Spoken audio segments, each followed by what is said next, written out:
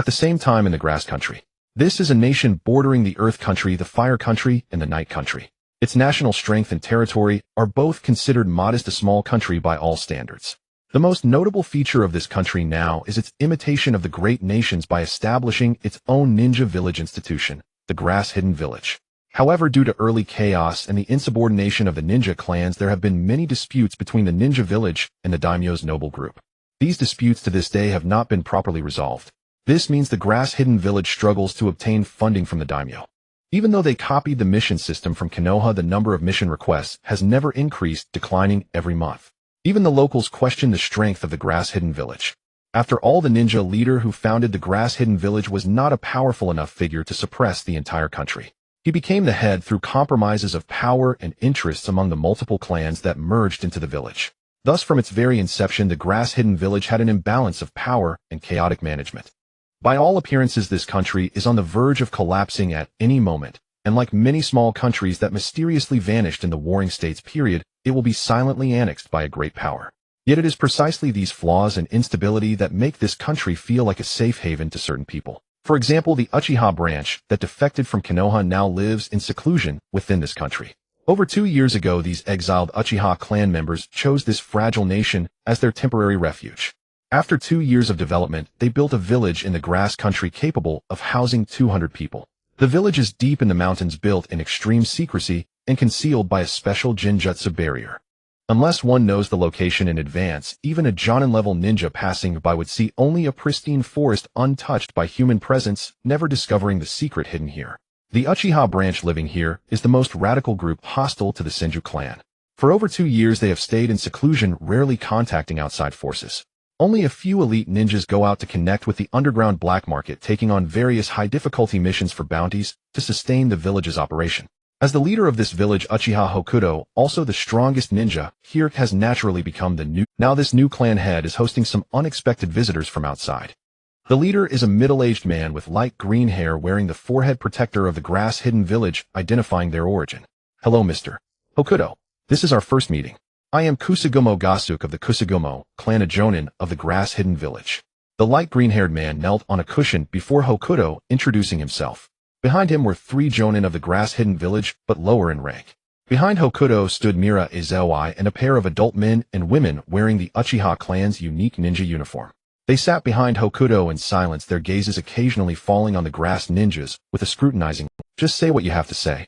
Hokuto sat on the cushion, arms crossed, his voice neither warm nor cold, but with a distant sense of alienation. In truth, he was in a rather bad mood. The secluded village had finally been discovered by outside ninjas. He knew the Jinjutsu barrier set here could not hide everything, but it was discovered much earlier than he had anticipated. This meant the location was no longer safe, and a new residence needed to be chosen quickly. Mr. Hokuto, my purpose here is to invite you all to join our Grass Hidden Village.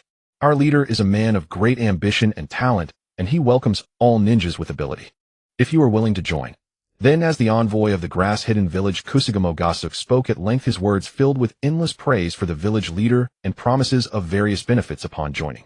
If someone unfamiliar were listening, they might be swayed by such extravagant words.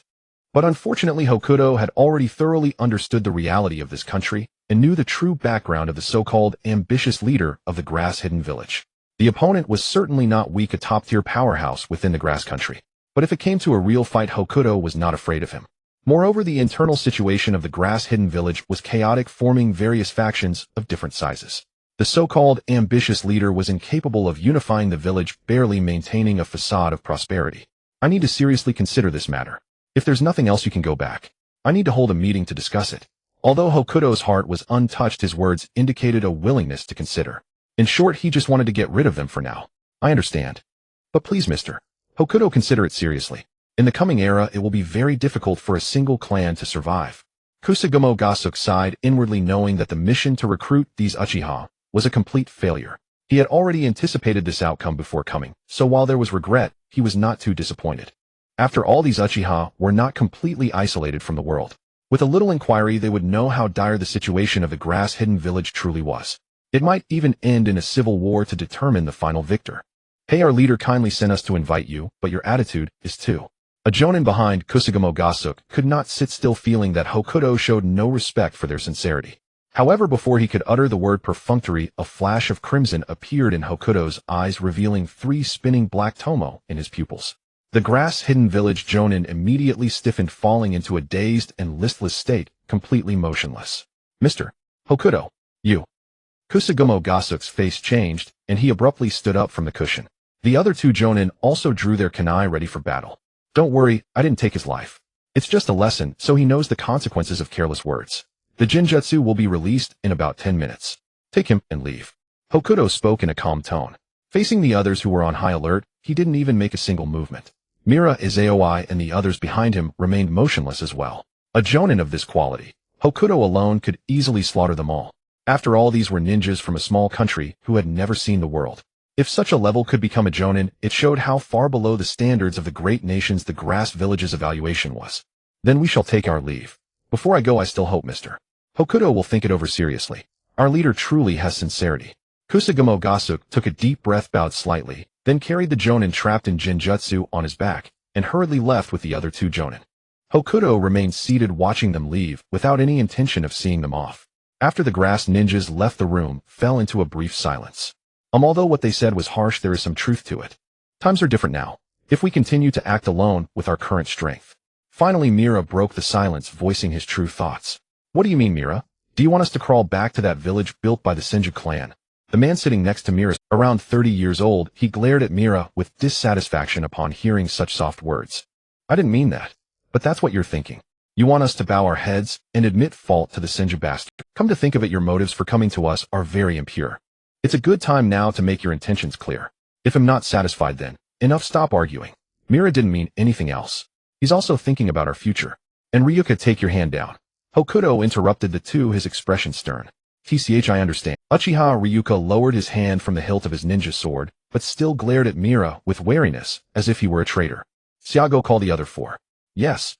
Hokuto looked at the female ninja sitting next to Yayoi, about 20 years old, with a neat side ponytail.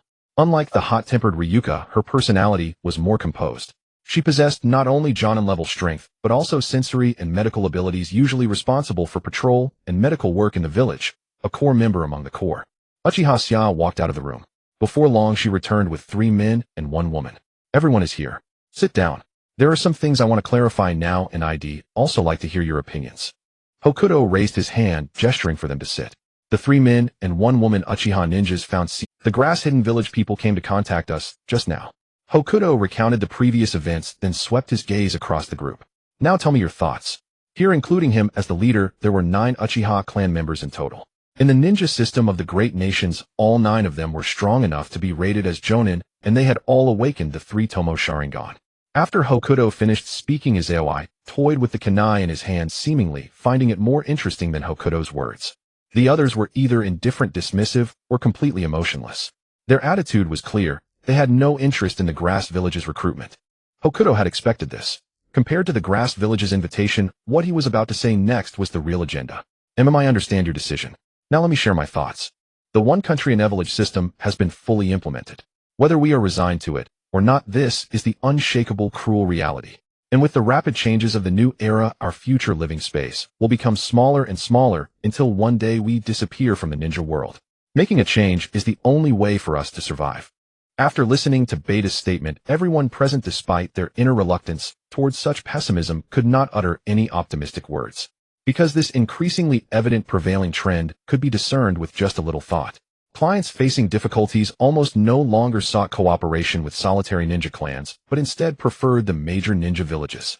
The ninjas of the major ninja villages not only completed missions more efficiently, but also offered a wide variety of services at low prices.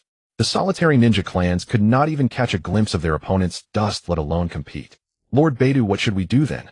A man slightly younger than Beidou spoke up. 2 choices. The first is to find a remote place completely cut off from the world.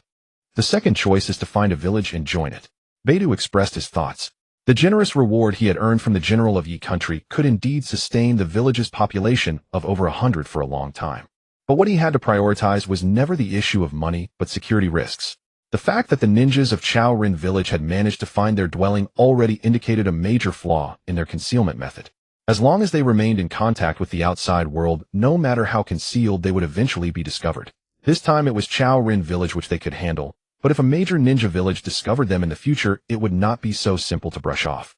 Unless they found a place rarely visited by humans and completely severed all ties with the outside world, they could maximize safety. But this method also had many problems. How remote must the place be, and to what extent must they sever contact to be considered completely isolated? Did such a utopia truly exist in the ninja world? Therefore, this method of concealment could only increase security, but was not absolute. Once exposed, they would still face decline. Indeed, when Beidou presented the first choice, everyone present frowned, their resistance clearly written on their face. Even though this could indeed greatly increase safety, such cowardly behavior was itself a slow death. So although Beidou appeared to offer two choices, there was actually only one viable option. That was to find a ninja village and join it. Since one could not resist the times become a part of this era, it seems no one wants the first option. Then I think we should take the second path. I think Muyi Ninja Village is good. Not only are there more clansmen there, but also the strongest ninja in the ninja world. Ming Luo, intending to act for the good of everyone, was the first to set an example. Lu Hua, who had been displeased with Ming Luo earlier, could not help but press his hand on the hilt of his blade. If Beidou had not stopped him with a look telling him not to cause trouble at such a time, he would have already drawn his blade and struck when Ming Luo mentioned Mu Yi. Uncle Ming Luo, if you want to go to Mu Yi, go ahead yourself. Don't drag us into it. The clansmen here all detest the Qinsho, which is why they decided to leave back then. Sure, Lu Yi also spoke somewhat irritated. Since returning from Tian country that day, Ming Luo had been constantly whispering in her ear. Although he tried hard to hide his true intentions, it was not hard to see that his desire for the clansmen to return to the Yuzhibo clan of Mu Yi had never ceased. As for the rest, some were indifferent and ignored him, some gave a loud snort. Although they did not go so far as to draw blades like Lu Hua, their faces clearly showed the word displeasure toward Ming Luo's proposal. Because of the Qinsho, the clan leader Ban, whom they had once respected, had mercilessly abandoned them. Because of the Qinsho, they were now toiling, yet even finding a job to make a living had become difficult. Because of the Qinsho. In short, they had left the clan like homeless dogs struggling to survive outside. Everything was the fault of the Qinsho. Ming Luo sighed inwardly and fell silent. The clansmen who had left had not been worn down by the harsh reality. Instead, they had become even more hostile toward the Qinsho clan due to their hardships. From the very beginning, Mu Yi Ninja Village was never among the choices for everyone. What do you think of Wu Yin Village? Someone proposed. No good. I heard internal fighting there is very fierce. During the previous infighting, several families suddenly lost contact. Someone refuted without thinking. The internal strife of Wu Yin Village was not new news.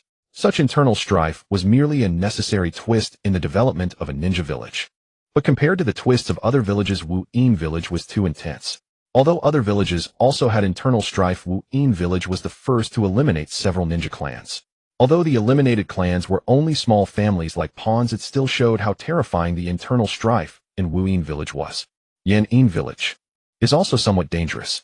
The Earth Shadow's personal guard Wu was almost killed by that bastard Ban before, and he holds great hostility toward us Yuzhibo. Everyone fell silent.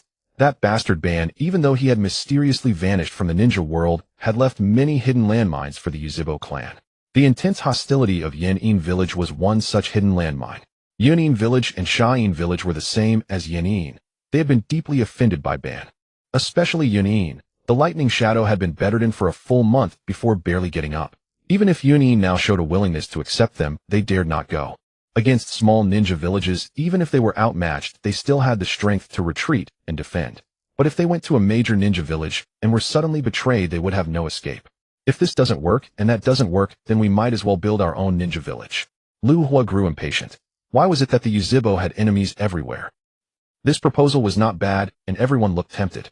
But in the face of the cold reality, this path was also a dead end. They could still wield a blade as they had before, but building a ninja village was a completely different matter. Moreover, their current strength did not meet the standard for establishing a ninja village. Even the Chaorin village, which they looked down upon, had a total strength far exceeding theirs. It was just that Chaorin village was still consolidating, unable to concentrate its power, thus appearing weak. Once the weakness passed, the danger would be on their side. Lord Beidou, since you have raised this question, you must already have a plan in mind, right? Yuzhibo Xia, who had been silent all along, suddenly spoke, drawing everyone's attention back to Beidou, their leader. Beidou nodded. That's right. Although the major ninja villages are powerful, it is precisely because of that power that contact is very dangerous. As for the small countries, most of them are too weak, and going there would be a mess. Moreover, it is obvious that in the future the situation of these small countries will be extremely awkward. However, there is one country that is an exception. As soon as Beidou said this, the others did not feel anything, but Ming Luo and Shi Lu Yes expressions shifted and they had some guesses about his next words. Beidou did not keep them in suspense, and stated what he knew, that is Yi country. The puppet master general who ruled this country was far stronger than the ninja leaders of other small countries, possessing the formidable ability to suppress tailed beasts. This courage and strength, not only I, but also Ming Luo and Shi Lu Yi have witnessed it firsthand. There is absolutely no falsehood. Beidou confirmed the other's power from various aspects. Perhaps Yi country still had a gap compared to the major ninja villages, but the military power of this country was enough to completely crush other small countries, just like the major ninja villages. Over the past 2 years, Yi country was the only country like the 5 great nations to sit securely on the high platform. It could not be called a great power, but the name strong country was well deserved. But I heard that the puppet master general was also severely taught a lesson by Ban. Everyone winced. How many countries had Ban offended? No, the general didn't care about that. This was proven in our previous cooperation. Not only that I observed the ninja clans that joined this country, they all received very good treatment in Yi country. The UNV clan who defected earliest has now developed far beyond the scale they had in Fire country.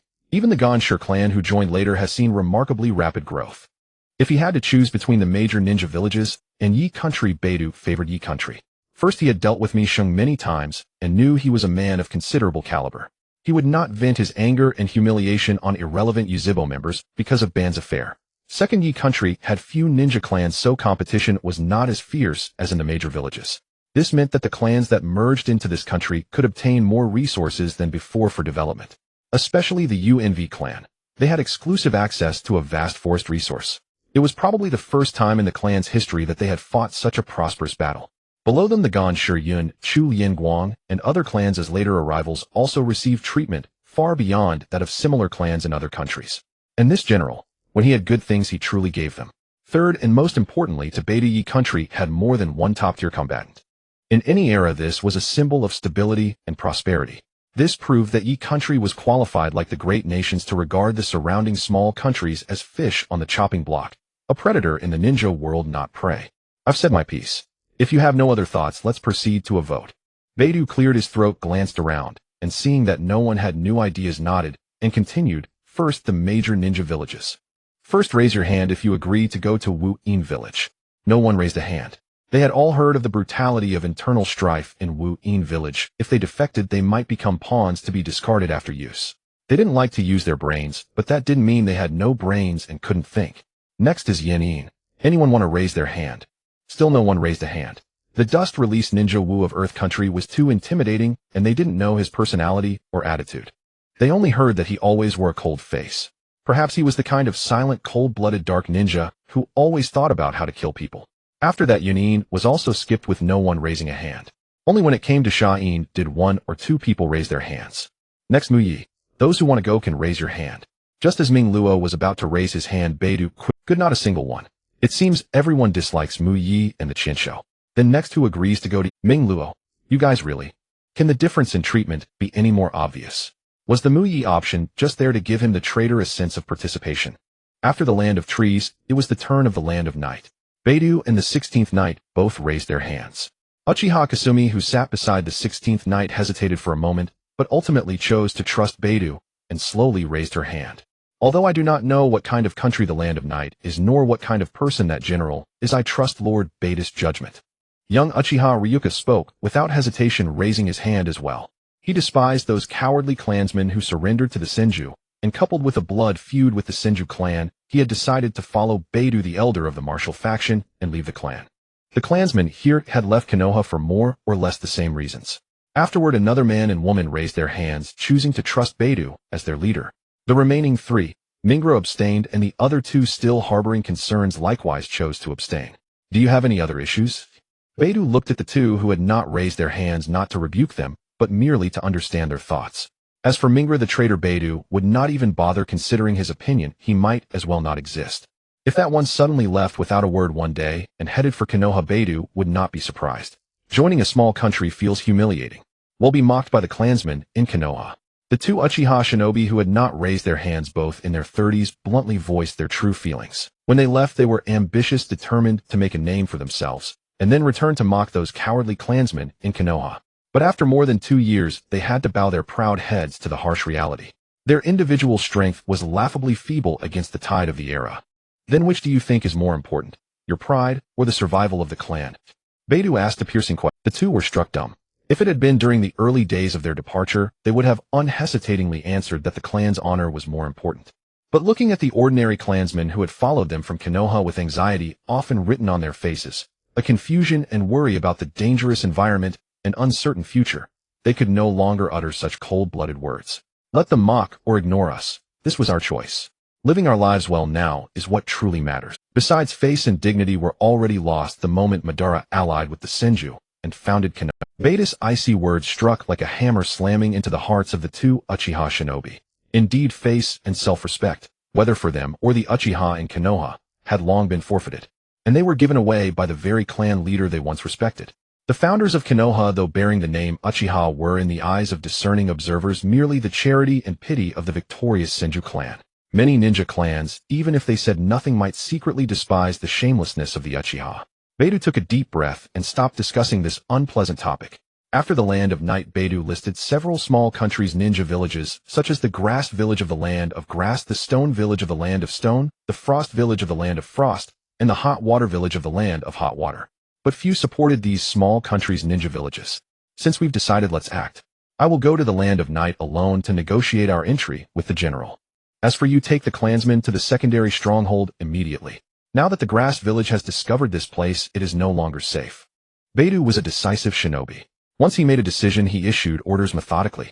Long ago, Beidou had prepared alternative strongholds precisely for such dangerous situations when their whereabouts were exposed, allowing them to quickly relocate and escape crises.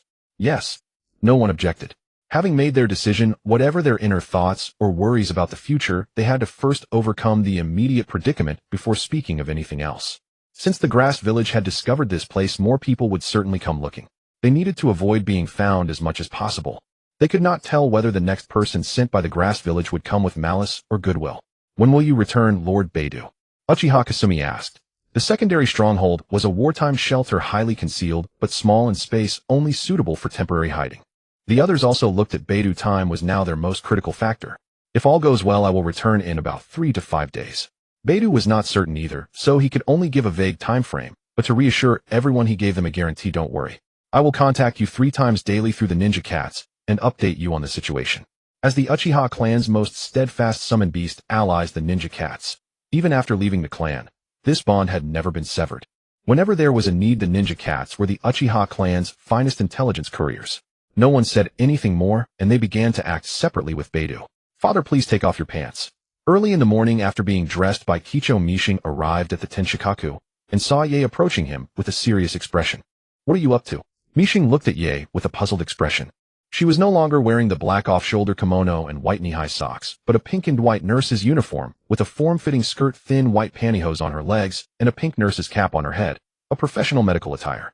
She also wore a pair of pink-framed glasses, exuding an air of intellect and allure. Father, I have been studying medical texts recently.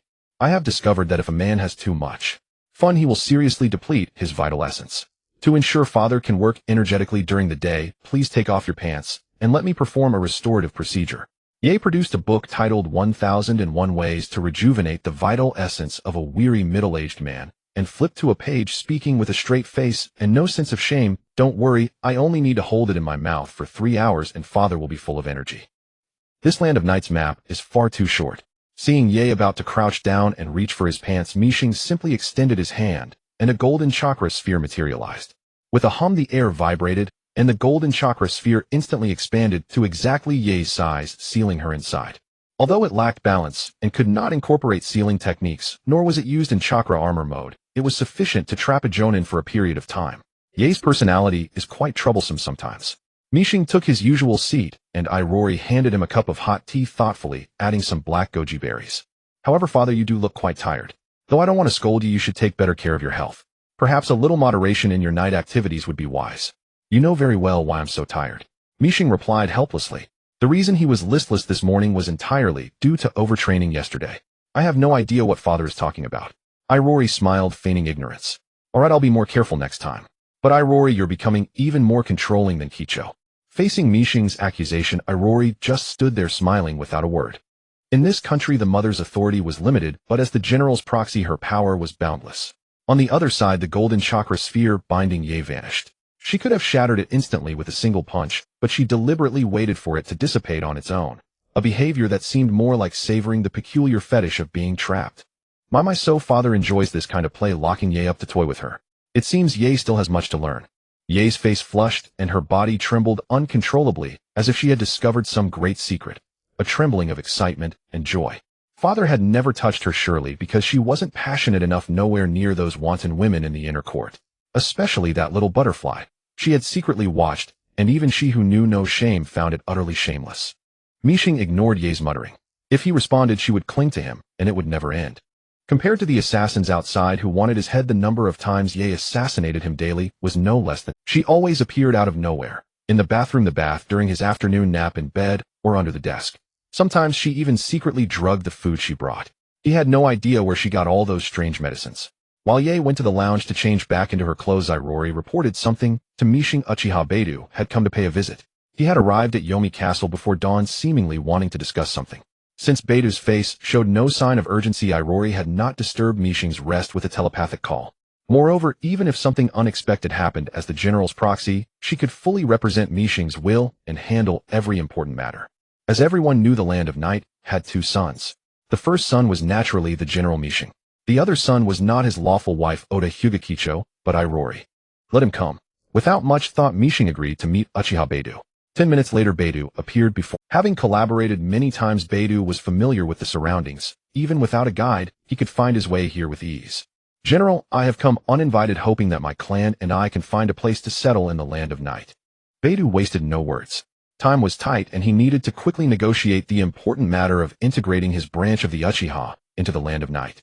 Thus he got straight to the point without any hesitation. However, to Beidou's surprise, not only Mixing showed no sign of surprise, but even Irori, his proxy, remained calm.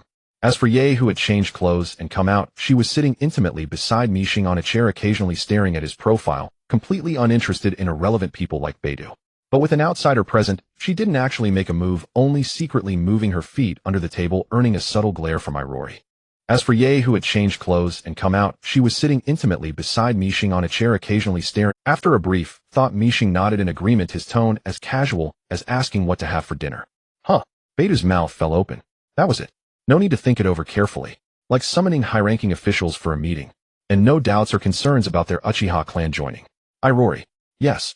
Irori walked with understanding to a nearby bookshelf and took out a pre-prepared plan. This plan, in fact, had been completed jointly by her and Mixing. Beidou took the plan handed to him by Irori, puzzled as to what it was, but curiously opened it to read. After reading part of it, his expression turned extremely vivid, and his demeanor shifted unpredictably. This plan detailed the treatment of the Uchiha clan with meticulous arrangements. He only needed to provide the personnel information, and everything would be in place. The level of detail covered many things that even Beidou had not considered. General, did you foresee this long ago? Beidou's voice was hoarse. Foreseeing this wasn't difficult, was it? Mixing's calm words left Beidou speech. Indeed, foreseeing this was hardly a challenge. After leaving Konoha, they had spent over 2 years frequently shuttling through the underground black market, which itself sent a signal of weakness to the outside world. Moreover, under the one-country nevelage system, the black market had suffered an unprecedented impact, with both mission rewards and numbers declining sharply. Many major shareholders had begun to withdraw capital and flee overnight, leaving only those deeply entangled and unable to escape, struggling to sustain this underground world. Though the black market could never truly die, it was now barely alive. When it would see a revival at least within the next decade, there was no hope of resurgence.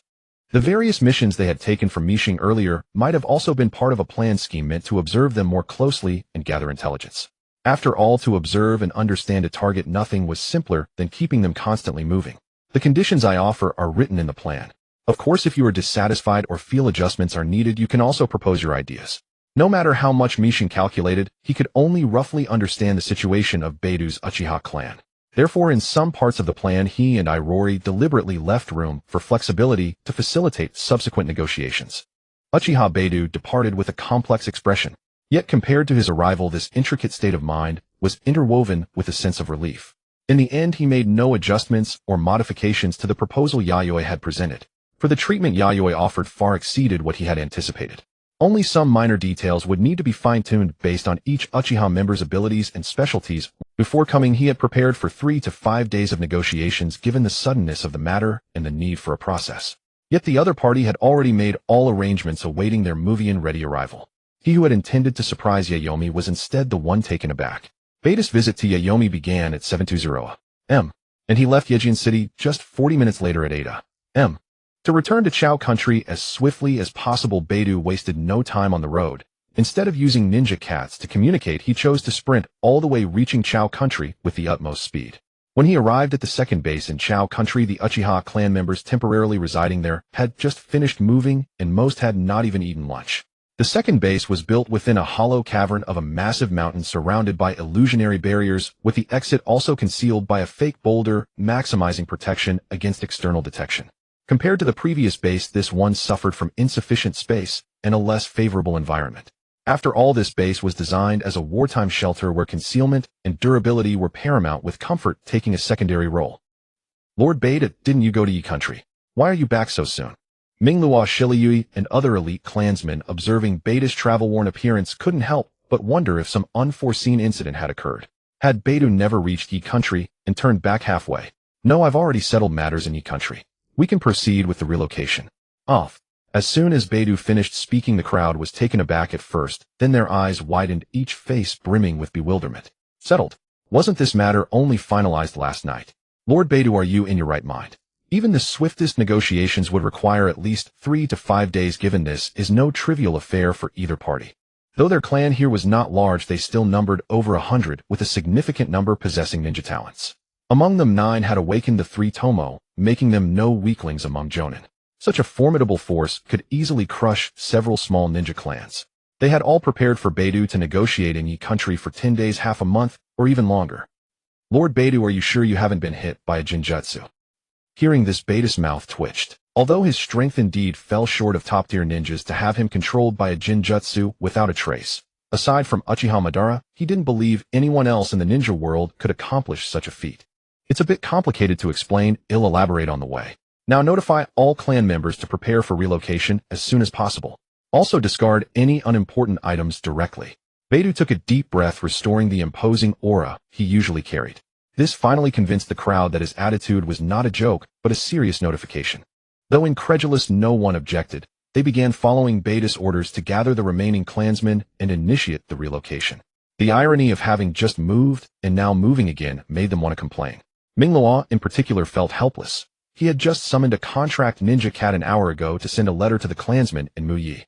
Hoping they could send someone to dissuade the split for the Uchiha's division was utterly improper. Yet Beidou had already settled the negotiations. This guy was rushing like he was heading to his grave, but not this fast.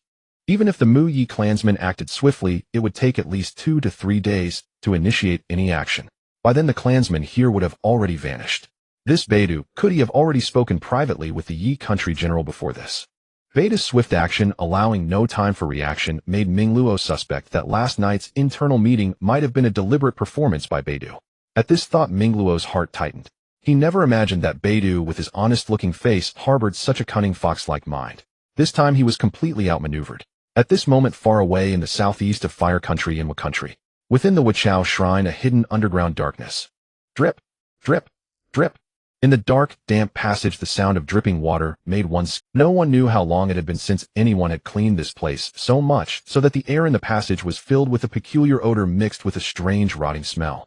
A petite girl in a shrine maiden's outfit, Xuanhua Feishanai, treaded cautiously on the damp ground, taking small steps forward. She pinched her nose from time to time to avoid the stench of decay in the air. Perhaps it was too foul, causing her delicate brows to furrow involuntarily. At the end of the dark, damp passage lay a heavy iron door with a handle. Though it looked mysterious, it was unlocked. Feishanai grasped the iron handle, easily pushed the door open, revealing a crack that gradually widened, then poked her little head in like a thief, letting out a cat-like call. Ningning-chan, are you there? The room echoed with silence, and no one answered. Feishanai boldly stepped inside.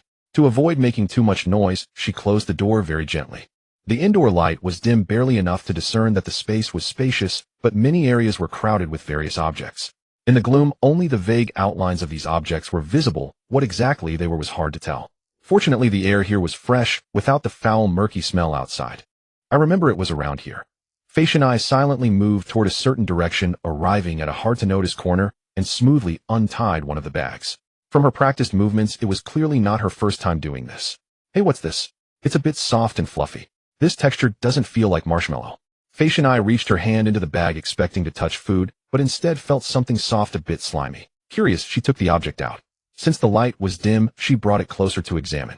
It was a small orb, mostly white, with a black center resembling a hole. Slimy soft. The black hole stared fixedly at Fei Shanai. An eyeball. It was a human eyeball.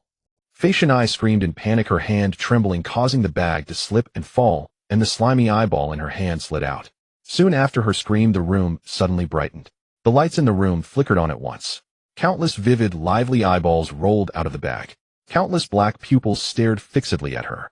Fei Shanai, faced with this horrifying scene, turned pale as paper. Her heart stopped, her body froze stiff, and her scalp suddenly felt unbearably itchy. What are you doing here? A puzzled voice sounded behind Fei Shanai. She turned around, and upon seeing the speaker, as if seeing a lifeline, she rushed over and hugged the other person, pointing at the eyeballs on the ground. Ningning-chan, eyeballs. So many eyeballs. Let go of me first, I can't breathe. The girl called Ningning had her face buried in Fei Shanai's chest, struggling to breathe, her breath quickening. Sorry, I didn't mean to. Fei Shanai quickly released her clear eyes filled with innocence. The girl before her, Xuanhua Ningning, was a shrine maiden serving at the Wachao shrine, just like her. Unlike the standard shrine maiden attire, her outfit was clearly self-modified. The lower part was a standard red hakama, while the upper white robe had the white sleeves separated from the main body, exposing her shoulders. On the sleeves and main robe, exquisite red silk cords were woven. Of course, the most distinctive feature was her hair color. Not the red of the Uzumaki clan, but a near ghostly silver white. Only the color of her eyes was the same bright red as the Uzumaki clan's hair. Ningning-chan, your place is too creepy. Why do you keep so many eyeballs in that kind of spot? Don't you have nightmares? Fei Shanai patted her chest, shuddering as she recalled the scene just now. Though born into the Uzumaki clan, Fei Shanai had grown up in the shrine, rarely venturing outside, and had never been touched by battle, having been well protected by her family. Thus, seeing a dead body or its parts would inevitably make her feel uneasy. It's just regular materials, not that exaggerated. And I've told you many times, don't add Chan to my name. Xuanhua Ningning cast a sidelong glance at Fei Shanai, her expression more nihilistic than cold. Ningning picked up the scattered eyeballs one by one from the floor. However, instead of putting them back into the bag, she placed them into a large transparent glass jar filled with solution. Watching this, Fei Shanai's mouth twitched. So putting them in the snack bag earlier was indeed to prevent her from finding out. Ningning-chan's so naughty. Speaking of which, why are you here? There's nothing fun here. Ningning rubbed her eyes slightly, as if she hadn't slept well, with heavy dark circles around them. I'm hungry. Fei Shanai patted her stomach. My place isn't a kitchen, Ningning thought to herself, but still found some riatatoet food and shared it with Fei Shanai. Fei Shanai munched on snacks while surveying the room. It was a fully equipped laboratory, but many pieces of equipment showed signs of aging and rust, clearly soon to be scrapped. No matter how many times I see it, your place is really shabby, Ningning-chan. It's like a junkyard for scrap. Fei Shanai commented bluntly. Can't help it. The clan needs money for many things now, and very little is allocated to me. At this thought, Ningning couldn't help but harbor dark thoughts.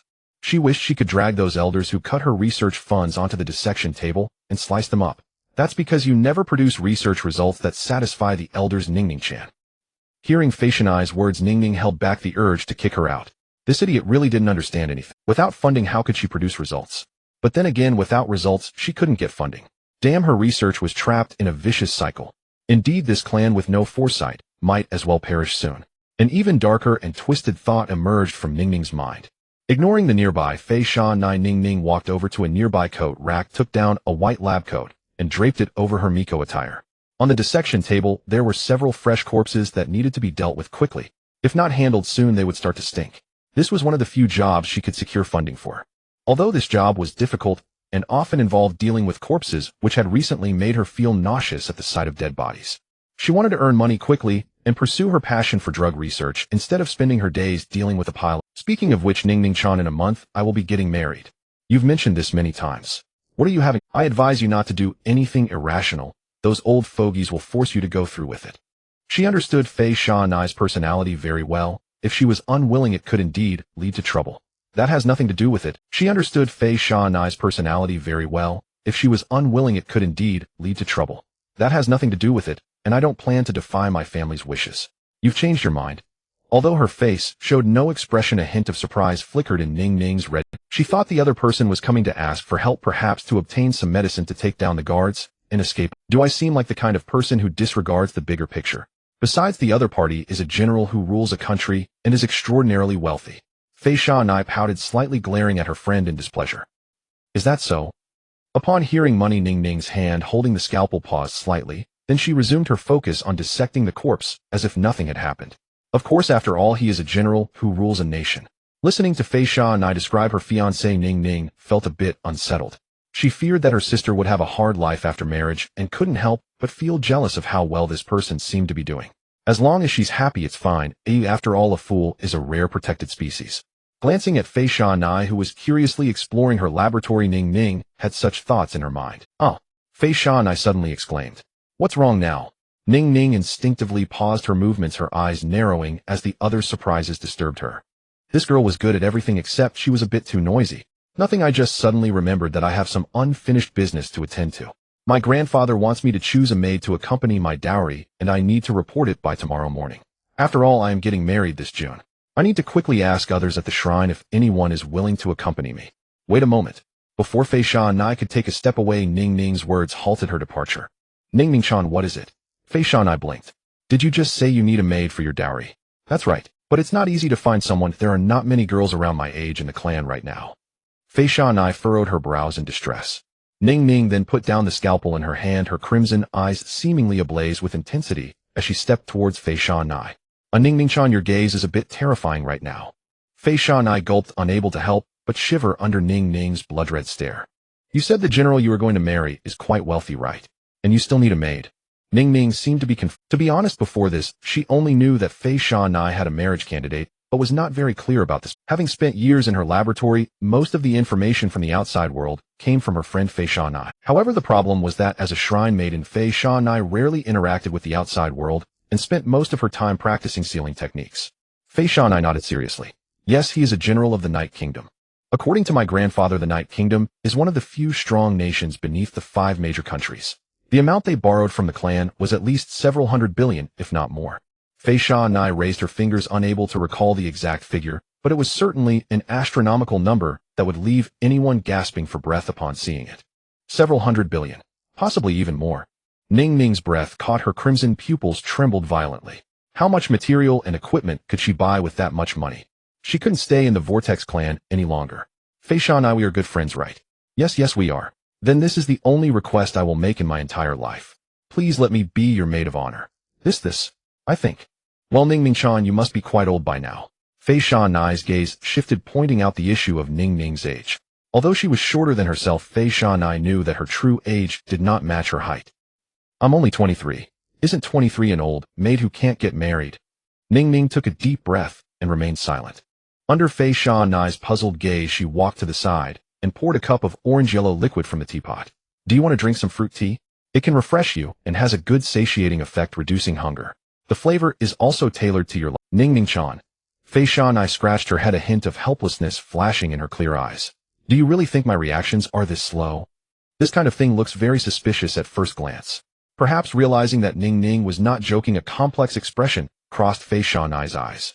"But Ning Ning-chan, are you really determined to go to the Night Kingdom with me? Once it's decided, you cannot back out. Such matters don't concern me." Ning Ning's tone was calm and steady. It was neither indifference nor a deliberate expression, but rather a genuine sense of emptiness. "I understand. I will talk to the shrine master and my grandfather. So wait for my good news, Ning Ning-chan. I told you don't add chan after my name, or I might slip something into your food."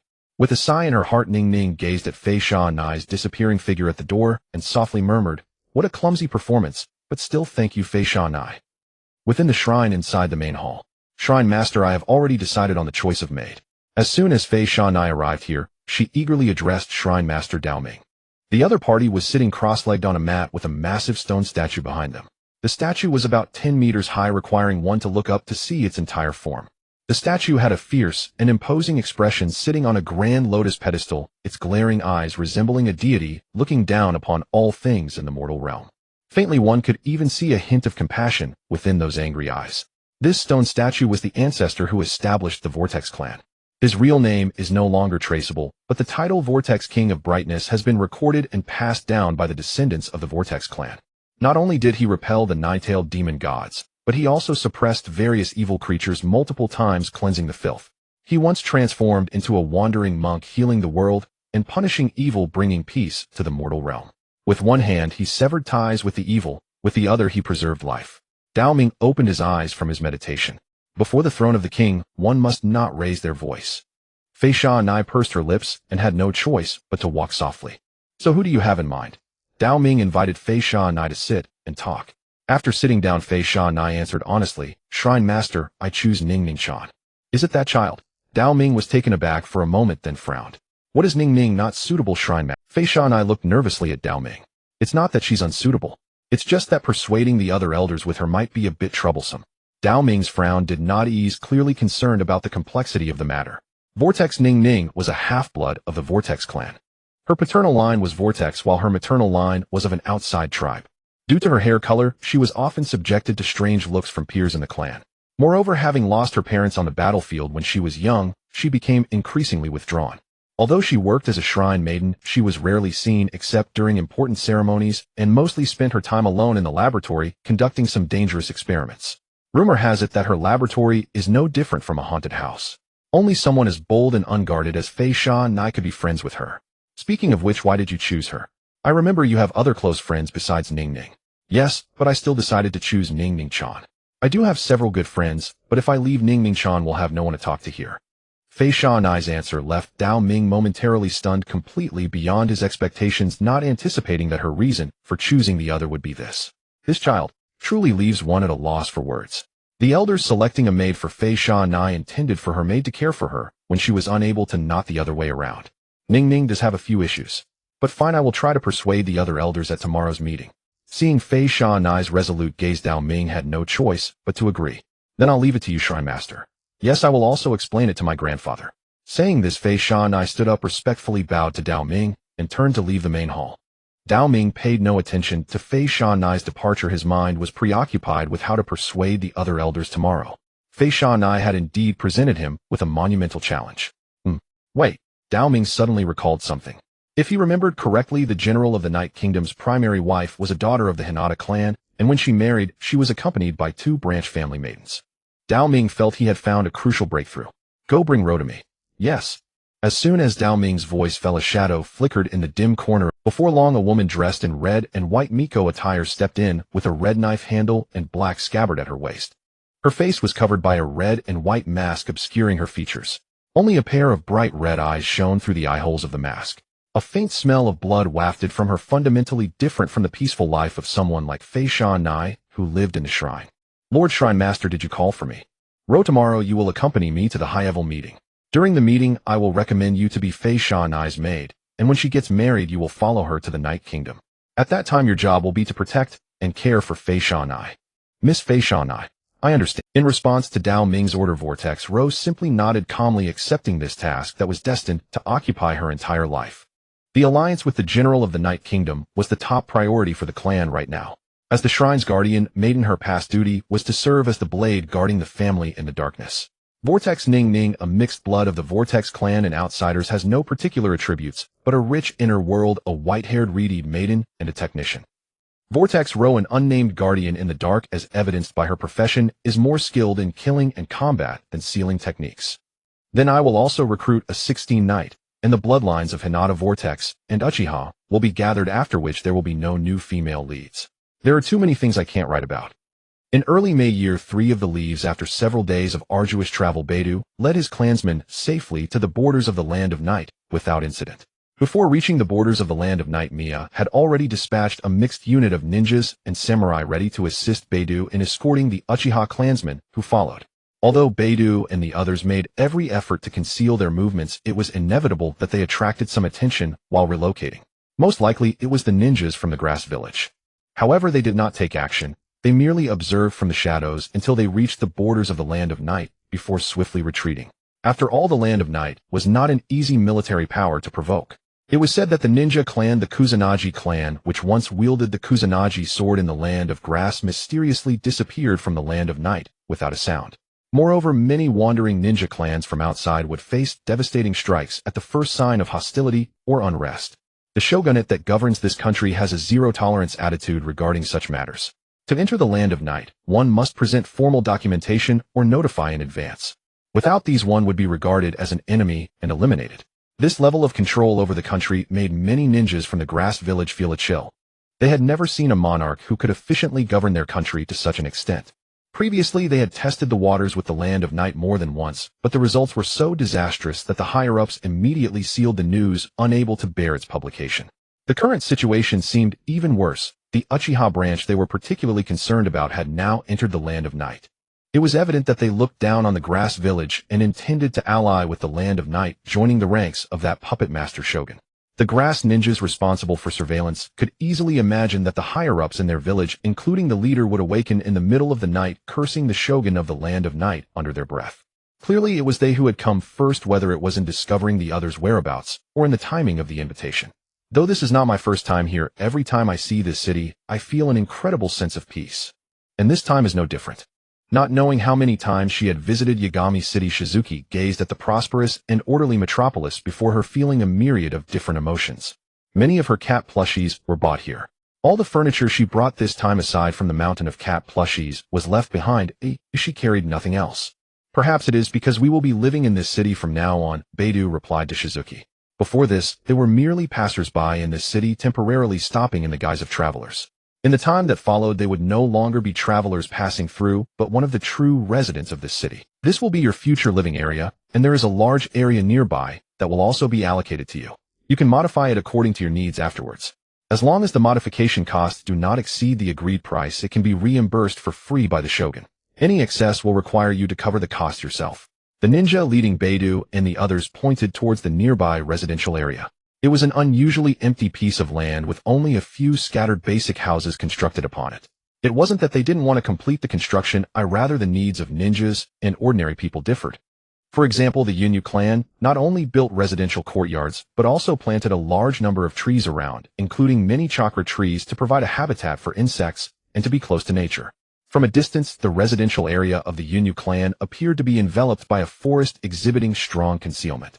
Similarly, the Karasuki clan created an artificial lake first, then built villa courtyards on the water's surface. It was said that they even raised many sharks in the artificial lake they carved out. The Kuretsuki clan and the Kamigawa clan also built their residential areas according to their preferred styles. Next, the Uchiha clan would also utilize this blank land to create a residential area that suited their clan's style. Beidou nodded, clearly satisfied with Mia's arrangements.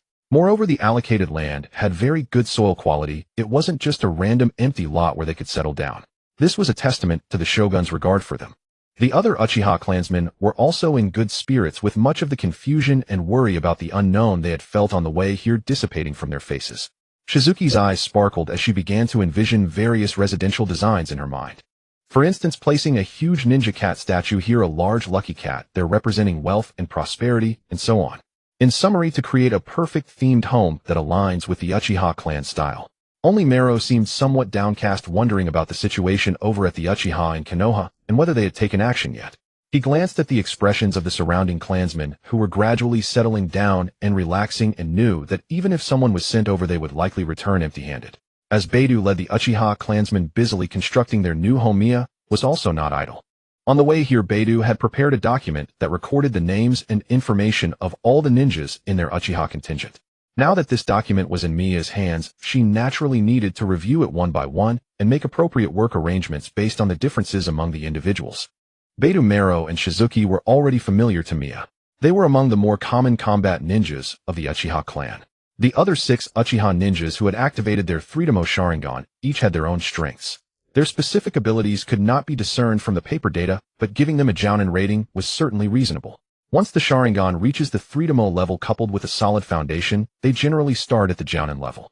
There were a total of 173 Uchiha clansmen who followed Beidou, including Beidou himself. From the paper data alone, there were 9 Jounins, 17 Shunins, and nearly 30 Genins and reserve ninjas in the education stage. The remaining were ordinary clansmen who could not refine chakra. To be honest, although they were a branch clan, the power of Beidou and others still impressed Mia. This force, even when facing the Yunyu clan Hiden, probably would not be at a disadvantage. The Yunyu clan indeed had more Jounins and Shunins, but the Sharingan, especially Beidou's strength, was not inferior to that of the Yunyu clan leader Uyuketsu. Mero's strength was on par with Beidou's, while the Yunyu clan did not have a second Jounin of Uyuketsu's caliber. Although Beidou specifically mentioned that Mero had the potential to merge with the Uchiha of Konoha, the other party had not left yet, had they? Moreover, with a young generation like Shizuki, who possessed such potential, it was only a matter of time before she surpassed Beidou and Mero. Is this the powerful clan that can rival the Senju? Mia couldn't help but exclaim. Through a narrow lens, she could hardly imagine how powerful the Uchiha clan and the Senju clan would have been at their peak. According to Beta's description, among the Uchiha in Konoha there were at least several ninjas of his caliber, or even no wonder it was said that when the Senju moved, the Uchiha would inevitably move as well. These two clans were far too powerful compared to the other ninja clans. It truly is a level of strength that is somewhat unbelievable. However, if Konoha inquires how should they respond, Father Yuri posed this question. Beidou and the others' movements could not be concealed, and it was believed that Konoha would soon send someone over. It was just unclear whether the visitors would come with malice or goodwill. Whether the visitors were from the Senju or the Uchiha clan was also unknown. As long as it is not Hashirama Senju making an appearance, there will be no problem. Mia replied, her eyes showing little concern. The most crucial figure in Konoha was Hashirama Senju. As long as he did not intend to take action, the other obstacles in Konoha in her eyes did not constitute real obstacles, including Tobarama Senju. In the Land of Fire, the Uchiha clan's domain. The Uchiha residing here occupied one of the two most prosperous core areas of Konoha village. Thick and sturdy walls extended along every street, and above the lintel of each household was emblazoned the clan's symbol, the war fan crest. Occasionally one could also spot on these towering solid walls various cat graffiti and funny faces left behind by unknown hands. Beyond these, youths and adults with high self-discipline sparred against each other on the training grounds, honing their shinobi skills, refusing to completely idle away despite the peace. A few children, on the other hand, chased and frolicked in the open spaces, clutching in their hands not cold blood-soaked killing tools, but wooden blunt-edged ninja tools, playing ninja games. This atmosphere where order and warmth coexisted testified that the Uchiha clan here maintained both the solemnity unique to the Warring States period and from another side exuded the distinctive life essence of the clan. The Uchiha living here had gradually drifted away from the era of war, savoring this hard-won stability and prosperity. At this time at the Nanga Shrine, the space beneath the main hall was a secret meeting place. At the foremost stood an ancient stone tablet passed down through generations of the Uchiha clan. The only illumination came from a few blazing bonfires, preserving a style of the ancient era. Over 20 influential management members who had awakened the three-tomo Sharingan and held real power within the Uchiha gathered here. Now seated in the main position before the stone tablet was no longer the Madara Uchiha, who could rival Hashirama Senju, but another Uchiha shinobi. After Madara's departure, the Uchiha experienced a period of turmoil within, but it did not last long. Through an internal clan meeting, they recommended a new clan leader to ascend. Madara's departure indeed dealt a severe blow to the Uchiha clan, but the world kept turning regardless of who was gone. The same was true for the Uchiha. Even without Madara, the ultimate shinobi life had to go on. Fortunately, the Senju clan acted with integrity and did not suppress them because of Madara's departure. The Hokage himself, without violating the rules, showed considerable favor to their clan. Let's discuss it. What should we do with that branch of the clan, led by Beidou? The new clan leader Kondo Uchiha coughed once after all the members had arrived. His slightly murky eyes revealed a piercing glint. His hair was half black and half white, and his body was no longer young, but both his posture and gaze proved that he was still exceptionally robust. No one dared to underestimate this new clan leader. Having gained the approval of most clan members after Madara's departure, and ascending to the position of clan leader already proved that he was the strongest among the Uchiha at present. How else can we handle it? Just send someone over and bring them back, isn't that enough? They've been wandering outside long enough, it's time they returned. The clan is now in a critical period of development and needs their help, but they might not be willing to come back. Given Beta's temperament, he might even drive us away. Fine, if he dares to make a move, we'll make a move too. Even if we have to beat them all down, we can't let them keep running wild outside. That's right. Even a small village like Huzugakure dared to set their sights on them, proving that Beta's decision to leave Konoha was completely wrong. The powerful clan members below held intense attitudes, and at this moment there was no need to distinguish between conservatives and radicals. Because whether conservative or radical, none of them would tolerate the division of the Uchiha. They couldn't do anything about Madara's departure, but suppressing that branch of Beta's. That was a trivial matter. Thus the wills of the two factions became highly unified at this moment. In their eyes, the Uchiha who had left were merely acting out of momentary indignation and irrational decision. Once the harsh reality wore down their edges, they would naturally return. Even if they lacked the will to return voluntarily, the departing clan members must understand that the times were now utterly different from the past. An isolated clan could hardly survive in the outside world. Over the past 2 or 3 years, many clans that had resisted integrating into the shinobi village had quietly disappeared from the ninja world. Some were annihilated while others vanished mysteriously, possibly retreating to remote corners of the ninja world cut off from the outside. But either way, it meant that continuing like this, even the basic survival of the departed clan members might be threatened. Now that they were being targeted by the shinobi of Kusagakure, they could still maneuver. But if stronger shinobi villages from major countries tracked them down, the nature of the matter would change completely. Especially since those shinobi villages of the great nations had all been deeply offended by Madara. Watching the heated debate among the clan members, the new clan leader Kondo Uchiha merely raised his hand to silence the clamor. I understand your feelings. However, the situation has changed now. The clan members led by Beidou are no longer in the land of grass. Speaking thus, Kondo couldn't help but frown as if caught in a dilemma. Not in the land of grass. Have they migrated to another country? The Uchiha, unaware of the truth, were all taken aback. Because of Minglua, they still had a general understanding of the movements of Beidou's branch. After all, both sides shared the same blood and bore the name of the Uchiha. If Beidou and his people encountered danger, they could react immediately and send reinforcements. Thus, the Uchiha in Konoha kept a leisurely watch in no hurry to act. Instead, they patiently waited for Beidou's branch to be worn out by reality before discussing the matter of their return, and to enjoy their predicament and mock them thoroughly. Kondo nodded. An hour ago, Mingluo replied again. The letter stated that Beidou and the departing clan members have already defected to the puppeteer general of the Land of Night. This was precisely the cause of Kongda's headache. If Beidou and his people were still lingering in the land of grass, even if he had to use force, he was confident he could bring those clan members back to Konoha. The shinobi of Kusagakure would not dare to obstruct their actions. Even without Madara, the remaining strength of the Uchiha was more than enough to intimidate a small country village like Kusagakure. But the Land of Night was no ordinary country. It was neither a major nor a minor nation, but something. Facing such a formidable state, the Uchiha, having lost Madara, were in no position to act recklessly. Indeed, upon hearing Kongda's explanation, many below also furrowed their brows. Even the most radical members did not loudly proclaim anything about charging into the Land of Night to forcibly bring people back. The Uchiha looked down on all shinobi except the Senju, but there was an important prerequisite: this deterrent power could only be maintained while the former clan leader Madara was still around. I think it's better to report this to the Hokage and let him handle it. That's right. If the Hokage is willing to step in, this matter can be resolved easily. Let's request a high-level Konoha meeting. The leakage of the Kekkai Genkai is no longer just an internal Uchiha affair. Breaking into the Land of Grass to seize people was a completely different level of difficulty from breaking into the Land of Night. With the current strength of the Uchiha clan, they could not directly confront the Land of Night. Since they could not use force, they had to take a roundabout approach. Report to the Hokage, then convene a high-level Konoha meeting in the name of the Uchiha clan, turning a family matter into a public affair concerning the entire Konoha. There was also a reasonable justification preventing the outflow of the Kekkai Genkai, as the clan leader Kondo accepted the members' request, which was also the reason he had called this internal meeting. To initiate a high-level Konoha meeting, the Uchiha needed to reach a unified stance internally. Having lost Madara, their supreme combat power, the Uchiha inevitably adopted a more cautious and prudent style of action. The high-level Konoha meeting was convened as scheduled. Kondo, the Uchiha clan leader, wasted no time in stating the common demand of the Konoha Uchiha to demand from the Land of Night the return of the Uchiha clan members led by Beidou Uchiha, so that they could come back to Konoha. This is an internal family matter of the Uchiha, isn't it? Would it be improper for us to get involved? Besides, since they have already joined the Land of Night, acting rashly might cause international disputes. There are many important trade relations between Konoha and the Land of Night. We can't sacrifice the big for the small. Most importantly, these people who left were probably dissatisfied with the existence of Konoha. If they cause trouble after returning, can the Uchiha clan bear the full consequences? Though I sympathize, I abstain. I also abstain. Seconded.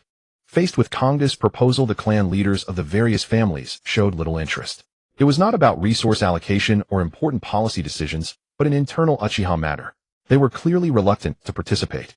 Even among the few clans that voted, the approving and opposing votes were evenly split. Though the clans residing in Konoha had grown closer, this closeness was limited to mutual benefit between clans. If they meddled in another clan's internal affairs, a single misstep could bring disaster upon themselves. Most clan leaders were not so foolish. In that case, I declare in the name of the Hokage that we will not interfere with the leaving or staying of those Uchiha clan members. The matter ends here. Meeting adjourned. Hashirama, who presided over the meeting, nodded after seeing that most families were unwilling to participate, officially ending the meeting and making the final decision. The high-level meeting, organized by Kondo, thus concluded anticlimactically. In the meeting room, only the brothers Hashirama and Tobarama remained. I didn't expect that those Uchiha who left would eventually choose to go to the Land of Night. That took me by surprise. After the meeting, Hashirama took off his Hokage hat and casually stretched. There had been too many official duties recently. Even with Tobirama assisting him, the Hokage was overwhelmed, especially the mission system, the most important system for the shinobi village. Though it had been established, many aspects still needed refinement and improvement. It's for the best. If they came back, they might cause trouble. Now that someone can keep them in check, it's actually a good thing. Tobirama gave his own answer regarding the matter. His stance, like Hashirama's, was non-interference. Moreover, in name, the departed Uchiha Beidou and his group merely bore the same clan name as the Uchiha of Konoha, but that did not make them shinobi of Konoha village. When they left Konoha, many of the village's systems were still in their infancy. Even the ninja headband, which represented a shinobi's identity, did not yet exist. Therefore, labeling Uchiha Beidou and his people as rogue ninja would not conform to Konoha's rules. As for these shinobi of free status, as long as they did not target Konoha, both Hashirama and Tobirama would simply turn a blind eye and pretend they did not exist. That said, I'm a bit worried there might be dissenters within the Uchiha.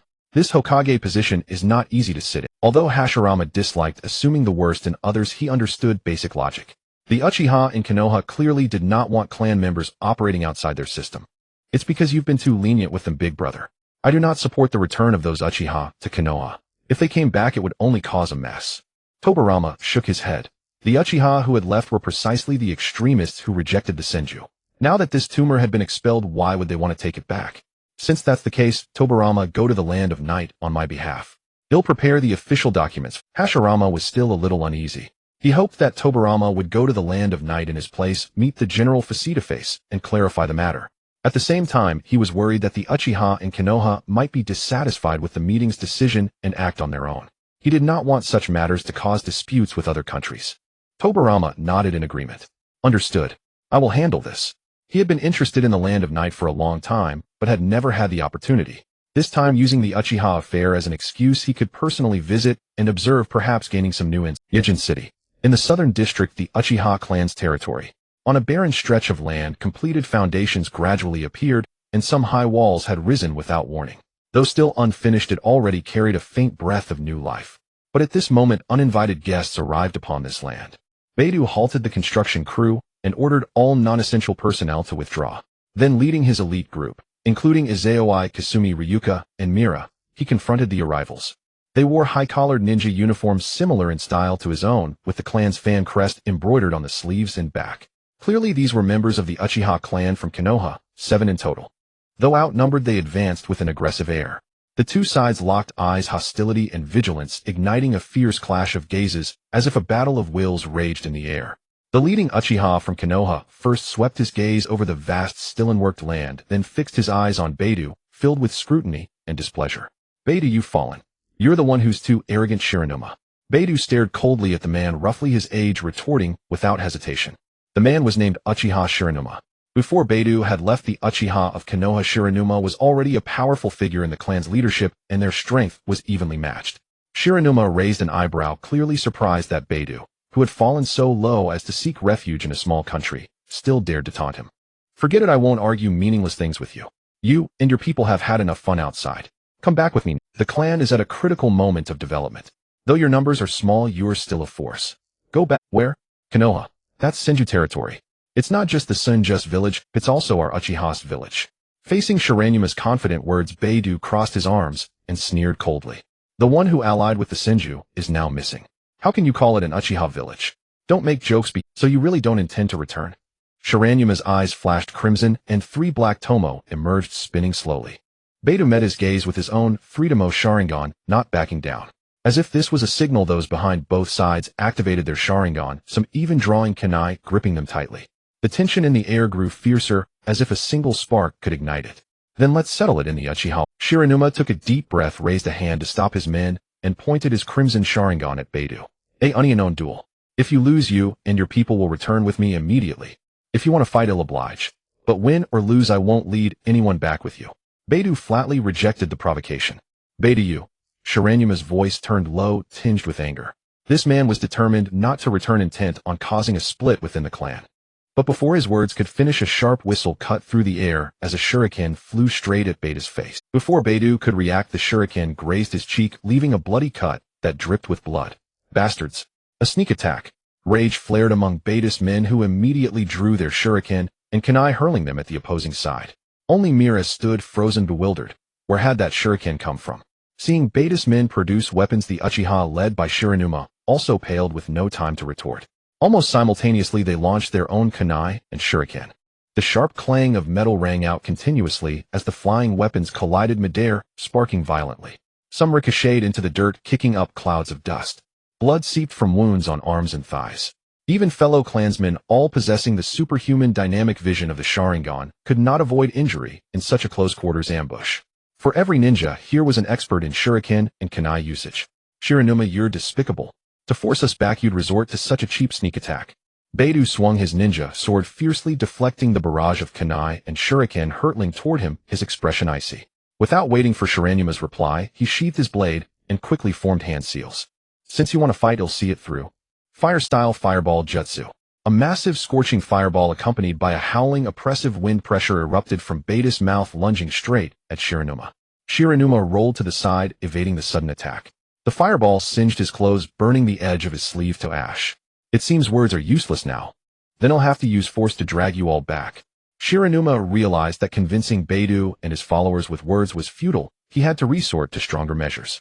Earth-style fissure turning palm. Shiranuma slammed his palm into the ground. The once flat terrain cracked and upheaved, forcing Beidou to leap into the air, his Sharingan locked onto Shiranuma's movements. Fire-style dragon flame bomb. A blazing fire dragon shot from Shiranuma's mouth, its heat warping the air, bearing down on Beidou, who was suspended midair. Water-style water wall. But Beidou, his Sharingan ever vigilant on Shiranuma, was already prepared. Clasping his hands together, he spewed a torrent of water from his mouth, forming a thick steel-hard wall, and the fire dragon and water wall collided with a thunderous impact. Scalding steam surged outward, toppling unfinished construction structures and uprooting artificially planted trees, unable to withstand the violent shockwave from the ninjutsu clash. Within the dense white steam, two figures darted and collided. Crimson Sharingan flickered in and out of the mist like phantoms, dazzling the eye. Beidou and Shiranuma, locked in combat, had each of their moves captured and predicted by the other's Sharingan. With ninjutsu, taijutsu, and jinjutsu nearly equal, neither could gain the upper hand. The unfinished new clan grounds were left in shambles, with steel bars exposed from the concrete, sliced as cleanly as tofu. The others also became heated, no longer caring who had started the battle. Shuriken and kunai, projectile weapons, clashed violently in the air, producing dazzling, brilliant sparks and a nerve-wracking smell of gunpowder. Stop! Please stop fighting. Mira rushed forward to intervene, his face full of anxiety. He understood clearly that this was the territory of the Land of Night. Regardless of the outcome, Shiranuma's group would be the ones to suffer. Above all, he had to stop both sides before the Night Country's police force intervened and escalated the matter.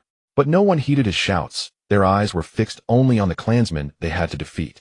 Beta's group viewed the Konoha Uchiha as traitors, and coincidentally, the Konoha Uchiha saw Beta's side as the betrayers. Both sides had harbored a long-standing grudge.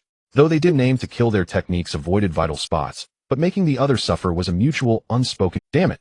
Mira's expression darkened, realizing he couldn't wait any longer. Once the police arrived, it would be truly over. He immediately formed hand seals, preparing to use a large-scale earth-style jutsu to separate the battlefield. But just as he gathered his chakra, a streak of astonishing pale cold instantly swept across the entire battlefield like lightning. Mira's pupils contracted as he snapped his head toward the source of the cold. A silver-haired girl in an ice-blue kimono had silently landed from the sky. Her violet eyes held a bone-chilling cold that made the soul tremble. Stop! A frost that could freeze blood blanketed the battlefield, plunging it into a bitter winter. Crystal-clear snowflakes drifted from the sky. Both sides involuntarily shivered, instinctively halting their actions. Beidou hesitated for a moment, then ceased his attack. But Shiranuma's Sharingan flashed with a sharp light, and his ninja sword swung, without hesitation, toward Beta's chest. However, faster than him, snowflakes had silently settled on his shoulder and clothes. Crackling sounds like something gnawing fiercely echoed in Shiranuma's ears, the freezing noise of ice forming piercing the eardrums. Ice-style bouquet frost kill. In the blink of an eye, Shiranuma was turned into a lifelike human ice sculpture. Even his expression of shock and horror was perfectly preserved. The ground around him also froze into a thick layer of white frost, fusing the ice sculpture with the earth. Everyone swallowed hard, opening their mouths, but finding no words. Impossible! Lord Shiranuma, in an instant. Only Yayoi dusted off her clothes, unsurprised by the outcome. She remembered that Irori had once used this very ice-style technique to freeze the Seven Tails. A jutsu capable of crippling a tailed beast was a devastating blow to everyone here. General's mansion. a secluded hot spring reserved for important guests. Inside the misty hot spring pool, two men soaked in the warm water, each occupying a corner. Their faces radiated pure comfort and relaxation. I didn't expect you as the Hokage's advisor to come in person. Yayoi, wrapped in a white towel that covered his vital parts, leaned against the pool wall and looked at the man before him. Silver white hair and 3 red marks on his face identified him as Senju Tobarama, who had rushed from Konoha. This matter has stirred up quite a commotion. The Uchiha you've taken in have caused us significant trouble in Konoha. Tobarama crossed his arms, only his neck and head above the surface. The warm water soaked his skin, easing the fatigue accumulated from days of work.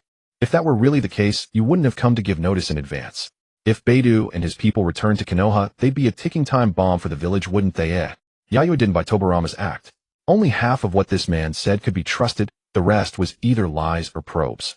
If I can't fool you. In my opinion, these people should have been dealt with in secret. But my brother still hopes for a peaceful resolution. Tobarama sighed helplessly.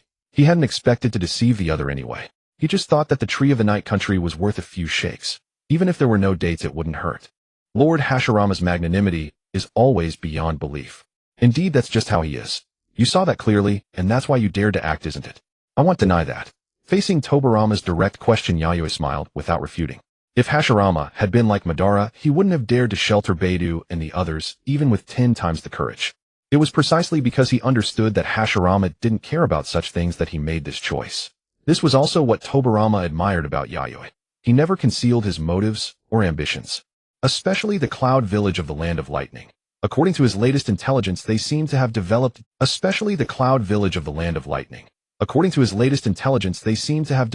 dangerous ideas about those troublesome-tailed beasts. Just then Yayoi was about to speak, but paused. Tobarama looked over. His sensing jutsu had just captured a chakra signal from afar. What's wrong? It's a message from Irori. Uchiha Shiranuma and his group have all been captured. Do you want to go see them now? After all, I've locked them all up as you requested. Yayoi looked at Tobarama, asking for his next move. After all, the official documents Shiranuma's group used to enter the Night Country were forged. If not for Tobarama, he wouldn't have gone to such trouble. He could have simply sent them back to Konoha. It's a message from Irori. Uchiha Shiranuma and his group have all been captured. Do you want to go see them now? After all, I've locked them all up as you requested. Yayoi looked at Tobarama, stood up from the pool. Compared to handling the diplomatic incident of Uchiha Shiranuma, he considered filling his belly more important. I don't mind. How long is a while? How about after your wedding? There are Uzumaki clan members here too. As a relative, it would be quite reasonable for me to stay for the wedding before leaving. Tobarama's face was serious. Though his primary mission was to handle the Uchiha matter, staying a bit longer, after all, he still needed to observe the city carefully. As for why he was soaking in the hot spring, while the general of the Night Country was simply too hospitable, he had originally intended to decline. Besides, wasn't he now diligently engaged in negotiations? In the dim, secluded prison cell, the Uchiha shinobi of Konoha, led by Uchiha Shiranuma, sat. Though the light was faint, the cell was reasonably clean and tidy, furnished with standard bedding and a bed and a storage cabinet, holding some books and magazines for reading during idle moments. Yet this did not change the fact that they were imprisoned here. Iron shackles bound their hands and feet, each adorned with sealing talismans. The material of the shackles was clearly high-grade chakra metal, and the sealing power of the talismans acted directly on their bodies through the shackles. This rendered them unable to circulate even a trace of chakra within their bodies. Moreover, not only could they not manipulate chakra, but their bodies were also weakened, making them as ordinary as commoners. With the strength of an ordinary person, it was impossible to break free from the metal shackles on their wrists and ankles. Even if they could, the commotion would alert the prison guards. Furthermore, through the iron bars, they glimpsed a warrior passing along the corridor outside the cell. It was no human, but a puppet doll. These warriors wore heavy armor and carried great swords, their faces concealed by iron masks, their eyes crimson, and they moved in groups of 4. They floated silently forward, their heavy armor making no sound, like weightless ghosts exuding an indescribable eeriness. Shiranuma and the others had calculated that these puppet warriors patrolled 24 hours a day, without pause day or night, and with no discernible pattern. Sometimes they passed every 10 minutes, sometimes every 20, and occasionally even less than 10. Their speed also varied, sometimes slow as a walk, sometimes swift as the wind. Such a complex and changeable patrol pattern undoubtedly increased the difficulty for prisoners to escape. The only consolation was that over the past 3 days the prison guards had shown no inclination to interrogate them, merely delivering 3 meals a day at regular intervals. No matter what questions they asked, the guards delivering meals acted as if deaf and mute, turning away without a word, showing no desire to converse. This indifference and disregard was what most vexed Shiranuma and the others, because they had no idea how long they would have to stay in this place, nor could they access any information from the outside world, meaning they were completely isolated. The psychological pressure this caused was immense. Just then footsteps approached from afar, prompting Shiranuma and the others to look up. A man with silver-white hair and 3 red marks on his face stood outside the cell behind the iron bars. Senju. Tobarama. Shiranuma arose from the hard floor, the shackles clinking, his gaze fixed on the white-haired man before him. The other Uchiha shinobi also stood up from the floor, their expressions rather uneasy. Though they knew Konoha would send someone, they had not expected it to be a member of the Senju clan, and of all people the one Shiranuma disliked most, Senju Tobarama. Despite the fact that after Konoha's founding, Tobarama had earned considerable prestige among all clans, including the Uchiha, due to his impartial and fair dealings. However, it was well known that since the Uchiha joined Konoha, there had been various dissenting voices within the clan discord that even the former clan leader Madara could not reconcile. Some acknowledged Tobarama's fairness, while others stubbornly clung to their hostility and scrutiny toward him. Shiranuma was among the latter.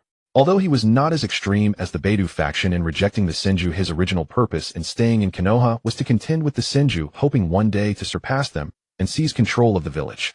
Yet ever since Madara left, Shiranuma knew that already slim possibility had become an unrealistic fantasy. Yet the dislike for the Senju still lingered in his mind, impossible to eradicate. "What are you here to laugh at me?" Shiranuma's voice turned hoarse. The other Uchiha clan members felt a bit nervous. Was it wise to speak like that at a time like this? Since Tobarama had appeared, it meant he was the envoy sent to negotiate with the Land of Night and secure their relief. But seeing Shiranuma's dark expression, they could only stand obediently aside, holding their breath, afraid to make a sound. "I'm not that bored. I'm here to tell you that because of your actions, Konoha has been put in a difficult position. Moreover, it has severely tarnished Konoha's honor." Tobarama wanted to impress upon them the gravity of the situation. "But advisor Tobarama, after the conflict that day, we reviewed the matter. It wasn't us who started the fight. That's right, we only intended to negotiate, not to fight. We're not stupid enough to throw the first punch on someone else." The other Uchiha clan members began to defend themselves. At first, they had been puzzled about who had initiated the attack, as it contradicted their earlier agreement.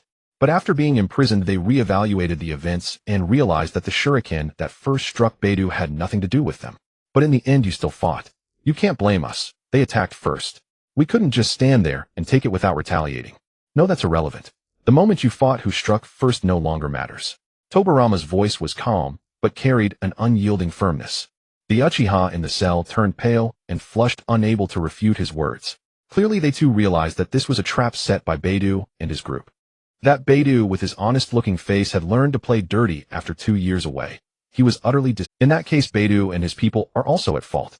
You can't punish only us. On that point, the general of the Land of Night has already officially punished them. They've been ordered to reflect at home for a day. The Uchiha clan members stared wide-eyed. Reflecting at home for a day? How is that a punishment? The Land of Night's justice was truly skewed.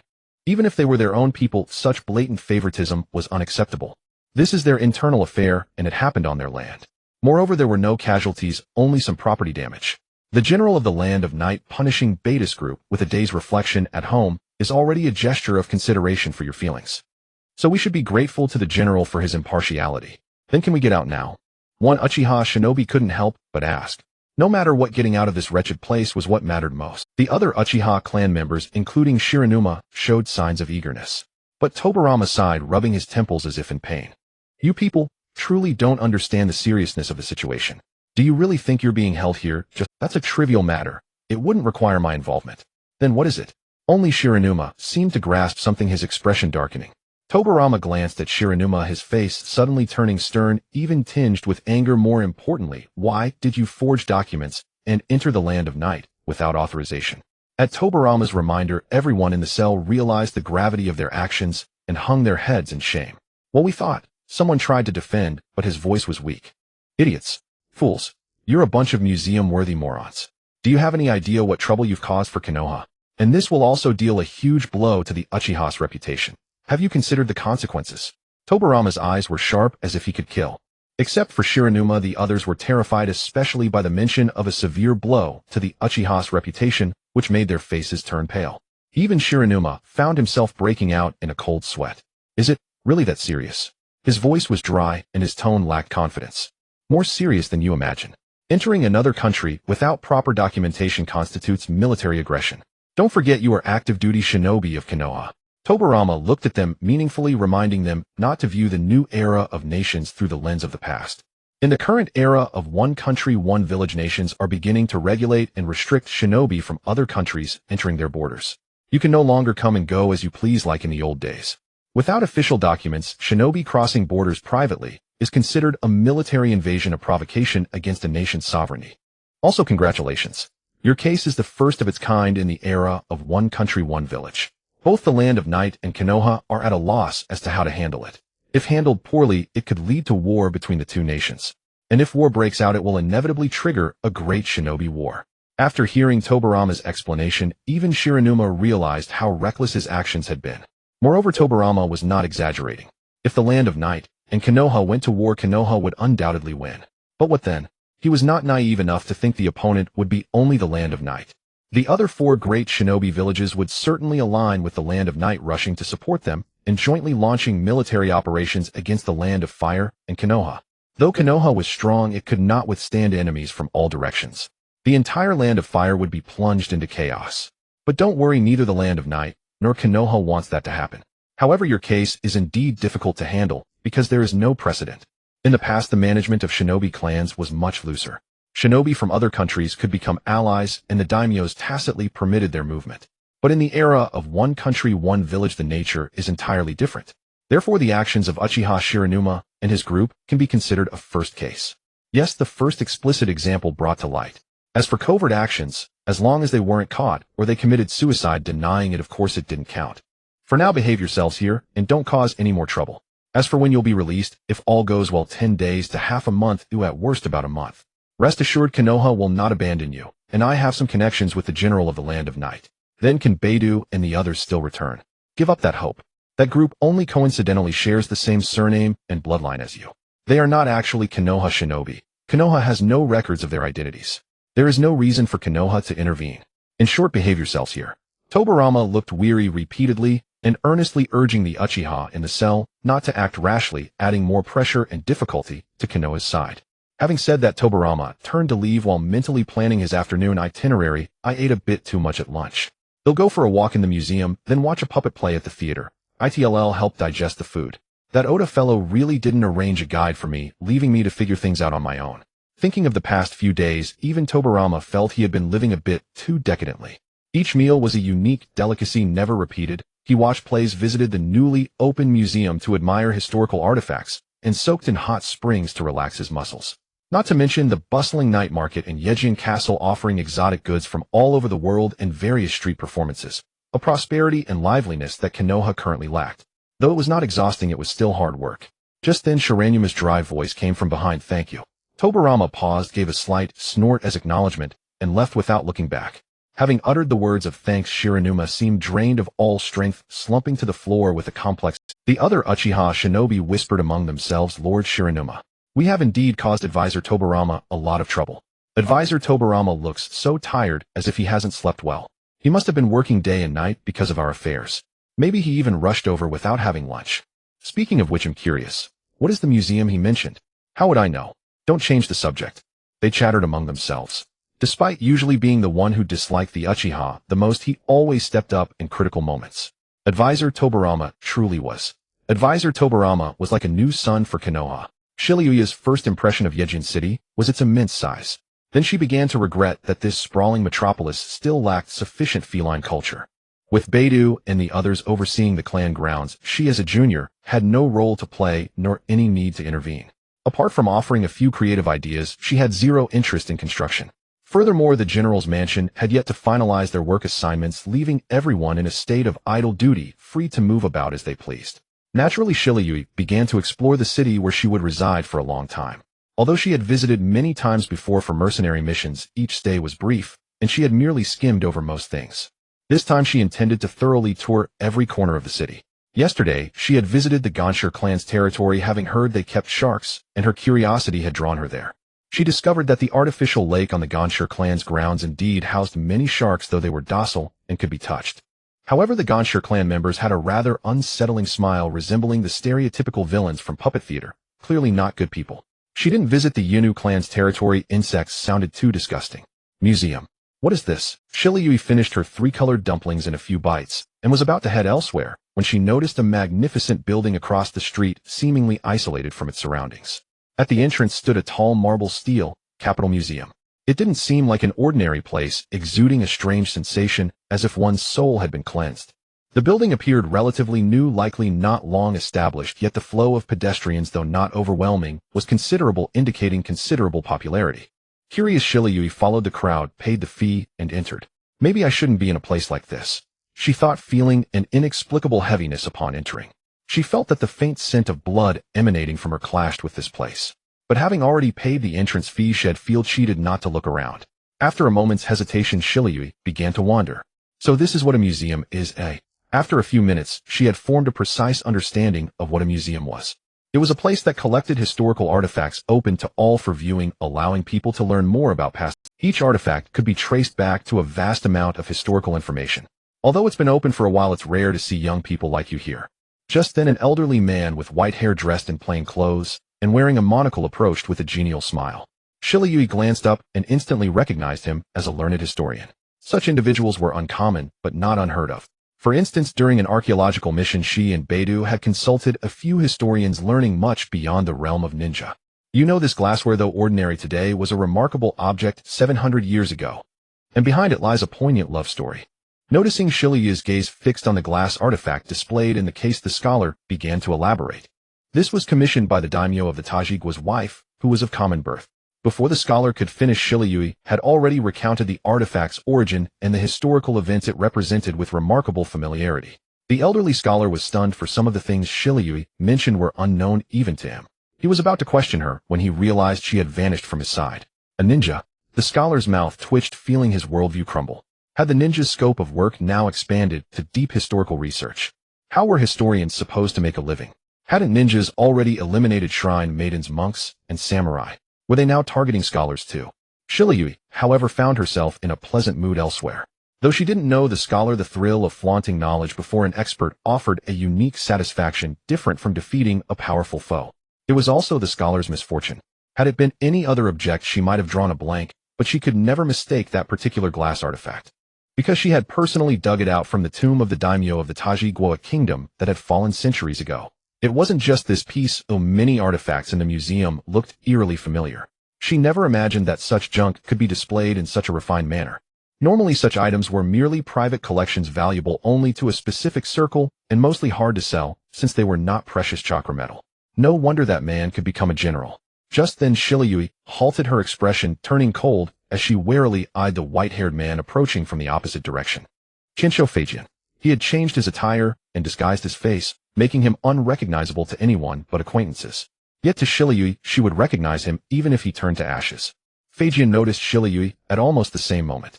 Their eyes met in the air, and both saw the displeasure in each other's gaze, silently cursing their bad luck. Inherently evil Yuzhibo brat. Inherently evil Chinsho old geezer.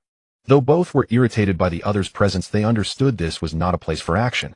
They turned and walked in opposite directions, out of sight, out of mind.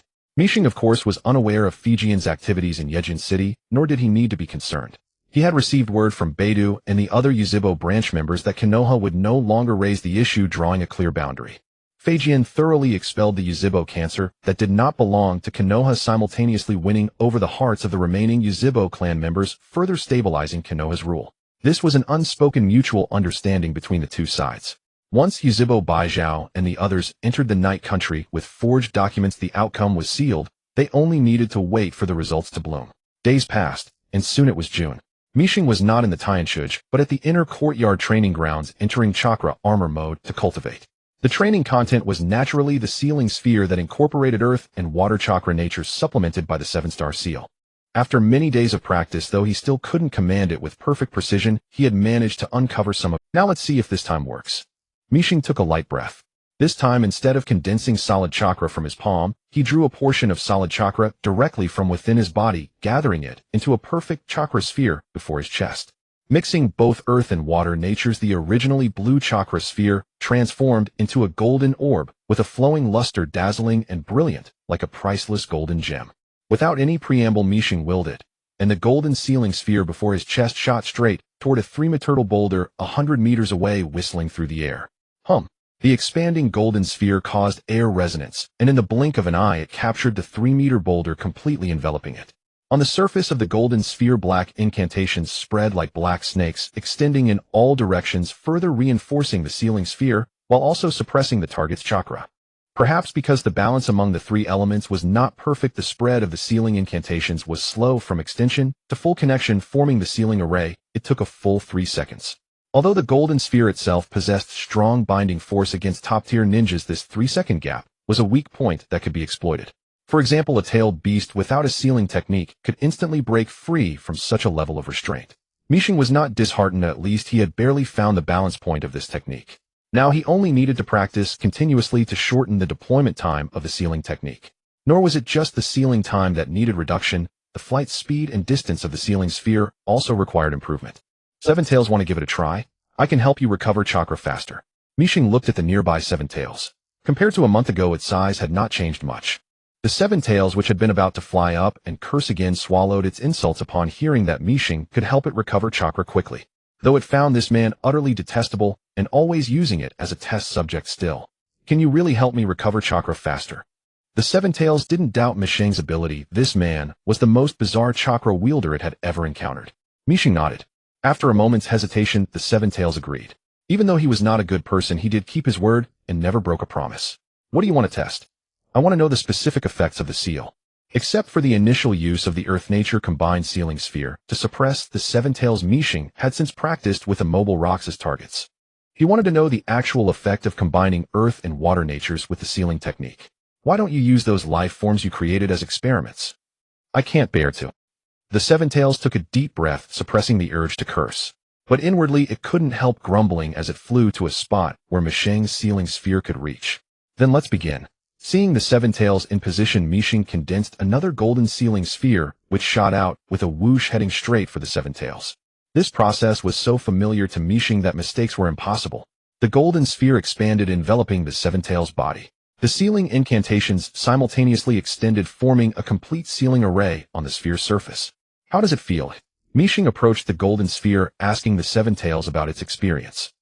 The internal binding force is stronger than the external, but the sealing technique's flaw is greater than before. Once my chakra recovers a bit more, I can attack the weak point and break this technique from within. Of course, if you could stabilize the sealing technique, it might even be effective against me at full power, though how long it could hold me is uncertain. The Seven Tails shared its observations. In other words, the sealing effect had indeed increased, but stability was lacking. At the same time, it acknowledged the potential of Mishing's technique. This technique required no hand signs, could strike from an extreme distance, and had no side effects. Although Mishing tested them one by one, the Seven Tails could tell that multiple spheres could be created simultaneously. Once fully developed, this technique would become a terrifying weapon on the battlefield, capable of severely restricting the movements of high-level enemies. Even a restriction of 5 to 10 minutes would be enough to tip the scales of victory in a battlefield where opportunity. On a ninja battlefield, once a high-ranking ninja on one side is restrained while the enemy's high-end forces remain untouched, it means a massacre. This was something the Seven Tails had witnessed far too often. In that case, it seems more training is needed. I'm counting on you, Seven Tails. Hearing Mishing's self-absorbed words, the Seven Tails knew there was no escape today. However, to regain its strength as soon as possible, it had to endure gritting its teeth and submitting to him, only hoping that Mishing would be gentle this time and not break it. In early June, as the wedding date with the Uzumaki clan drew near, Mia, just like when she previously married Gudai, dispatched Kakazu, her trusted elite jonin, to the Uzumaki clan to carry out the task of welcoming and escorting. By the way, ever since he was intimidated by Madara's power over a year ago, Kakazu had been secretly striving hard, engaging in exceedingly brutal and arduous training. To demonstrate his resolve to grow stronger, he had significantly reduced the time spent playing cards with his 3 sisters and wife at home. His goal was to one day withstand Madara's strike heat-in rather than being like a mere minion knocked down by a barrage of inexplicable attacks from the sidelines. After all, during his encounter with Madara, the latter had never even struck him with a serious blow, merely using the residual force of his sword's aura to send him flying, which was a grave insult. For this reason, he not only supplemented his final wind release heart, but also continuously refined and strengthened the 5 elemental ninjutsu he acquired, aspiring to reach a higher realm. Everything he did was not to prove how remarkable he was, but to let others know that the humiliation he suffered must be cleansed by himself. After several days of arduous travel, Kakuzu finally led a mixed force of ninja and samurai to the Uzumaki clan's established village, the Whirlpool Hidden Village. 2 years have passed, and this place has changed a lot. Kakuzu, returning to the Whirlpool Hidden Village as an envoy after a 2-year absence, couldn't help but marvel at the transformed village. Although it couldn't be compared to a city like Yejian City, the architectural standards of the Whirlpool Hidden Village had significantly widened the gap, with many small nations resembling a city more and more. In a few more years it might undergo another dramatic transformation, becoming even more prosperous. This was partly due to the support from the Land of Night, but the efforts of the Uzumaki clan themselves were also a key factor that could not be overlooked. Speaking of which, the Uzumaki clan is indeed a ninja clan that established a nation and a ninja village on their own, truly impressive. Kisame, who accompanied Kakuzu as the deputy envoy, was moved by the vibrant, continuously developing ninja village before him, pondering the immense depth of the Uzumaki clan's heritage. With the power of a single clan, the Uzumaki clan has pioneered the establishment of nations and ninja villages, becoming the only successful example in the ninja world. At the time of the Uzumaki clan's nation and village establishment, there were indeed many ninja clans that attempted to follow suit, but they all ultimately disappeared from the ninja world, perishing as clans, leaving no one daring to touch this taboo again. Just like the situation of the Land of Night, it is a product that is difficult to replicate successfully. The only issue is its simple structure, making it weak against risks. However, with the existence of Konoha, these are not major problems. Kakuzu nodded. Having followed Miya for so many years, he was not a reckless brute who only knew how to fight. He could easily see that the foundation of the Uzumaki clan could hardly withstand too much turbulence. Even a slight setback could leave this nascent nation in dire straits. But if Konoha was taken into account, the Uzumaki clan naturally faced no risks. After all, the relationship between the Uzumaki clan and the Senju clan, who founded Konoha, was far more than a mere in-law bond. No need to be overly tense, just follow the arrangements from this side. Generally speaking, there won't be any reckless individuals ruining this wedding. Kakuzu noticed Kisame's nerves were a bit taut and spoke to comfort him. With the stabilization of international relations, the past frequency of invading territories and assassinating high-ranking officials from various countries has significantly decreased compared to a few years ago. That said, I heard from Lord Yan that during the last escort of Lady Gudai, an ambush was encountered along the way. Kisame had done his homework in advance to ensure the success of this mission. This included gaining information from Yan, the head of the intelligence department, about the last wedding of the general, which was ambushed by unknown individuals during the journey to welcome the bride. The mastermind behind the ambush possessed a special ability that even the Byakugan and the Oil Woman clan's secret techniques could not detect. Although they landed safely in the end, there was no guarantee that similar incidents would not occur again. Indeed, this was the case. Therefore, to ensure the mission's absolute success, not only did we bring elite jonin from the Hyuga clan and the Oil Woman clan, but the team also included special sensory-type ninjas. Moreover, it's not just us. The Uzumaki clan will also send several sensory ninjas to accompany us. Kakuzu glanced at the elite jonin from the Hyuga clan and the Oil Woman clan in the accompanying team, along with various types of sensory ninjas. Even the elite ninja of the Tsuchikage's guard would not be able to approach silently. Furthermore, such level ninjas evidently would not engage in actions that harm others while benefiting themselves. The strong ninjas in the current ninja world primarily come from the 5 great nations and the Land of Night. The smaller nations are powerless even if they wanted to do something. Kisame nodded, affirming Kakuzu's cautious arrangements. However, he himself still couldn't completely relax, as the importance of this mission could be considered of the highest level. The last time he went to the Bear Country to retrieve the meteorite star, the mission level could not be compared to this escort. As a loyal general's right-hand man, Kisame had already decided to maintain a vigilance of 1000% to ensure that no mishaps occurred along the way. On the other hand, Kakuzu formally entered the Whirlpool Hidden Village, and under the arrangement of the reception personnel, he met with the leader of the Uzumaki clan, Uzumaki Lu Ming. The other party was also the daimyo of the Land of Whirlpool and the village chief of the Whirlpool Hidden Village. Since their last meeting 2 years ago, the aging of the other party had become even more pronounced. Chief Lu Ming, sorry to keep you waiting. Kakuzu respectfully bowed to the elderly man before him, who had white hair. Uzumaki Lu Ming. Behind Lu Ming stood several elders of the Uzumaki clan. Many of the elders had hair that was half red and half white, while only one elder still had red hair, albeit dulled in color, indicating that he was not young anymore. Cough cough, as long as you arrived on time, that's good. We have already arranged everything regarding the itinerary. Lu Ming coughed twice. Although he appeared frail and aged, his enunciation remained clear and his mental acuity was still sharp. This made Kakuzu marvel at the Uzumaki clan's robust constitution. They truly lived up to the reputation of a legendary long-lived clan. In his youth, Chief Lu Ming was also a member of the martial faction of the Uzumaki clan, having fought in numerous battles across the land, experiencing many bloody storms. For other elders with severe injuries at this age, they would have already been bedridden and unable to move, even passing away, but Lu Ming could still maintain a clear mind and move swiftly. Given his condition, he might hold on for another 2 years. My side is also as planned. The itinerary remains as previously agreed and requires no changes. Hearing Kakuzu's affirmative response, Lu Ming nodded. Although this was merely a formality, such outward appearances were necessary etiquette for the Land of Night and the Uzumaki clan. Rather than a wedding, it was more like a formal alliance contract. Since the marriage contract was established 2 years ago, the Land of Night has provided a wealth of resources to the Uzumaki clan and has favorably undertaken many large construction projects to help the Uzumaki clan quickly establish their nation, escaping from an embarrassing position. The Uzumaki clan has also given back much in return, including a complete framework for the medical ninja system, which Mia values the most. Now the Uzumaki clan has cultivated many new medical ninjas for the Land of Night. Most crucially, the Land of Night has learned a complete educational system for medical ninjas from the Uzumaki clan, enabling them to be self-sufficient in continuously cultivating medical ninjas. This mutually beneficial outcome has left both the Land of Night and the Uzumaki clan very satisfied. With this wedding, their honeymoon period may reach new heights and last even longer. After staying for 2 days in the Whirlpool Hidden Village under Lu Ming's arrangements, Kakuzu and the others finally arrived at the day to return to the Land of Night. The escort team Kakuzu brought this time consisted of himself and Kisame, along with 50 ninjas and 50 samurai. Among these, the most striking was the enormous mechanized vehicle that followed them.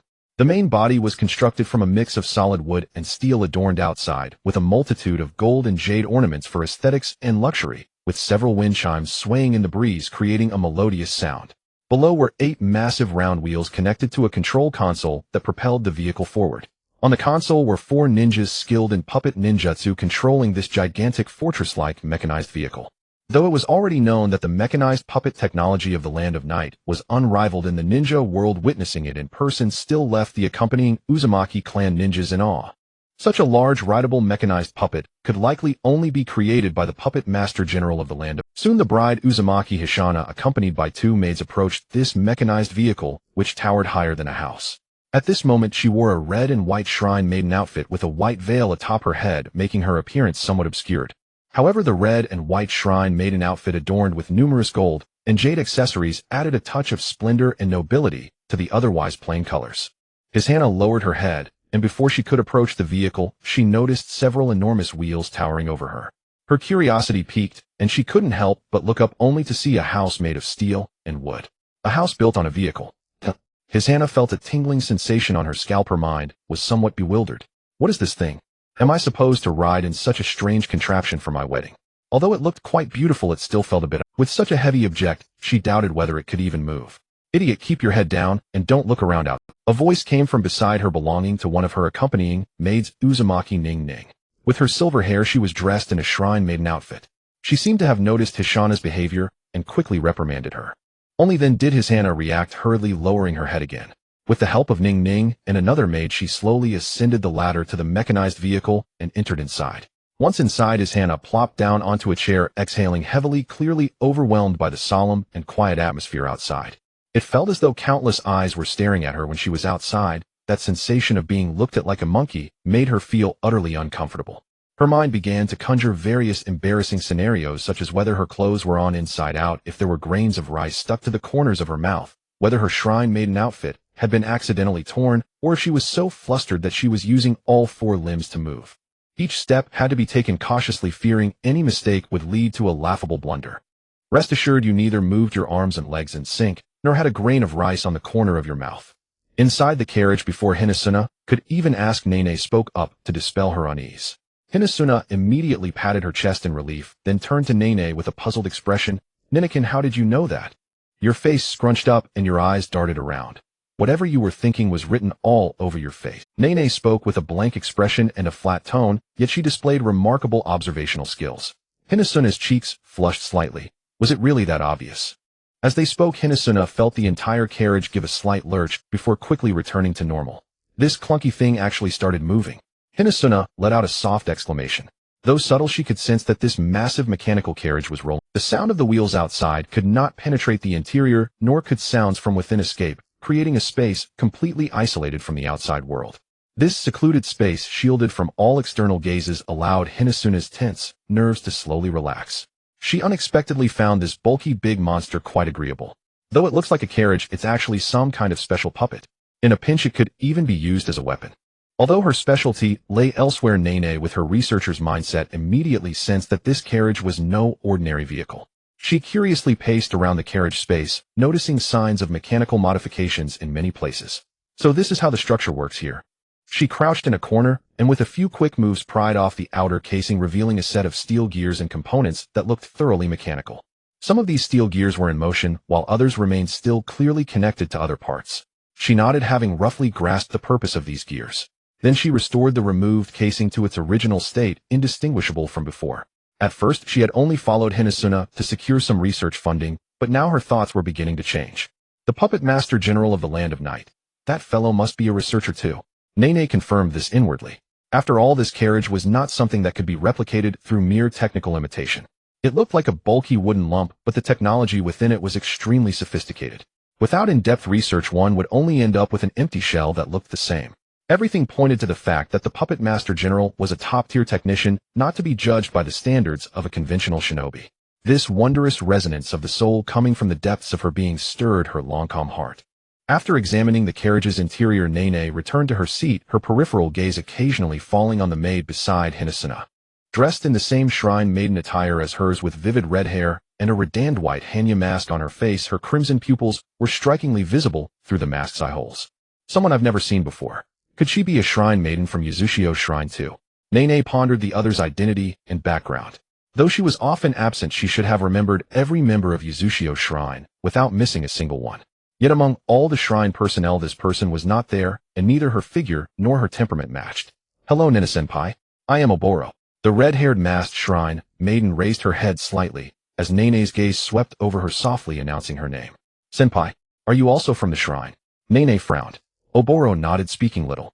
Oboro was arranged by the high priest and my grandfather. Though she's taller than me, she's actually a year younger. Hinasuna interjected. I see. My name is Nene. Nene introduced herself to Oboro, bypassing Hinasuna. She understood that this one was the attendant the higher-ups had truly assigned to Hinasuna, while she herself was merely an accessory.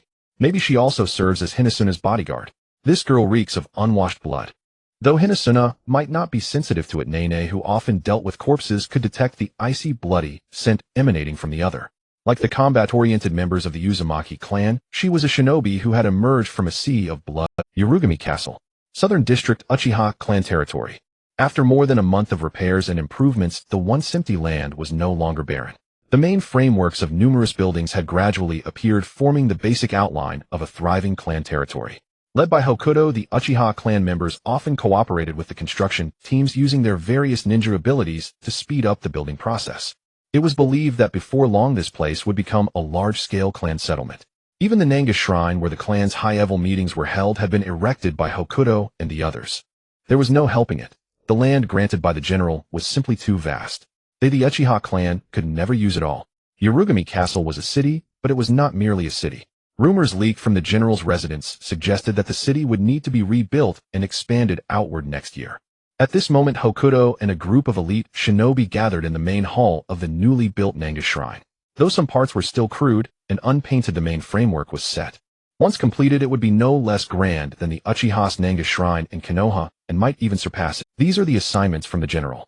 Ryuka Haruto, you two report to the security force in half a month.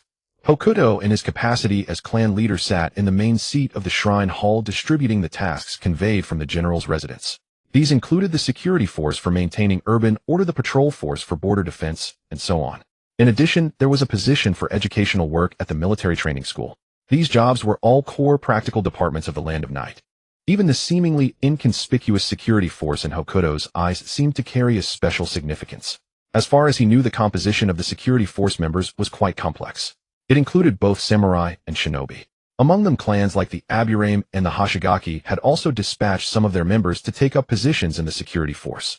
This place seemed like a platform for various clans to showcase their abilities, with no single clan dominating.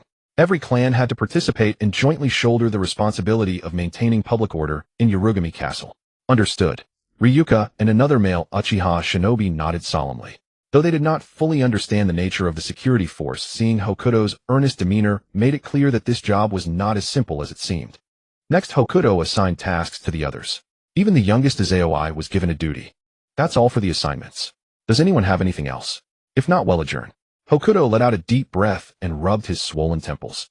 The clan was now in a state of reconstruction, with many things requiring his leadership to fill the gaps. That is, the general's new concubine is a woman from the Uzumaki clan.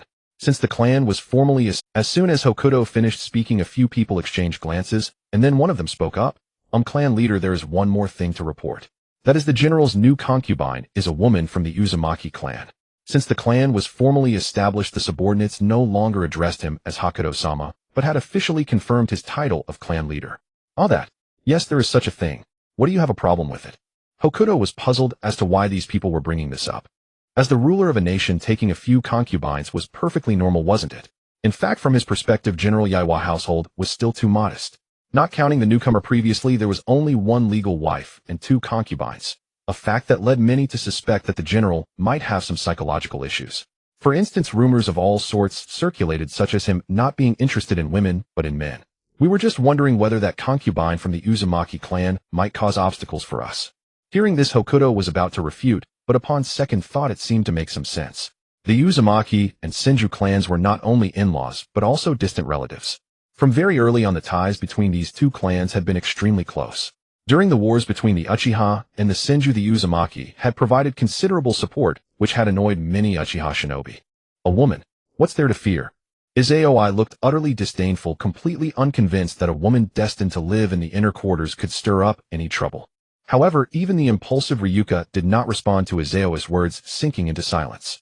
As someone with experience, he knew well the destructive power a woman could wield, especially the shrew at his own home. Yayoi, that's not the case.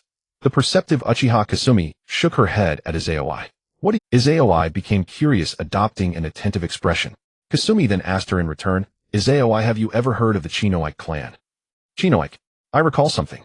They're a bloodline limit clan with a dojutsu from the land of lightning, right?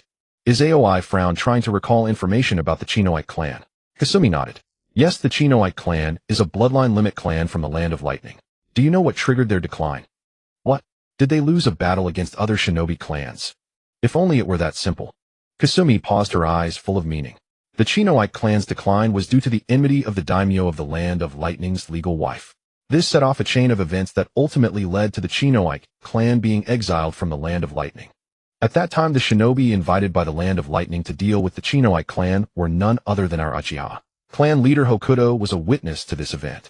Yayoi instinctively looked at Hokuto, who nodded to confirm that the situation was largely as Kasumi had described. The root cause of the Chinoike clan's exile and decline was the persecution by the daimyo's legal wife. Can a woman in the inner quarters wield that much power? Yayoi gasped in amazement. In her impression, the women kept in the inner quarters by the nobles were no different from caged canaries. She never imagined that a bloodline limit clan could meet such a miserable end because of a woman in the inner quarters. It completely shattered her worldview. Yayoi, I never underestimate women, especially those in the inner quarters of a daimyo. After they attach themselves to powerful men, their influence can be terrifying. And men as a species can easily be beguiled by feminine charms, so. Before Kasumi finished, the other Uchiha men present couldn't help but cough. They sat upright with solemn expressions, declaring themselves to be gentlemen who could not be swayed by mere beauty. Yayoi had an epiphany, feeling she had learned a new lesson. Thus Yayoi understood why the woman from the Uzumaki clan who was about to become the general's concubine posed a potential threat. Any close connection to the Senju clan was a latent danger for the Uchiha. If she were to whisper in the general's ear, that Uzumaki woman was too wicked, couldn't they just settle it with a real fight? But at this point there's no way to stop it anyway. Yayoi frowned, pointing out the crux of the matter. Theoretically, yes, but there are other ways. We could also select one of our own to enter the general's inner court. Kasumi offered her solution. The others nodded, thoughtfully acknowledging it as a feasible plan. Kasumi, my husband is dead, but my child is already 5 years old. Kasumi cut him off directly. Another female Uchiha shinobi shook her head helplessly. Her situation was even worse. Her husband was alive and well, and she had 2 children. Then everyone's gaze turned to the last woman present, Yayoi. Yayoi pointed a finger at her own face, her black eyes wide with disbelief. Me? Compete with someone in pillow talk? In mid-June, after several days, Kakuzu led the wedding procession safely, escorting the general's concubine, Fei Sha Nai, back to the Kingdom of Night. After arranging for the members of the Uzumaki clan to settle, and Kakuzu left the necessary guard forces and headed towards the general's residence to report to Mihai. Just as she got off the carriage, Fei Shanai, who was about to stretch, suddenly caught sight of her grandfather Uzumaki Shomei glaring at her with a death stare, causing her to hurriedly lower her head and walk like an elegant lady, supported by Ning Ning and Rong. Is there any meat bun to eat? I'm about to starve. Fei Shanai pouted her small mouth, feeling wronged and on the verge of tears. For several consecutive days she had been sitting atop that big monster, and not only was her bottom numb, but her neck was stiff and her stomach was still not quite full. The reason was to maintain the appearance of a refined lady, strictly controlling her diet. Dear future husband, please send me some food, or else you'll only get my starving corpse. Just as Fei Shanai was lamenting inwardly, a sudden aroma drifted into her nostrils, causing a droplet of saliva to unconsciously flow from the corner of her mouth. Idiot, lower your head a bit more, don't let anyone see. Ning Ning on her left quickly pulled out a warm bun from her bosom and handed it to Fei Shanai. The speed of her action was almost like a shadow. Fei Shanai almost burst into tears. Woo Ning Ning Chan, I promise to build you the best and largest laboratory in the world. While swearing this oath in her heart, she lowered her head and bit into the meat bun, stuffing it into her mouth and swallowing it whole. On her right, Rong's mouth twitched slightly beneath her mask. How to put it? Could this Miss Fei Shanai really survive peacefully within the general's household? Before coming here, she had worked as Fei Shanai's maid and part-time bodyguard, thoroughly studying a wealth of the inner courts of these noble families could be likened to another kind of man-eating battlefield, with the infamous Bloodpool clan of the Thunder Nation having fallen victim to it. And that was just the well-known instances. Countless ninja clans whose names were never remembered were wiped out due to the infighting among women in the inner court. Although the Uzumaki clan was not a ninja clan of the Kingdom of Night, any accidents with Fei Shanai would not affect the Uzumaki clan. But it ultimately represented their dignity. Especially since the general's main wife in the Kingdom of Night belonged to the Hyuga clan, whose family background was on par with the Uzumaki clan, and she had given birth to the general's eldest legitimate son. Unless something unexpected happened, the position of this main wife in the Kingdom of Night had already become deeply rooted. This could mean that Fei Shanai's situation could become quite dangerous. No matter what, I must ensure Ms. Fei Shanai's safety. Rong subconsciously tightened her grip on the hilt of her blade, a sharp glint flashing in her crimson eyes. If that main wife intended to use her status to suppress and torment Fei Shanai, the sword in her hand would not be without its use. The moonlight shone like water over the general's inner court. A cacophony of footsteps echoed down the corridor. Sister Yayoi, let go of me. To ensure that father has a smooth wedding tomorrow, I must keep a close eye on those little greedy cats today, and make sure father gets a good night's sleep. Yaya marched towards the bedroom with a righteous demeanor, making it seem like she was engaged in something incredibly sacred, fearless of death. At this time father has probably already gone to bed, aren't you disturbing him by going over now? Yayoi tugged at Yaya's arm, but no matter how she pulled, Yaya's body was determined to move forward. In terms of strength, Yaya could probably punch away a tailed beast engaging in a heated battle with it. It's only 9 o'clock. Who goes to bed this early? Based on my observations recently, father only goes to bed after midnight, entangled by those little greedy cats. Yaya's tone was firm, then she revealed some useless dirt. So Yaya, you've been coming back to your room late every day because you've been eavesdropping. Yayoi didn't know this. Yaya really. Sister Yayoi must be suffering as well. A father is constantly occupied by those shameless little greedy cats at night. Yaya turned back to ask, that, as long as father is happy. Yayui's gaze wandered, unable to meet Yaya's eyes. Liar. Clearly Sister Yayoi needs to hold a pillow resembling father to fall asleep every night. I saw it all. Before she could finish, a chill swept by, and Yaya felt an icy sensation at her mouth, a solid sheet of ice, sealing off her next words. Yayui's ice-blue eyes became extraordinarily deep, reflecting a terrifying gaze that seemed to threaten life itself, while the surrounding air temperature plummeted below zero, making it feel like an ice cave. Yayoi reached out, pinching Yaya's delicate face, harshly tugging at her soft flesh. Yaya, didn't I tell you not to peek into my room casually? I'm sorry, Sister Yayoi, I didn't mean to. Yaya stammered, her body trembling uncontrollably. Sister Yayui's anger was quite terrifying. She wouldn't really go as far as to turn against family for such a thing, would she? Really, Yaya, don't you feel that your behavior is extreme at all? Yayoi released Yaya's cheek, letting out a helpless sigh. Yaya rubbed her slightly painful face. What can I do? Because Sister Yayoi never lets me into your room, I couldn't help but be curious. In Yaya's room, Sister Yayoi can come and go as she pleases. There's no need to go into that room at all. Yayui's expression suddenly became subtle. Thinking of the various peculiar little props Yaya kept in her room, this person was probably beyond saving. All right, Sister Yayoi, let's hurry and supervise father to sleep quickly. Yaya eagerly tugged at Yuri's arm, continuing forward down the corridor. Once those little greedy cats get wild, they can be quite dangerous. Just thinking of that scene made Yaya quicken her. I hope these little greedy cats are gentle and don't hurt her father. She still needs him later. I really can't do anything with you just this once. Though she said it unwillingly, Yuri was gently pulled along by Yaya and followed her body, being quite honest. Well, this is just to supervise father to sleep earlier. It's Yuri and Yaya. Good evening. Is there something you need here? In the corridor, Aoi and Rinko, just back from a bath wearing loose white yukatas, looked at the determined Yaya and Yuri, wondering why they were here at this time. Yaya didn't answer, but stepped forward to sniff Aoi and Rinko intensely. Not detecting any strange odors, she couldn't help but breathe a sigh of relief. What are you doing? Aoi tilted her head, not quite understanding Yaya's behavior. Where's that little wild butterfly? Is she here? Yaya frowned, questioning without any politeness. Little wild butterfly. Is that referring to Lady Guasia? Aoi and Rinko's mouths twitched, feeling that Lady Guasia was acquiring more and more strange labels. Lady Guasia has probably gone to the side room to sleep with the children. Really? Facing Yaya's distrustful gaze, Aoi smiled, knowing what she was worried about. Don't worry, even if Lady Guasia wants to act recklessly, Lord Husband will definitely stop her. Hearing Aoi's explanation, Yaya's vigilance slowly faded. Then she thought, if little wild butterfly isn't here, that means her father is alone in his room tonight. Woo, that's just too pitiful. Since it's like that, Yaya will warm her father's body and mind. Father, are you in the room? Yaya is coming in. Yaya lightly knocked on the door symbolically, then pressed against the door panel, eagerly pulling it open. Tonight it is her job to protect her father's chastity. Wait, Yaya, don't be reckless. Lord Husband has already gone to bed, don't. Before Yuri and the others could stop her, Yaya had already opened the door. Then everyone froze. Guasia, who was lying on the floor, looked up, her pure white eyes meeting everyone's gaze. The air froze in that instant, and everyone was left speechless. What? Yaya knelt down weakly, throwing her head back and crying, shedding a stream of small pearls. Father has been ruined. Aoi and Rinko silently stepped forward to close the door, taking a deep breath to calm their tumultuous hearts. Though it was quite inappropriate, it was very typical of Lady Guasia. Yuri, on the other hand, hadn't yet recovered from that shock, as if she had been transcended, opening a door to a new world. Fei Shanai awoke in the morning, rubbing her eyes, feeling a bit drowsy. Her thoughts were too chaotic, and coupled with hunger, she hadn't slept well all night, waking up several times. Ning-Ning-chan, did you bring breakfast?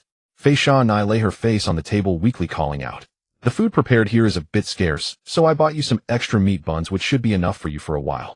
Along with Ning-Ning came the maid Rong, who brought a standard portion of breakfast, while Ning-Ning carried a large bag containing about 10 steaming hot meat buns. Ning-Ning-chan, I will definitely build you a luxurious laboratory in the future. Fei Shanai was deeply moved. Stop daydreaming, I can hardly eat anymore.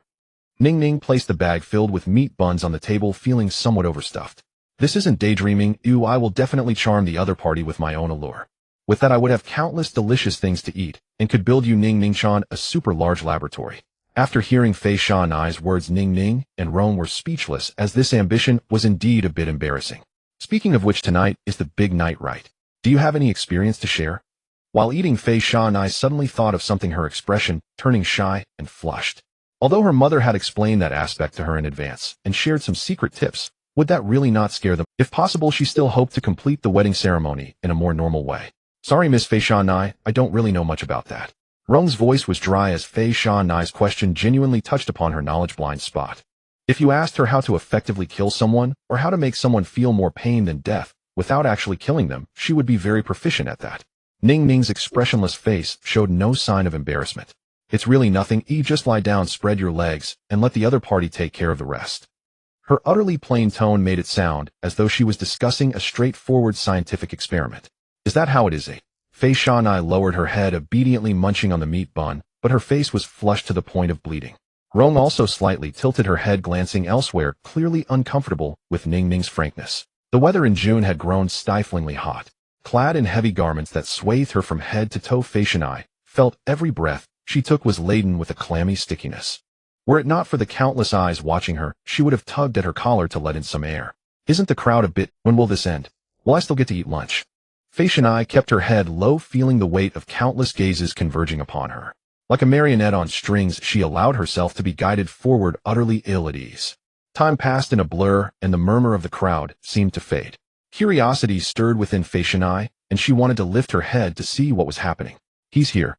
Ning-Ning's soft whisper made Fei Shanai instantly abandon the thought of peeking. She buried her head even deeper as if trying to press it into her own chest. Her hands hidden within her sleeves clenched instinctively, squeezing out nervous sweat. She was at a loss, not daring to even breathe deeply.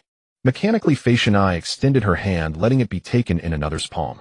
She could clearly feel the lines and ridges of that hand. She noticed that the palm was broad and thick with heavy calluses, so hardened that they must have been formed over. Though he was a nation's sovereign, he was far from someone accustomed to a life of ease and luxury. Rather, he seemed to have engaged in strenuous physical labor.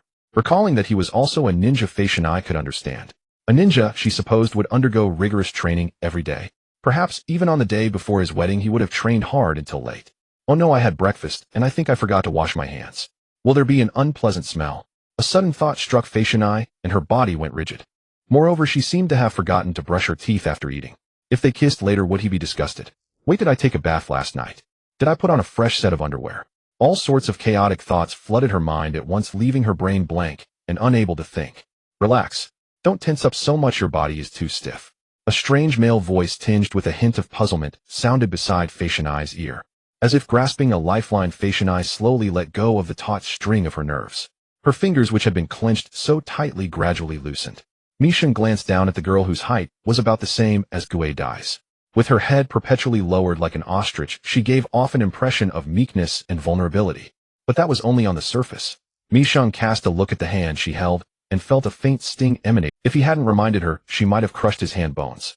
The girl possessed tremendous strength. Even without using chakra or enhancing her physical techniques, she could easily snap a steel bar several centimeters thick.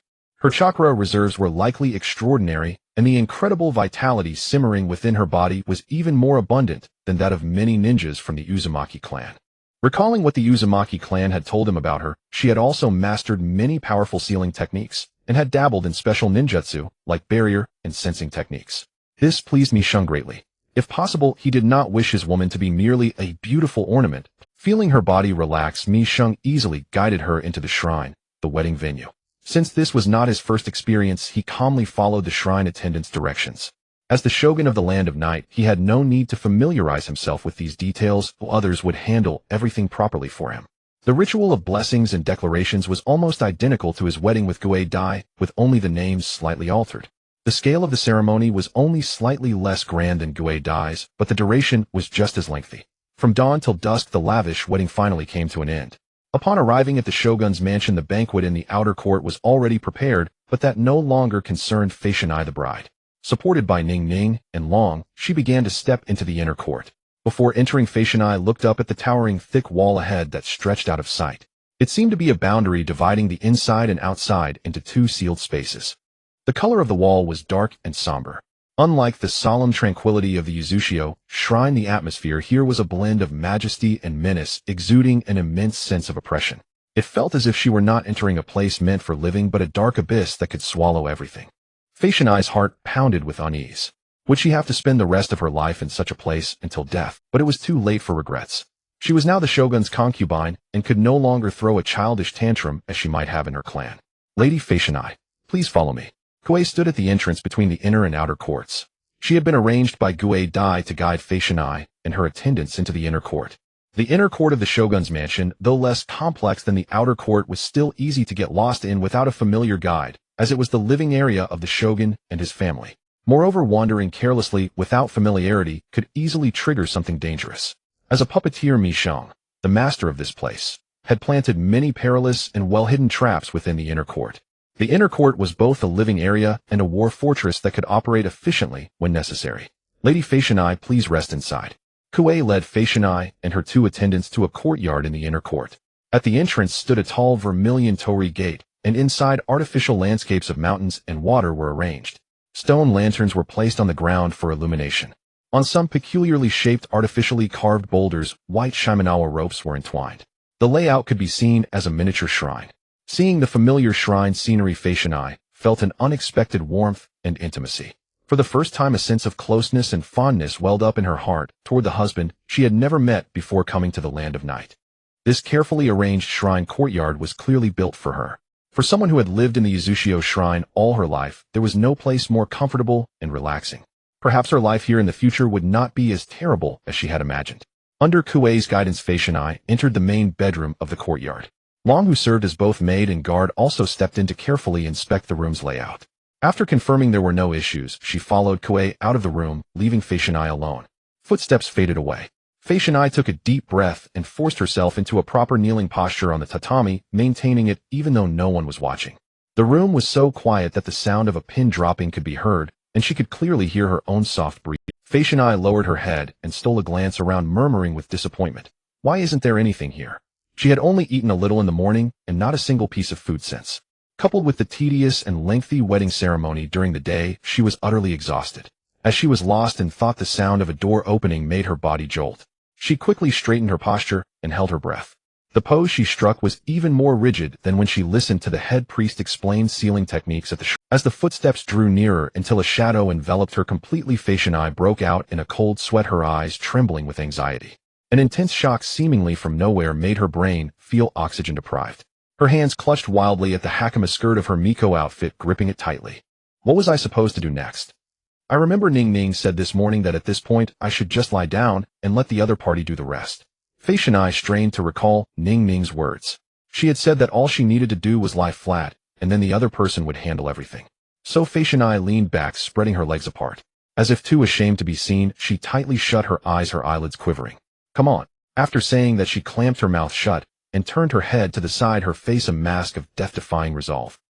Mi Sheng, who had intended to say something, was momentarily at a loss for words when the girl without any preamble struck such a strange and bizarre pose. He cleared his throat. Although this matter is quite tempting, you must be hungry. Would you like to eat something first? There's food. Fei Shinai suddenly opened her eyes and sat up straight from the floor. She saw the food box Mi Sheng was holding in his right hand, and her stomach growled loudly. There's not much, but it should be enough to tide you over. Mi Sheng sat down opposite her, placed the food box down, and opened the lid. Inside were steaming dishes, mostly pastries that could fill the stomach quickly. Thank you, we'll start. Seeing so much food before her, the famished Fei Shinai forgot all about shyness and modesty, digging in without hesitation. These portions were ample for an ordinary person, but for this girl with an astonishing appetite, it might not even be enough to fill the gaps between her teeth. Fortunately, after finishing, Fei Shinai did not ask for more. She only gave a symbolic burp to indicate, I'm done eating. Fei Shinai's gaze wandered, avoiding direct eye contact. She turned back into an ostrich, blushing and lowering her head, as if staring at something fascinating on the floor.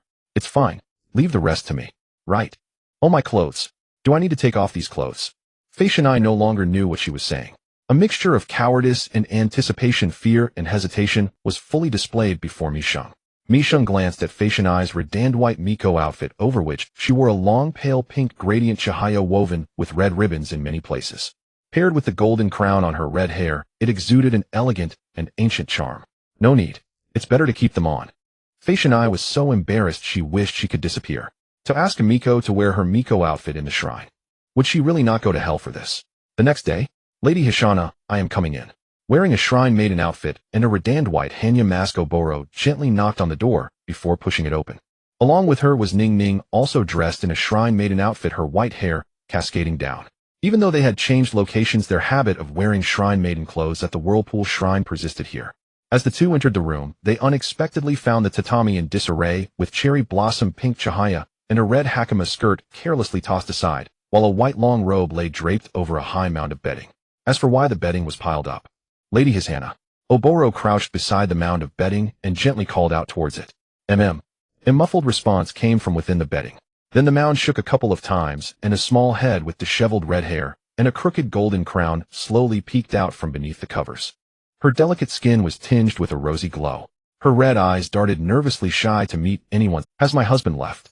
She curled her body, showing only her head. The general has already left. Oboro replied softly. Only then did Hishana breathe a sigh of relief, the blush on her face gradually fading. All right, come out quickly. I brought you breakfast, your favorite meat buns. They won't taste good when cold. Ning Ning set down a large food box she was carrying, which made a dull thud on the floor, indicating the substantial amount of food inside. However, to Ning Ning's surprise, Hishana, who usually loved to eat, did not immediately dig in upon seeing the food, but instead remained blushing and curled up in the bedding, fidgeting inside. Do you want us to turn around? Before Oboro could answer, Ning Ning had already placed her hands on her hips, her expression calm as she spoke. We are all women, what are you embarrassed about? Hurry up and get out of bed. We have morning lessons to attend. Morning lessons. Right, we have morning lessons to do. With a reflex of panic, Hishana threw off the covers, and her face showed a look of urgency. As a shrine maiden, she had fixed morning lessons every day, which included chakra and sealing technique training, and sometimes tasks like cleaning and worship. If she was late for morning lessons, being reprimanded by the deity was mild. The real pain was missing out on lunch. Lady Hishana, although it's a bit late to remind you, this is no longer the Whirlpool Shrine. As for morning lessons, you can choose to attend or not, no one will mind. Oboro sighed internally but patiently reminded his Hana that this was not the Whirlpool Shrine, and the time for sealing technique training could be arranged freely.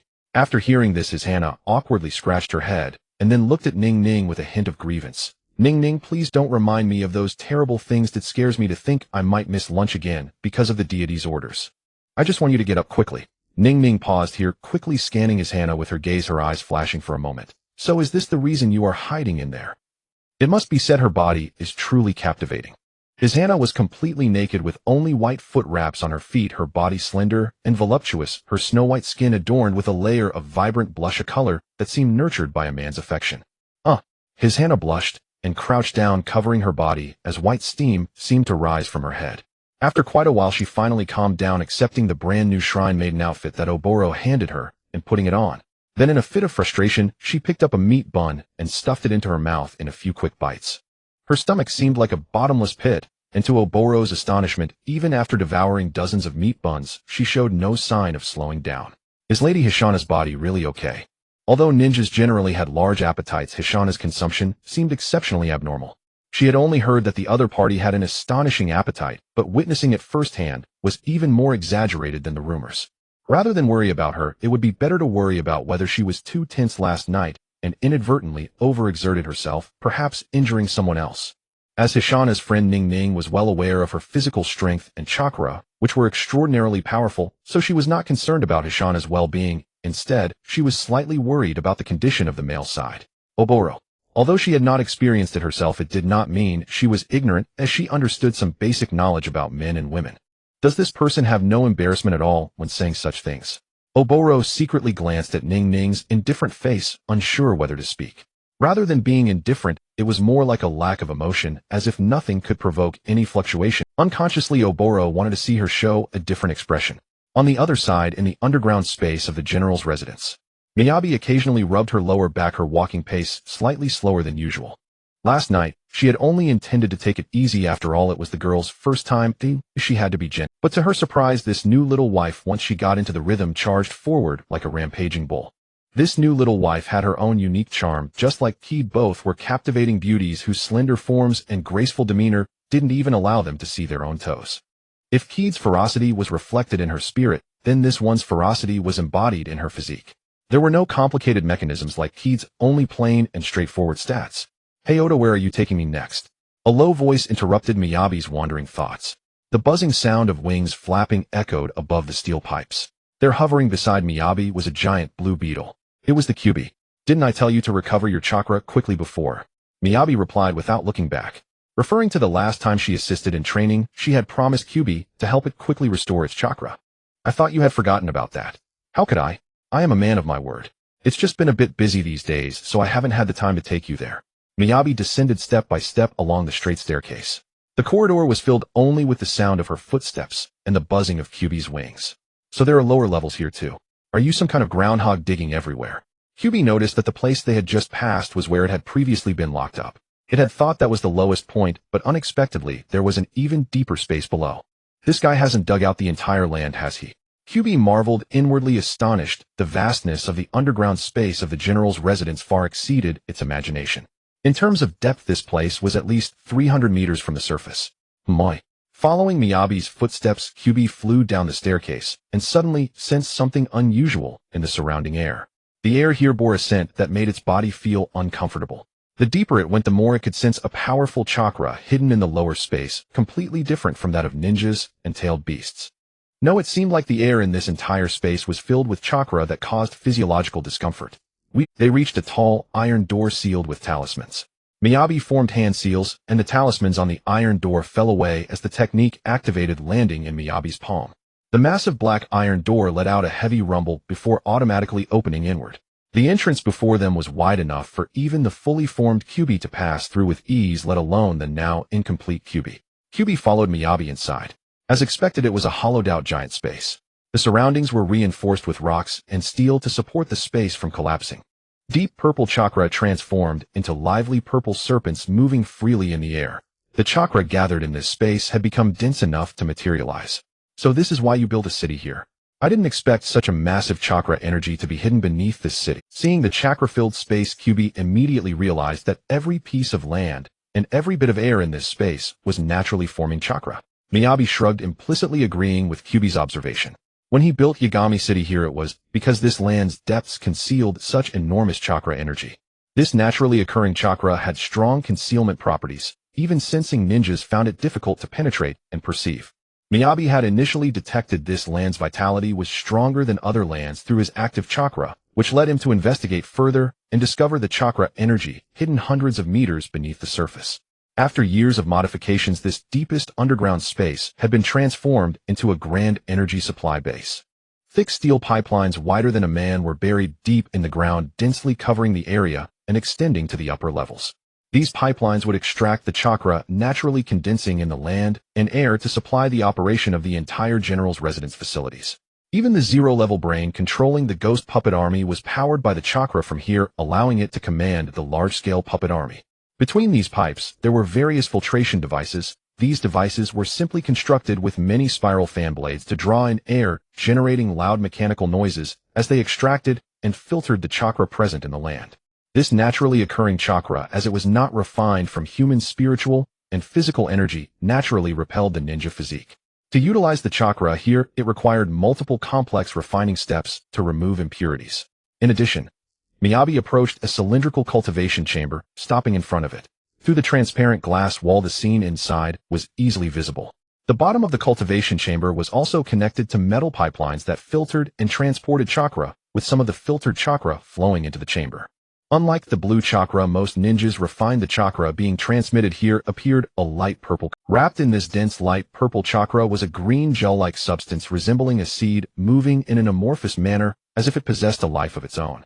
Each movement represented its need to breathe, and it was also its way of consuming the surrounding light purple chakra. Its life was as fragile as an infant, yet its will was strong as steel, pulsating with the rhythm of life. Miyabi pressed a switch to open the valve. He gently grasped the seed, which was smaller than his palm. Although it appeared gel-like, it felt cool and comfortable in his hand. Come in. In his other hand appeared a blue crystalline sphere made of chakra. It was the heart connected to Iru and Ye, identical to the chakra crystal. This also represented the special significance of this seed. It was the third chakra life embryo that Miyabi had created. By placing the life embryo into the chakra crystal, its fragile essence was stabilized. Alright, Kyubi, the chakra inside is all yours now. Hurry up and eat. If it's not enough, I have some reserve chakra energy ready. Miyabi spoke to the slowly approaching Kyubi, his tone quite generous. Kyubi glanced at the remaining light purple chakra in the cultivation chamber, then at the chakra crystal that Miyabi was cradling in his hand. So it turns out what it was going to eat to recover its chakra was someone else's leftovers. After thinking it over, Kyubi decided not to hold it against Miyabi. Although it was leftovers, the amount of chakra remaining was still considerable and the quality was very high. If a ninja were to absorb these chakras in large quantities, they might face various problems. Even after filtration, the ninja's physical body would still exhibit strong rejection, potentially leading to a quick demise. But as a tailed beast, Kyubi did not care about such things. This high-quality filtered natural chakra was to it a naturally delicious tonic. Yet as it continued to eat, Kyubi slowed down its speed of consuming chakra, sensing an uncomfortable gaze directed at it. There was Miyabi playing with the chakra crystal in his hand, his gaze fixed intently on Kyubi, making Kyubi's heart skip a beat. The expression on Miyabi's face seemed to be urging it to hurry up and consume the chakra here to grow. Kyubi instinctively looked at the chakra crystal in Miyabi's hand, fell silent, and suddenly understood everything that had been unclear. It took a deep breath. Oda Miyabi, you are still human. According to the original manga, there is no such thing as unclaimed chakra in nature, only natural energy. This includes the setting from the theatrical version, The Lost Tower, where the dragon vein of the ancient country of Lulan is a massive chakra energy formed naturally within the earth. The chakra energy deep beneath Yagami City is similar in nature to the dragon vein, but its scale does not reach that of Lulan's dragon vein, and it can only be utilized with extraction and impurity removal. Here I explain the differences between the manga and theatrical version settings, so as not to confuse them. Having been imprisoned for a full month, Uchiha Shiritsubo and the others stepped out of the prison. Just lifting their heads to glance at the sun overhead caused a sharp pain in their eyes, and tears involuntarily streamed from the corners. It wasn't until half a minute later that their eyes gradually adjusted to the sunlight. Gazing at the azure sky, the white clouds, the bustling market, and the throngs of people, they suddenly felt as if they had been transported to another world, a sense of dazedness at being alive again. Fortunately, as ninjas, their willpower exceeded that of ordinary people. After a brief adjustment, the unfamiliar feeling of being isolated in another world began to fade. It's good to be out. Now let's head back to Konoha together. However, things are not entirely over yet. Upon returning to the village, you must be mentally prepared to accept the punishment that awaits you. Standing before Shiratsubo and the others, Tobarama spoke after scanning the group. Aware of the grave mistakes they had made, Shiratsubo and the others naturally obeyed Tobarama's orders. As for those who had already joined the Land of Night, Shiratsubo and the others tactfully refrained from mentioning them. After a month of reflection in prison, they had fully realized that those like Beidou truly had no intention of returning to Konoha, and that the division of the Uchiha clan into two factions was an unalterable fact. No matter how dissatisfied they were, they found themselves powerless in the face of this family division.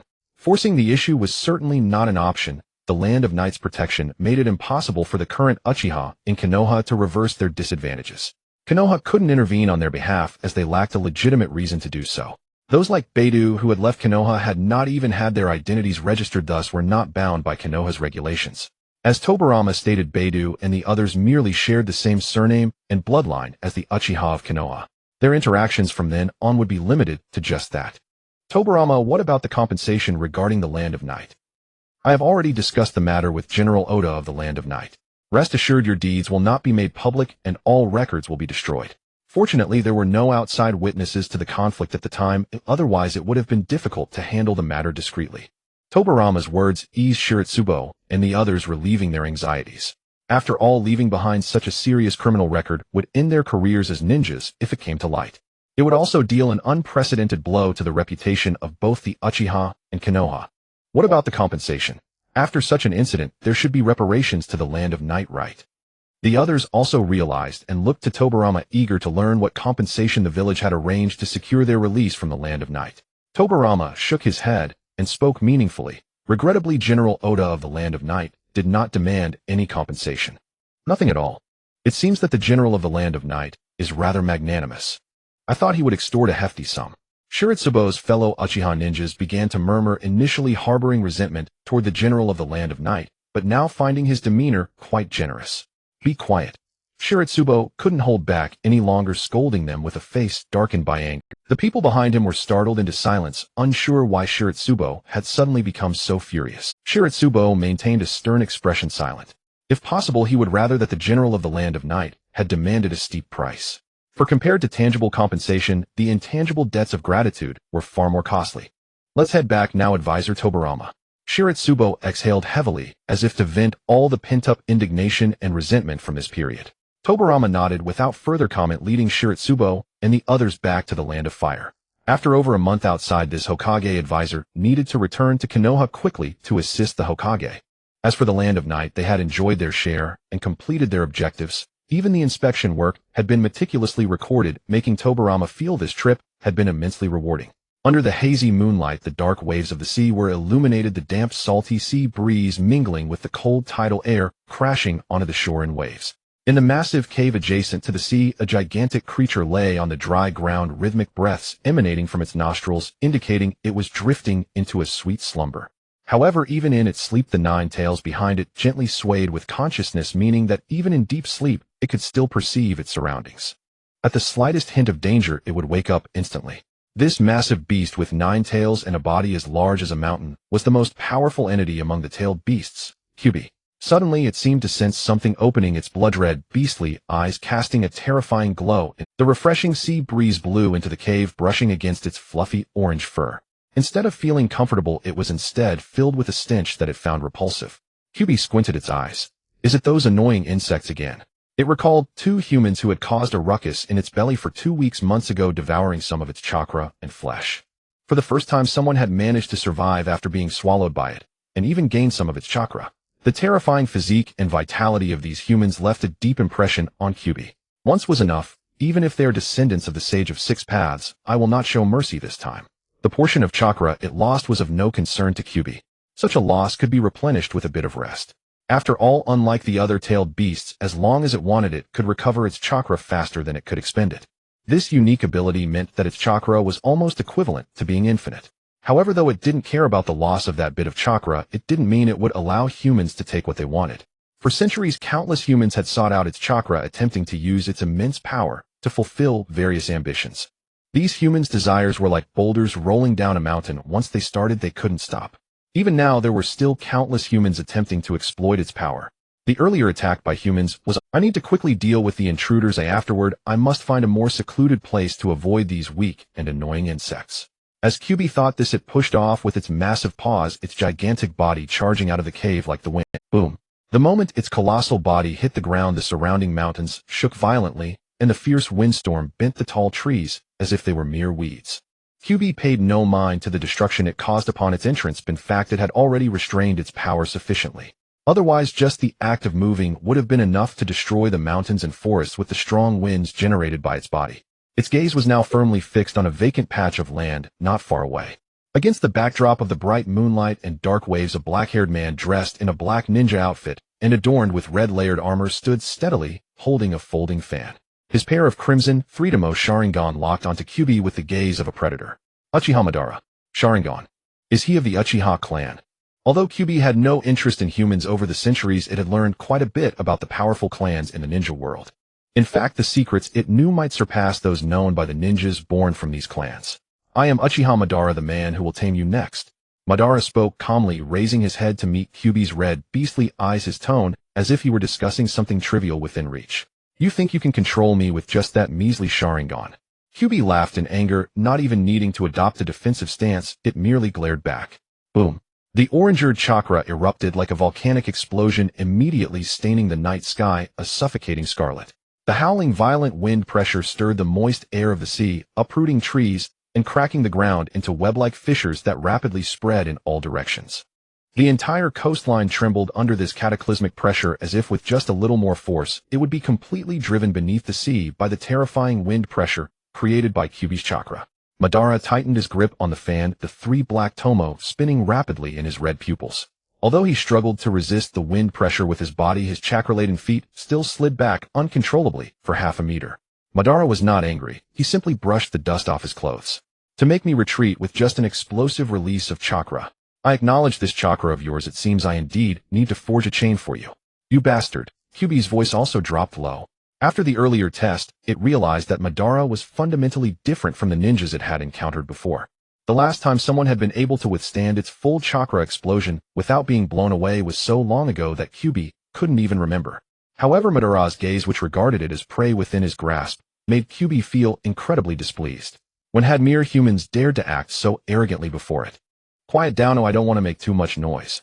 Madara pressed against his neck, producing a crisp sound, a cold smile curling at the corner of his mouth as he declared, "Moreover, I didn't come to see you just to settle things with that man. You should know, QB, you are merely a part of something."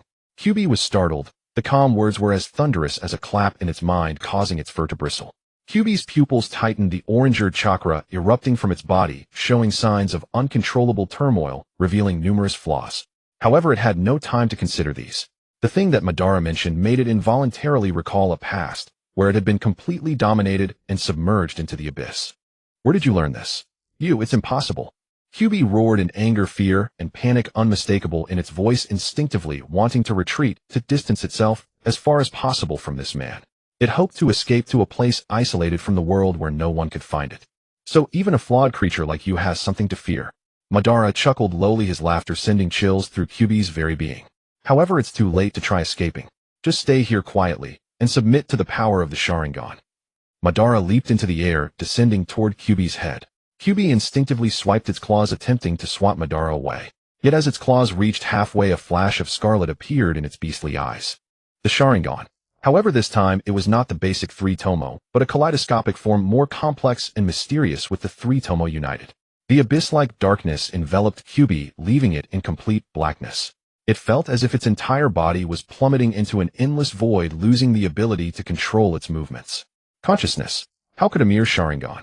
QB struggled desperately, its chakra rebelling violently against its body, but this struggle didn't last long before QB's beastly eyes transformed entirely into Madara's kaleidoscopic shape. The previously turbulent chakra and body fell completely still, like a statue frozen in place. Welcome back, Tobarama. You've worked hard during the mission to the Land of Night. In the Hokage building, Hashirama looked at Tobarama, who had just entered with a gentle smile on his face. However, beneath that gentle smile lay traces of fatigue. Clearly due to Tobarama's absence as a consultant, his efficiency in handling governmental affairs had significantly decreased, and he had been working late every day. Several times he had to stay up overnight, and even then he could hardly manage to handle things properly. As a result, serious dark circles had begun to appear around his eyes. Well, it's not too bad. Although there were some twists and turns, the matters over there have finally been resolved. However, regarding the punishment for Uchiha Shiratsu and the others, we need to provide some response. Tobarama naturally sat down beside him. As a Hokage consultant and Hashirama's brother, his attitude towards Hashirama was quite casual, unlike with others. This was the result of their many years of brotherly relationship. Now he was merely applying the past experience of managing the Senju clan to the larger Konoha village. Mentioning Uchiha Shiratsu, a complex expression inevitably appeared on Hashirama's tired face. I suspected that the Uchiha clan would not be content and might react violently, but I didn't expect them to forge documents, invade another country, and create conflicts within its borders. Regarding their punishment, I will convene a high-level meeting to discuss it. This was not merely an internal affair of the Uchiha clan. Due to the actions of Uchiha Shiratsu and the others, it had escalated to a matter concerning the entire Konoha, and Hashirama also intended to use this incident to remind all clans that the times have changed and everyone must act according to the rules of the new era. Continuing to act with the mindset of the past could lead to severe consequences. It's good this way, it will make them understand the rules of the new era. If it weren't for this incident, handling the matter might have been more complicated. Tobarama nodded in agreement with Hashirama's approach. Convening a high-level meeting was clearly more in line with Konoha's current interests than discussing matters privately. He was well aware that within each clan there were many dissatisfied shinobi who opposed the village system of the warring states. These individuals were suppressed by the mainstream voices, but that did not mean they had completely lost their ability to revolt. The issue was not just with the Uchiha. The diplomatic incident triggered by Uchiha Shiratsu and the others warranted a high-level meeting merely to set a precedent. Even one of the founders, Uchiha, could not be exempt. Making mistakes required consequences, and the other clans had even less reason or qualification to act differently. Hashirama's approach aligned perfectly with Tobarama's inner thoughts. Let's discuss the specific punishments for Shiratsu and the others during the high-level meeting. What about the situation in the Hidden Cloud? According to the intelligence I received earlier, their movements in recent months have been quite strange, seemingly targeting the tailed beasts. Ignoring the issue of Shiratsu and the others, Tobarama straightened his expression and inquired about the intelligence regarding the Hidden Cloud village. At present, there were hardly any major events happening in the shinobi world, but two matters remained thorns in Tobarama's heart. The first thorn, of course, was Madara, who had left Konoha and was currently missing. According to his speculation, Madara was likely scheming something in the shadows. However, Madara's whereabouts were difficult to track, and after a period of following him with no results, Tobarama had instructed his subordinates to give up. The second thorn was certainly the Hidden Cloud village of the Land of Lightning.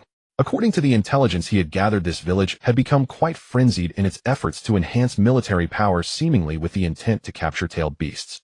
After Madara injured Lord Raikage, it might have deeply stimulated them. Hearing Tobarama mention this matter, Hashirama sighed helplessly. The failed talks had resulted in a significant ideological rift between him and Madara, slowly leading to their falling out. Perhaps if he had noticed Madara's emotions earlier, Madara would not have left Konoha. It's too late to say these things now.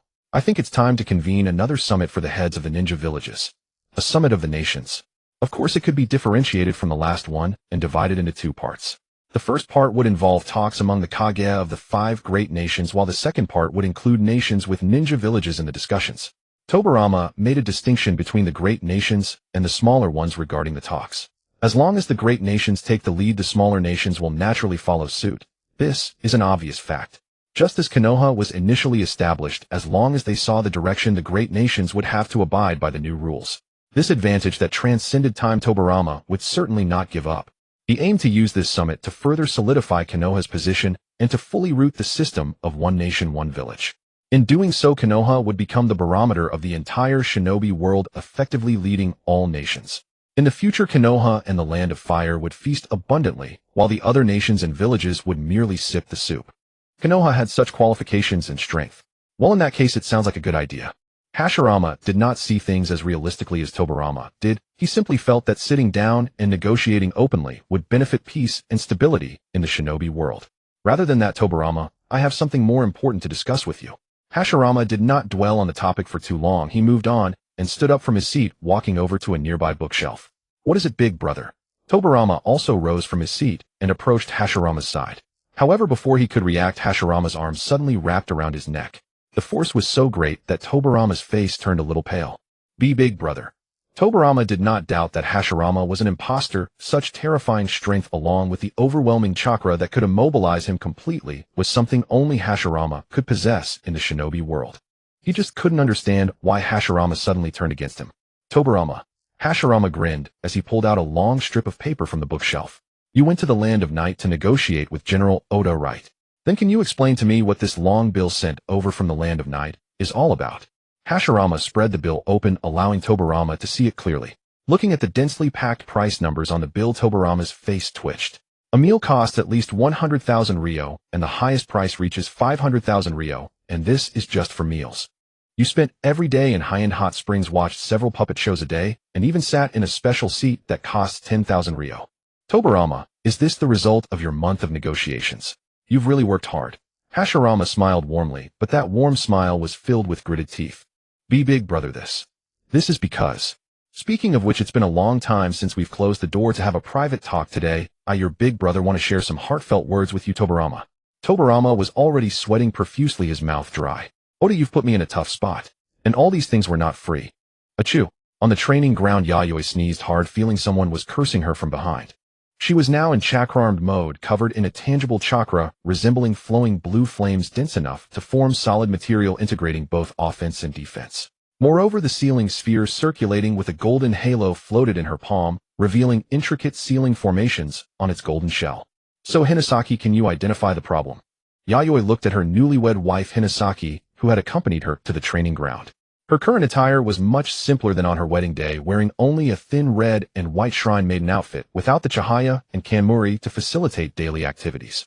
Furthermore, after a few days of interaction, although they did not know each other intimately, she had roughly grasped Hinasaki's character. Their relationship also rapidly warmed through repeated close exchanges. However, Hinasaki's bull-like attack power made her a tad overwhelmed. Yet thinking about how Hinasaki's appetite at one meal equated to that of an average person for a whole month, he began to understand.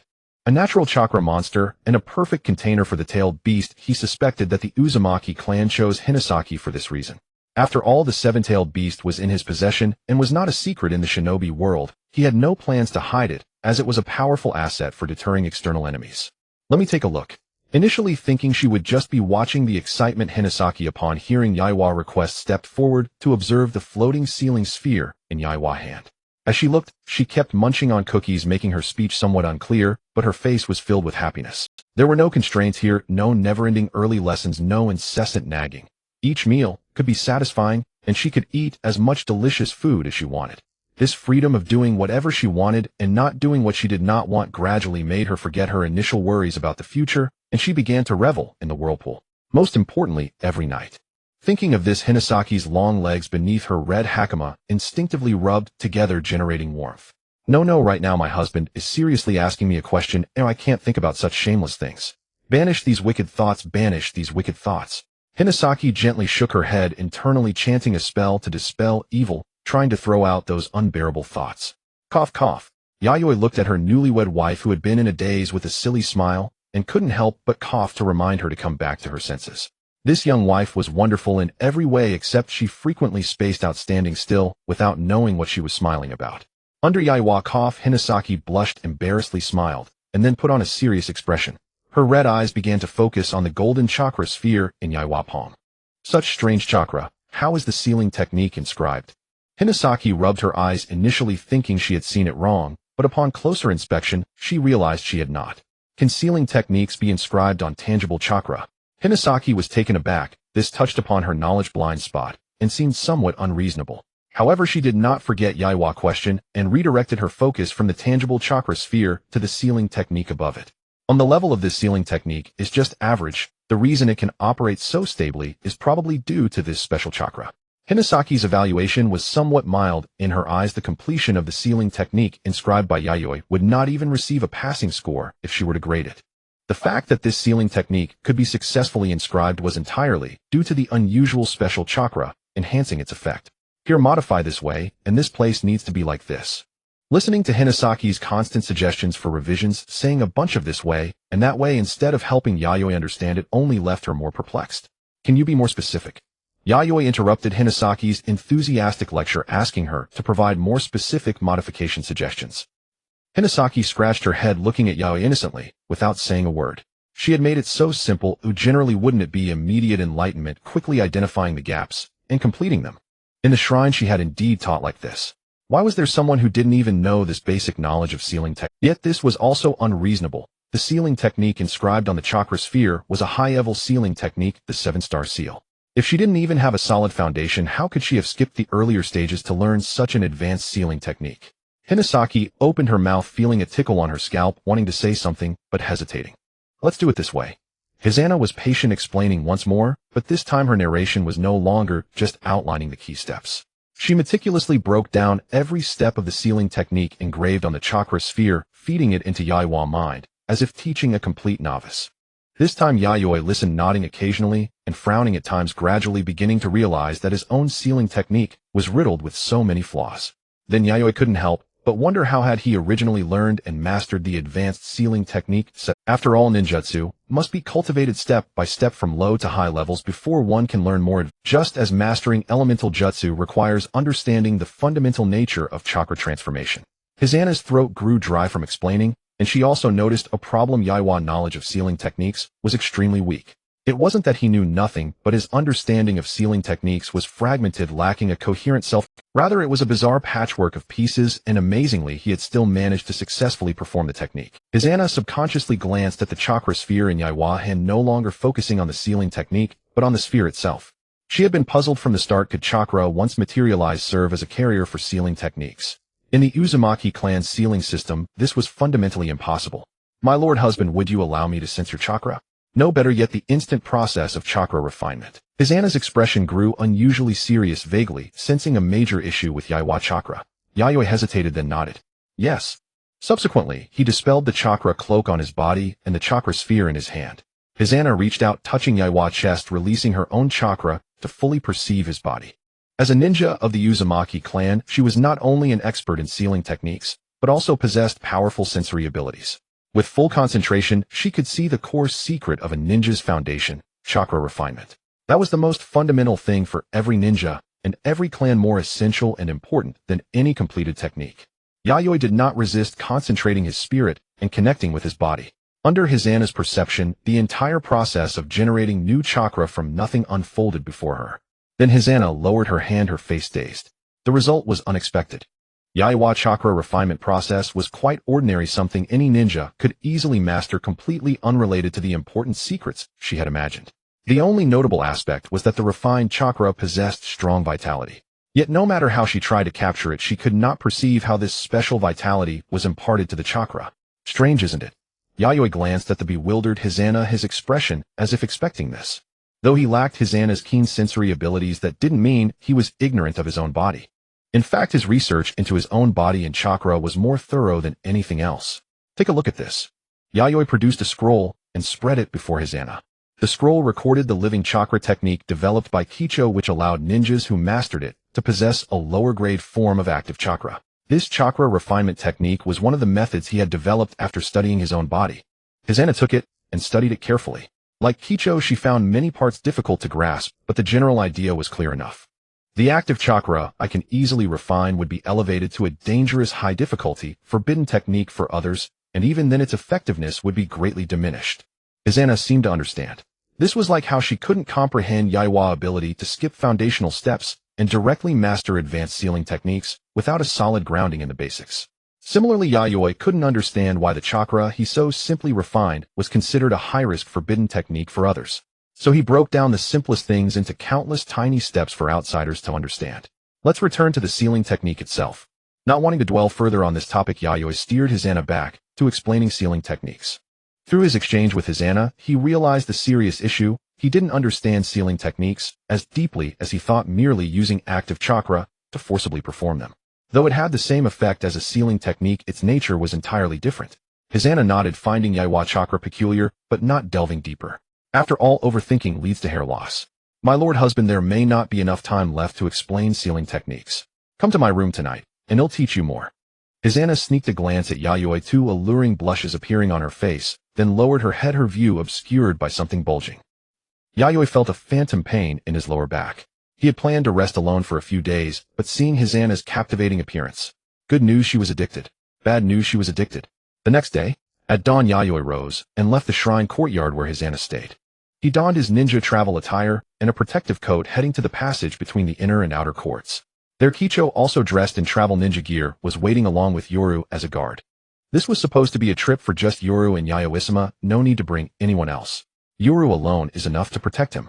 Upon arriving, Yayoi heard Yoru's dissatisfied complaints. In her view, two people traveling together was completely different from three. What nonsense are you talking? This trip has important matters, so don't act recklessly. Yayoi pushed away Yoru, who was sniffing him like a puppy. Your brute force won't work. Why don't I teach you some special techniques that might help you capture our lord husband's heart? Kicho gently pursed her lips and beckoned Yoru over with a friendly wave.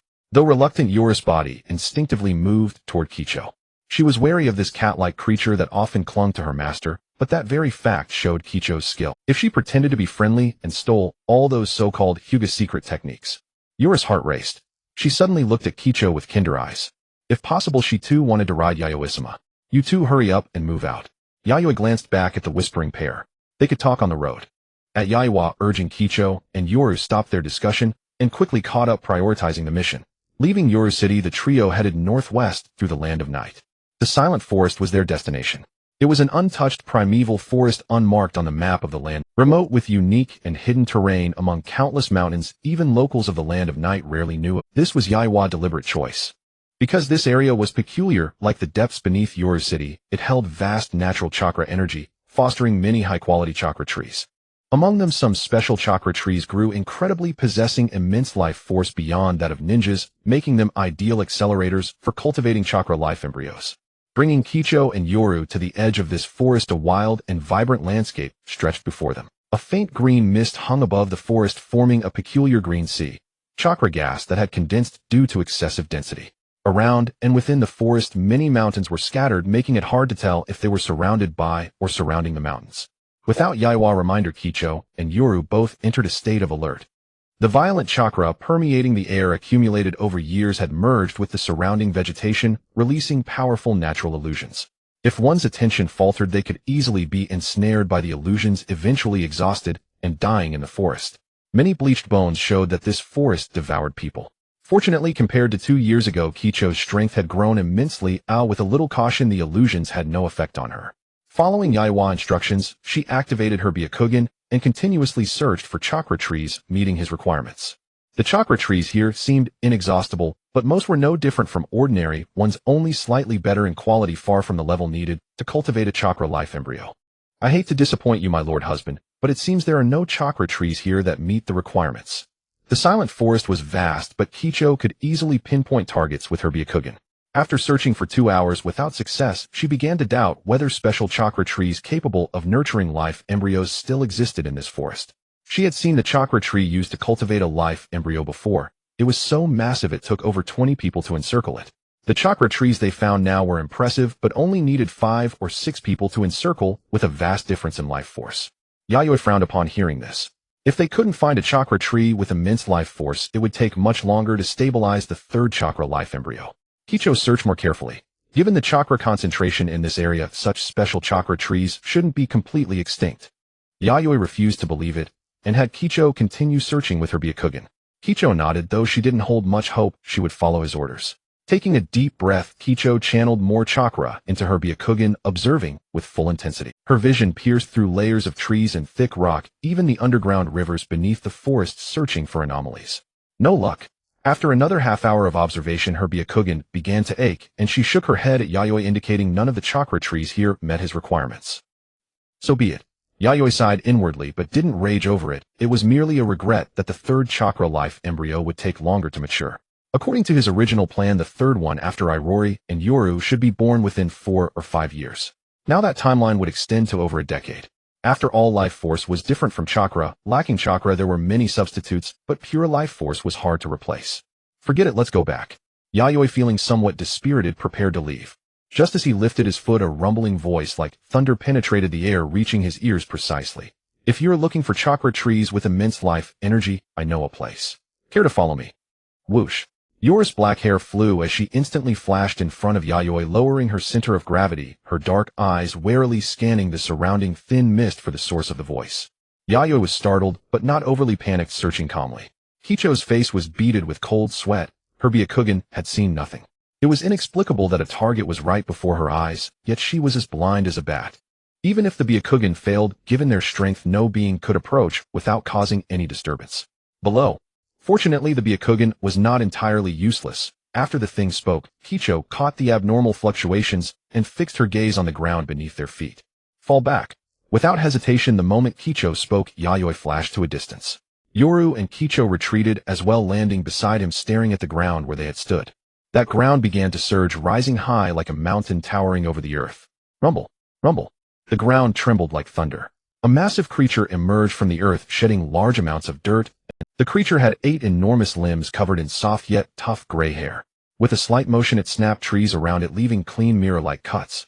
Eyes the size of a house roof, glowing with intense blood-red light. Through the white mist, looked down at Yayoi and his companions. What is this? A cat? A spider? Kicho exclaimed, staring at the giant creature that had burst from the earth. A spider-like body with 8 legs and a face resembling a cat. 2 gleaming fangs protruded from its mouth. Such a bizarrely structured large creature left her uncertain whether it was a cat or a spider. The 3 individuals raised their heads to gaze at the enormous creature before them, caught in a moment of inexplicable shock, unsure whether it resembled a spider or a cat. Especially for Mi Sheng, who had encountered colossal beings like the 7-tails and 9-tails, he instantly deduced that this beast was slightly taller than the 9-tails he had seen a few months ago in the Land of Fields. It was hard to imagine that such a terrifying creature of this colossal size could exist in nature. Every step it took shook the earth and stirred the atmosphere, and each breath released a powerful wind that swept away dust and stones. Moreover, the fact that it spoke human language indicated that it was clearly not an irrational beast. Such a size should rival the tailed beasts, right? Guei Dai, having limited knowledge of tailed beasts, could only vaguely assess that this gigantic creature's size was undoubtedly comparable to that of a tailed beast, as her only encounter with the 7-tails was not in its prime. Not only its size, but its chakra is also exceptionally powerful. Mi Sheng extended his hand, feeling the heavy pressure in the air, as if a massive stone were pressing down upon him. It was the chakra that unconsciously emanated from the beast during its movements. This overwhelming pressure also exerted a powerful suppressive force on the ninjas. The aura created by this chakra was not far from that of the tailed beasts. In this tense atmosphere, the 3 individuals faced off against the gigantic beast. Ultimately, it was the beast that spoke first, breaking the ice. There is no need to be tense. I do not wish to engage in a meaningless battle with you. Hearing the beast's calming demeanor, the chakra dissipated into the air, and the feeling of pressure noticeably lessened. Mi Sheng slightly lowered her guard, but kept a vigilant gaze fixed on the creature. After all, if the opponent took advantage of their carelessness to charge at them, it would not be a trivial matter. Aside from Yi, neither she nor Guei Dai could afford to be injured. Who are you? Me. I am the Earth Spider, the 4th generation leader of the Earth Spider clan. By the way, my original name was not Earth Spider, but I defeated all the elders, so I earned the name Earth Spider. Once one obtains this name, they become the leader of the Earth Spider clan and the strongest of the clan. Speaking of which, challenging those elders took quite a bit of effort. I remember back then. The beast began to recount how it had displayed its might and vigor on the battlefield, defeating the clan elders to seize the title of the strongest in the clan. Then it narrated how, under the envious gazes of many clan members, it married the most beautiful female of the Earth Spider clan, successfully reaching the pinnacle of spider life. It seemed impossible for it to stop talking. The 3 of them exchanged glances, momentarily unsure of how to respond. All right, esteemed Earth Spider, we have learned about your glorious past. What business do you have with us? Moreover, is what you said earlier true? Mi Sheng was particularly interested in the chakra tree with immense life force that the Earth Spider had mentioned, interrupting its lengthy reminiscence. Oh, that is certainly true. Although such chakra trees are rare, if you search carefully in Spider Mountain, you should find the kind of chakra tree you desire. Having been interrupted, the Earth Spider showed no anger and patiently replied, Spider Mountain. That is the dwelling place of our Earth Spider clan, located at the end of this forest protected by a grand barrier. Without a clan member to guide them, outsiders find it difficult to locate. Would you like me to take you there? The Earth Spider answered every question, or perhaps it didn't consider this a secret at all.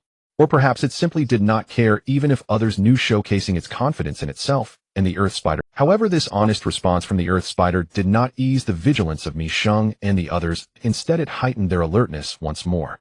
To immediately lead them to its lair, even without guessing, they knew there must be something strange about it. Although the Earth Spider appeared straightforward, even overly so, you do not need to be so alert. To put it in human terms, we Earth Spider clan are also summoning beasts. In the past, our clan also signed contracts with human powerhouses and fought in battles across the land. It seems that sensing the vigilance of Mi Sheng and the others, the Earth Spider explained the history of its clan's contracts with human powerhouses and their joint battles in the past. However, I also hope that you can fulfill a wish of mine.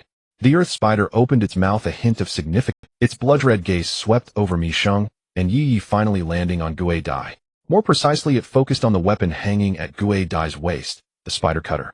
That knife, the spider cutter, was made from the fangs of my predecessor, the third-generation Earth Spider, mixed with special chakra metals. It is a precious spirit blade, and also a key. I need you to use this knife to unlock the seal on the third-generation Earth Spider, allowing me to battle it. The sudden request from the Earth Spider left Mi Sheng and the others somewhat taken aback, their gazes all converging on Gui Dai's spirit blade, the spider cutter. They had not expected that Gui Dai's weapon was related to the previous leader of the Earth Spider clan. What is going on? Mi Sheng stepped forward, standing in front of Gui Dai, somewhat confused by the Earth Spider's words. What did it mean by unlocking a seal and wanting to battle the previous generation Earth Spider? The expressions conveyed by the other party were too vague, leaving Mi Sheng unsure of where to start asking. The Earth Spider fell silent for a moment before slowly speaking. That was 600 years ago.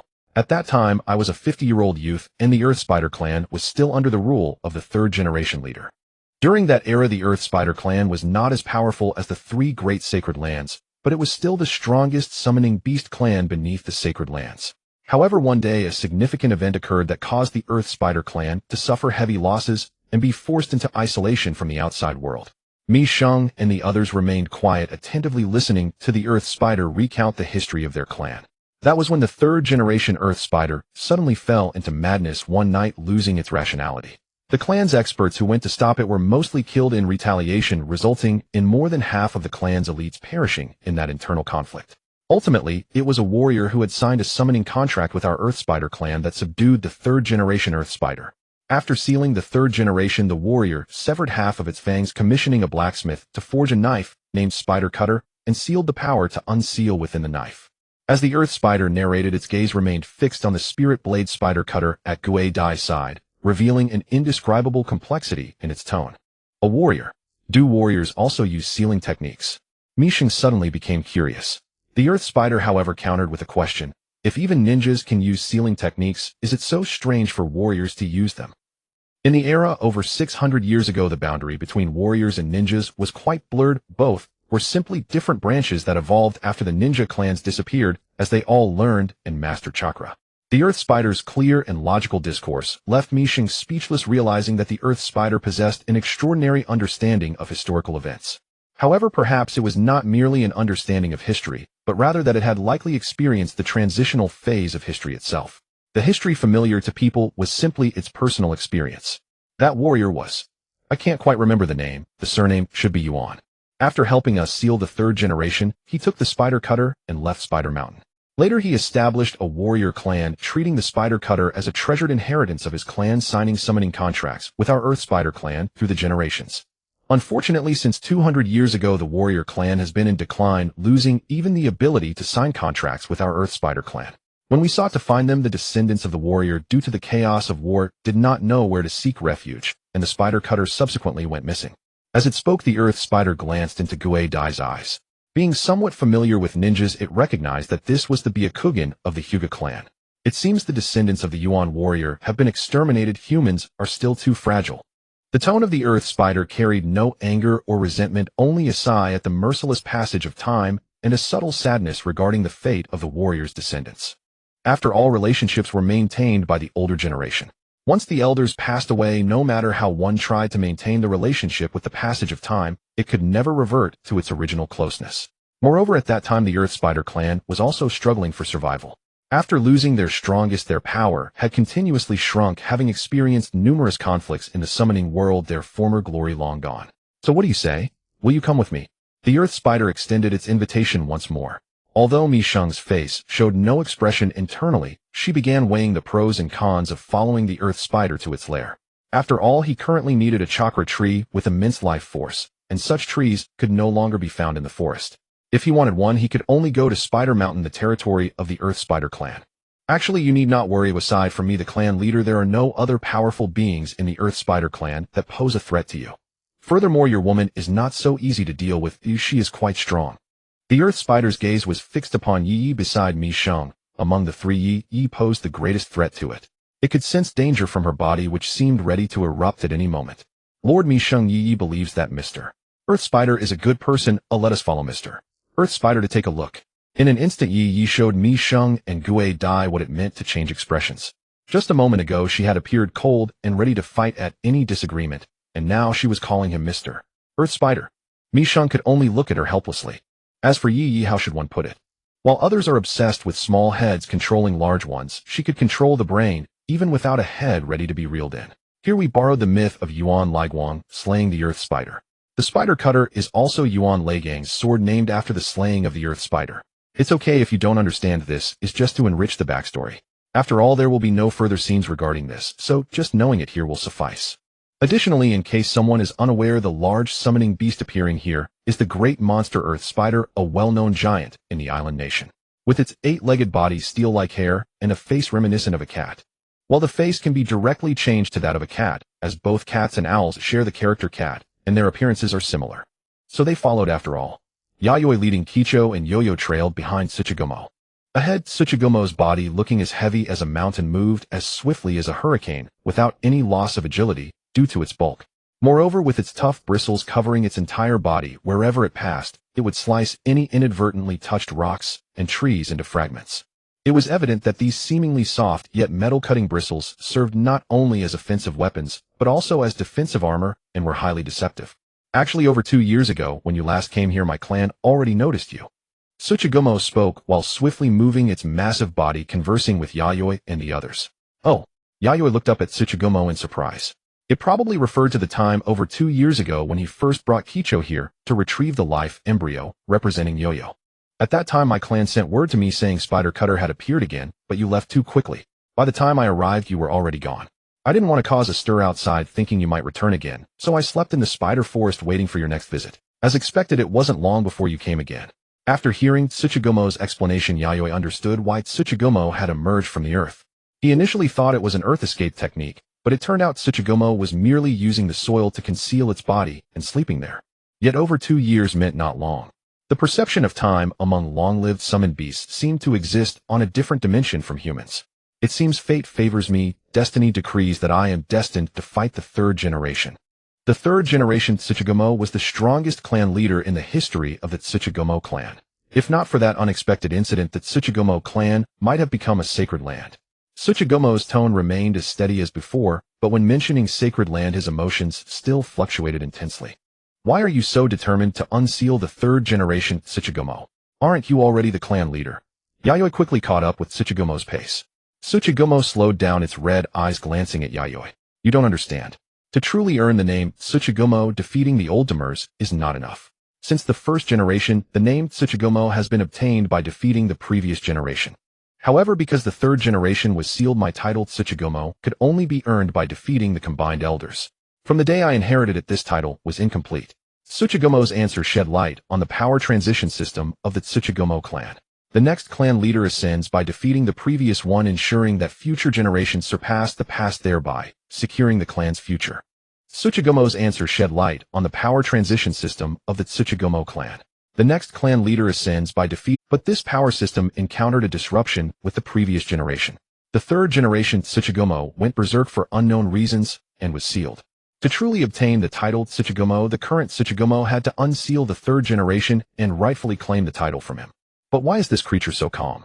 It doesn't seem like it's about to fight a powerful enemy, and its emotional fluctuations are very stable. Yayoi glanced sideways at Tsuchigumo, feeling that it was hiding something from them. But since they had followed, they could only head to Spider Mountain. Under Tsuchigumo's guidance, Yayoi and the others soon reached the edge of the forest. Before them stood a towering mountain piercing the clouds. Looking up, one could not see the summit, only higher peaks shrouded in thick mist, indistinct. Yayoi hadn't expected such a high mountain at the edge of the forest. He had searched this area many times before without finding it. The barrier set here must have been highly advanced and concealed. Recalling Tsuchigomo's words about the Tsuchigomo clan at its peak being second only to the three great sacred lands of the summoning realm, such claims were not baseless. Now compared to its peak, the clan had declined, but its foundation remained. Here, Tsuchigomo led the trio to a huge cave, dark and deep, an abyss of bottomless darkness, with only faint light illuminating the path. It resembled the gaping maw of an ancient beast coldly watching unwary travelers who strayed and devouring their lives. Above the cave, three massive characters faintly appeared. Spider Mountain. Follow me. Entering the cave, its width was beyond imagination, allowing even a creature as large as Tsuchigomo to pass easily. After walking for about half an hour, the trio saw a strong light at the end of the cave and quickened their pace. Emerging from the cave, a breeze carried a life force that was immensely comforting to Yayoi. Before them lay a wide, gentle valley filled with ancient trees tens or hundreds of meters high, forming a vibrant, wild, and primitive scene. Yayoi marveled inwardly. Such lush, primordial land indicated that the plants here contained extraordinary vitality. Even the Tsuchigomo clan's territory, which was not a sacred land, was so vibrant Yayoi dared not imagine how rich in life force the three great sacred lands of the summoning realm must be. Perhaps Mount Myaboku from the original story was only a glimpse of the tip of the iceberg. Moreover, Yayoi noticed intelligent beings of various sizes hidden among the giant plants similar to Tsuchigomo. They had spider-like bodies, 8 powerful legs, iron-like bristles, and cat-like faces. Some were the size of small dogs, others as large as houses. These were Tsuchigomo's clan members. It's Lord Tsuchigomo. He's back. Idiot, don't rush forward. Don't you see there are humans? Humans? Why is Lord Tsuchigomo with humans? And bringing them to Spider Mountain? Could a new contract? These Tsuchigomo clan members scattered around, but did not approach, instead gathering to whisper. Don't mind their words. Come this way. Tsuchigomo signaled Yayoi and the others to ignore the gazes and remarks of the surrounding clan members as it strode forward with its 8 legs. Unlike the outside world, the ground here was thicker and firmer. Tsuchigomo moved swiftly without causing much disturbance. Without hesitation, Yayoi and the others followed Tsuchigomo toward another part of Spider Mountain. The terrain was entirely primitive with no man-made paths. Fortunately, the trio's strength allowed them to navigate this complex terrain with ease. Tsuchigomo led them to a shrine and stopped. Unlike human-built shrines, this was a Tsuchigomo clan shrine dozens of times larger than an ordinary human shrine. Thick white Shimenawa ropes as thick as pythons were wrapped around towering stone pillars. A torii gate 100 meters high was supported by astonishingly massive stone columns. Tsuchigomo led the trio into a red hall of the shrine, where a circular altar dozens of meters in diameter stood before them. Grooves etched with sealing curse characters formed a dense magical array on the altar. At the center of the array, a stone door embedded in the ground had a straight fissure. The fissure was tightly sealed, and as expected, behind the stone door was sealed a powerful existence. A wave of ancient, decaying air emanated from the altar, giving the illusion of being transported to a distant ancient era. This is it, the sealing place of the third generation Tsuchigomo. With that, Tsuchigomo raised a leg and pointed to a notch nearby. The notch was small, just enough for a sword to be inserted directly. According to the samurai who sealed the third generation, inserting the spider cutter into this notch will unseal it. Kicho looked at Yayoi, who closed his eyes, took a deep breath, then opened them and nodded. Kicho did not hesitate, drew the spider cutter, and walked toward the notch in the altar. Hum. Before approaching the notch, the spider cutter in Kicho's hand emitted a faint hum, as if responding. Kicho gripped the hilt firmly, and the humming stopped, but the blade still trembled violently in her palm. The closer she got to the notch, the more intense the tremor. Kicho had never seen the spider cutter behave this way before. Standing before the notch, she gripped the hilt with both hands, aimed the tip at the notch, and thrust it in. Crack! The blade fit perfectly into the notch. In an instant, the entire altar shook violently. Ancient runes were reactivated, golden light patterns traced along the array, and the stone door embedded in the ground began to open little by little, emitting a heavy creaking sound, like rusted gears turning again, carrying the dull echoes of centuries. From the gradually widening gap of the stone door, a thick black mist mixed with decay slowly seeped out, revealing the vague silhouette of a giant creature. Once the black mist settled, Yayoi and the others could see what the enormous creature emerging from the sealed stone door looked like. Like Tsuchigomo, it had a spider body with 8 legs and a cat's face, but its fur was darker than Tsuchigomo's gray, though it looked dull and lifeless. Its red eyes stared blankly without light at this long unseen world. Dead. Kicho, closest and using the Byakugan, first noticed that the giant beast had lost all signs of life.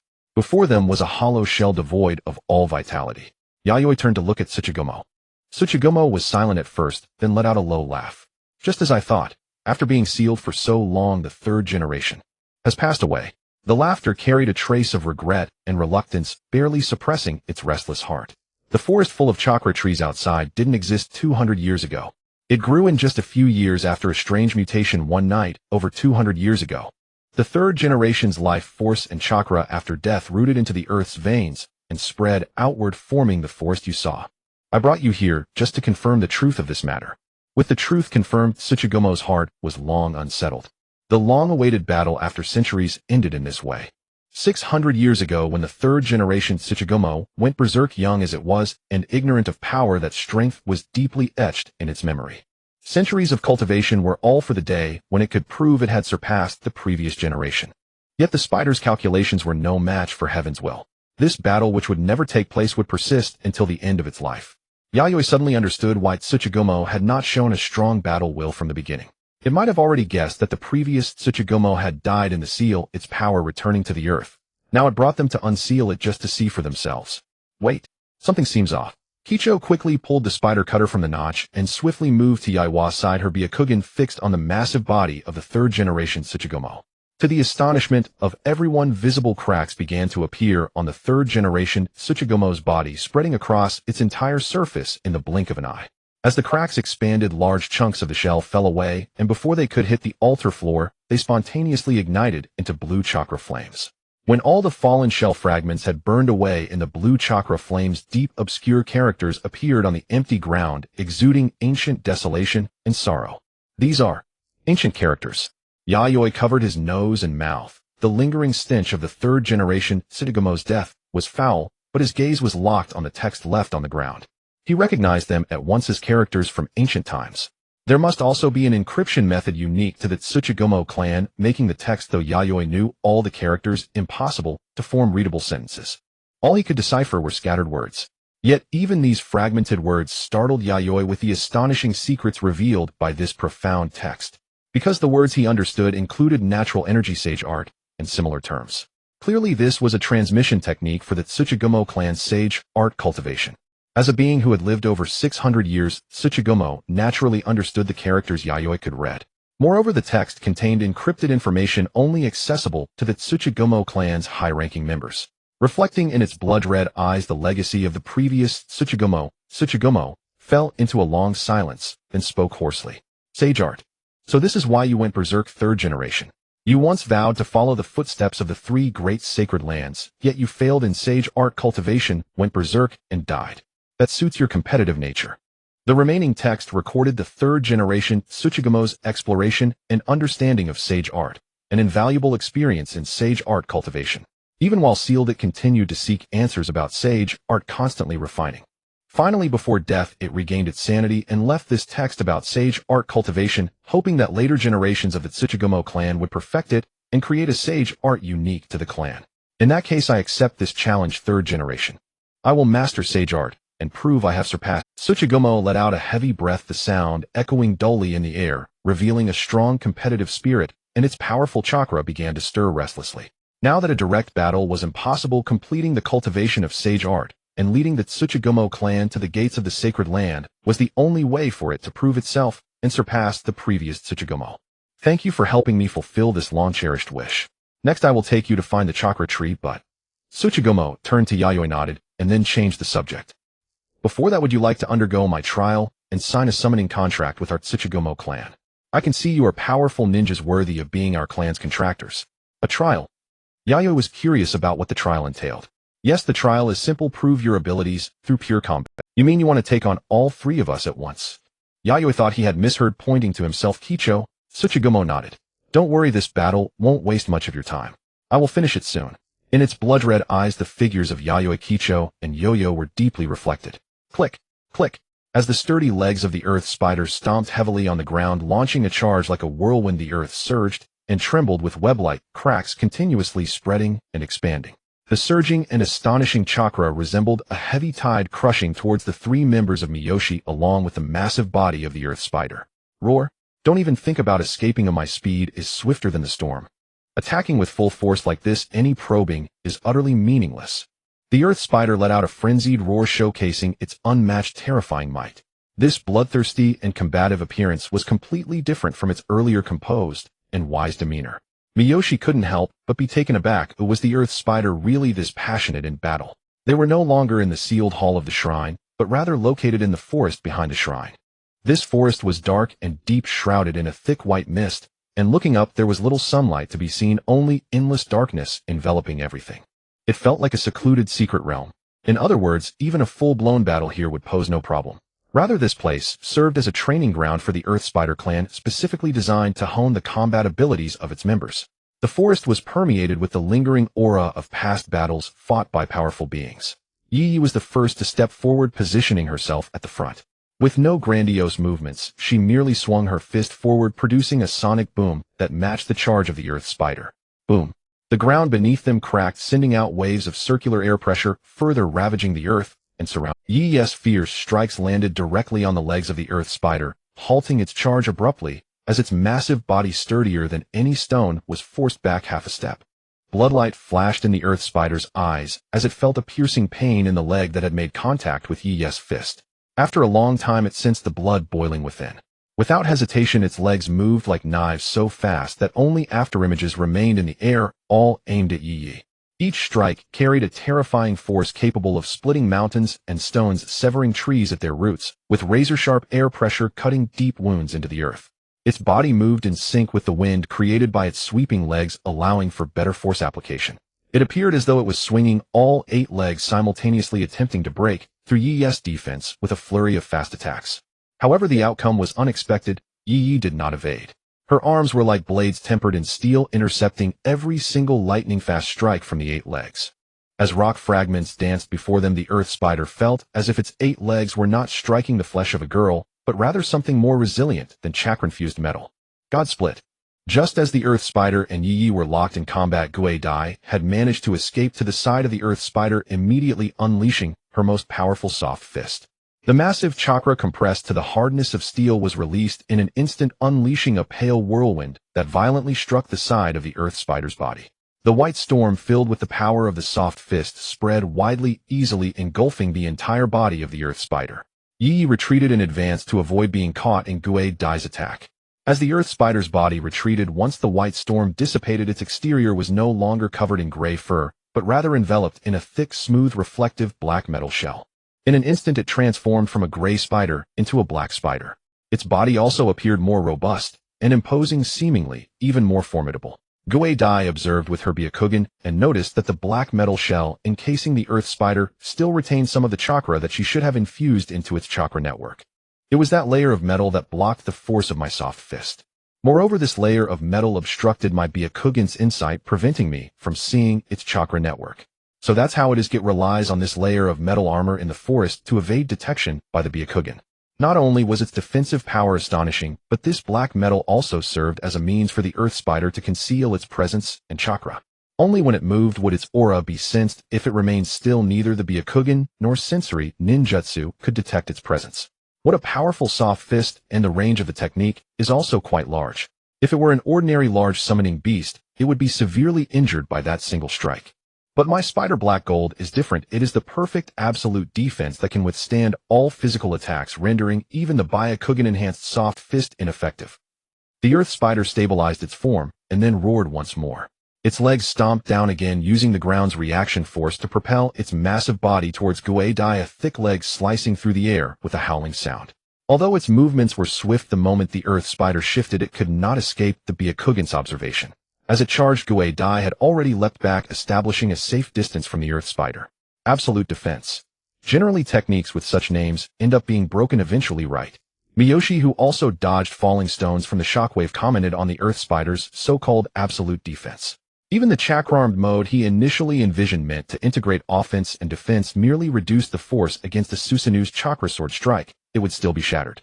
Just as the Earth Spider was about to retort, a light voice landed on it. Moi.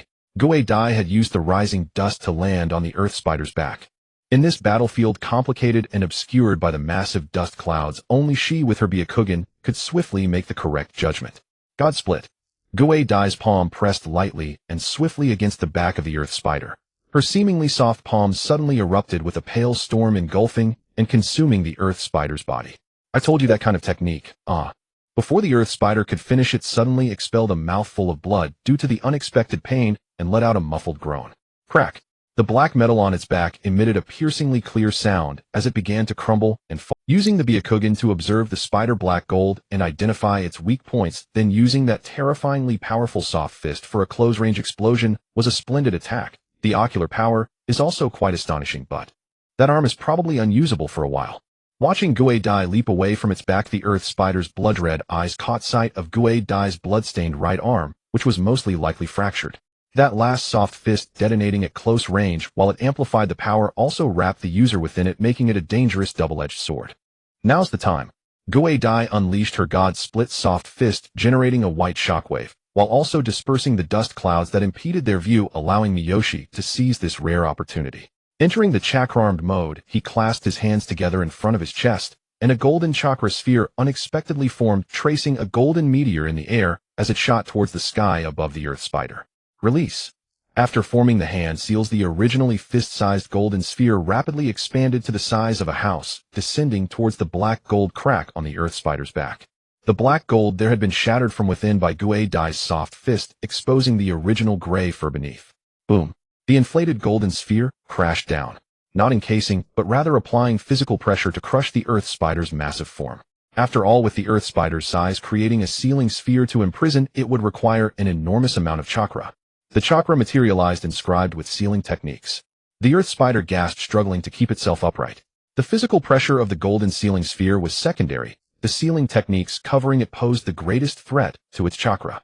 On the other side, Miyoshi swung his arm.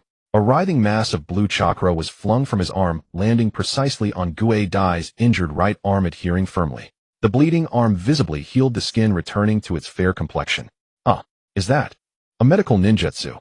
The earth spider exclaimed in shock, its red eyes wide with disbelief. To inscribe sealing techniques on materialized chakra was one thing, but the fact that the flying materialized chakra could also possess such powerful healing effects. The earth spider realized that its hundreds of years of accumulated combat experience was all a facade. Seeing Guei Dai now bouncing back to life and glaring at it with malicious intent through her Byakugan, the earth spider suddenly felt an ominous premonition. I can't hold back any longer. I'll be done for if I don't give it my all. Each one of them is not a normal ninja. The earth spider's resolve was set. Roar. Accompanied by an even more resounding roar, the earth spider's legs visibly swelled and thickened, cracking the ground beneath. It extracted an extremely terrifying chakra in one breath, surging upwards from its back, forming a thick column of chakra that ruthlessly blasted away the golden sealing sphere, pressing down on it. It was deflected. That makes sense. After all, this technique isn't perfect. Moreover, this chakra.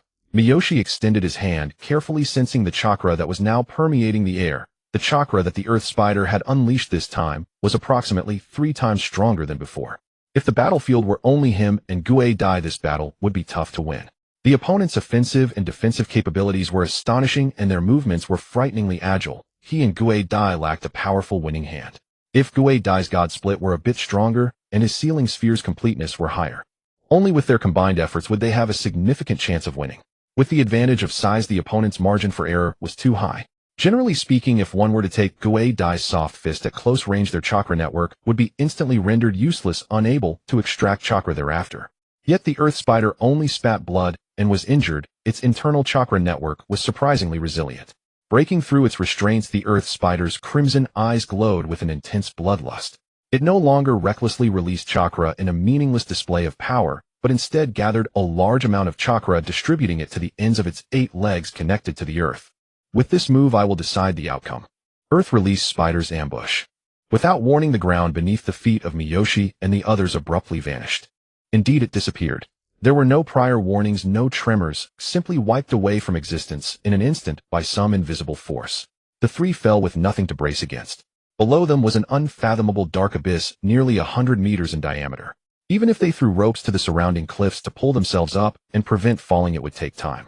Obviously, the earth spider would not give them the time to stabilize. At the bottom of the endless dark abyss, a pair of red eyes lit up. The eyes grew larger as the earth spider leaped from the depths of the chasm, its massive shadow engulfing the 3.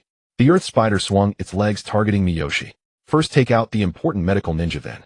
The earth spider contemplated, envisioning its victory. Miyoshi, seeing the earth spider's formidable charge, felt no panic. He bit his finger, began forming hand seals, and finally pressed towards the void. The summoning array unfolded in the air. Summoning technique.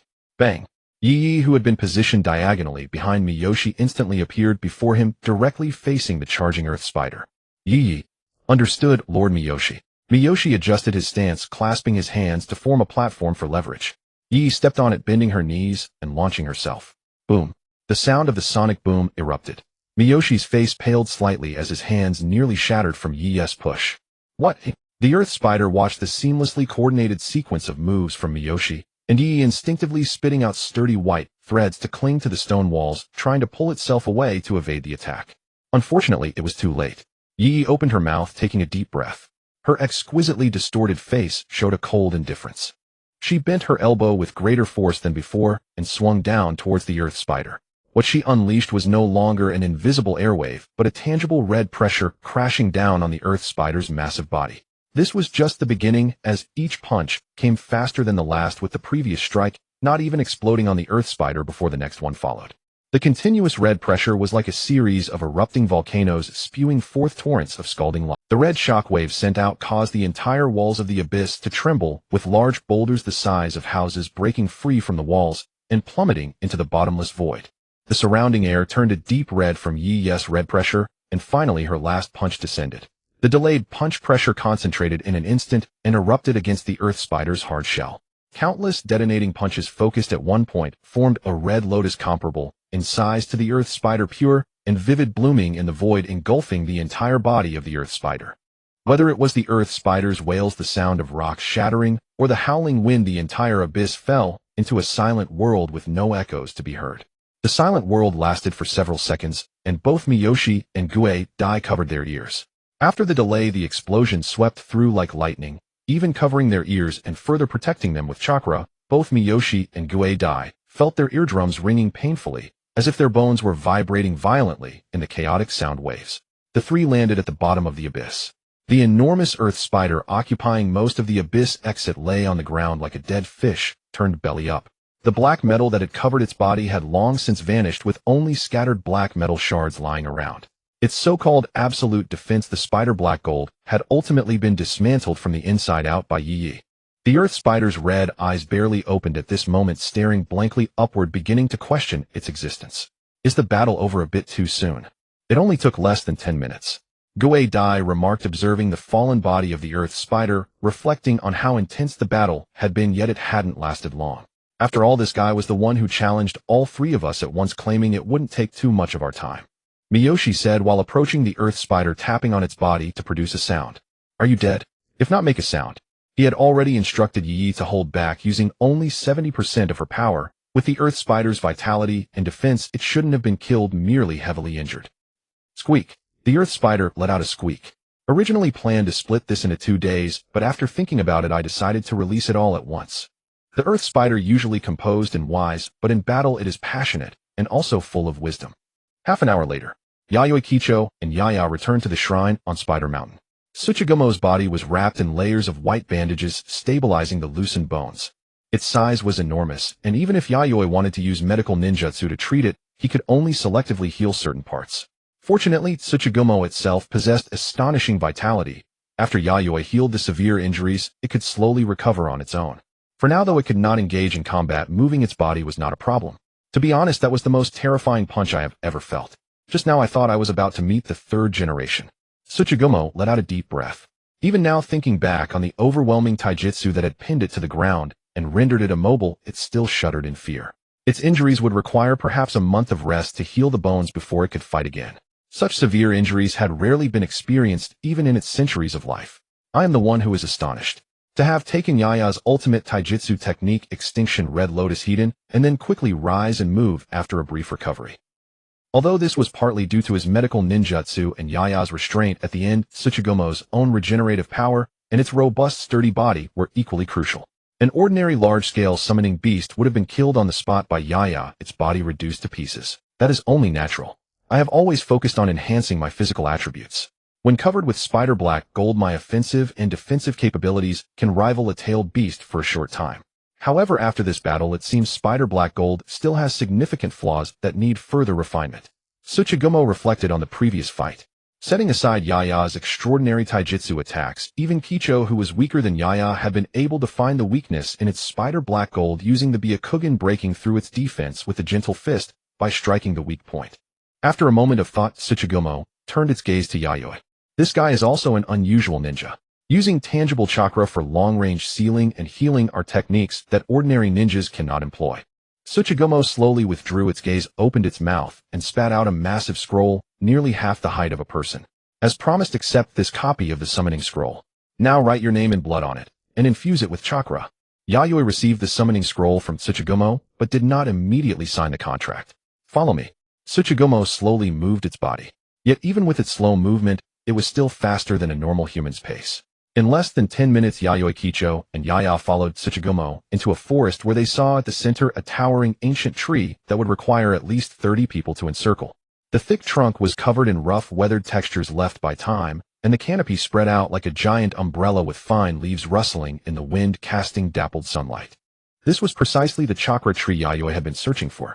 A tree that needed to absorb chakra to thrive. Considering that this place was not far from the shrine where the third Tsuchigumo was sealed, it was very likely that this chakra tree had absorbed the life force and chakra dispersed upon the death of the third Tsuchigumo, growing to this size over centuries. Is it alright if this thing disappears? Yayoi turned to look at Tsuchigumo. After all, the chakra life embryo he was creating required a vast amount of life force. This chakra tree possessed astonishing vitality, even better quality than the ones he had used before. However, after absorbing a large amount of its life force, Yayoi was uncertain about the consequences. It does not matter. The greatest use of this thing here is simply to provide shade. Tsuchigumo was utterly indifferent to whether this chakra tree disappeared or not. The loss of life force on this scale would not affect the earth vein energy of Spider Mountain. Hearing Tsuchigumo's words, Yayoi felt reassured. He took out a kunai and easily carved a deep gash into the chakra tree, then retrieved the chakra crystal nucleus containing the life embryo and inserted it into the wound. Is that all? Tsuchigumo was curious about Yaiwa's actions, which seemed too simple, as if he were not using any technique. From now on, this child will automatically absorb the tree's life essence. With this quality of life force, it might stabilize in just 1 year. Yayoi rubbed his chin, estimating the time needed for the third chakra life embryo to stabilize its life. Once it had absorbed enough life force, it would emerge from its weakened state and survive independently, no longer relying on external substances. Then, after about 2 years of formation, a total of 3 years would be needed for it to be born.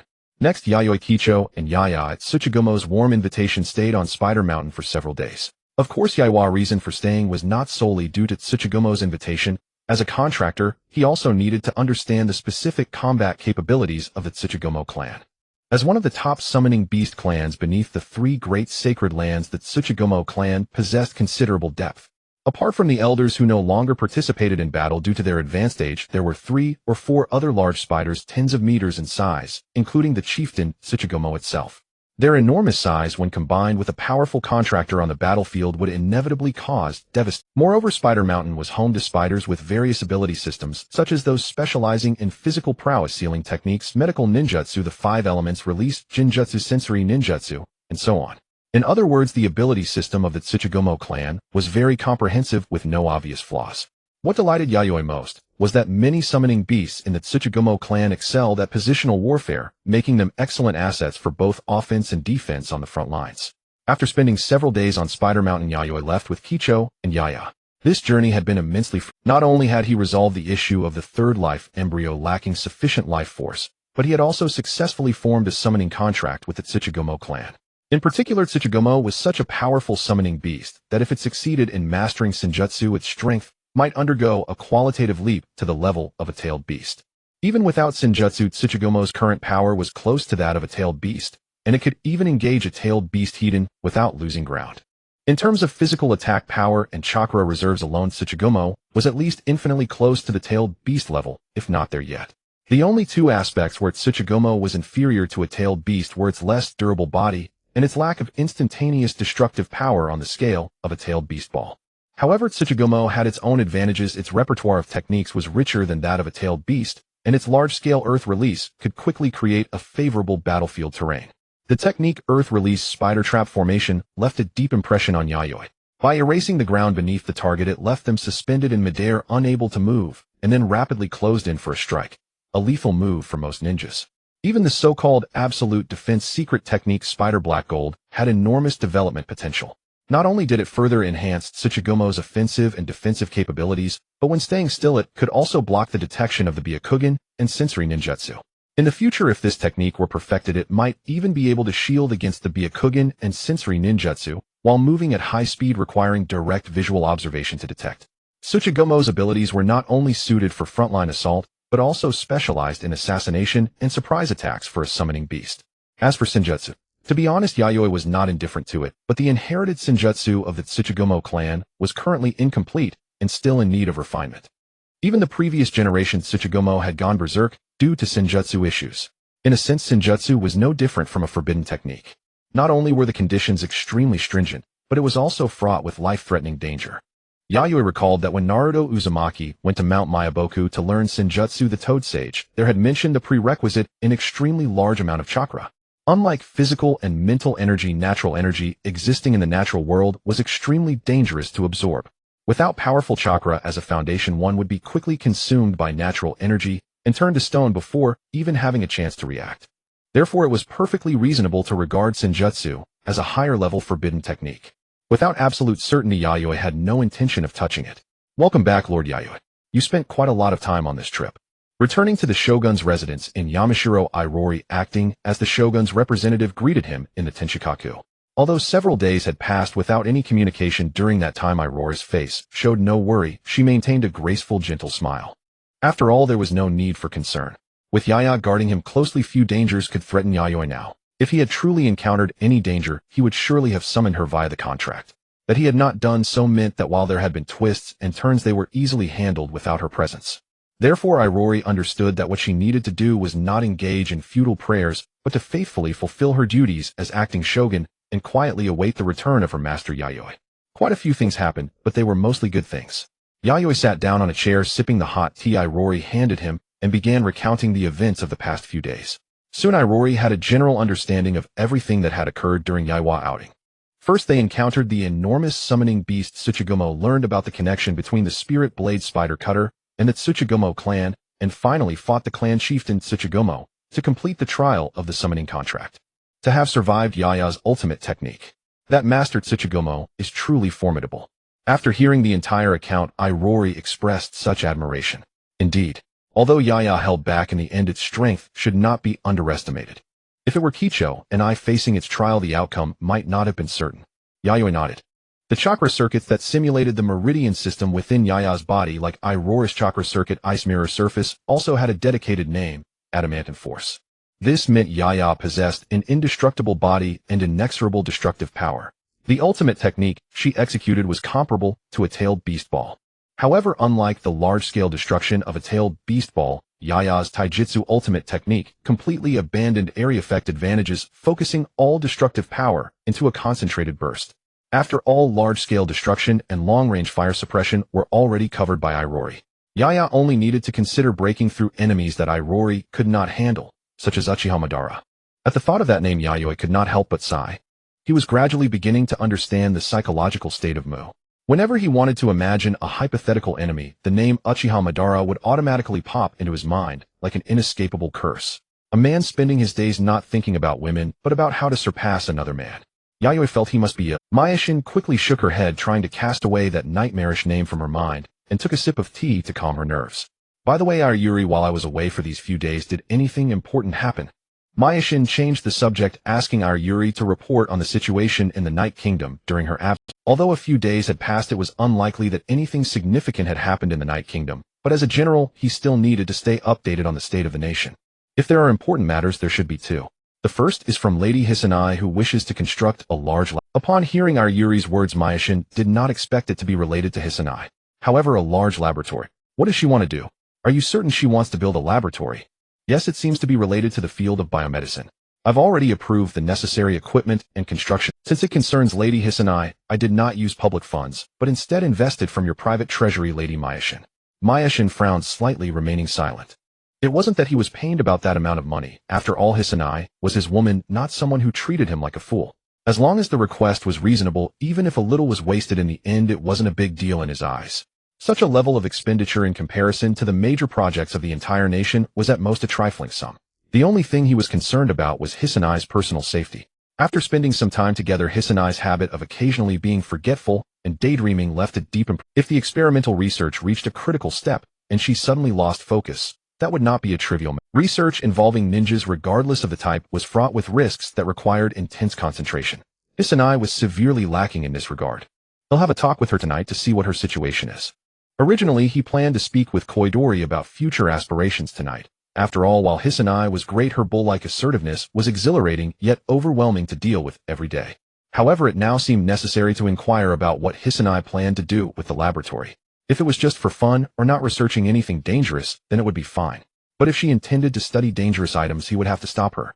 Her personality and tendency to lose focus were simply not suitable for technical research. Why not focus on developing the promising system of sealing techniques?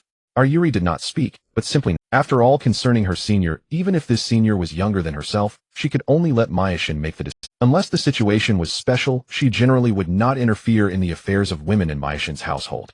However, when would a situation be considered special? That was for her to determine. This power she could choose not to use, but it must not be absent. In a sense, the shogunate system of the Night Kingdom was uniquely configured with dual generals in the ninja world. That's enough about Hisanai.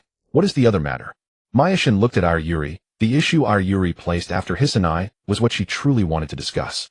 Yayoi did not answer immediately, but took out a report document. This is information from the monitoring team in the land of Rice regarding the QB. To avoid disturbing its rest and inciting hostility, the monitoring team will regularly check on the QB's status each week to confirm its location. However, this week, when the monitoring team went to check on the QB, they found it had already disappeared from its lair. Disappeared. Mayashin took the intelligence document from Yayoi and flipped through it. Yes, disappeared. There were no signs of movement or remnants of battle. It vanished mysteriously. Yayoi's expression grew serious. This is no small matter. If there had been any signs of movement or traces of battle, we could have at least deduced what happened to the QB. This sudden disappearance without a warning is troubling. Mayashin's expression also turned as grave as Yayoi's. If it was the QB's own decision, it was likely leaving the land of Rice by the sea route, as its lair was not far from the ocean, making it difficult to ascertain the QB's situation. If it was human interference. In the ninja world, the only ninja capable of such a feat, a man with long black hair and a pair of intricately patterned crimson eyes, resurfaced uncontrollably in Mayashin's mind. Madara. Could it be him? No, it must be only him. Yayoi immediately sent the news of the QB's disappearance secretly to the Hokage of Konoha. I suspect it is very likely the work of Madara. If it truly was Madara's doing, Mayashin knew that the Night Kingdom and the other four great nations would have no means to resist. When Madara was still in Konoha, he could still somewhat discuss the rules between nations. But after Madara left Konoha, he had already stepped outside the realm of national chess, becoming a terrorist capable of overturning the ninja world's landscape at any moment. If the QB were added to the mix. Mayashin was self-aware. In the current ninja world, the only person capable of stopping Madara was the Hokage of Konoha, Senju Hashirama. No need, Lady Mayashin. When the news of the QB's disappearance came through, I had already notified Mr. Hashirama in Konoha in advance. I believe he is almost receiving the news by now. Yayoi responded cheerfully, having anticipated Mayashin's anticipation.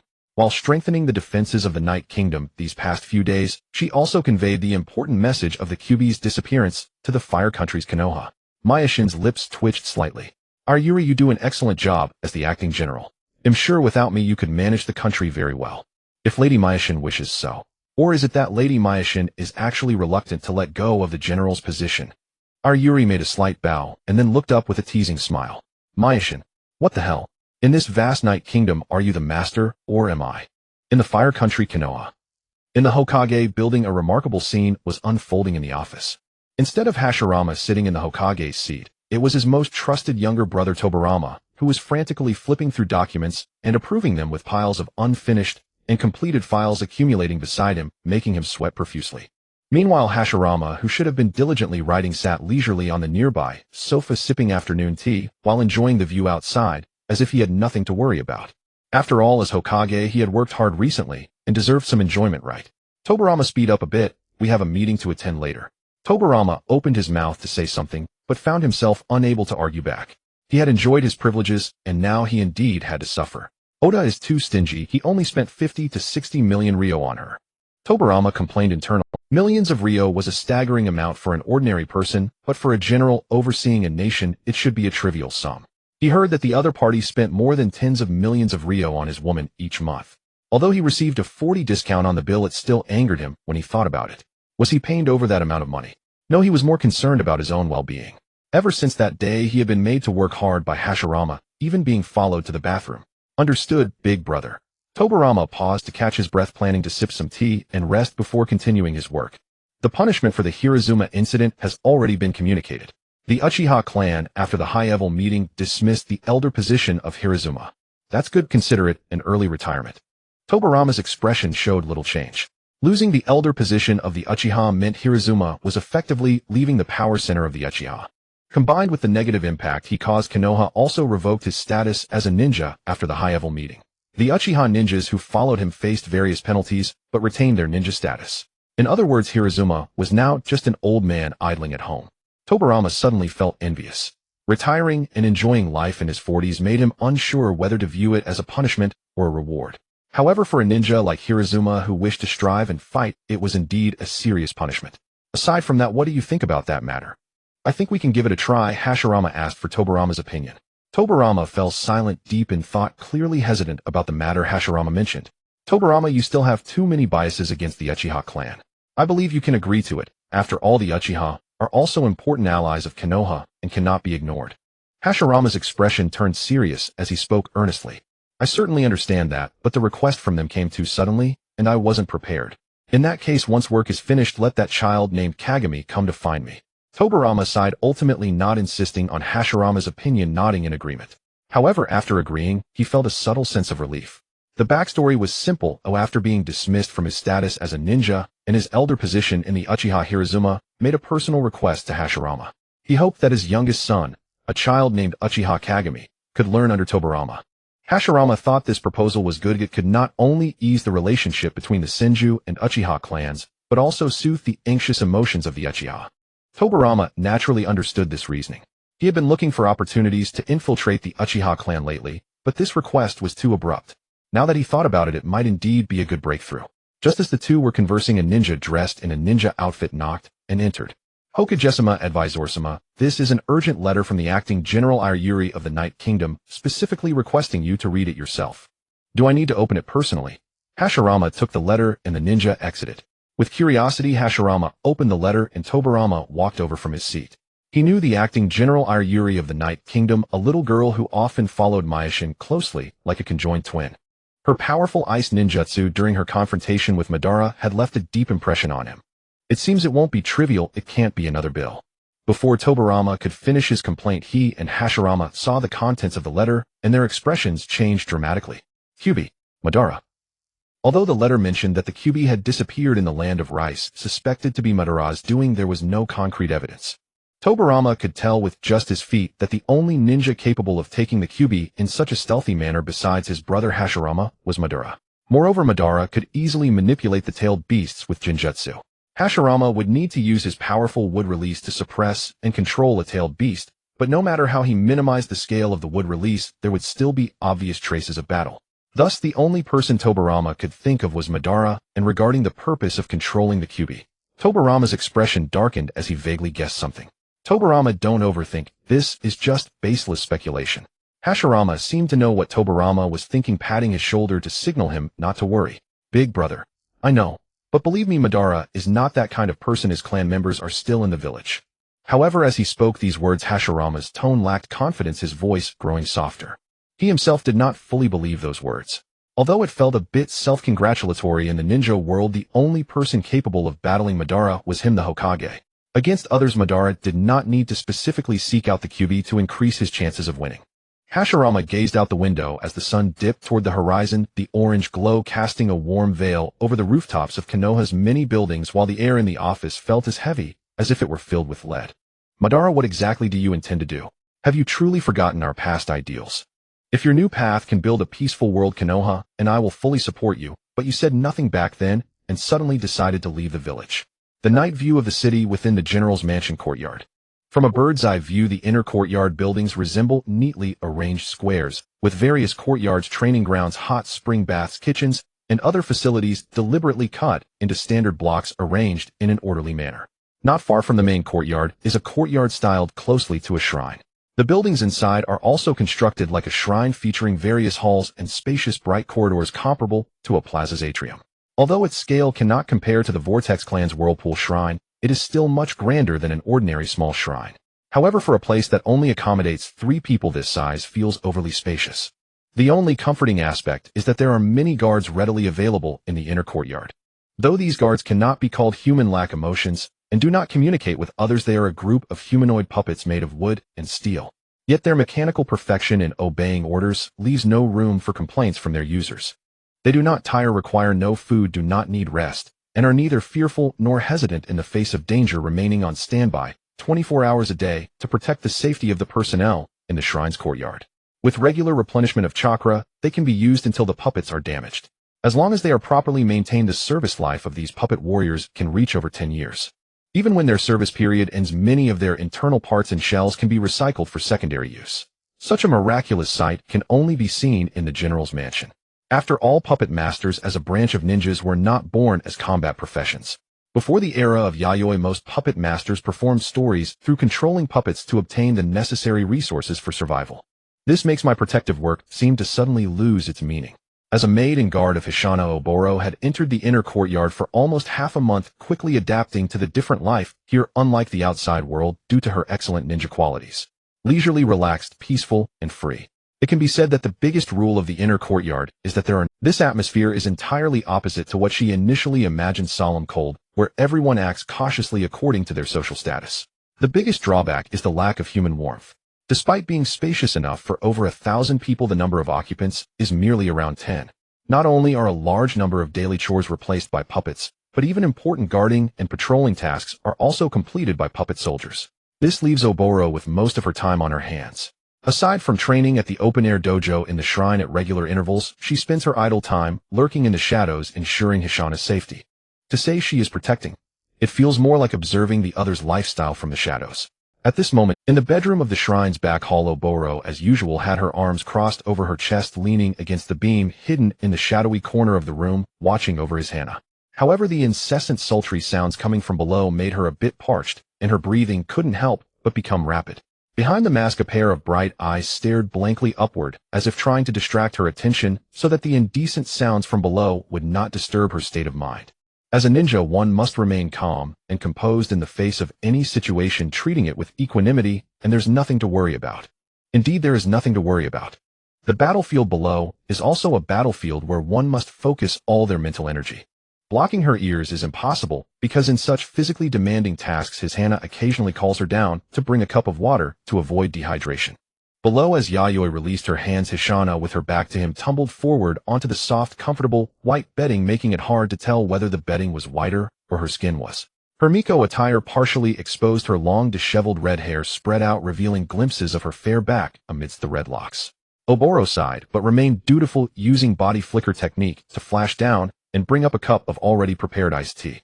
After replenishing her hydration, his Hana clung tightly to Yayoi like a clingy little sprite, wanting to open a second battlefield. Let's call it a night, his Hana. You should be tired too, right? Yayoi pushed aside Hishana's restless little mouth. She had originally intended to discuss serious matters today, but as soon as she arrived in the evening, the other party wrapped around her like an octopus, not giving her time to talk at all. That's not true. I'm still full of energy, oh. Lord husband, are you tired? Should I let Oboro give you a massage? Hishana, somewhat dazed, began to speak, without thinking, only wanting to consume this man before her completely. Back on the beam, Oboro's face behind the mask was also numb.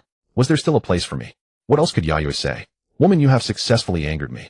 Let me show you who the master of the night country truly is. After a long time, the aftermath. Yayoi embraced Hishana's smooth, snowy shoulder, devoid of distracting thoughts, focusing solely on those ultimate questions that humanity had never resolved. Why does the world exist? What is the meaning of life? Will the universe eventually face extinction? His Hana. What is it, Lord husband? You should eat more vegetables and less meat, otherwise your nutrition will be unbalanced. Vegetables wrapped in meat are also good.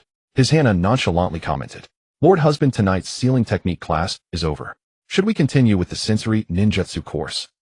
Let's learn it later. It's better not to bite off more than you can chew. What are you building the laboratory for? Yayoi finally had the opportunity to discuss serious matters. This little wife is too clingy, and her eagerness to learn is no less than that of Keidu. Laboratory. That's for Ning Ning. His Hana realized what Yayoi was talking about. Ning Ning. Is that the white-haired child? Yayoi recalled and recognized who Hishana was referring to. It was the girl in shrine attire with white hair and red eyes shorter than Hishana, looking even younger than her. The contrast to the red hair of the Vortex clan left a deep impression. Child, Lord Husband, you may not know, but Ning Ning is already in her 20s. Hishana couldn't help but chuckle as she revealed Ning Ning's real age. Upon hearing this, Yayoi became a bit interested. The way Ning Ning looked certainly did not resemble someone in their 20s. She could easily pass for 15 or 16. Most importantly, her appearance and demeanor exuded a natural youthful vibe rather than one that merely maintained a young physique, while showcasing the mature aura of passing years. There is a clear difference between the two. Is it some kind of ninjutsu? Or caused by medicine? By the way, after spending so much money, Lord Husband, you won't blame me, will you? Hishana felt a bit anxious. After all, the specifications Ning Ning requested for the laboratory were somewhat extravagant, with even a small piece of equipment costing several 100,000 Rio, plus a state-of-the-art supercomputer the price. Hishana hadn't counted carefully, but the figures made her dizzy. How many meat buns and roasted chickens could that buy? While it's true that women should handle their finances a bit more harshly, Hishana felt that Ning Ning's demands were too much. She was somewhat worried whether Yayoi treasury could withstand it. After all, it contained her food money. I don't care about that money as long as you don't mess with dangerous things.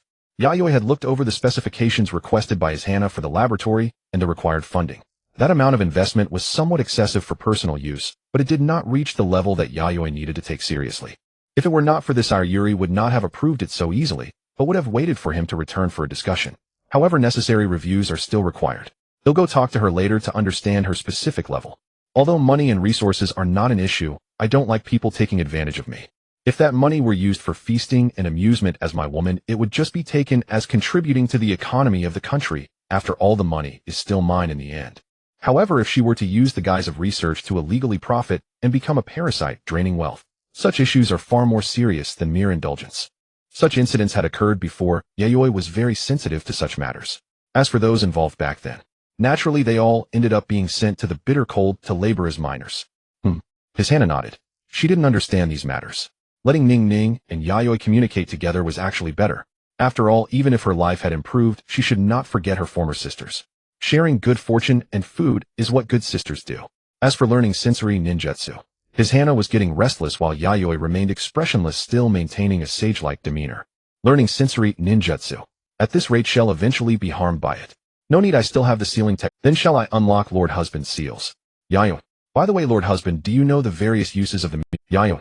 Oh no, the stats freak is starting to learn mechanisms. Noon.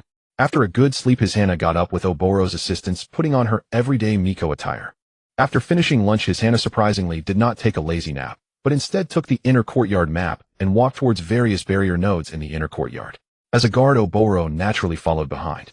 Seeing Hishana's pure and flawless figure, it was a stark contrast to the clingy little sprite from last night.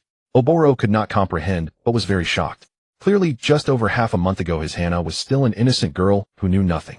Since the marriage, she had suddenly opened some incredible switch, and her speed in acquiring new knowledge was astonishing. Hishana, of course, did not understand Oboro's inner thoughts. She was currently observing the barrier enveloping the inner courtyard and the various nodes that maintained the barrier technique. In the end, she arrived at a plain conclusion. The barrier technique itself is not low in level, but it is not particularly high either. It is a medium-level barrier technique. The biggest problem is that the barrier technique system is scattered. It looks like a whole, but in reality it is a composite barrier pieced together, just like Yayoi understanding of sealing techniques. However, the barrier technique covering this area is highly effective due to the accumulation of a large amount of chakra, forcibly increasing the strength of the barrier. This needs to be reformed. Hishana marked all the barrier nodes that needed adjustments and attached a detailed modification plan. While saving chakra, this can greatly enhance the power of the barrier technique and improve its shielding effect against Byakugan and sensory ninjutsu. Lady Hishana. As Hishana diligently attached the modification plan for the barrier technique, Oboro couldn't help but speak up. What is it? Is this alright? The plan you filled in involves the principles of our clan's advanced barrier techniques, right? Moreover, you also taught many sealing technique fundamentals that should not be disclosed. If it were a fully formed technique, Yayoi would not be so agitated. Because once a fully formed technique leaks, the damage to the Vortex clan would not be so significant. But the knowledge of principles is different. For all techniques, the most important parts are these. As long as one masters these things, it is equivalent to digging up the foundation of the Vortex clan. You are being overly serious, Oboro. The truly core techniques of the Vortex clan need to be combined with the Vortex clan's physique to be successfully executed. These things are permitted to be taught by the elders. But you have only been here for over half a month. Isn't that too fast? Even though I haven't known Lord Husband for long, I believe in him. Within the inner court, a previously vacant underground floor had been transformed into a vast laboratory cluttered with all manner of items. Every inch of space here was utilized to its utmost with no oversight or omission, revealing the arranger's meticulous ingenuity and devotion to this laboratory. Bright light, elegant furnishings, and equipment of various sizes gleamed with a fresh luster. Especially the supercomputer, which was as large as a house and weighed several tons. Every piece of equipment here, even ordinary glassware like beakers and reagent tubes, exuded the sweet scent of wealth. Even the adorable white mice used for experiments in their cages were carefully selected superior breeds. Yet this laboratory, vast enough to accommodate a multitude of researchers, was used by only one person. Ningning's petite frame was clad in an off-shoulder Miko outfit covered by a sterilized white coat. Her silver-white hair shimmered with a pearl-like soft luster under the bright lights, and her crimson eyes reflected the glass test tube in her hand. The reagent tube held a small amount of deep blue solution, glowing with a beautiful, yet dangerous. This should be enough. Ningning placed the test tube on a stand and walked toward a transparent echo chamber on a nearby table. It was not very tall but elongated, housing many white mice. There were several such echo chambers, each capable of housing a dozen or more white mice. These white mice were sturdier than ordinary ones with smoother and tighter fur. Clearly they were not standard medical mice, but special ones capable of withstanding chakra. Just like the chakra trees that grew by absorbing chakra, these mice could grow by consuming chakra, and under certain conditions, could even become ninja mice with intelligence comparable to humans. Because of their adaptability to chakra, these special mice had a broader range of uses. This also kept their price high, with each one selling for up to 100,000 ryo. In the echo chambers alone, there were over 100 of these special white mice. Some were even as large as an ordinary adult cat, costing even more, and were invaluable experimental subjects. Only for important experiments would Ningning allow them out for air. Taking out an average-sized special mouse, Ningning returned to the workbench and picked up the test tube containing the blue solution, pouring a little into the mouse's open mouth. Before the mouse could struggle, Ningning deftly tossed it into a pre-prepared transparent glass box, closed the lid, and observed from outside. She turned on the switch, and the various instruments connected to the glass box began to monitor the mouse's physical data, synchronously recording and storing it. The mouse in the box showed no reaction for a while after ingesting the reagent. Half a minute later, it began to pace anxiously in circles at the bottom, moving faster and faster. Before long, it suddenly collapsed, its short whiskers trembling continuously and the muscles beneath its white fur twitching abnormally. The monitoring instruments emitted faint beeps, and the once steady curves on the screen began to fluctuate, with the chakra indicator surging wildly upward. Just as the chakra indicator peaked and stopped rising, the mouse in the glass box abruptly opened its mouth wide, as if roaring in agony. But its voice could not penetrate the glass. Ningning watched with crimson eyes, her gaze devoid of compassion or pity, her expression utterly impassive, until the mouse's body began to swell, and visible chakra erupted from within, striking the glass walls on all sides. Yet despite the chakra spilling and colliding inside, the glass box remained as steady as a mountain, though the clicking of the detection instruments grew louder, indicating the abnormal chakra outburst.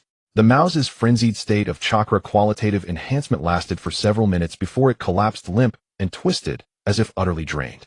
Only the slight rise and fall of its body proved it was still alive. Ningning waited until the commotion inside had completely subsided, then opened the lid, and with a gloved hand grasped the severely weakened mouse. The mouse's muscles had returned to normal, but its breathing was nearly imperceptible. There were no external injuries, but the internal meridian system that bore the chakra was severely damaged.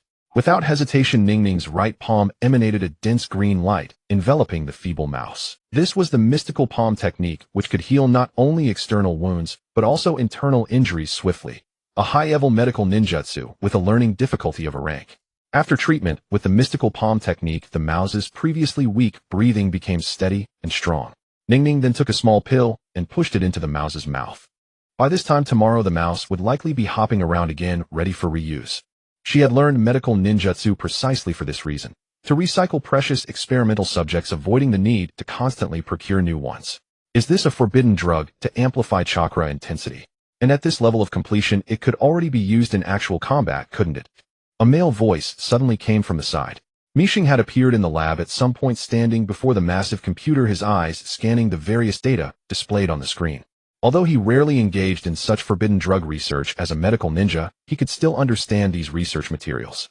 Some of the research data did not seem to have been recorded from experiments here, Rather, they appeared to be data that Ningning had experimented on in the Xuanhua clan and then transferred to the computer's database for easy reference to past experimental records. Besides the reagent, just now on another storage counter various finished drugs were sorted and stored. These finished drugs came in liquid tablet and pill forms, and some were even made into candy shapes with a sweet citrusy scent, as if deliberately tempting a specific, inevitably gullible person. No, although the chakra enhancement is sufficient, the side effects are very pronounced. If overdosed, it could cause permanent damage to a ninja's meridian system. Unless one has a constitution like Facianai's, most side effects can be avoided. As if not surprised by Misheng's arrival, Ningning slightly raised her crimson eyes and replied in a calm tone. However, she did not completely dismiss it, immediately shifting her tone, but occasional use would be fine. After all, a ninja's meridian system is much stronger than these mice. For large-scale military use, that would have to wait until the side effects are further reduced before it can be officially deployed. Can the side effects still be reduced? Misheng was surprised. He looked at the data recorded by Ningning. The side effects of this drug seemed to have been lowered to a very minimal point. After all, something that significantly boosts chakra intensity without being addictive would be abnormal without any side effects. If you give me more funding and time. But the final product would best be allocated to Jonin. Chunin must use it cautiously, and Jinin would surely die from it. It seems you're not really playing at childish games. Misheng smiled. His earlier words were merely a test, or rather an assessment. He could instantly see the pros and cons of such a forbidden drug and knew which rank of ninja could handle it. Ningning's answer perfectly matched his own judgment. Boring test. Ningning obviously knew that Misheng had been testing her. Don't say that.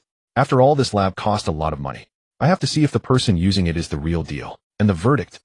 Speaking of that, I still have some medical questions I'd like to test you on. No. Ningning tossed her silver hair, her white coat, swaying as she walked toward the workbench, seemingly indifferent to Misheng's test. Are you afraid? Hearing Misheng's clumsy provocation, Ningning turned her head slightly, her crimson eyes reflecting the man's figure, her tone still flat. Don't misunderstand. I'm just stating that you are the challenger. This crimson-eyed, white-haired girl's attitude was indeed arrogant. Of course, if you agree to one condition of mine, I might accept your test. A condition? Let's hear it. Misheng didn't refuse outright, thinking a wager would be interesting. I want some chakra flesh from a tailed beast for research. At this, Ningning's breathing quickened. The tailed beasts were the ultimate research material dreamed of by countless researchers. In some of the drugs she envisioned, she required the unique chakra of the tailed beasts, different from that of ninjas. Originally, she thought the chance of obtaining such material was slim, but seeing the blue giant beetle, the Seven Tails, loafing around the inner court like a street loafer, she suddenly felt an urge to dissect that giant beetle. In the days since she arrived in Yegua with Facianai, she had also crammed a lot of information about Yegua. At first, she thought something as important as the Seven Tails would be sealed into a Jinchuriki, but she never expected that the Seven Tails was neither sealed, nor imprisoned, nor even had its freedom restricted. But considering her own poor taijutsu and ninjutsu, with medical ninjutsu being her only specialty, which was not suited for combat, and given her unfamiliarity with the situation, she dared not approach such a dangerous chakra creature. If she angered it, she might get squashed into a meat patty. Then she'd truly become Ningning-chan. That thing. Misheng thought of the piece of Ninetail's chakra flesh in his inventory that he hadn't used yet. Misheng pondered whether to agree, then noticed Ningning's burning crimson eyes fixed on him. Though clearly excited, her face remained expressionless like a piece of emotionless wood. Misheng suddenly felt like not testing her at all, and instead wanted to cut off her research funding to see if she would show a different interesting expression. For instance, making her cry. Approximately 2 hours later, Yayoi emerged from Ningning's laboratory, taking some finished medicines with her. As for the results of Ningning's professional aptitude test, Yayoi was naturally quite satisfied. It was a very serious academic evaluation, and later on it even evolved from a one-sided test into a mutual academic discussion. There was no doubt that Ningning's expertise in chakra medicine development surpassed Yayoi expectations. Although many of her medicines had considerable side effects, their potency was correspondingly enhanced. Judging from the reactions of the special lab mice after testing, Yayoi could see that with further development, these medicines might prove extremely useful in the future. However, although Yayoi was intrigued by the potential of these medicines, she did not rush to deploy them for military use. For one, it was not a time of war, and military development could proceed step by step without needing shortcuts. Secondly, as Ningning had stated, excessive consumption of these medicines could cause irreversible damage to the chakra meridian system of shinobi. Until the side effects of these medicines were minimized to the lowest possible level, direct clinical trials on living humans were absolutely prohibited. But if not humans? Yayoi left the pharmaceutical laboratory, weighing the transparent bag of finished medicines with various effects. He thought of his old friend whom he hadn't interacted with for a while. The next day in the afternoon, Kicho was training on the field, and Yayoi did not disturb her. Instead, he went to a large tree at the edge of the training ground and watched the blue giant beetle Shichibi eating various foods while enjoying the shade. Although it seemed incredible, creatures like the tailed beasts could actually consume food. Not only could they eat, but they could also devour humans. Historical records showed that instances of tailed beasts devouring humans were not rare.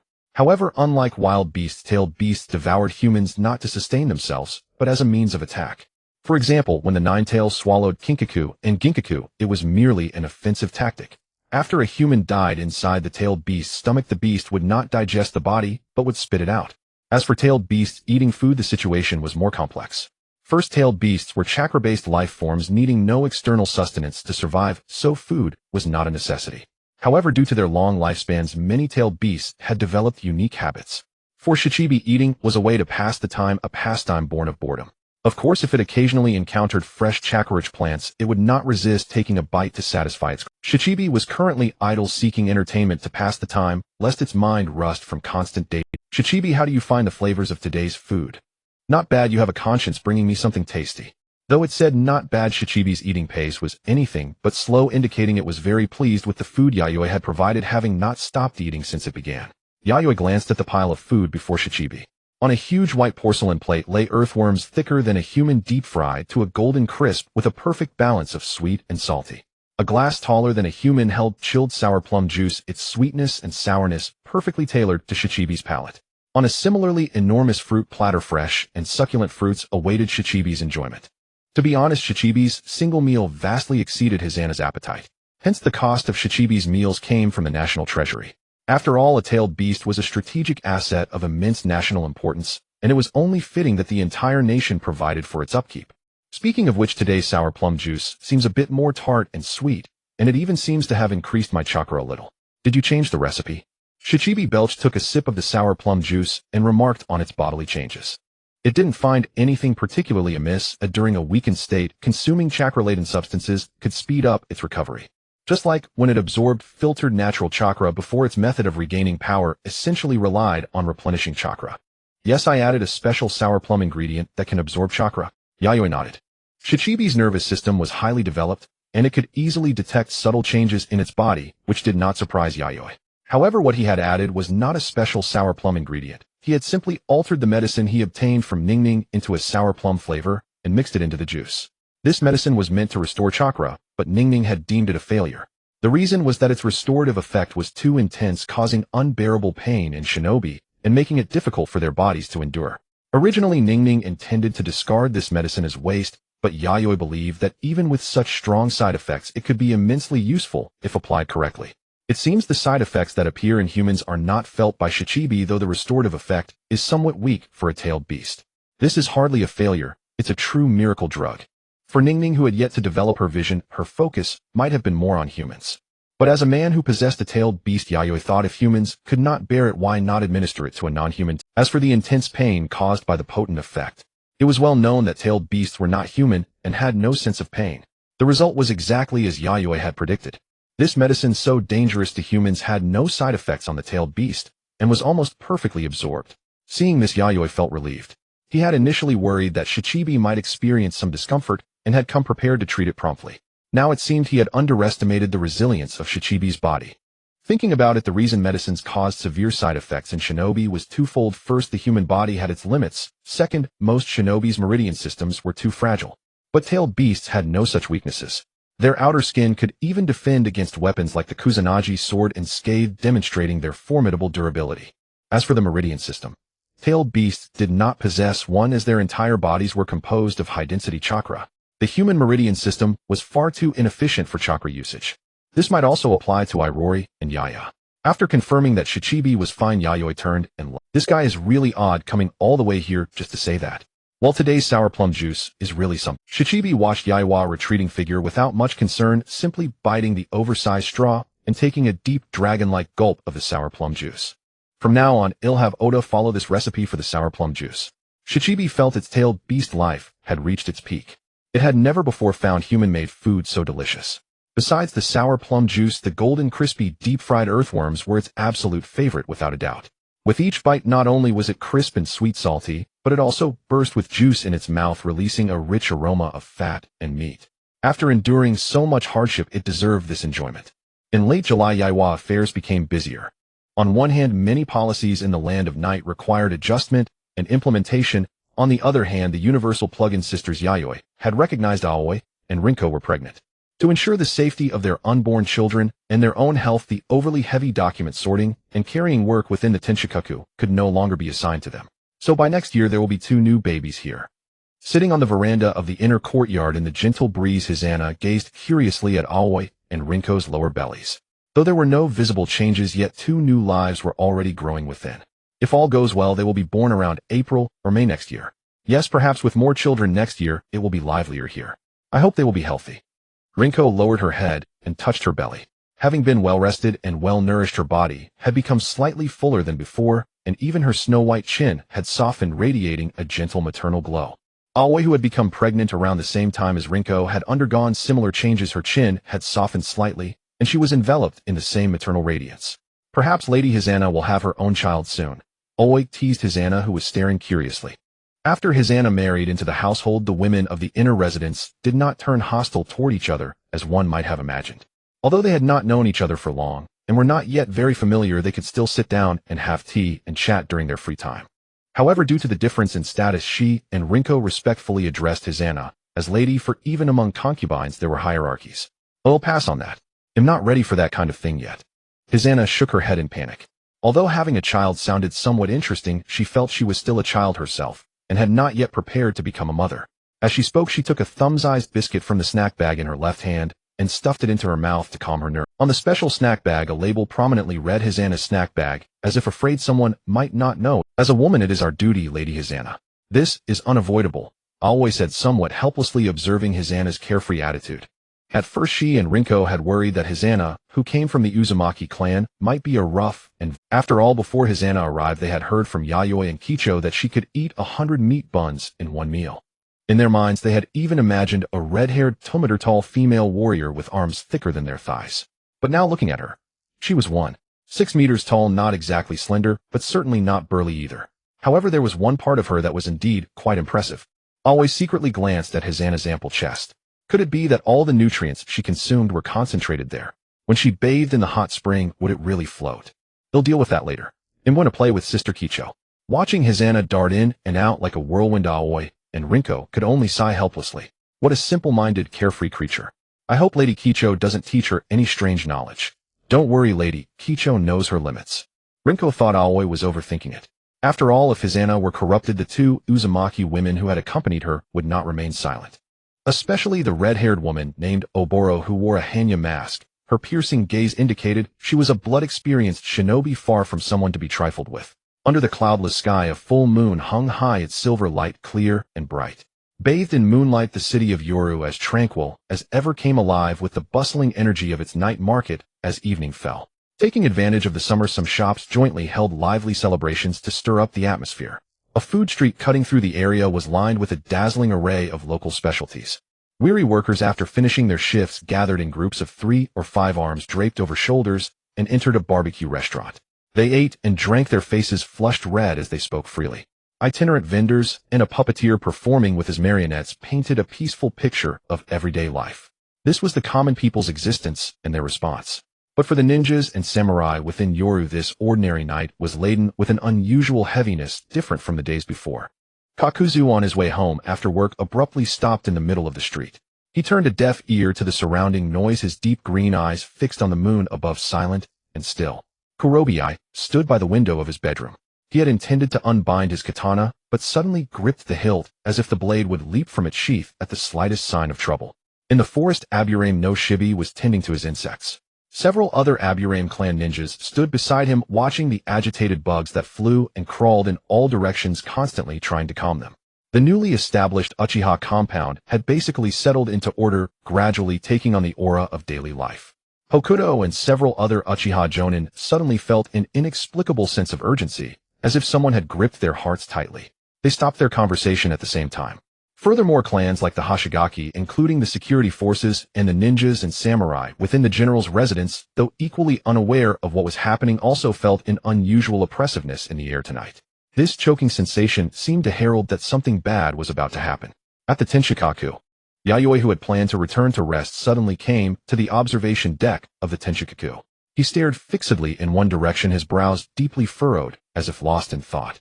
Behind him, Irori stood silent, her silver-white hair gently swaying in the soft evening breeze. Even Yoru, who was usually a bit noisy, remained silent like Irori, her pitch-black eyes vigilantly scanning the surroundings. My lord. Kicho's figure appeared on the observation deck. She had changed into her combat ninja attire, the veins around her eyes bulging. Her Byakugan was activated. Her gaze was focused on a specific direction, pushing the observation range of the Byakugan to its limit. She had changed into her combat ninja attire, the veins around her eyes bulging. Her Byakugan was activated. Her gaze was focused on a specific— Yes, there is a very faint chakra spreading from that direction through the air like a shockwave. Also, the ground seems to be trembling slightly. Kicho pointed in a direction. And the source? Faced with Yaiwa's instinctive question, Kicho shook her head in confusion. As for the source of that spreading chakra, her Byakugan could not detect it at all. It was in a distant realm beyond her observation range. Lord Yayoi. General. In a short while, figures flashed onto the observation deck of the Tenshikaku. Kakuzu Uchiha Hokuto Aburame, no Shibi Kurobi I Hashigaki Soryu. Each of them was a ninja or samurai holding a high-ranking position in the military of the Land of Night. Kicho Yuru, you two come with me. Hokuto Shibi, you two as well. Irori, I leave the defense here to you. I need to go and assess the situation. Yayoi wasted no time. Almost as soon as everyone arrived, he quickly made his arrangements. Yes. Irori nodded solemnly. Those whose names were called did not hesitate. They followed Yayoi and left the observation deck using the body flicker technique. The five of them, including Yayoi, sped toward the border between the Land of Fire and the Land of Rice Fields. According to the information Kicho had gathered with her Byakugan, the source of tonight's abnormal aura was most likely located there. Those who followed Yayoi were no ordinary ninjas. To investigate the situation as soon as possible, they arrived at the border of the Land of Rice Fields in just under 3 hours. As they stepped into the Land of Rice Fields, the previously faint trembling of the ground became increasingly noticeable. Kicho, the eyes of the team, could still see only a faint chakra in the air, but its propagation speed was too fast and the distance too vast. Clearly, even after reaching the Land of Rice Fields, there was still a considerable distance to the source. The direction has changed. Shibi, who had been silent all along, spoke. By releasing his insects, he sensed that the source of the abnormal aura had shifted. Yayoi nodded without a word and silently continued heading toward the new direction of the source. Time passed. The tremors grew more intense. It seemed as if the entire forest was swaying gently. In some fragile places, cracks even appeared on them. Occasionally, Yayoi and the others could hear piercing screeches coming from afar. The sound of explosions, the noise of shockwaves spreading over vast distances. Moi. Suddenly, Kicho stopped in her tracks. The other four also halted and looked at her. Someone has entered the range of my Byakugan, approaching us. Who? I'm not sure, but the chakra intensity is extremely high and their speed is incredible. No, he's already here. Kicho exclaimed in astonishment, her gaze shifting to the branch of a tree where a figure had appeared out of nowhere. A moment ago, he had been over 10 kilometers away. The next second, he was right before them. Space-time leap. Kicho knew this was beyond the scope of the body flicker technique. Only space-time ninjutsu could cover such a distance in an instant. So it's you, Oda? I thought that chakra felt familiar. You felt it too over there. The newcomer wore a black tight combat suit, a blue layered armor, vest, white hair, and 3 red marks on his face. It was the high-ranking Konoha advisor Senju Tobarama. He was also the younger brother of the first Hokage Hashirama. So is it indeed Madara and Lord Hashirama who are fighting? Yayoi had been somewhat uncertain, but seeing Tobarama here confirmed with absolute certainty that the abnormal aura spreading across the borders tonight was caused by the clash between Hashirama and Madara. As he spoke, he noticed a faint black seal mark on the branch where Tobarama was standing, most likely a marker for the space-time leap. He had probably left many such marks along the way. The Flying Thunder God technique, Tobarama's signature move, was something Yayoi had heard of. However, this was the first time he had witnessed the technique being used firsthand. Besides those two, there probably isn't anyone else who could do this. Still, I must thank your proxy. Thanks to the warning, Konoha was able to evacuate the civilians ahead of time and reduce casualties. Tobarama was referring to the message Irori had sent to Konoha about the Nine Tails being taken by Madara, which allowed Konoha to make preparations in advance. Even though Hashirama trusted Madara, he had to consider Konoha's overall safety. Otherwise, the sudden battle between them would have inflicted massive damage on the entire village. But Hashirama never imagined that Madara would completely disregard his own clan, directly controlling the Nine Tails and launching an attack on Konoha without hesitation. Don't misunderstand. I have my own motives. Essentially, it was just my idea of using a borrowed knife to kill. Yayoi replied. Regardless, your intelligence did save Konoha from a lot of losses. Tobarama understood Yayoi thinking. If he were in Yayoi place, he would have done the same.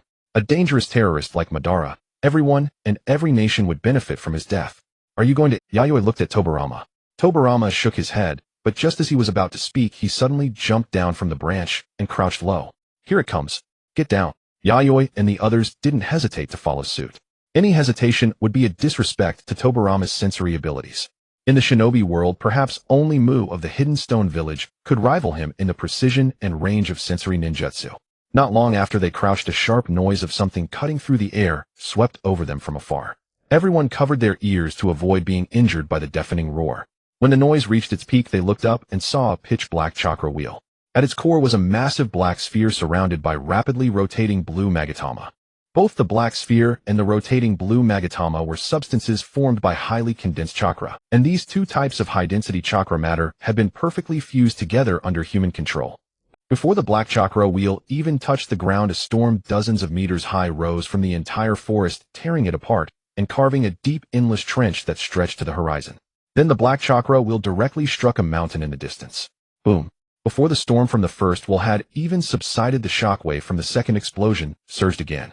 Waves of pulverizing air churned and spread from afar. Before their eyes, ancient towering trees were uprooted and swept in all directions along with massive boulders. Yayoi wrapped himself in a chakra cloak, using his body to withstand the surging air waves. The others also employed their own methods to avoid being caught and injured. When the storm subsided, they looked up at the distant mountain. The mountain was no longer there. Within the visible area, not a single tree remained intact. The entire forest, including the mountain, had been flattened. The group was dazed. If they hadn't witnessed it with their own eyes, they would have thought they were under a genjutsu. The nine-tailed beast ball plus the Yasaka Magatama. That bastard Madara is really reckless, throwing such dangerous things around everywhere. Tobarama's face darkened.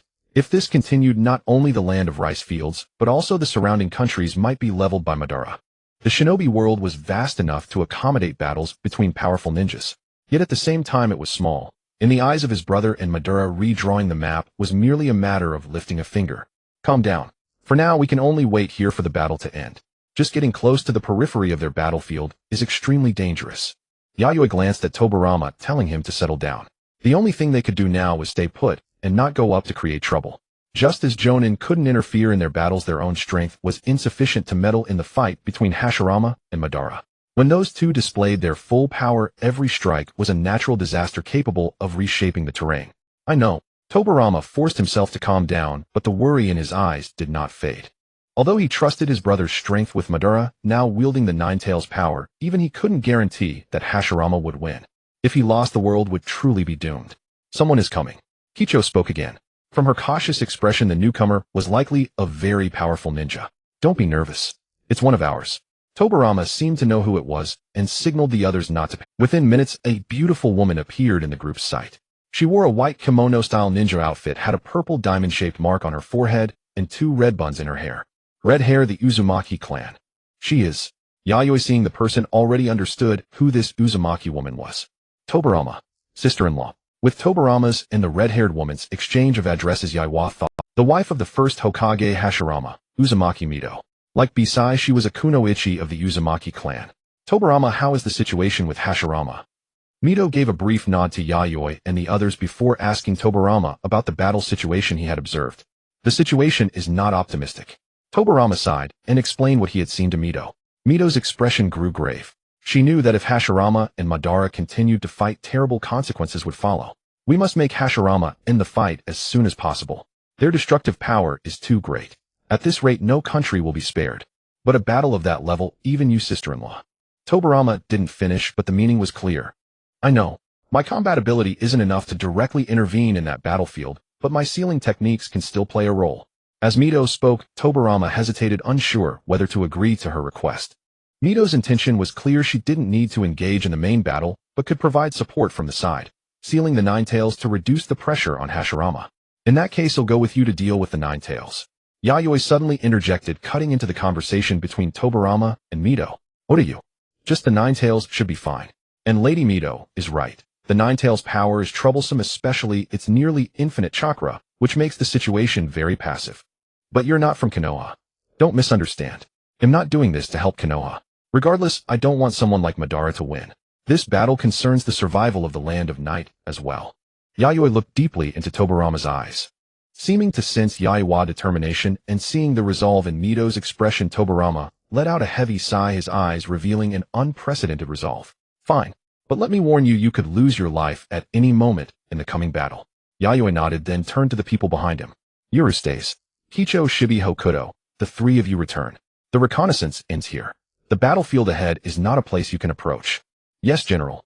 My lord, I will await your good news in Yuru. Seeing that Yayoi had given his orders, Kicho and the other two wisely did not linger and headed back to Yuru. After the three left, Yayoi bit his finger and performed the summoning jutsu. In a puff of white smoke, Aurora's figure appeared. Now let's use this battle to test whether your sister's tactics are viable. Ever since Yaya was born, her tactical coordination with Aurora had never been fully executed, strictly speaking. Even the initial spar between the two sisters had appeared grand in scale, yet it ultimately amounted to nothing more than a superficial trial, for a true lethal confrontation was impossible. Consequently, Yayoi lacked precise combat data on their combined efforts. The strategy of Aurora's firepower complementing Yaya's assault capabilities had always existed in Yaiwa's mind, as nothing more than a simulated battle hypothesis never tested in actual combat. However, this time was different. The Nine Tails they were about to face was a terrifying entity that even the sisters' full strength might not be enough to suppress. But on the flip side, Yayoi could obtain the information and data he desired from the ensuing battle. Yet a problem remained: how to separate the Nine Tails from Madara. If they could not be separated, the battle against the Nine Tails could not proceed smoothly. This was not only a question for Yayoi, but also a dilemma that Tobarama and Mito had to consider. From the very beginning, their objective was crystal clear. Hashirama would take on Madara, while the rest of them would be responsible for holding back the Nine Tails, even sealing it, thereby alleviating the pressure on Hashirama. Under Tobarama's lead, the group advanced toward the battlefield with solemn expressions. Before they even reached the core battlefield, they could already feel powerful gusts of wind surging forth from the front. The terrifying force contained within those gusts was enough to send people and livestock flying. They were still countless kilometers away from the epicenter, yet the aftermath of the battle between Hashirama and Madara had already severely impacted the surrounding ecosystem. Along the way, Yayoi saw more than one deep long canyon carved by Susanu's chakra blades crisscrossing the land and exuding astonishing chakra that lingered for a long time. The forest had been stripped bare, transformed into an endless wilderness plain. The entire forest along with the nearby towns had been leveled flat. Along the path, countless people could be seen fleeing in terror, running frantically away from the battlefield. Many were knocked over by the shock waves during their escape, tumbling into cracks that had split open along the roadside. They struggled helplessly in the crevices, reaching out for help, yet receiving no aid whatsoever. The cries of weeping and calls for help mingled with the howling air, weighing heavily on the heart. However, Yayoi and the others did not stop to rescue people.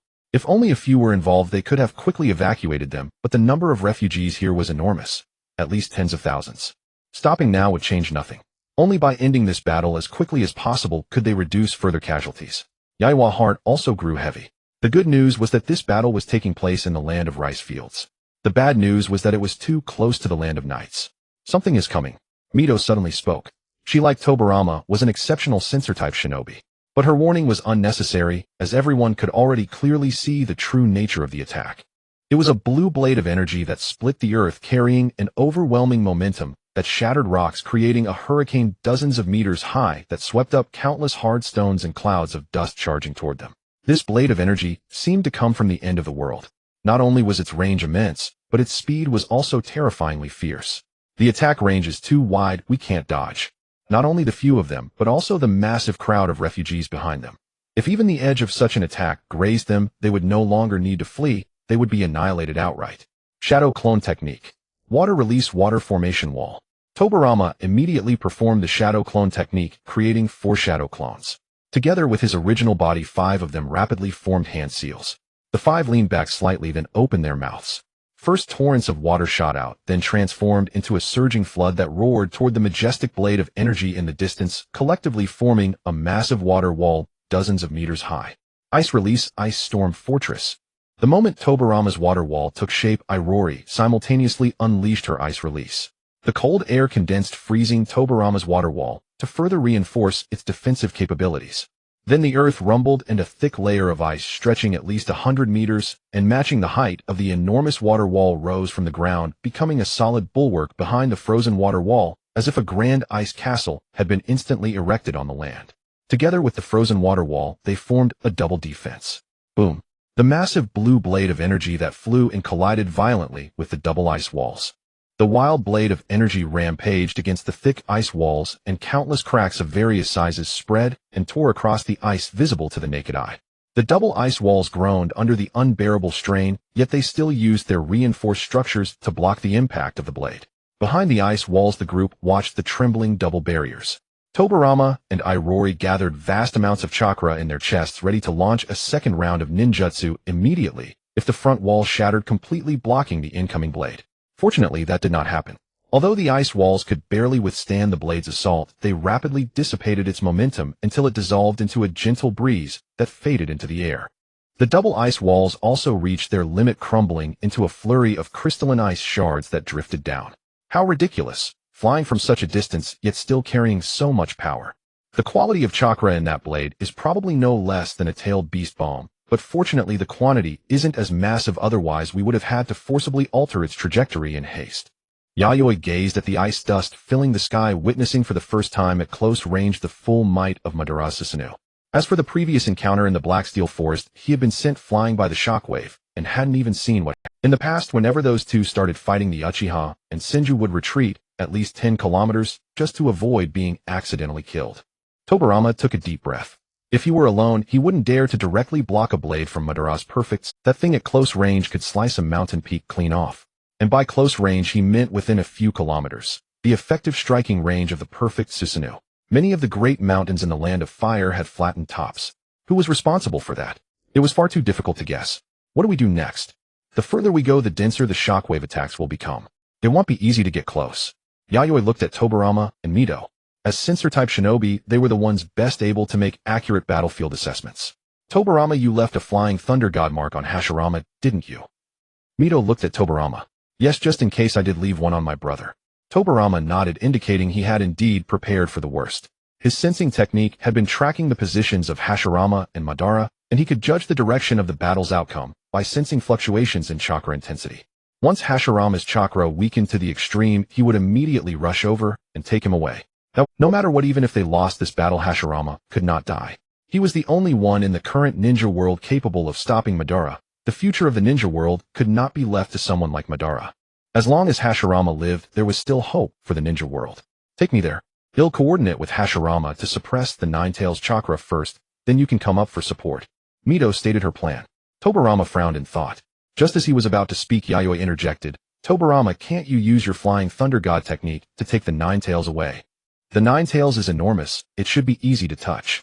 Rather than letting Mito take the risk, Yayoi felt it would be more direct and less dangerous for Tobirama to approach the battlefield and use space-time ninjutsu to transport the Nine-Tails away. It's true that tailed beasts are dangerous, but their massive size makes them easy targets.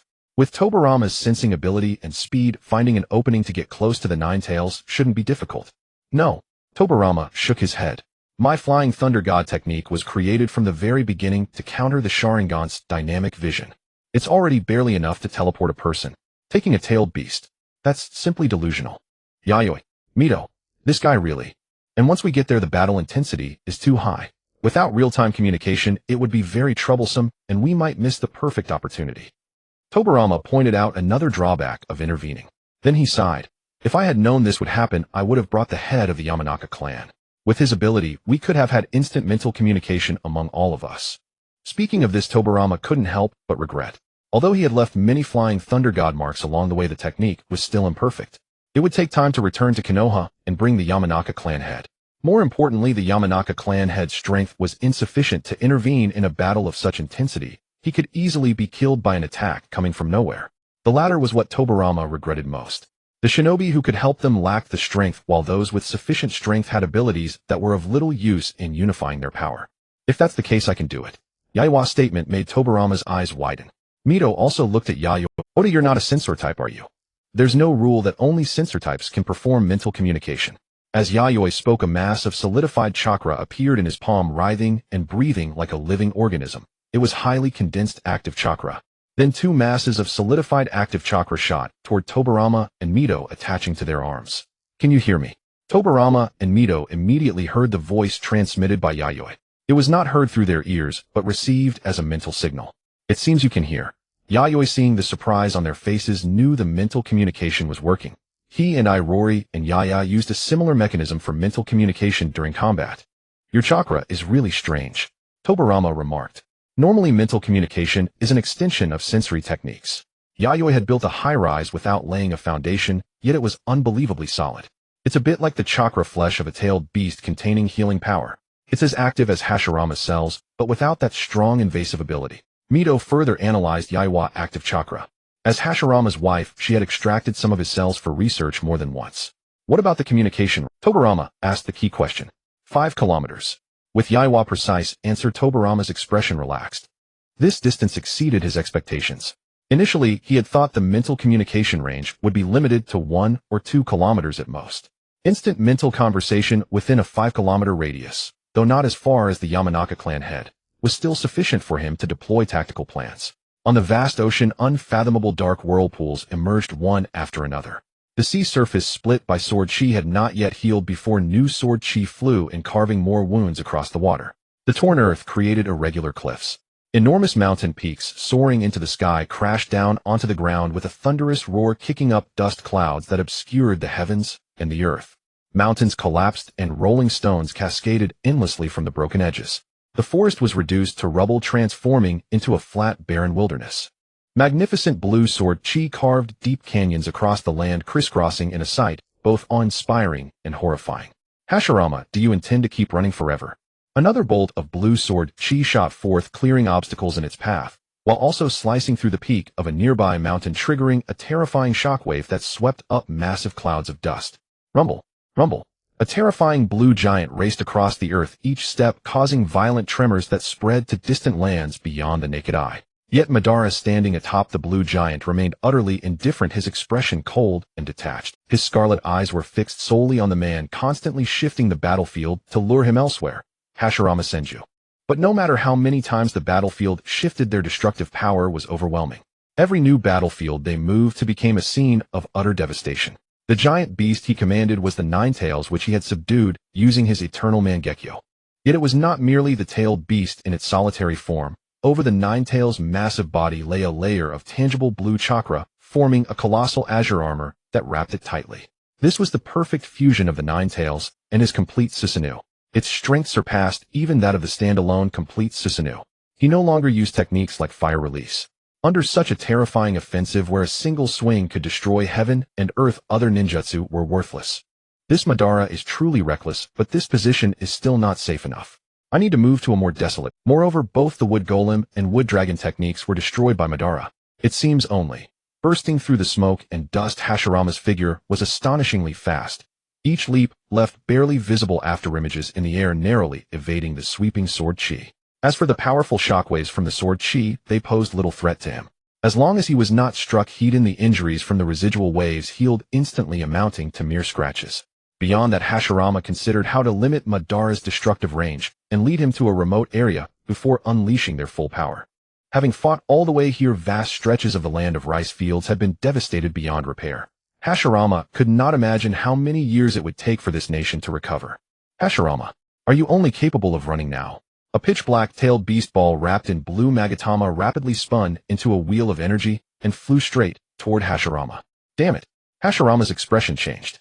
He had seen the power of that attack before. It could reshape the terrain on a massive scale. He could not afford to take a direct hit. Summoning technique, 5 Rashomon gates. Hashirama bit his finger, drawing blood. With a series of thunderous roars, 5 massive gates bearing demonic faces burst from the ground, blocking his path. Yet the moment the tailed beast ball wheel touched the gates, the thick iron doors shattered like paper, letting out a terrible cracking sound. Though it failed to stop the attack, the 5 heavy gates did slow the wheel for an instant and forcibly altered its trajectory, sending it flying past Hashirama toward the boundless sea behind him. In the center of the continent, across the sea, an inverted bowl of light illuminated the night sky. The tremors and air currents from the continent were clearly felt even here. Madara. Hashirama stopped, realizing he could only hold him back this far. If he ran any further, even more places would be destroyed. Finally stopped running. The Nine Tails, clad in blue chakra armor, moved forward and halted dozens of meters in front of Hashirama. Madara stood atop the Nine Tails, head heavily protected by a wall of crystallized blue chakra, looking down with his crimson Sharingan. Use your full power, Hashirama. You're not this weak. If you hold back, you might die. You should feel that I am completely different from the past. Calm down, Madara. Fighting like this does neither of us any good. Hashirama shouted, trying to bring Madara to his senses. You're still the same Hashirama, always worrying about meaningless things. But it doesn't matter. Once you're dead, no one in the world can stop me. I'll kill anyone who resists. Madara drove the Nine Tails to raise its blue chakra sword, preparing to strike. This is wrong, Madara. You won't achieve true peace this way. No, I have already found the true path to peace. You are too narrow-minded, Hashirama. I don't want to kill you. You mean you could kill me anytime? Madara's face twisted with fury as the chakra sword in his hand radiated a destructive, violent aura. No, that's not what I meant. We are brothers, friends. I've already fought across the sea. A blue flash of light fell from the sky, cleaving toward the earth. Boom. The sword chi unleashed a tidal wave of air, swallowing the words Hashirama was about to say. Amid the thick smoke and dust, Hashirama agilely leaped onto flying stones, then jumped to the ground and sprinted away, widening the distance. No choice, I have to. Hashirama took a deep breath, gathering his chakra. Swish. A figure flicked. It was Tobirama. Tobirama, you. Hashirama was momentarily stunned, unsure why Tobirama had come here. This battlefield was far too dangerous for him. Before Madara notices my presence, listen to what I have to say, big brother. Tobirama ran alongside Hashirama in the thick dust. Before Madara's next attack, they had to finalize a plan to isolate the Nine Tails from the battlefield. Soon Tobirama finished explaining the plan and used teleportation to leave, but not before transferring a portion of the active chakra attached to his arm, originally Yayoi's, on a Hashirama. This way, within a 5-kilometer range, they could communicate instantly and determine the optimal timing for their action. Seeing Tobirama depart, Hashirama gathered his chakra and slowly closed his eyes. Mysterious black patterns began to appear around his eyes. Clap. He abruptly pressed his hands together and opened his eyes, which now held no trace of hesitation or doubt, only an unyielding resolve. The immense chakra was refined in an instant, so overwhelming that even Hashirama's body could not fully control it. The excess tangible chakra was as dense as iron blocks, and even the Nine Tails' running momentum was forcibly halted for a moment by this powerful force. Sage Art would release, true, several thousand hands. From the lingering dust, a colossal entity far larger than the Nine Tails rose, wielding explosive, world-shattering fists. Madara refused to yield, driving the Nine Tails to swing its chakra sword, matching the destructive force. I'm coming, Madara. Bring it on, Hashirama. Aya. On the flat plain, Yayoi stood atop a tilted rock, gazing into the distance, where two colossal figures. Due to the great distance, only blurry silhouettes were visible. So that's the wood release of the god of shinobi, Hashirama. Yayoi muttered, feeling as though he were watching two deities fight. The Nine Tails combined with Madara's complete Susanoo was already colossal, yet Hashirama's wood release technique was even more astonishing. A construct of that size, regardless of its specific techniques, could cause unparalleled destruction just by moving. Moreover, this massive wooden creation was not clumsy, but incredibly agile. As he spoke, several more mountain peaks were sliced off by the chakra sword and fell into the sea. The towering wooden statue, resembling a 1,000-armed deity, launched a barrage of fists that generated hurricane-like winds. The ear-splitting explosions shook the entire world, and the scattered chakra shockwaves swept across the land, stripping away another layer of the already flattened earth. The light from the explosions dispelled the night, making it bright as day. Can Tobirama and the others succeed? Irori asked, her voice dry, still shaken by the clash. I don't know, but we can only trust them now. Yayoi did not advance. As long as the Nine Tails was still by Madara's side, he could not join the fight. He was willing to add to the victory, but risking his life for a desperate rescue was out of the question. He was not that selfless. Oda, come here. The Nine Tails has been successfully separated. About a few minutes later, the aftershocks of the distant battle seemed to grow even fiercer. But amid the chaos, it appeared the Nine Tails had broken free from the blue ethereal shroud. At that moment, Tobirama's voice suddenly echoed in the ears of Yayoi and the others, urgent and strained. Clearly facing a new challenge: how to suppress the Nine Tails and prevent it from rejoining Madara. Let's go. Yayoi no longer hesitated, leading Irori and Yaya toward the front line. Vaguely, he could see the majestic chakra giant that had separated from the Nine Tails like a towering war god, continuously swinging its sword chi. But this time Yayoi did not have to worry about dodging the incoming blades, because an even more imposing figure stood before Madara, blocking his chakra sword with equal force. Moreover, his power seemed to suppress Madara's complete Susanoo, forcing Madara and his Susanoo back to a more distant battlefield. The plan seems to be proceeding smoothly, but how exactly did you manage it? Yaya was curious about that. Simple. I had Big Brother unleash his strongest attack, in an instant shatter the chakra shell around the Nine Tails, and then pull the beast out. Tobirama's reply was blunt. Yayoi fell silent. He had never imagined such a method. The few kilometers of distance were crossed in an instant by Yayoi and his companions. Hashirama was already suppressing Madara, shifting the core battlefield further away. The way Hashirama recklessly attacked the complete Susanoo, it was likely draining and overloading his own body. But the outcome of that battle was not something Yayoi could decide. He saw the Ninetales' massive body not far ahead with a conspicuous black seal flickering on its forehead on the verge of breaking. The Ninetales' eyes were half closed as if drowsy, but it was still mobile. That's Big Brother's bringing down the Bodhisattva technique, temporarily suppressing the Ninetales' chakra to restrain it. Tobirama exhaled wearily, explaining to Yayoi. The maneuver to steal the Ninetales had been incredibly perilous. Even a second's delay would have allowed Madara to disrupt the plan. Fortunately, they could communicate telepathically in real time, creating many advantageous opportunities. Without proper coordination, they would not have helped Hashirama, but would have become dead weight.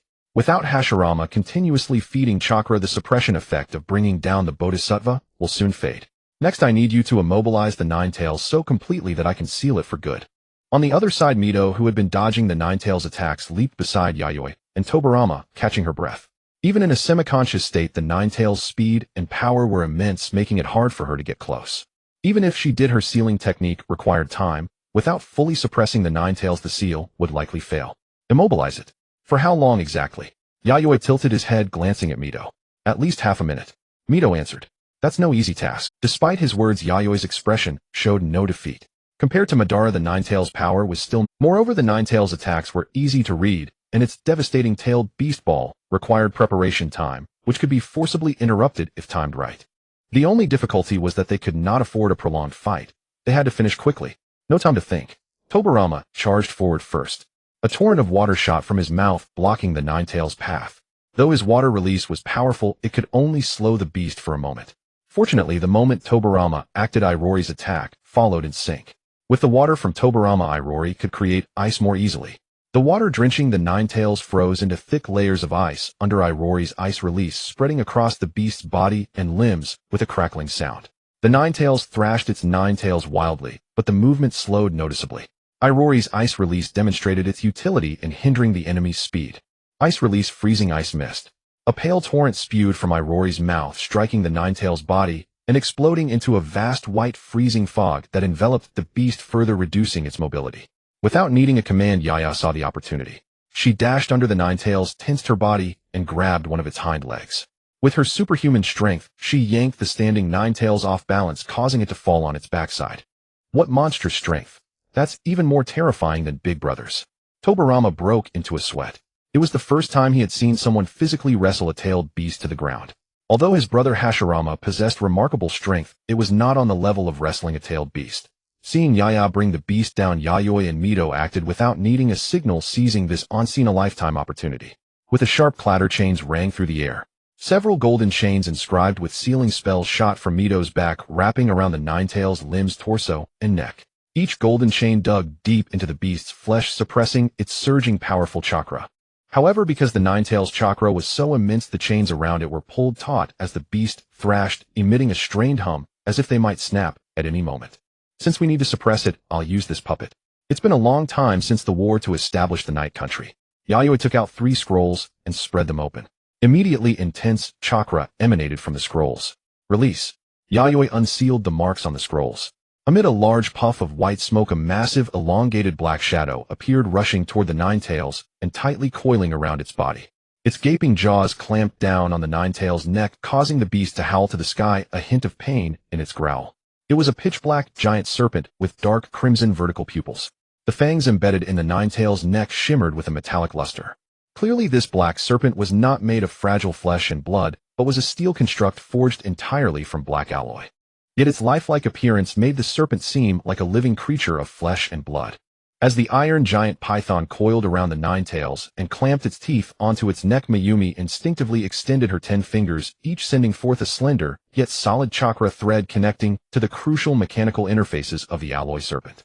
Unlike ordinary humanoid puppets, this bulky and heavy puppet required its operator, Mayumi, to use chakra threads for control to maintain the highest degree of agile operation. Once the chakra threads connected to the iron giant python, its originally dull red eyes immediately emitted a bright crimson light, and the body of the iron serpent produced the sound of clanking mechanisms twisting. The grip of the iron giant python tightened suddenly, its sharp chakra-forged fangs biting into the Ninetales' neck. Although it could not break through the outer skin, it forced the flesh of the Ninetales' neck to continuously compress inward. In the python's bite, the Ninetales let out a muffled groan tinged with an unnatural tremor. It was not just the python, the golden chains coiling around it were the main force suppressing its body. The golden chains capable of suppressing chakra were like a natural enemy to the tailed beasts who were pure chakra. The Ninetales thrashed its massive body wildly, the tail, ensnared by the chains, swinging violently and striking the ground, ravaging the already shattered earth, with flying stones scattering like bullets in all directions. Though the iron python and golden chains effectively restrained its body and chakra, the power of the Ninetales should not be underestimated. This level of confinement was not enough to completely strip it of its ability to resist. Water-style Great Waterfall Technique. Toby once again formed hand seals, unleashing a large-scale water technique. First, a small stream of clear water gathered around Toby, then formed a swirling vortex, more and more water materializing from thin air, causing the rotating whirlpool to grow larger. Upon reaching a critical point, the rapidly spinning vortex suddenly erupted with the sound of rushing tides akin to a waterfall cascading down, creating a surging wave of water several meters high rushing toward the Ninetales. In the blink of an eye, a small lake formed, submerging the area beneath the Ninetales' abdomen. Iruri simultaneously exhaled a cold air mixed with snowflakes from her mouth, freezing the lake. As Yi leapt onto the ice surface, just before the lake froze, the solidified ice was robust and sturdy, effectively trapping the Ninetales' lower half and immobilizing its hind legs. With Toby's water technique as support, Iruri could unleash more powerful ice release ninjutsu with minimal chakra, and the freezing speed of the ice was greatly enhanced. While ice release could suppress water release to some extent, water release served as the best auxiliary technique for ice release. The Ninetales roared in defiance, continuing to struggle. In the slightly closed red pupils, an incredibly cold hue was released.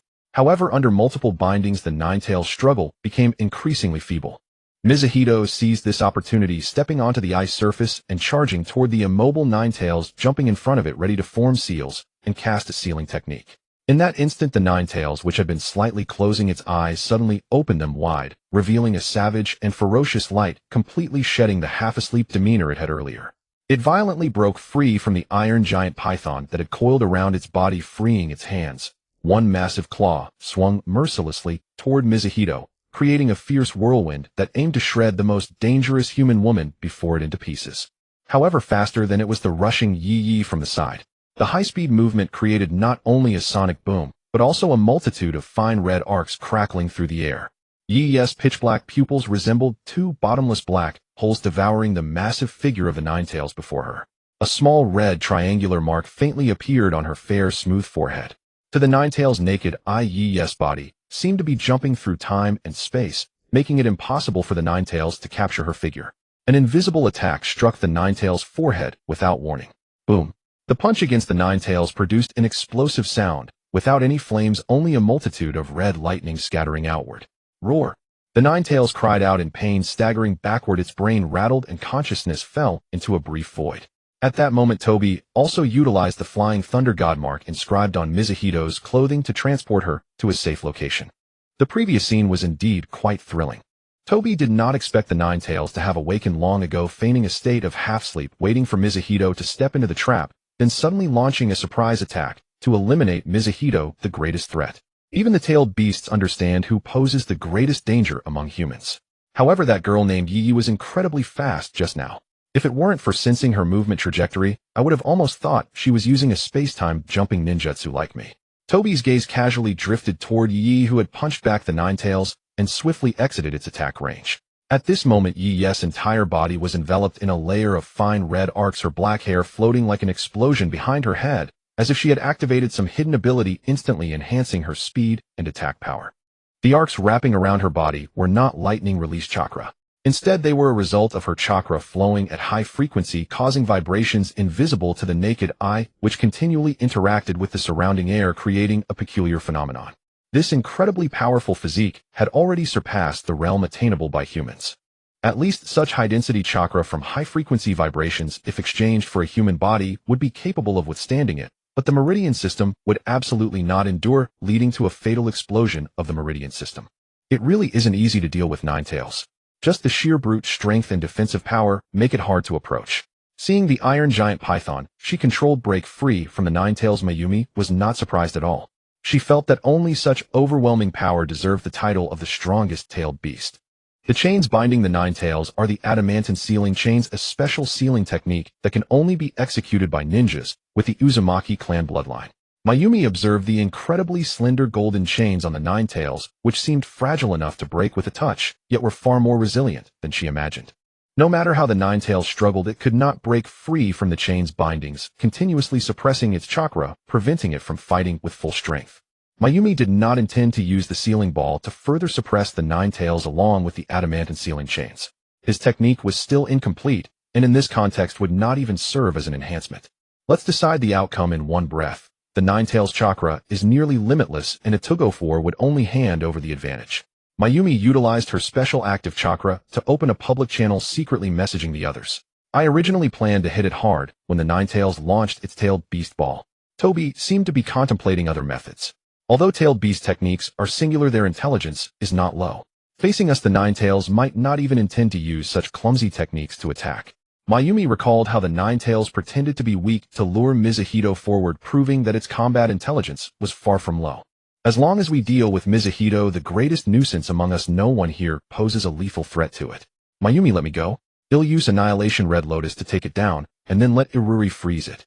Yes, slightly immature voice rang out, sounding filled with battle intent, having made a certain resolution. In Comet mode, if I unleash Annihilation Red Lotus at full strength, it would put a considerable burden on your body. It's fine. Yes, body can handle it. Because only Mayumi can teach Yi a lesson. The deafening voice fell into an eerie silence on the public channel.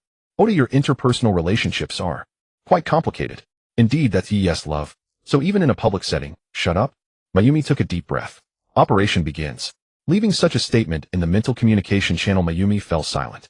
Although the tone of mental communication was quite whimsical during battle, Yi appeared colder than ice, her face revealing no emotions. Receiving the order to unleash her full power, Yi no longer held back, unleashing her strength as she rushed toward the nine tails. The ice surface beneath her feet cracked densely under her suddenly accelerated pace, and the red arcs of electricity crackled in the surrounding air. The red triangular mark on her smooth forehead sparkled, exuding a mysterious aura. You little brat, who do you think you're underestimating? The nine tails caught sight of Yi's movement trajectory, although her speed was astonishing, charging directly at it, so simply made the nine tails laugh in anger. It was the first time it had been so underestimated. Previously, it had merely been careless. This time, such a soft and powerless punch absolutely could not hit it. Even while bound by the golden chains, unable to move flexibly, the nine tails still roared loudly, filled with a murderous intent that sought to destroy everything. The nine tails spread its arms, intending to use pure physical strength to suppress Yi's attack. However, just as its arms had just spread and had not yet taken an attacking stance, the cold stars in the sky twinkled, condensing hard ice weapons from the surrounding air. These ice weapons aimed at the massive body of the nine tails, producing a whistling sound as they flew through the air, pouring down upon the nine tails. This was ice release 1000 kill formation. Iruri's most commonly used technique, the fastest, widest in range, and longest in duration among ice release jutsu. It was most suitable for dealing with large creatures like tailed beasts, providing long-range firepower suppression. As long as there was chakra remaining within, this technique could endlessly suppress the nine tails, just like its ice spears, ice blades, ice swords, ice hammers, ice axes, and other bizarre ice weapons continuously bombarded the nine tails, creating an explosion effect. However, the explosions did not produce flames, but rather a chilling cold that could freeze the air, continuously lowering the surrounding temperature. The cold air spread outward, causing the ground to be covered with a thick layer of white frost, transforming the area into a pale ice and snow world. The nine tails' body convulsed in pain, baring its teeth. The speed of the ice weapon attacks was too fast, and the density of the attacks was astonishing. Unable to move freely, it felt like a living target, passively enduring the assaults. Not only its limbs and torso, but even its eyes were within the attack range of the ice weapons. It could be said that every part of its body was covered by the ice weapons. This was an unceasing, extensive barrage attack with no blind spots, making it difficult for the nine tails to lift its head.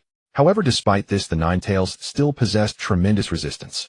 Against ninjas, this ice release could be considered the most efficient means of slaughter, but for the thick-skinned, tough-tailed beasts, it was far from enough to break them. Moreover, this was under the premise that the adamantine sealing chains were still effective, preventing the nine tails from moving flexibly. Yet this was the exquisite nature of the coordination between ninjas, achieving a result greater than the sum of its parts. There's a gap here.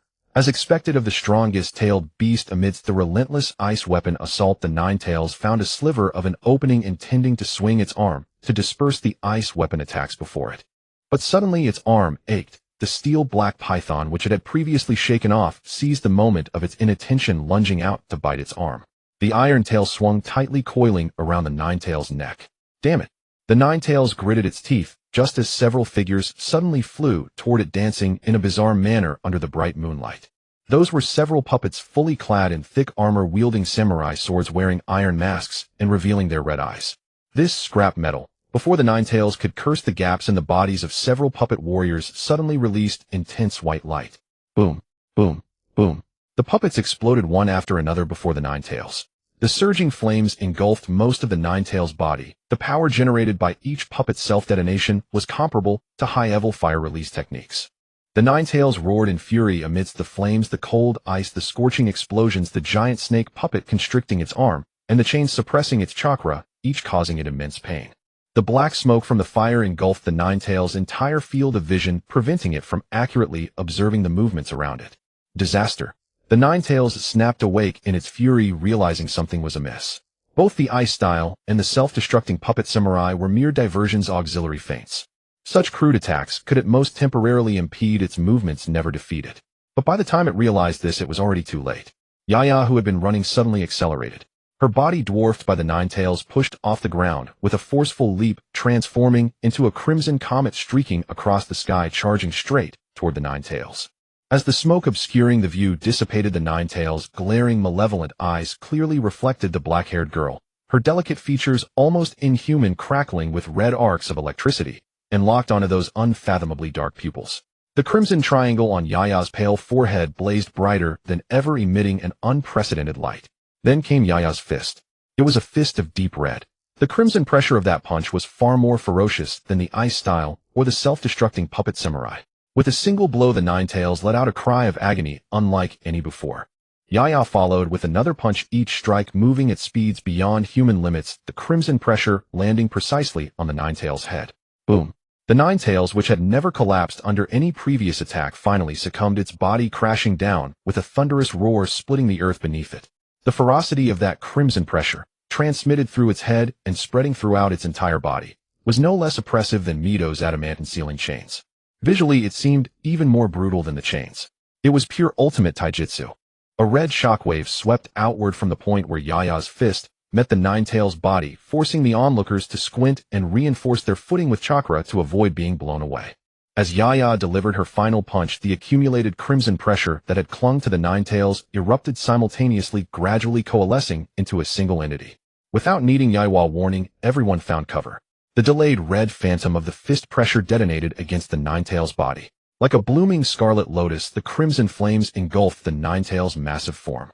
The explosion was visible, the shockwave collapsing the earth in terrifying force, but there was no sound. This silence lasted for several seconds before the delayed blast swept over them like a dense current of electricity, their ears ringing and bones trembling faintly. Now Irori. Without hesitation, Yayoi seized the opening and leaped out from cover, commanding Irori to— Yes! Irori emerged from cover as well, forming hand seals.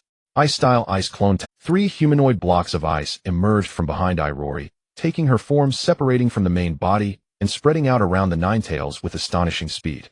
The 3 ice clones together with the original formed a standard 4-corner formation, encircling the Ninetales.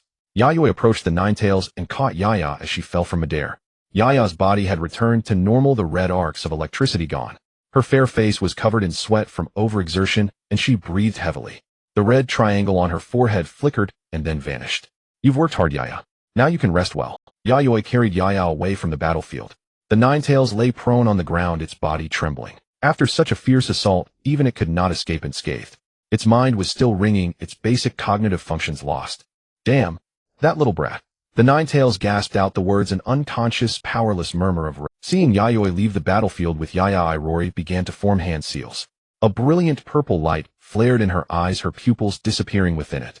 Though he didn't know what Irori planned, Tobarama understood that his large-scale water style could ease the pressure of her technique, allowing her ice style to form faster and with greater power. Water style exploding water collision wave. A tidal wave of water erupted from Tobarama's mouth, the ground rumbling as the rushing flood covered the entire battlefield ahead. The cratered earth became a vast lake, submerging most of the Ninetales' body, leaving only its head exposed. Irori and her 3 ice clones stood on the water's surface, positioned at the 4 cardinal points, forming hand seals. Ice-style four-corner ice boundary. The pale cold mist emanating from Yayoi and her clones moved slowly, but its density was astonishing. The thick reflective frost spread across the water toward the Ninetales at the center of the lake. The deep blue water began to freeze from the bottom upward into clear, crystalline ice, encasing the Ninetales' submerged body. In its dazed state, the Ninetales' mind, still ringing from the earlier blows, flickered with a moment of clarity, and it tried to struggle upright. The freezing cold did not spread quickly. In fact, it was abnormally slow, but the pressure it exerted was beyond anything the previous ice style had achieved. The ice crystals forming in the lake were as hard as iron, and waves of bone-chilling cold penetrated the Ninetales, for reaching deep into its body. The Ninetales realized with shock that its chakra, already suppressed by the adamantine sealing chains, had become sluggish as a turtle. This isn't ordinary ice. It's slowing my chakra flow. The Ninetales struggled to open its eyes. The injuries Yaya had inflicted continued to torment it, sending sharp cold pain through every part of its body. Yayoi and her 3 clones continuously released heavy, slow-moving cold mist, concentrating it on the Ninetales from all 4 directions, sealing it completely, without any gaps. Soon the Ninetales could no longer even speak. The cold froze the entire lake, and the exposed head of the Ninetales was coated in thick frost. Mito stepped onto the frozen surface. Behind the Ninetales' head there was a gap in the ice deliberately created by Yayoi for Mito to perform her sealing technique.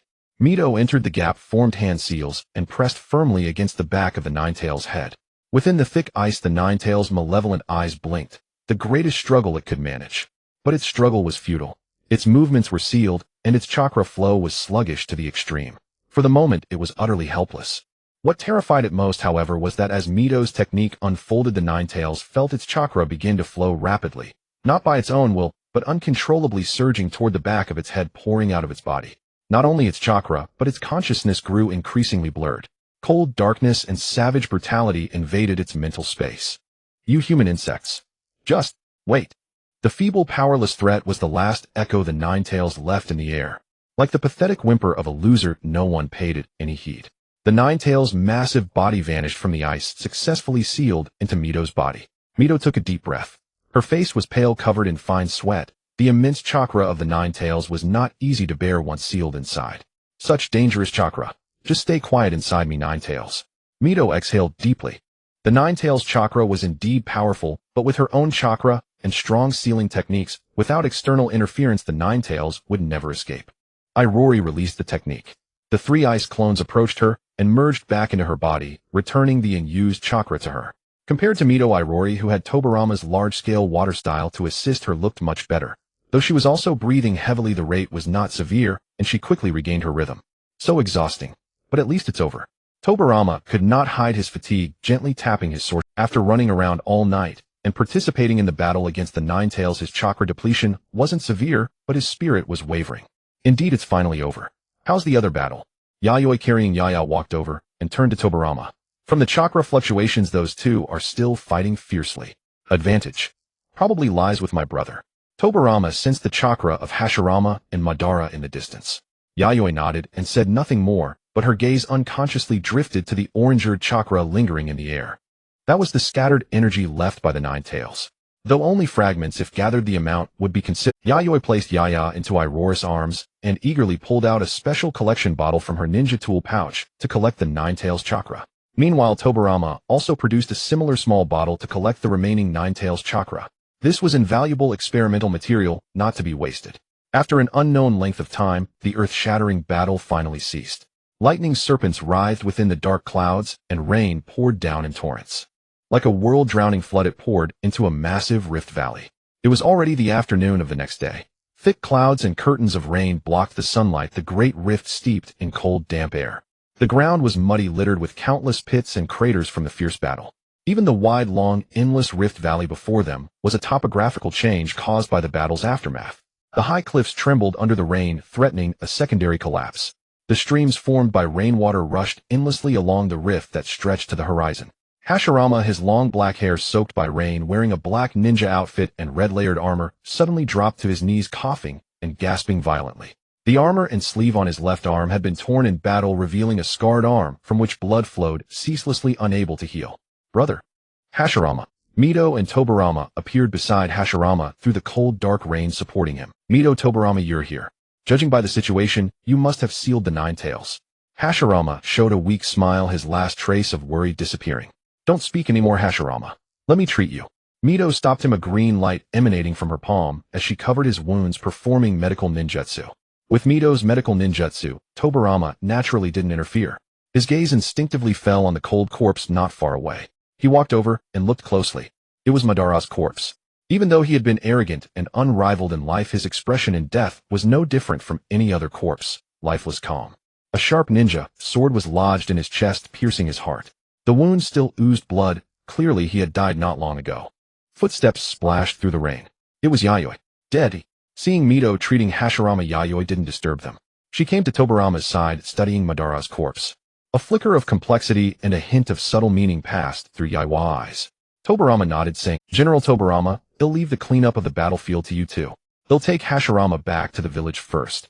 Mito said, and with that she vanished from the rift with Hashirama. Tobarama looked in the direction they had gone, not worried at all. Mito had not only healed Hashirama's wounds, but also given him half of her chakra, freeing him from his weakened state. As long as it wasn't a ninja of Madara's caliber, Hashirama could handle it easily. Yayoi paid no attention to Madara's corpse. Only after Mito and Hashirama left did he begin to act. He took out a collection container, searching for blood remaining in the rift, as well as fragments of tissue left from the fierce battle between Madara and Hashirama. Even the tiniest scrap of human debris Yayoi did not overlook. In his eyes, all of it was precious material. Above all, he wanted to understand Hashirama's wood style, what exactly it was. Perhaps one day he could create wood style ninja in the land of night. Tobarama, who had sealed Madara's corpse, watched Yayoi's expert collection work and knew that this man was no stranger to such tasks. His movements were so professional and efficient, just like himself, the Hokage's advisor. Hey Oda, slow down. At least save some for me. Didn't you already get Madara's body? Why are you fighting me for these scraps? Yayoi turned to glare at Tobarama. This guy was too greedy. It's not about Madara. I'm more interested in my brother's power. Tobarama shrugged. Though Madara's corpse had significant research value, he had already collected too many Uchiha samples. He felt there was nothing new to uncover. But his brother Hashirama's body was different. The abnormal physical power and the godlike wood style technique had long intrigued him. Can't you just ask Hashirama-sama for some when you return? If I could ask, would I be scraping for these bits? I don't have the freedom you do. Many of my past studies were banned by my brother, and I couldn't even collect materials properly. In that case, how about sharing the research data we obtain? You're interested in wood style too, aren't you? Agreed. I was thinking the same. Tobarama readily accepted. Then Yayoi and Tobarama split up, each working in their own direction to continue the collection. Inside the Great Rift Valley, rain poured down in torrents, occasionally dislodging large boulders that tumbled along the cliff walls under the relentless downpour.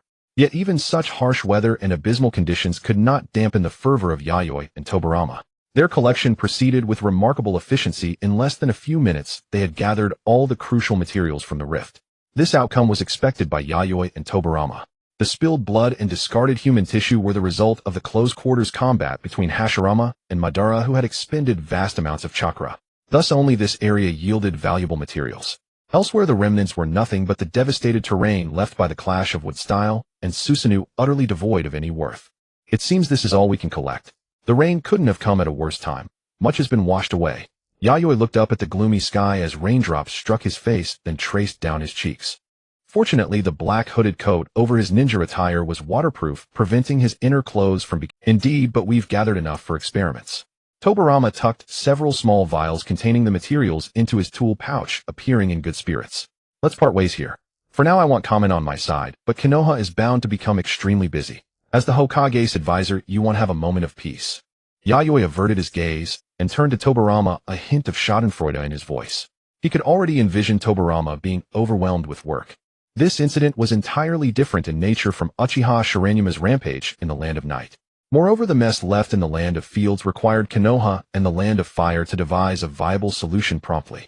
Madara. Even in death he leaves behind such a severe mess. Tobarama sighed, helplessly, fully aware of what Yayoi meant. Madara's attack on Konoha using the Nine Tails last night was a collective memory for all Konoha personnel, impossible to shake off. Had Hashirama not intervened, the entire village would have been destroyed. Such a grave incident inevitably implicated the Uchiha clan, even though they were also victims of Madara's assault. The Uchiha, already tense after losing Madara, now faced even greater difficulty. One could imagine their awkward position within Konoha. Even Tobarama felt a measure of sympathy for the Uchiha. Madara, their former patriarch, had practically driven his own kin into a corner. how to handle the Uchiha clan next, and how to satisfy the other families. Tobirama's head throbbed, and he could not think of a perfect solution for the moment. Good luck. He'll be off. Yayoi had no intention of meddling in Konoha's internal affairs. With that, his figure vanished into the rain, leaving Tobirama alone in his dilemma. Yayoi retraced his path back to the land of fields and rendezvoused with Irori in a small town near the land of night. Due to its remoteness and distance from the core battlefield, the town remained untouched, preserving its original stable order. As dusk fell, ushering in the new night, and the torrential rain showed no sign of abating, Yayoi decided without much deliberation to take Irori and Yaya to a hot spring inn in this remote town. Perhaps due to the town's modest size, even the finest room Yayoi booked with a private hot spring appeared rather. On the upside, the price was reasonable, and the room immaculately clean, reflecting the innkeeper's attentive service. Lord Yayoi Yaya's body has not yet recovered. She remains unconscious. Could there be something wrong with her? Inside the room, Irori laid Yaya flat on a soft futon with a pillow under her head. Ever since Yaya executed her ultimate physical technique against the Nine Tails, she had been in a state of severe weakness and exhaustion. Not long ago, she had fallen into a deep sleep, seemingly intending to recover as quickly as possible through prolonged slumber. The young girl lay motionless on the futon, her eyes closed, her exquisite, delicate face devoid of emotion. A serene, unrealistically beautiful sleeping visage. Irori grew worried about Yaya's condition and hoped Yayoi would make a decision. Still not recovered. That's strange. Even though she overexerted herself with the dual techniques, she shouldn't be this weak to the point of unconsciousness. Hearing Irori's words, Yayoi also became puzzled by Yaya's current state of exhaustion. Yaya and Irori were life forms similar to tailed beasts. They were created from the active chakra. Yayoi mastered the chakra of tailed beasts and the vast vitality of nature. They could be called miraculous life forms. Their chakra and physical constitution were infinitely close to that of a tailed beast. Yaya in particular specialized in physical combat and possessed a body hardness comparable to a tailed beast. However, their chakra reserves were inferior to those of a tailed beast. At the time of design, Yaya's techniques were divided into two types, one called Extinction Crimson Lotus and the other Heavenly Flash Comet. The former was a fortress-breaking technique, a specialization of offensive power. The latter did not amplify offensive capability as much as the first technique, but while enhancing attack power, it also increased Yaya's movement speed and attack frequency. This was a manifestation of balanced capability sustainable over long periods without imposing severe strain on Yaya's body. In the Heavenly Flash Comet state, striking back a tailed beast with a single blow was entirely feasible. Either technique alone sufficed as a trump card, and using just one placed little burden on Yaya. But if she executed the second technique while already in the first state, even Yayoi, her creator, could not now give a precise assessment. After all, neither Irori nor Yaya normally fought to the point of overexertion, and Yayoi lacked data, and yet in Yaiwa view, even when activating both techniques simultaneously, Yaya, with her constitution comparable to a tailed beast, should not have collapsed into sleep. Could it be that the first use of the dual techniques caused an unexpected malfunction that he had never noticed before? With this thought, Yayoi furrowed his brow. He knelt beside Yaya, and under Irori's concerned gaze placed his palm on Yaya's forehead. The chakra is very stable. It doesn't seem like a malfunction. Could something be wrong with the core? Irori pointed at the chakra core on Yaya's left chest. She and Yaya had no human brain. Their brain and heart were both located in the chakra core on the that was also the final convergence point of all chakra circuits. If Yaya had indeed encountered an anomaly, the chakra core would be the key factor. Perhaps. Yayoi did not dismiss Irori's conjecture. The chakra core was both robust and fragile. The outer layer of the chakra core was composed of special chakra crystals providing formidable defensive strength that ordinary ninja could never breach. However, if struck by an extraordinary attack, it could still be shattered. In the previous battle, Yaya had not been hit by the Nine Tails. Yayoi was certain of that. If not external force, the cause must be internal. Could it be that the dual techniques placed too great a burden on the chakra core, supplying chakra, forcing Yaya into sleep to recover? Yayoi began to expand his speculation further. Just then Yaya's fingers twitched, her previously serene, sleeping face slided, and her lips moved, as if murmuring something. Yayoi leaned down, bringing his ear close to Yaya's lips, wanting to hear what she might say, perhaps gaining insight into her drowsy state. He had expected Yaya's unconscious words to be indistinct, but instead her childish, joyful voice came clearly. Yaya is the cutest in the world, Lord Yayoi. Yayoi was stunned. Before he could react, Yaya, who had been lying still, suddenly reached out both arms to embrace his head, and a softness pressed against his. The sudden move and the proximity left Yayoi no time or space to dodge. No matter how Yayoi struggled, he could not break free from that inhuman strength. His struggles in Yaya's eyes seemed like nothing more than a playful resistance. Yaya, completely oblivious to her surroundings, seemed to have reached a new plane of existence. All of this happened so suddenly that by the time Irori snapped back to reality, she was staring at the scene before her. An icy, oppressive aura enveloped Irori. The light in her violet eyes faded, turning hollow. The gentle expression vanished from her face, leaving her looking as if she had broken. As everyone knows, when a person truly intends to kill, their face cannot remain gentle. Shameless.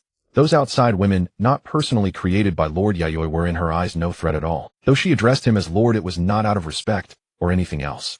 Yet her own sister Yaya dared to steal a march in front of her, the elder sister. It was she who had come first, fighting alongside Lord Yayoi, accompanying him through late-night work, taking care of his daily life. All of it had been hers first. Crack, crack, crack, crack. The sound of air freezing grated on the ears, piercing the eardrums, filling the space. In an instant, the entire suite was shrouded in pale, icy vapor, with white snowflakes dancing. The sweltering summer transformed into a biting, frigid winter. After some thought, I decided to accept both Irori and Yaya. However, although both are part of the harem, Irori and Yaya's special status should be distinguished from that of Kicho's group. Two different forms of harem factions. My apologies, this is compensation. The suite they had booked suffered severe damage due to Irori's ice release, and it also startled many guests in other suites. Fortunately, Irori managed to contain the spread in time, otherwise the entire hot spring inn would have been affected. Yayoi apologized to the innkeeper's family while offering monetary compensation.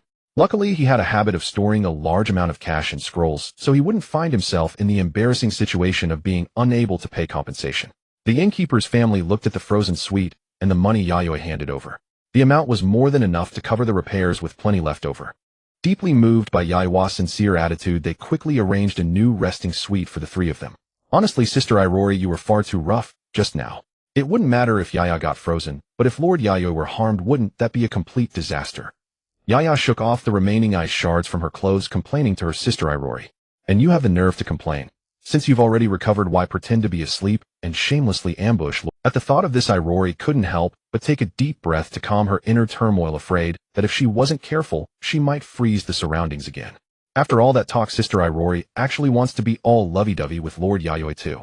Yaya narrowed her eyes and smiled. There's no such thing. And don't even mention the pillow incident. As Irori's threatening gaze locked onto her, Yaya, who had wanted to continue teasing, had no choice but to fall silent. If she kept talking, the new suite might also be doomed, and she didn't want to stand out in the rain all night. I apologize, Lord Yayoi, for causing you so much trouble. Seeing Yayoi return after handling the compensation, Irori quickly stepped forward and bowed in apology. It's fine, and you didn't mean to. Yayoi patted Irori's head, telling her not to apologize. Lord Yayoi, Yaya wants to be petted too fiercely. Yaya, like a cat drawn to the scent of fish, sidled up to Yayoi the moment he had a free hand. Yayoi pressed his other hand against Yaya's forehead, keeping her pouncing body and arms at a safe distance.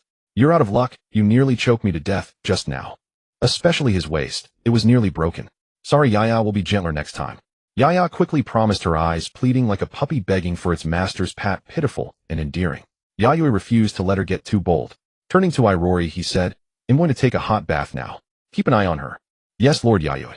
Irori nodded firmly, her violet eyes locked on Yaya, as if she were a dangerous object watching her every move.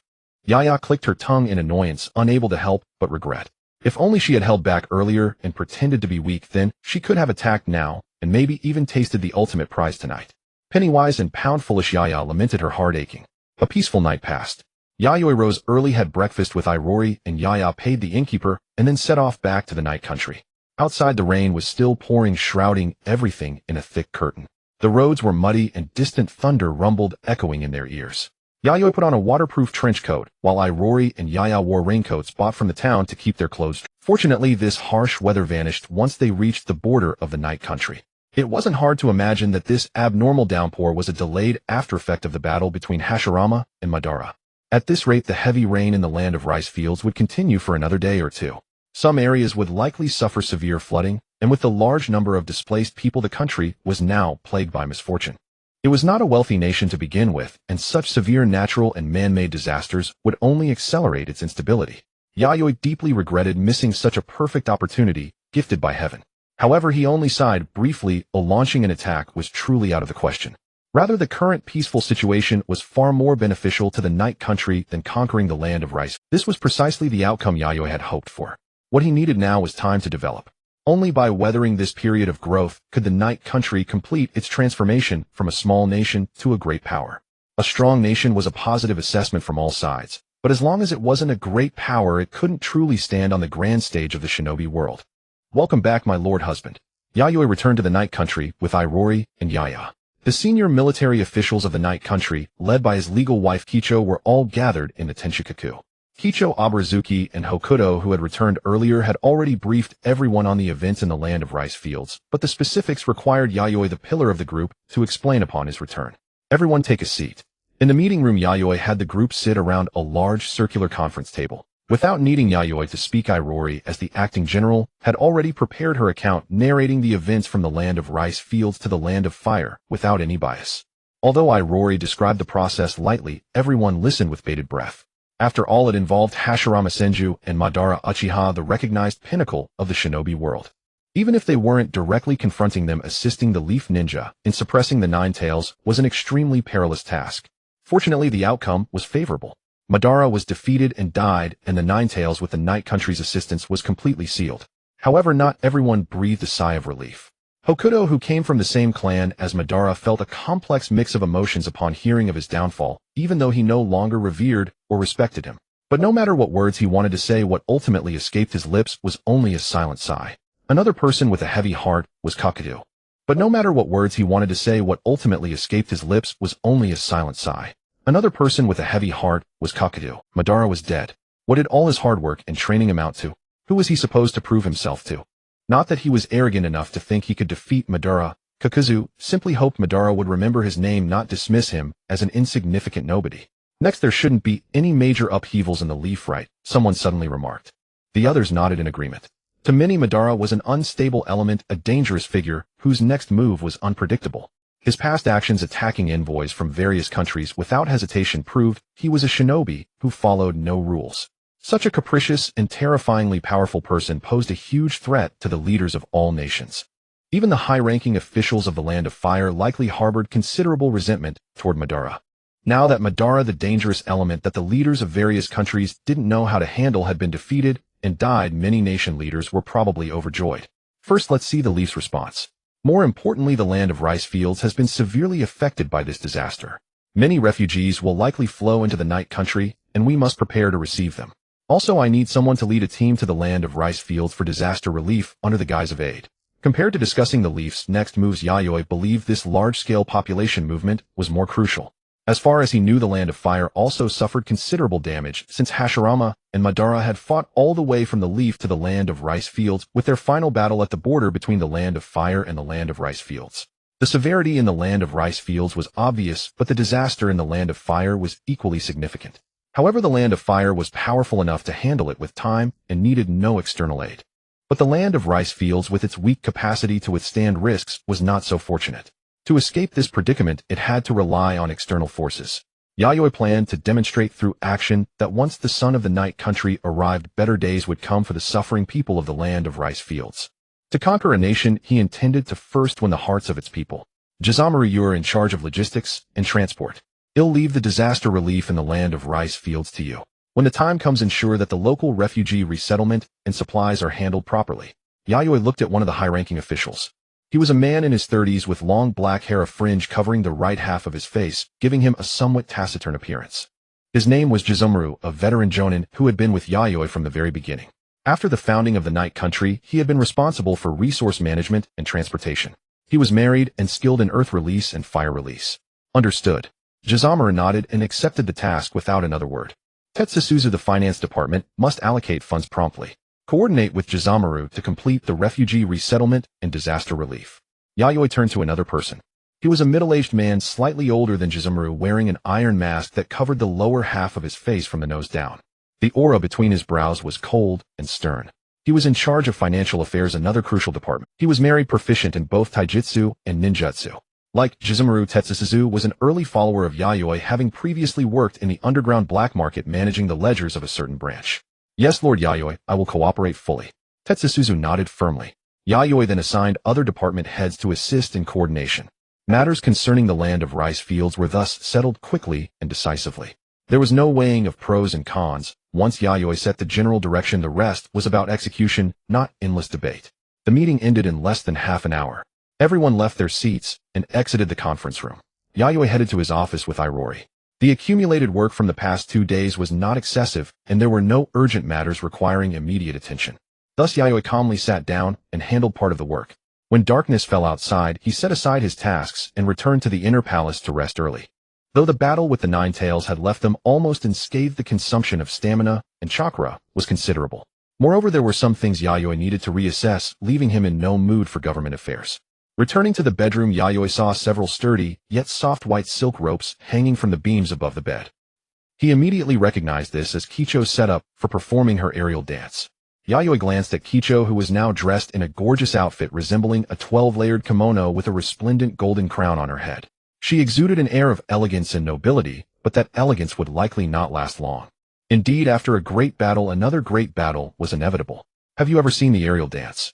The battle between Zhu Jian and Ban, like fire that cannot be wrapped in paper, inevitably reached the ears of the high-ranking officials of the other 4 great nations almost as soon as Mixing returned to the Yi country. In particular, the ninja villages of the 4 great nations under the leadership of their respective Kage convened no fewer than 10 secret high-level meetings within just 3 days. This was only natural, for the aftermath of the clash between Zhu Jian and Ban had ravaged almost the entire Tian country, and large swaths of the Hu country had also suffered severe devastation. Such earth-shattering events that shook the shinobi world were nearly impossible to conceal. Even though the core battlefield lay far from the 4 great nations, intelligence operatives from their respective ninja villages had obtained first-hand information in the shortest possible time and relayed it back to their villages. However, lacking direct or indirect involvement, the intelligence gathered by these great nations' ninja villages was pieced together from fragmentary reports and guesswork, yielding only limited knowledge. Deterred by the formidable power of Mai, they dared not encroach too closely upon the Hu country region, leaving the Tian country, one of the main battlefields, as the only viable area for investigation. A small nation, especially one without a ninja village, was all too easy to manipulate. Consequently, a flood of intelligence ninjas from various nations began infiltrating the Tian country, both openly and covertly, in an attempt to gather more intelligence on the great battle. But when these intelligence operatives beheld the vast craters that nearly bisected the entire Tian country and the inexplicable disappearance of land that had once existed on the map, they fell into a profound silence. This was no mere alteration of terrain, it was a redrawing of the map itself. The islands off the northern coast of the Tian country, along with some of the vanished land masses, had mysteriously disappeared from the sea, as if the islands and territories depicted on the map were but a collective illusion. Perhaps the Tian country had never possessed those extra lands and islands. The more daring operatives secretly infiltrated the Hu country, only to behold a colossal rift valley stretching across the border between the Hu country and the Tian country, a chasm that seemed to have no end. This compelled the intelligence operatives well-versed in the shinobi world's geography to ponder once more, when had the Hu country acquired such a massive rift valley? Was this truly the Hu country they had arrived in? Where had they been transported to? Yet Mai, the epicenter of the storm, paid no heed to the prying eyes of foreign forces. Such matters were impossible to conceal. Since concealment was futile, Mai chose to make it public, allowing these operatives to freely investigate the remnants of the battlefield, lest the high-ranking officials of those ninja villages become suspicious again and make irrational decisions. Moreover, compared to the prying of foreign forces, Mai had matters of far greater importance to attend to.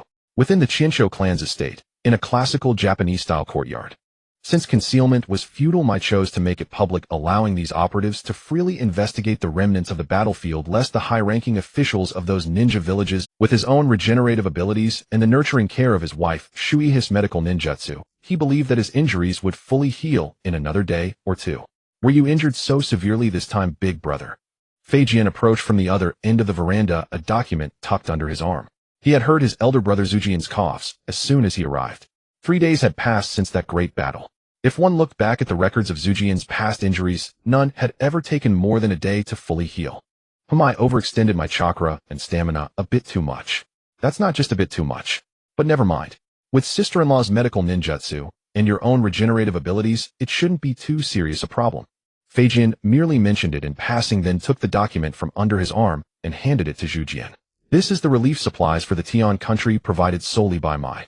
Take a look, big brother. If there's no issue, I'll have a team lead the relief effort to the Tian country. The daimyo has already taken action ahead of us. You can handle such matters yourself. I heard that the Yi country also sent relief to the Tian country. Is that true? Zujian was curious about this. After all, this incident was ultimately Mui's fault. Having another nation extend aid made him feel somewhat guilty, yet deeply moved. Indeed, it's true. General Oda is a man of integrity. Zhu Jian sighed in admiration. Not only had General Oda provided relief to the Tian country, but he had also cooperated with Feijian and Shuehu to capture the Nine Tails without any casualties.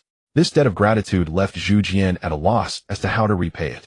For even if Feijian and Shuehu had faced the Nine Tails alone, they could not have captured it without sustaining injuries. Adding the debts previously incurred, the list grew ever longer. That man must have his own objectives. With too little intelligence, Feijian could not fathom Misheng's intentions. However, based on his understanding of Misheng, he was not a man given to reckless actions.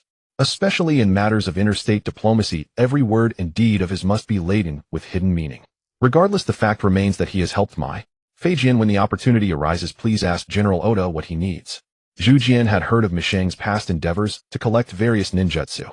It was likely that his actions were aimed at enriching the shallow foundations of the Yi country. After all, without a sufficient repository of ninjutsu knowledge, systematically training ninjas was an exceedingly difficult task. This was precisely the weakness of the Yi country compared to the 5 great ninja villages. Of course, if the Yi country set its sights on smaller nations, that would be a different matter. Understood.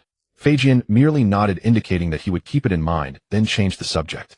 Not long ago, while you were recovering from your injuries, big brother, the clan heads came to me urging that a high-level meeting be convened as soon as possible to address the issues left behind by Ban. Ban was dead indeed, but the mess he had left behind was not so easily erased within Mai. As Ban's clan, the Yuzhibo clan, was also a victim of his attack. However, as the saying goes, love me, love my dog. Hate me, hate my dogs, flees the Yuzhibo clan, sharing the same bloodline, as Ban had been subjected to overt and covert scrutiny from the other clans over the past 2 days, whether they were willing or not. These ninja clans hoped to reach a definitive conclusion on this matter as soon as possible to calm the public sentiment. Alas, I have been pondering this as well, but I truly do not know how to handle it. Feijian, you take charge of this matter. Zhu Jian sighed, coughed twice more, and his face was filled with distress. Ever since the news from the Yi country that Ban had taken the Nine Tails with unknown intentions, Mai had been actively preparing defenses. This included the Yuzhibo clan, who had remained steadfast supporters of Mai and had not sided with their former clan leader. Zhu Jian had witnessed this with his own eyes. But the underlying concerns of the other ninja clans could not be ignored entirely. Very well, then, I shall proceed according to my own methods. Feijian was silent for a moment before accepting the task. Over the past 2 days, he had been contemplating how to mitigate the adverse effects left by Ban, and after much thought, it seemed that the situation was not as dire as it appeared. Big brother, for the next month, you should announce that you are recuperating behind closed doors. Do not receive any visitors, no matter who they are. As a precaution, Feijian intended to leave a buffer zone between the clans and the Hokage. This was also part of his duty as the Hokage's advisor. What do you plan to do? Zhu Jian was concerned about this. Having served as Hokage for a while, he had gradually come to understand that this position was not easy to hold. He often had to be cautious in his words and actions, for even a slight move could be misinterpreted by others, allowing those with ulterior motives to act under the banner of the Hokage. Such incidents had occurred several times since the founding of Mai, with ambitious individuals attempting to stir up trouble within the village under the guise of the Hokage's authority. However, Feijian had dealt with them swiftly and decisively, imposing severe punishments to prevent any further disturbances. We must thank the Yi country for the intelligence they provided, which allowed us to preemptively prepare for Ban's possible attack on Mai, thereby preventing any significant losses. Once that is established, the matter becomes much simpler. As for the external damage, that was a separate discussion. For Feijian, handling internal affairs was the top priority. Moreover, considering the Yuzhibo clan's proactive stance in prevention, Feijian acknowledged their firm allegiance to. At this juncture, hastily convening a high-level meeting and imposing severe measures would only escalate the gravity of the situation. Regardless of the ensuing shifts in attitude among the other clans, the Yuzhibo clan's loyalty to Mai would be the first casualty. Convening a high-level meeting would seem as though the Yuzhibo clan had already been deemed guilty. Therefore, Feijian's course of action was to let time dilute the tension. Ban's attack on Mai had caused no significant losses to the clans. Their reactions were merely stress responses triggered by fear of Ban's power and actions. Since there were no losses, and the Yuzhibo clan had not betrayed, there was no need to escalate the matter. Feijian found the policies Misheng had implemented in the Yi country to be quite effective. When Ban had attacked the various nations' delegations, and panic had spread, the Yi country's approach was particularly intriguing. Perhaps he could emulate that. Before Ban's attack, Mai was as it was. After the attack, it should remain the same. During this period of easing, supplemented by some measures to soothe the public, he believed the tension would gradually dissipate. Feijian laid out his entire plan to Zhu Jian, who nodded repeatedly, finding the approach satisfactory. Then, struck by a thought, Zhu Jian looked into Feijian's eyes and spoke solemnly. Feijian, after this matter is settled, you should become the second Hokage of the village. Feijian said nothing, merely frowning. Through my battle with Ban, I have come to realize that perhaps I am truly not suited for this position. I failed to fulfill the promise I made to Ban. He walked this path, and I bear a share of the responsibility. So let me bear all the blame for Ban's actions. Don't say such frightening things all of a sudden, big brother. Resigning at this time would cause a multitude of problems. Moreover, Ban's actions have nothing to do with you. A man like him never had the right to become Hokage. After the founding of Mai, he couldn't even protect the people and things he should have guarded. The peace he spoke of was built on a foundation of emptiness. A person like that, if he became Hokage, would be the root of disaster. Feijian knew the confusion and anguish in his elder brother's heart after Ban's death. Physical wounds heal easily, but the torn wounds of the heart are not so easily mended. After listening to Feijian's words, Zhu Jian was taken aback. Don't blame me for speaking too harshly, big brother. Maintaining long-term order in the shinobi world is an extremely difficult goal. That is precisely why we should cherish everything around us. In the past, you fought with all your might to protect your clan. After Mai was founded, you continued to protect the village and its people in your own way. In this regard, you are 100 times, 1,000 times stronger than Ban. No one in this village is more qualified than you to be Hokage. Feijian spoke with unwavering determination, his expression grave. In the founding and protection of Mai, Zhu Jian's contributions were undeniable. This was one consideration for why Zhu Jian could not yet step down from the position of Hokage. The other consideration was more pragmatic. Just as Zhu Jian needed a Hokage advisor to serve as a buffer between himself and the clans, Feijian also needed Zhu Jian as Hokage to serve as a buffer between himself and the clans. Though the Hokage wielded greater power, the position also required weighing more factors and was less convenient for action. Moreover, lacking in prestige and merit, Feijian was well aware that he was not yet worthy of the title Hokage. In any case, big brother, calm down first and think it over slowly. They'll go handle the matters outside. Leaving Zhu Jian alone in silent contemplation, Feijian turned and departed. In a fully equipped laboratory, the cage door above a transparent ecological chamber for cultivating lab mice swung open. A wooden palm grasped one of the mice firmly and lifted it from the chamber. It was a humanoid puppet draped in a white lab coat. Its surface was polished smooth, revealing a yellowish-brown wooden texture. The face lacked organs such as a nose, mouth, or ears. Its entire form consisted of a basic torso, head, and limbs moving with a simplicity that mimicked the nimbleness of a living human. In the spacious, brightly lit laboratory, there were over a dozen identical humanoid puppets. On the back and front of each puppet's white coat, a prominent number was displayed for identification. Though these humanoid puppets could not think or provide research insights, they could work tirelessly around the clock. Their inability to tire surpassed many human laborers. In basic chores and equipment operation, they performed more efficiently and precisely than living people. They had maintained a zero-error rate since their deployment. They could even execute complex instructions like singing, though the sounds they produced were only mechanical gears and mechanisms emitting specific melodies. They could also dance, though the movements were somewhat comical. Ningning, the overseer of this laboratory, was quite satisfied with these puppet assistants. What she lacked was not divergent thinking, but tools to handle menial tasks. Though she could run the entire lab alone, it would be highly inefficient and waste considerable time. These tireless, complaint-free puppet assistants resolved this issue perfectly. Her work efficiency has increased by several percentage points recently. The puppet assistant that had grasped the lab mouse bore a label reading No. 11 on its white coat. It brought the mouse to the workbench where Ningning had placed the prepared syringe. Without any manual intervention from Ningning, puppet No. 11 held the mouse with one hand and injected it with the syringe. After the injection, puppet No. 11 swiftly placed the mouse into a transparent glass observation. Once inside, the mouse's body convulsed violently, bending backward, its mouth repeatedly opening and closing, as if screaming in agony, crying out in torment. However, the observation chamber's isolation completely contained the mouse's cries, preventing them from escaping. This frenzied behavior lasted for seconds before the mouse's back suddenly split open, sprouting a lush, verdant sapling. The sapling grew visibly larger, and in the blink of an eye it consumed the host mouse entirely, seemingly absorbing it as nourishment for its own growth. The small tree reached over a meter in height, but did not stop, though it soon hit the top of the observation chamber and began growing horizontally. It continued until the entire chamber was covered in lush greenery, forming a miniature forest. Then the mouse that served as the sapling's vessel had been completely devoured, leaving not even bones behind. The transparent glass of the observation chamber reflected the faces of Yayoi and Ningning. They had witnessed this scene firsthand, and though they had anticipated it, they were still astonished by the sight inside. Shortly after returning a few days earlier, Yayoi had swiftly begun research on Hashirama's cell tissue. However, due to the need for discretion and Ningning's strong research capabilities, they conducted the cultivation experiment of Hashirama's cells here. The erosion power is terrifying. Even with the cell's power significantly reduced, the mouse still couldn't resist. This experimental mouse was already the best of its batch, capable of withstanding strong chakra impacts. Ningning's emotionless voice sounded. Yet from the slight fluctuation in her crimson eyes, it was clear that her inner state was far from calm. This power was too eerie. It was neither poison nor anything else, yet it was more toxic than anything she had ever seen. Yet within the cell tissue there remained an astonishing vitality, giving a sense of thriving life. It's due to the vitality. Hashirama's Sunjus cell tissue contains an extraordinary life force, and its erosion is extremely fierce. Yayoi sighed.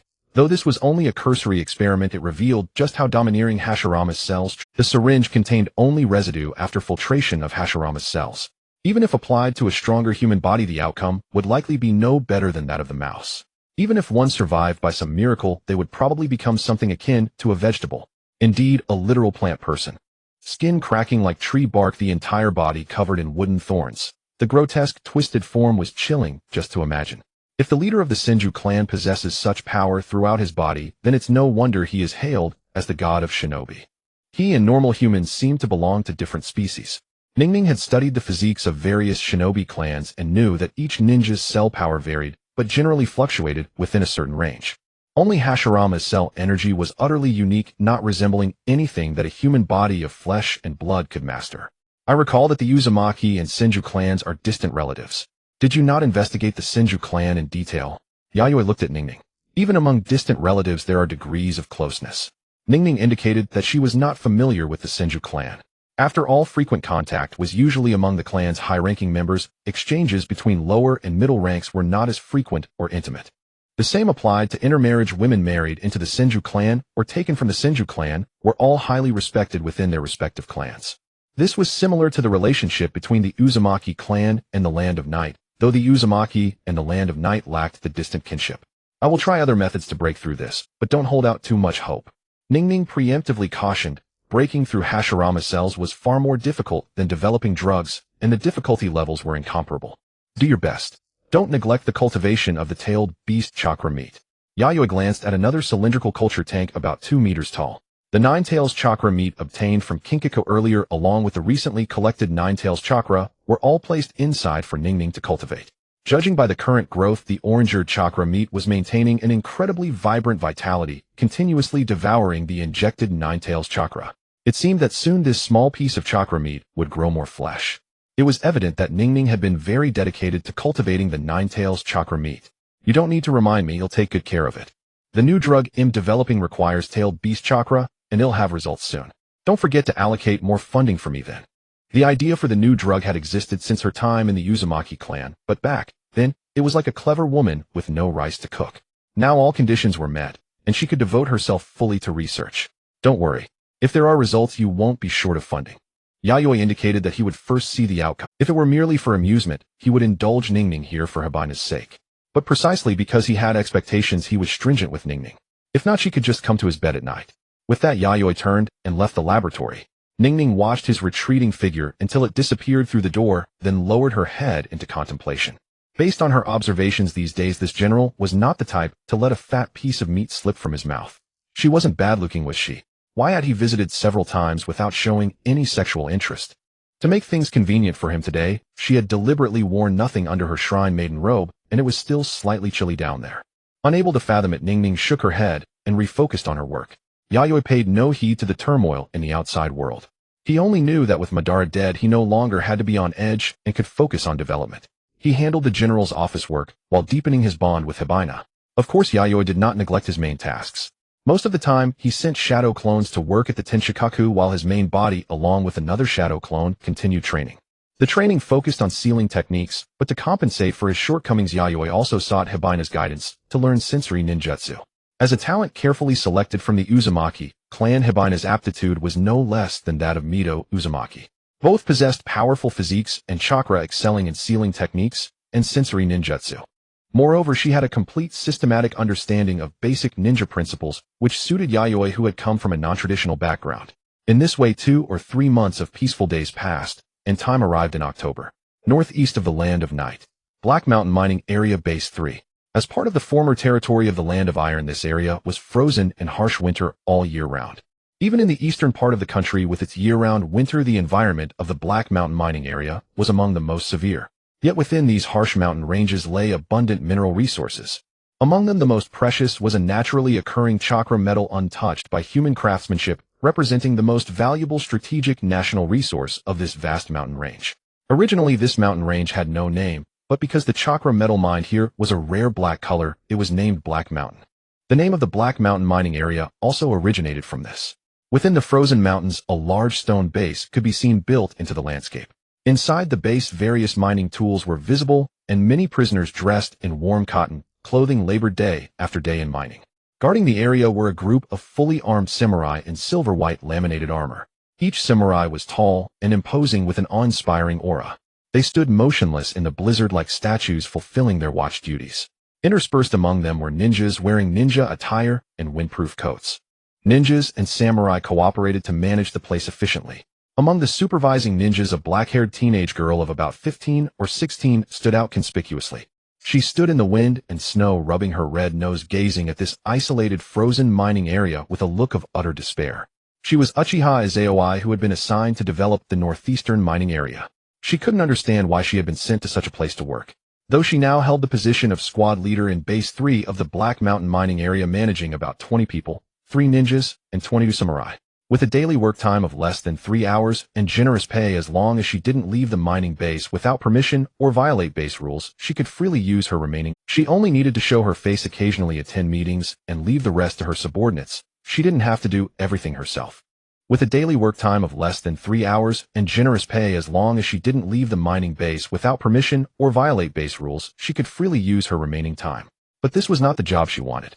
Captain, a samurai hurried over to Yayoi, seemingly having first offense, hang outside for half an hour. Second offense, 3 hours.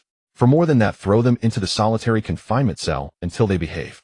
Before the samurai could speak, Yayoi responded in a monotone, as if she had already foreseen it, her voice flat and devoid of emotion. After all, there was too little work in the mining base. Our reports were usually about prisoners causing trouble.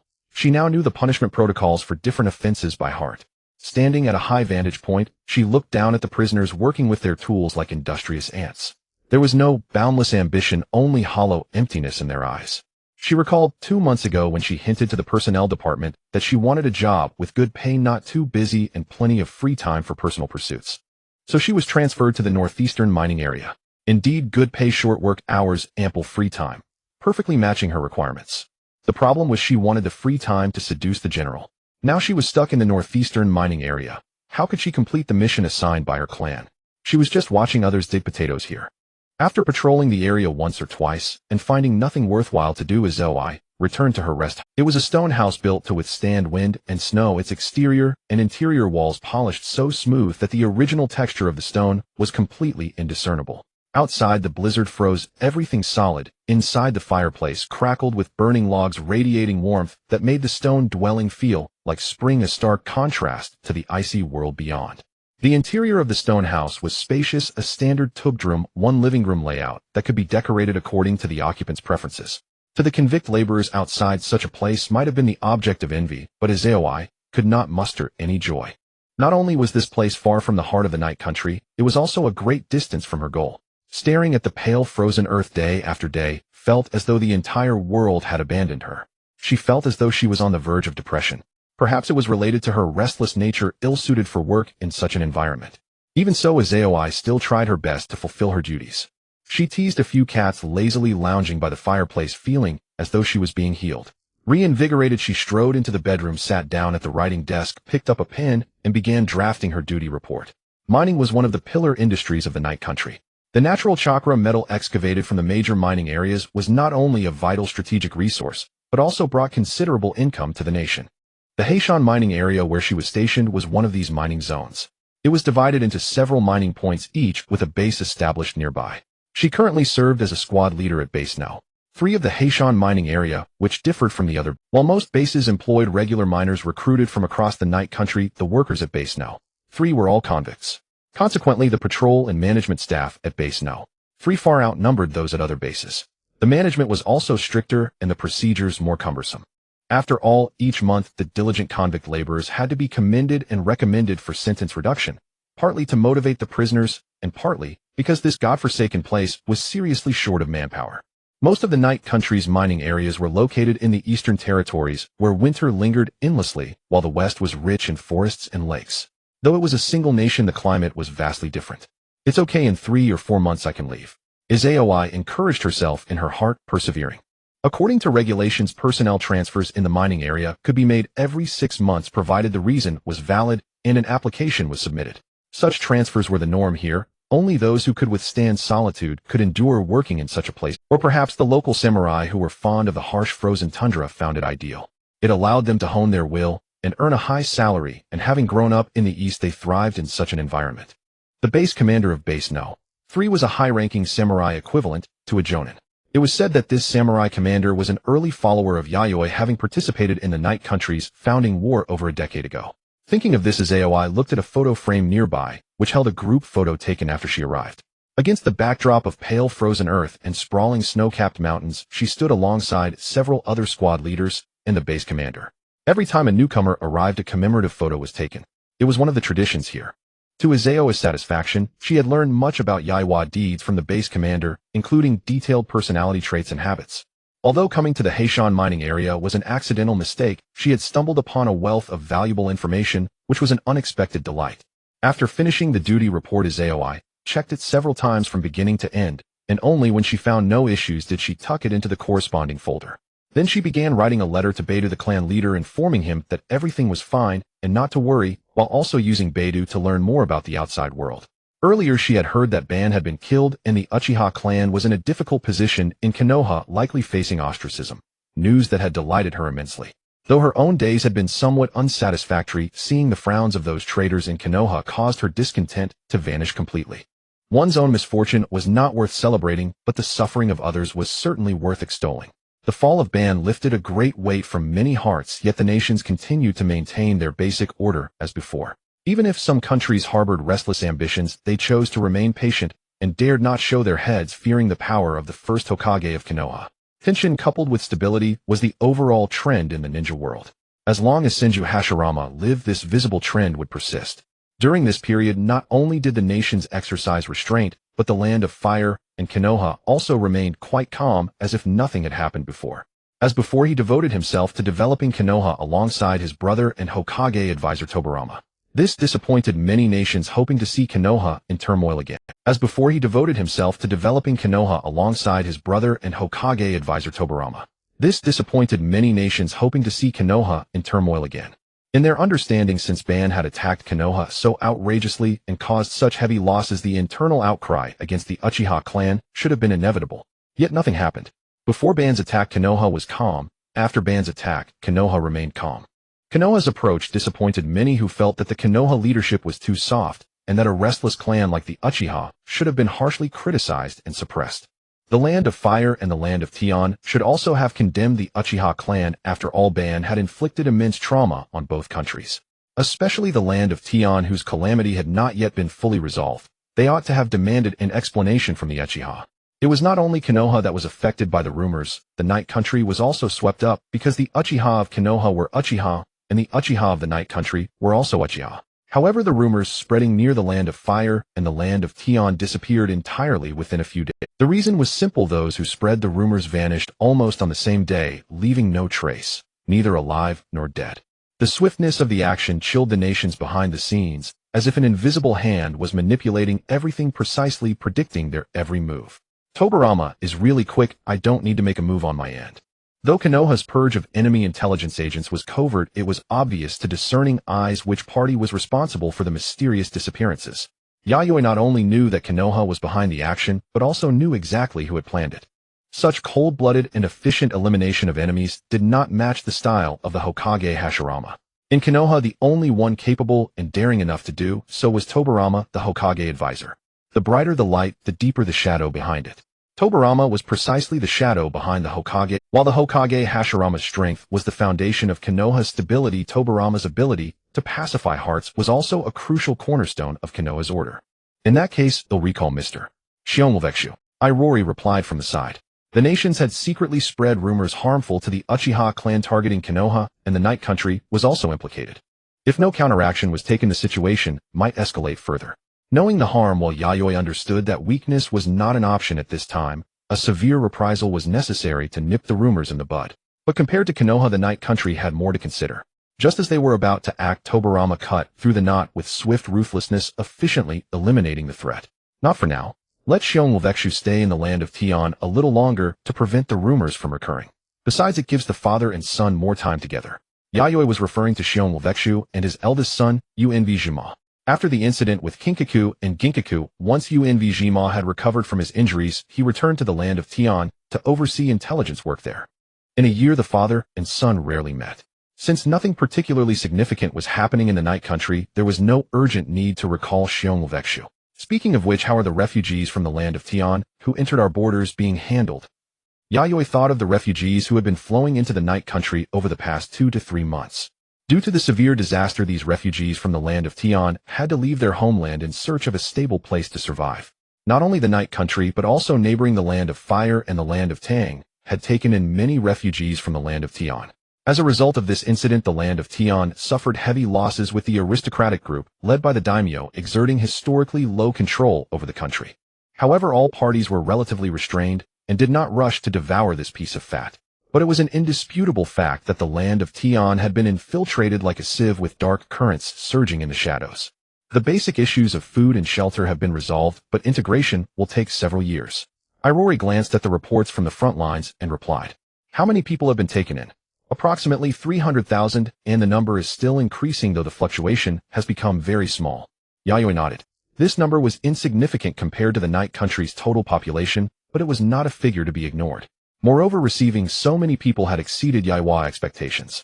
After all, compared to the Night Country and the land of Tang, the land of Fire, as a major nation, would have been the first choice. The source of this disaster was the internal strife of the Fire Country's ninja village, yet the villagers of the land of Tion still regarded it as their greatest savior, a rather darkly ironic joke. Let these people become self-sufficient as soon as possible. Yayoi waved her hand, signaling Irori to make arrangements. The room fell silent. Yayoi took a sip of hot tea to moisten her dry throat, then picked up the reports submitted from various regions to understand the development of the Night Country's different areas. Afterward, she would have to arrange investigators to conduct open and covert inspections to confirm the veracity of the reports, lest anyone fabricate or conceal the truth. If such a thing happened, she could only say that the mining areas would never lack workers. Thinking of the mining areas, Yayoi fished out the report files on the northeastern mining zones from the pile of documents. The report documents from each base were collected in a single folder. The main reporting work was done by the base commander, but if a squad leader in the mining area had a major issue to raise, they could also submit it together. Heishan Mining Area Base No. 3. That's the special base for managing convicts, isn't it? Yayoi flipped through and scanned the documents, then opened the folder for Base No. 3 of the Heishan Mining Area, calmly taking out the report papers inside. In addition to the base commander's report, there was also a report document written by a squad leader from the base. After reading the base commander's document first, she picked up the squad leader's report. When she saw the opening, Yaiwa's mouth twitched involuntarily. At the beginning of the report, she saw an alto familiar name, Uchiha Yayoi. How did this young girl end up in a place like that? With her restless temperament, which seemed no more than a kitten's hiss, could she handle the work there? Despite this thought, Yayoi was curious about what Yayoi had to report to him. Could it be that she couldn't bear the monotony of the mining area and wanted to be transferred out early? Yayoi opened it, and was surprised to see that the other party had written in beautiful handwriting. Putting aside the content, just the lovely neat script alone was pleasing to the eye. Moreover, it was not the bitter complaint about mining life that he had imagined. Instead, it expressed a determination to work hard and gratitude for the tempering and training from above. The more Yayoi read, the more something felt off. The entire text was about how she feared no hardship and how diligently she worked. This self-congratulatory absorption was so intense that even Yayoi felt embarrassed for her. While it indeed made Yayoi see her in a new light, the document felt increasingly strange. Especially at the end, there was a heartwarming sentence, "It's getting cold, General. Please remember to drink more hot water and be careful not to catch a cold." But Yayoi felt no warmth, only bewilderment. What on earth was this girl talking about? Was she writing a thank you essay to him? Unable to fathom the girl's thoughts, Yayoi simply scribbled a few words in reply at the end and stuffed the document back into the folder. Several days later, at the Black Mountain Mining Area Base 3, inside the stone house of the base commander.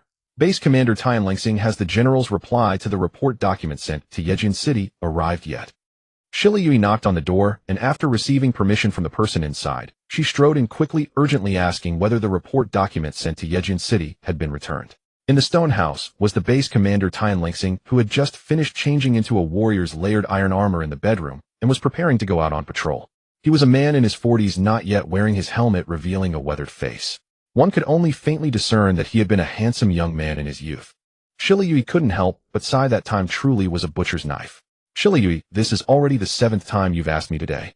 Base Commander Tianlingxing looked at the Uchiha girl who had suddenly become inexplicably motivated and replied with a speechless expression. Not just today, but since yesterday. Shiliyui had been pestering him incessantly, as if the report document due to be returned from Yejin City was something she found particularly intriguing.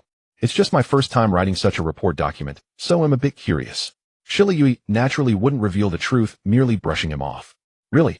Tianlingxing stroked his chin, scrutinizing Shiliyui. His intuition told him she was hiding something. Shiliyui, you wouldn't have written bad things about me in the report to Lady Mixing, trying to climb the ranks, would you? Hearing Tianlingxing's sudden remark, Shiliyui rolled her eyes, unwilling to respond to such a foolish question. Who would come to this godforsaken place just to watch people dig potatoes?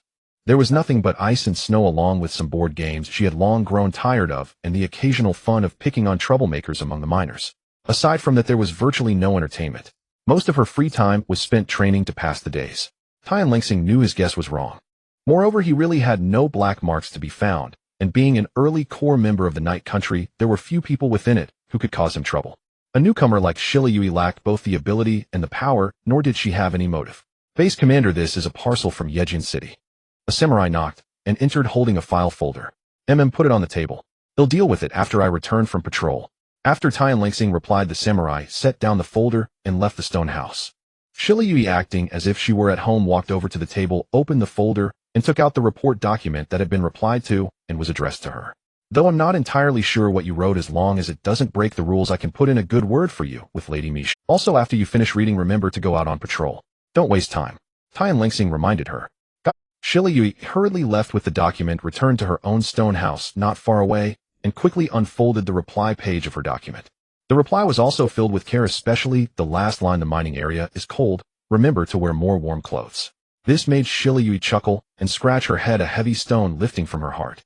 Indeed, her hard-working and diligent attitude had earned deep recognition from the other party, and the caring words she had left at the end must have left a deep impression. After all, a girl far away in the frozen land could still speak such warm words, caring about his health. She believed he must have been deeply moved by her tenderness and thoughtfulness. It was not in vain that she had spent so much time recently searching for books on romance. Now, as long as she seized the opportunity to make her move, the general would surely fall at her feet, captivated by her charms. Then that woman from the Uzumaki clan who was getting too close to the evil Senju would no longer be able to stir up trouble. October, huh? Feels like it might snow this month. Wearing a Miko outfit, Hisashina sat on the corridor of the inner courtyard, looking up at the gray sky above. Sensing the chill in the air, she suspected that by the end of the month the weather might suddenly turn and bring snow. The eastern part of the Night Country was perpetually shrouded in winter, an extremely anomalous frozen land. Yejin City, bordering the eastern frozen land, was inevitably affected by the cold air from the east, causing winter to arrive early. That being said, Hisashina was unaffected. She took cookies from a snack bag and stuffed them into her mouth, chewing and swallowing like a little hamster. As a ninja who had learned chakra, she could quickly adapt to many extreme environments. What will the snow scenery look like here? Hisashina was curious about this. The place where she had lived in the past had snowed only once when she was very young, and her memory of it was vague. The snow scenery will be very beautiful. A burst of laughter came from behind. It was Kikyo returning from the training ground. She had overheard Hisashina's muttering and responded with a smile. Sister Kikyo, you're back from training. Hisashina turned around happily, standing up. Yes, the monstrous strength technique you taught me is quite difficult to master, so I need to spend more time practicing. Kikyo looked at Hisashina, whose face was clean and eyes clear. Through their recent interactions, she knew this was a simple woman without complicated thoughts. The speed at which she had revealed her secrets was even faster than Kikyo's own. The great barrier of the inner court, which had been improved several times, Mishang's rapidly growing sealing techniques, and the newly learned sensory perception ninjutsu were the best proof. Even the monstrous strength technique she was now trying to integrate into the gentle fist was learned from Hisashina. So in daily life, both she and Mishing tried their best to spoil her. They allowed her to live a carefree life here without having to deal with the troubles of the outside world. After all, Sister Kikyo, you practice the gentle fist, which is the complete opposite of the strong fist. Being able to initially merge the two systems is already truly remarkable. But now that you're so strong, Sister Kikyo, isn't it a bit too hard to spend so much time training? Hisashina marveled at Kikyo's diligence and hard work. It was even more focused than when she herself had been under supervision at the shrine. Strong? I don't think so. Many times I lament my own weakness, unable to help my lord husband. Kikyo gave a wry smile. She was strong enough to hold her own against a high-level ninja like Aburame Torian. But when facing a tailed, beast-level existence, it was hard for her to intervene. Especially during the sealing of the Nine Tails in Konoha. Because of doubts about her strength, Mishing had sent her back at that time. If she had been stronger, then she could have fought alongside them instead of being excluded from the battlefield.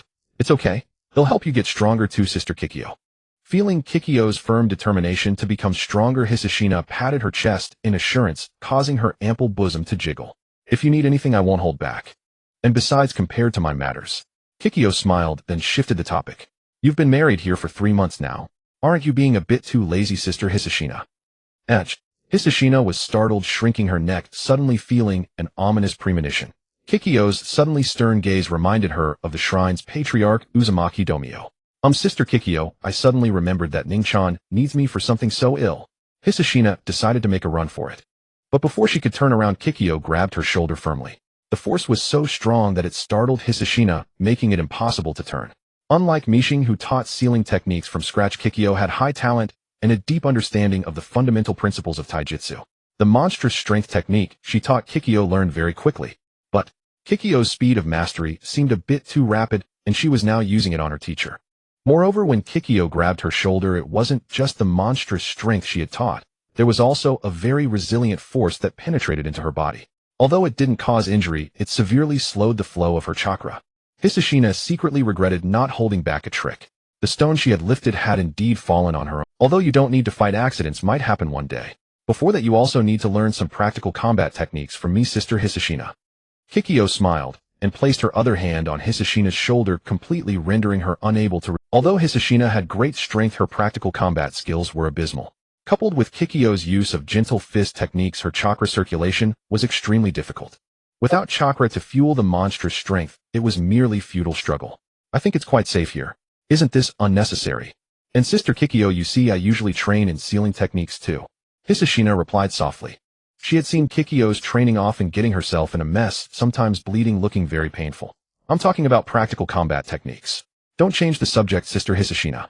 As my lord husband's woman, you don't have to fight, but you can't be unable to.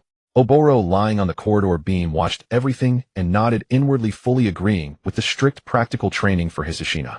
Although the general's residence was very safe, accidents could descend at any time without warning. Learning a bit more practical combat skills would benefit Hisashina. Most importantly, Oboro also felt that Hisashina had become far too lazy since arriving here. Every day besides eating, she would be making noises at night, like a tireless, reckless little cow, forcing Oboro to change her underwear each time. She suspected that Hisashina's abundant energy at night was due to having too little to do during the day, leaving her excess energy with no outlet. As for Hisashina's claim of practicing sealing techniques, Oboro scoffed at it. It was a half-hearted effort at best. After losing her family's supervision, Hisashina had become too free. Seeing Hisashina still hesitating and struggling, Kikyo had to resort to her trump card. If you accept my practical combat guidance, it'll teach you a few special techniques you haven't tried before. How about it? Hisashina, who had been wavering, instantly stood at attention, ready to face death. Please, by all means, drill me hard, Sister Kikyo. Kikyo was both amused and exasperated. This girl was really, though she herself had once fallen into depravity for a time, it was only because of excessive suppression, a kind of cathartic indulgence, not true abandonment.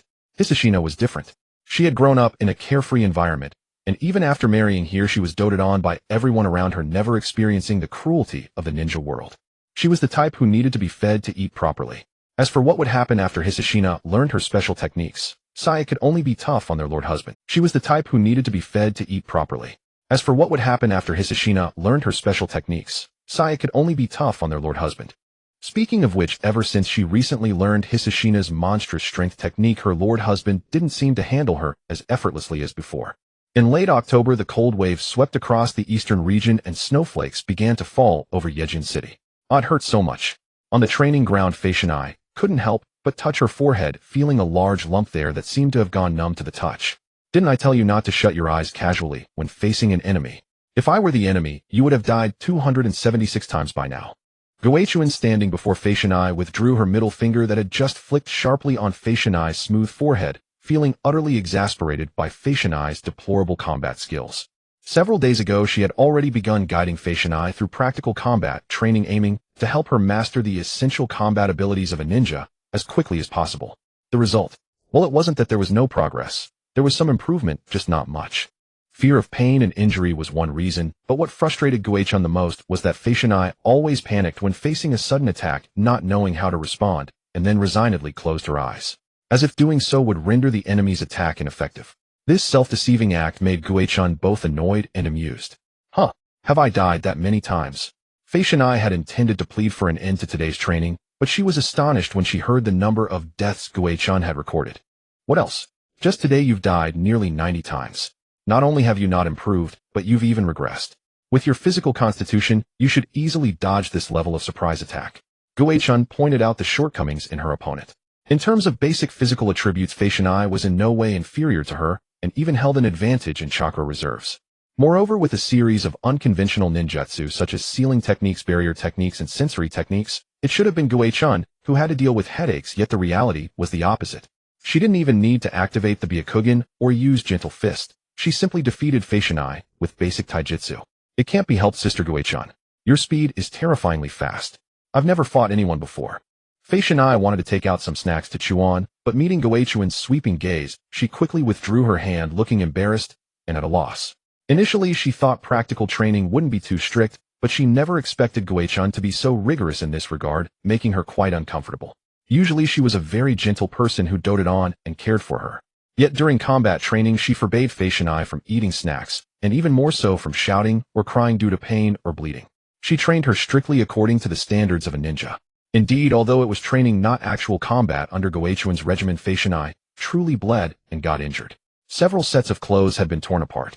The pain from the flick on her forehead just now was also quite forceful and hadn't subsided. This was deliberately done by Goeichun to accustom her to pain and bleeding. But now I no longer cry from pain or bleeding, so I've made great progress, right? Fei Shanai spoke with a hint of smugness, as if overcoming such a thing was a remarkable achievement. Overcoming crying from pain and bleeding. Shouldn't this be a ninja skill mastered at the age of 4? Goeichun didn't know where to start refuting her. Everything Fei Shanai said was a point of criticism for a normal ninja. In all her years, she had never seen a ninja with such weak basic combat skills. In the past, when you were with the Uzumaki clan, didn't you ever engage in practical combat drills? I recall that to master sealing techniques, you should have had a reference target. Goeichun was puzzled about how Fei Shanai had managed to master sealing techniques. Fei Shanai thought for a moment and replied that never happened. As for the reference target for sealing techniques, I just practiced on immovable stones. Goeichun was speechless, unsure whether to be envious or jealous. The environment she lived in was completely one filled with kindness around her, far from the smoke of war. At the same time, she realized why during the past few days of practical combat, Fei Shanai's sealing techniques in combat were so deplorable and her movements so unfamiliar. It was entirely because she was used to hitting stationary targets. Now, against moving targets, she didn't know how. Initially, Goeichun had been somewhat wary of Fei Shanai's sealing techniques, since being hit by one was no different from being directly struck in the meridian system by Gentle Fist, an extremely dangerous jutsu. In short, after these few days of exploration, I have a complete grasp of your situation. In the coming time, we'll set aside everything else and focus solely on taijutsu sparring. For a rookie like Fei Shanai who knew nothing, Goeichun felt it necessary to impose restrictions, starting with the most basic taijutsu combat, then gradually escalating, allowing Fei Shanai to master her abilities step by step. How do we still have to practice today? Fei Shanai opened her mouth, wanting to end this painful training. Of course, actually I can do it myself. Sister Goeichun must have things to do too. My strength won't see a qualitative leap in the short term, so I have plenty of time to guide you. Most importantly, Fei Shanai, you need a whip constantly cracking behind you to develop self-discipline. In other words, if left to practice alone, she would definitely slack off. Also, until your taijutsu is mastered, you won't be allowed to use our husband. I've already discussed this with him.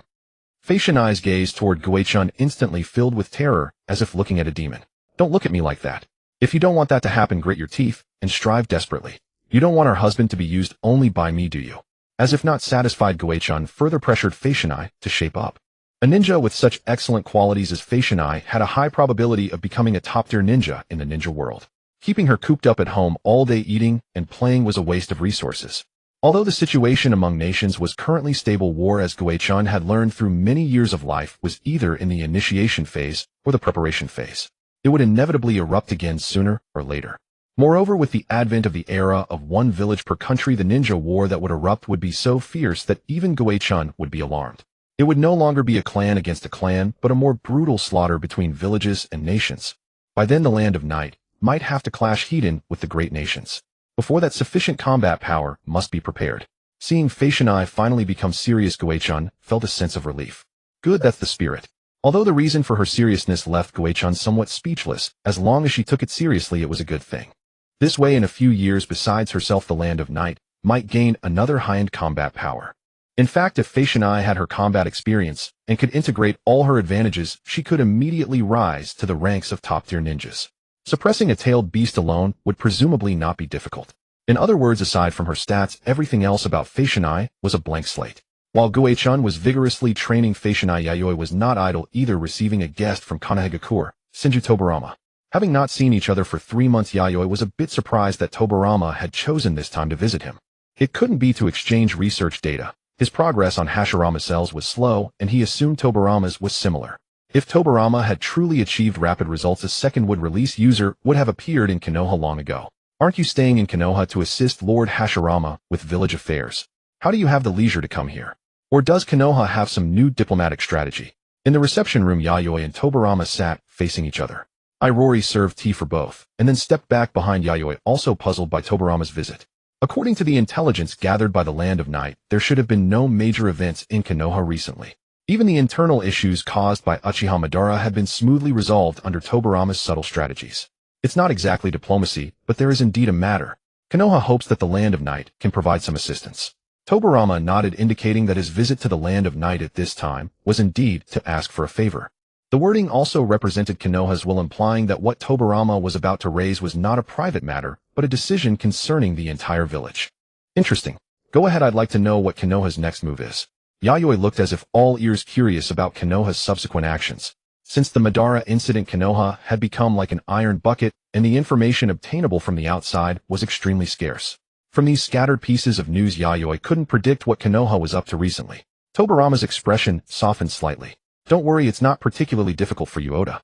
My brother hopes to convene a second meeting of the village heads. He would like the Land of Night to provide a platform for the heads of the various ninja villages to hold discussions. Yayoi did not respond immediately, but felt puzzled by the meeting mentioned in Tobarama's words. That's possible. Oh, it's not a difficult matter for the Land of Night. However, I'm curious. What does Konoha intend to do through this meeting? After pondering for a moment, unable to fathom Konoha's purpose, Yayoi stared at Tobarama with a questioning gaze, hoping to get some inside information from him. Tobarama spoke without any preamble. It's nothing major. My brother hopes to use this meeting to distribute the tailed beasts, thereby balancing military power among the nations and maintaining the basic order of the ninja world. Yayoi spat out the tea he had just drunk, coughing violently. Although Tobarama spoke lightly, as if it were some trivial matter, Yayoi's inner emotions churned violently, unable to calm down for a long time. Because the information Tobarama revealed was not much in quantity, but it was enough to be astonishing. Suppressing his shock, Yayoi quickly asked Tobarama, "Are you saying that Konoha has already captured all the tailed beasts? After all, to distribute tailed beasts, one must first have all of them in hand." The implication was clear. During this time, Konoha had not only been dealing with internal affairs, but had also silently accomplished a monumental feat that would shock the ninja world. Yes, except for the one tail and the 7 tails, the remaining tailed beasts are now in our hands. After all, as long as you know where the tailed beasts are, capturing them is simply a matter of using your hands, isn't it? Seeing the smile that Tobarama couldn't quite suppress at the corners of his mouth, Yayoi's lips twitched. This guy is definitely showing off. With extensive experience in battling tailed beasts and coexisting with them, Mishung understood one thing: deeply capturing tailed beasts, especially 7 of them, was far from a simple matter of capture. For any other major ninja village, not only would they lack the ability to capture so many tailed beasts, but even if they succeeded, a single misstep could cause the 7 beasts to collectively rampage, reducing their own village to ashes. For top-tier ninjas, the hardest part about tailed beasts was never the capture, but the management afterward. In essence, the cost of managing tailed beasts and the associated risks were too high. Even for a ninja village that had grown more resilient, handling the tailed beasts required careful consideration. However, Mu Yi did not need to worry about such issues. The most direct way to deal with the seven-tailed beasts was to suppress them with absolute power. Coincidentally, Mu Yi was the only ninja village in the world that possessed such absolute power. However, distributing tailed beasts to balance the military power of nations and maintain order, this doesn't seem like your style, Fei Jian. This must be Master Zhu Jian's doing. Mi Sheng pondered and realized that Fei Jian was merely a messenger. The true orchestrator of this matter was still the god of shinobi. Although he knew that Fei Jian participated in many major decisions in Mu Yi and led many policies, the final approval for execution still rested with Zhu Jian himself. Fei Jian knew that this could not be hidden from someone as intelligent as Mi Sheng. Those familiar with his style understood that distributing tailed beasts to the nations was not in line with his methods. Perhaps it was the shock of Ban's death. Big Brother wants to use his own way to promote the establishment of order in the ninja world. Fei Jian frowned and sighed. To be honest, this is neither a bad nor a very clever approach. Mi Sheng thought of the tailed beasts held by the 5 great ninja villages in the original story and finally understood how those tailed beasts came into their possession. At first, he thought these tailed beasts were gradually captured by the great ninja villages themselves. He never expected they were distributed uniformly through a meeting convened by Mu Yi. The specific consequences, whether good or bad, will be proven by time. Fei Jian nodded.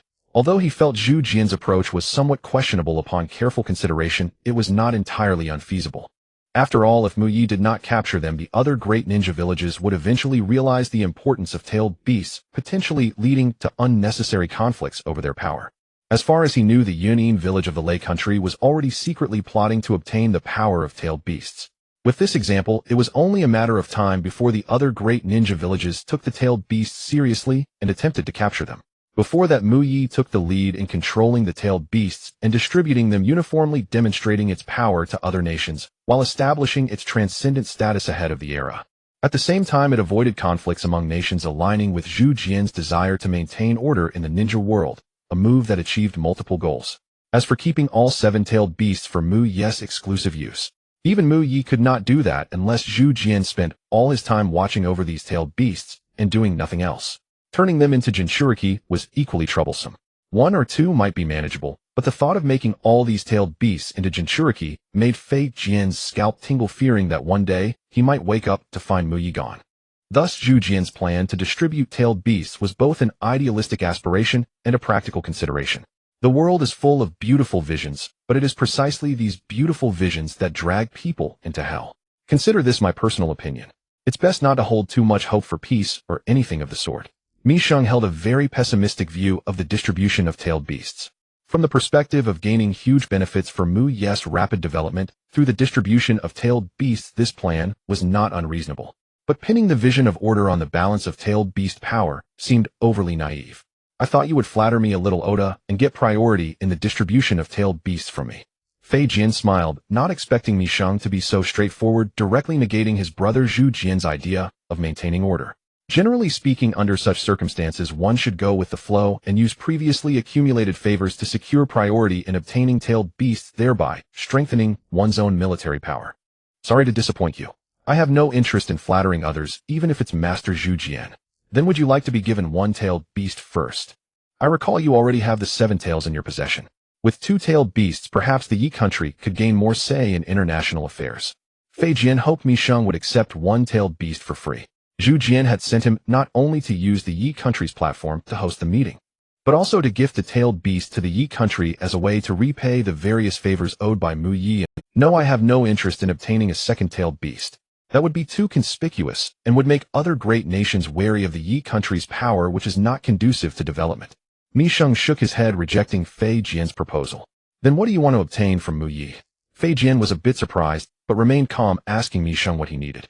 Mi Sheng was also unceremonious, a slight curl at the corner of his mouth, his gaze fixed on Fei Jian's eyes, stating what he had always wanted. Let the tailed beasts go to other nations. I want to trade with you for the Yinyang release. Compared to tailed beasts, the Yinyang release was what he had always desired. Fei Jian was momentarily stunned, clearly not expecting Mi Sheng to make such a request. The Senju clan naturally had the corresponding inheritance of the Yinyang release. Believing that no other ninja clan except the Uchiha could have a more complete collection of the Yinyang release than the Senju, It was an ancient secret art capable of deriving all things from nothingness, said to even touch upon the very origin of the energy known as chakra. However, ninjas who could read and master this technique were extremely scarce. Then he deliberately cast a glance at Iroha behind Mi Shang, and with a flash of understanding, he looked deeply at Mi Shang. I see. Now I understand your purpose for wanting the yin yang release. No wonder you look down on tailed beasts. You have a more stable power to pass down than tailed beasts. Indeed, you not only understand the yin yang release, but also grasp the secret of creating life through it. On the same day after his conversation with Mi Shang, Fei Jian did not intend to stay and returned directly to Mu Yi. 2 days later, Mu Yi sent letters simultaneously to the leaders of other major and minor ninja villages, inviting them to participate in the meeting. The meeting was scheduled 1 week later with the location set in the Yi country. Thus, the once calm ninja world became turbulent once again due to Mu Yi's actions. Lei Country, Yun'in Village. Magnificent architecture nestled among the mountains, appearing and disappearing in the ethereal white mist. At that moment, a high-level internal meeting was taking place in the Raikage building built on the foundation of a huge cliff. How outrageous. We were the first to set our sights on the tailed beasts. What right does Mu Yi have to distribute? A burly high-ranking official of the Yun'in village smashed his fist onto the solid wood conference table, letting out an unwilling roar of anger. Ha ha ha, how pathetic. Unable to catch what you want and someone else gets it easily. Besides lacking strength, your brain is also quite slow. Don't you think so? Yin Jiao?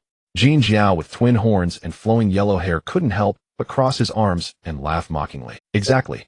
Anyone would think this is a pity party. Sit down and stop disgracing yourself here.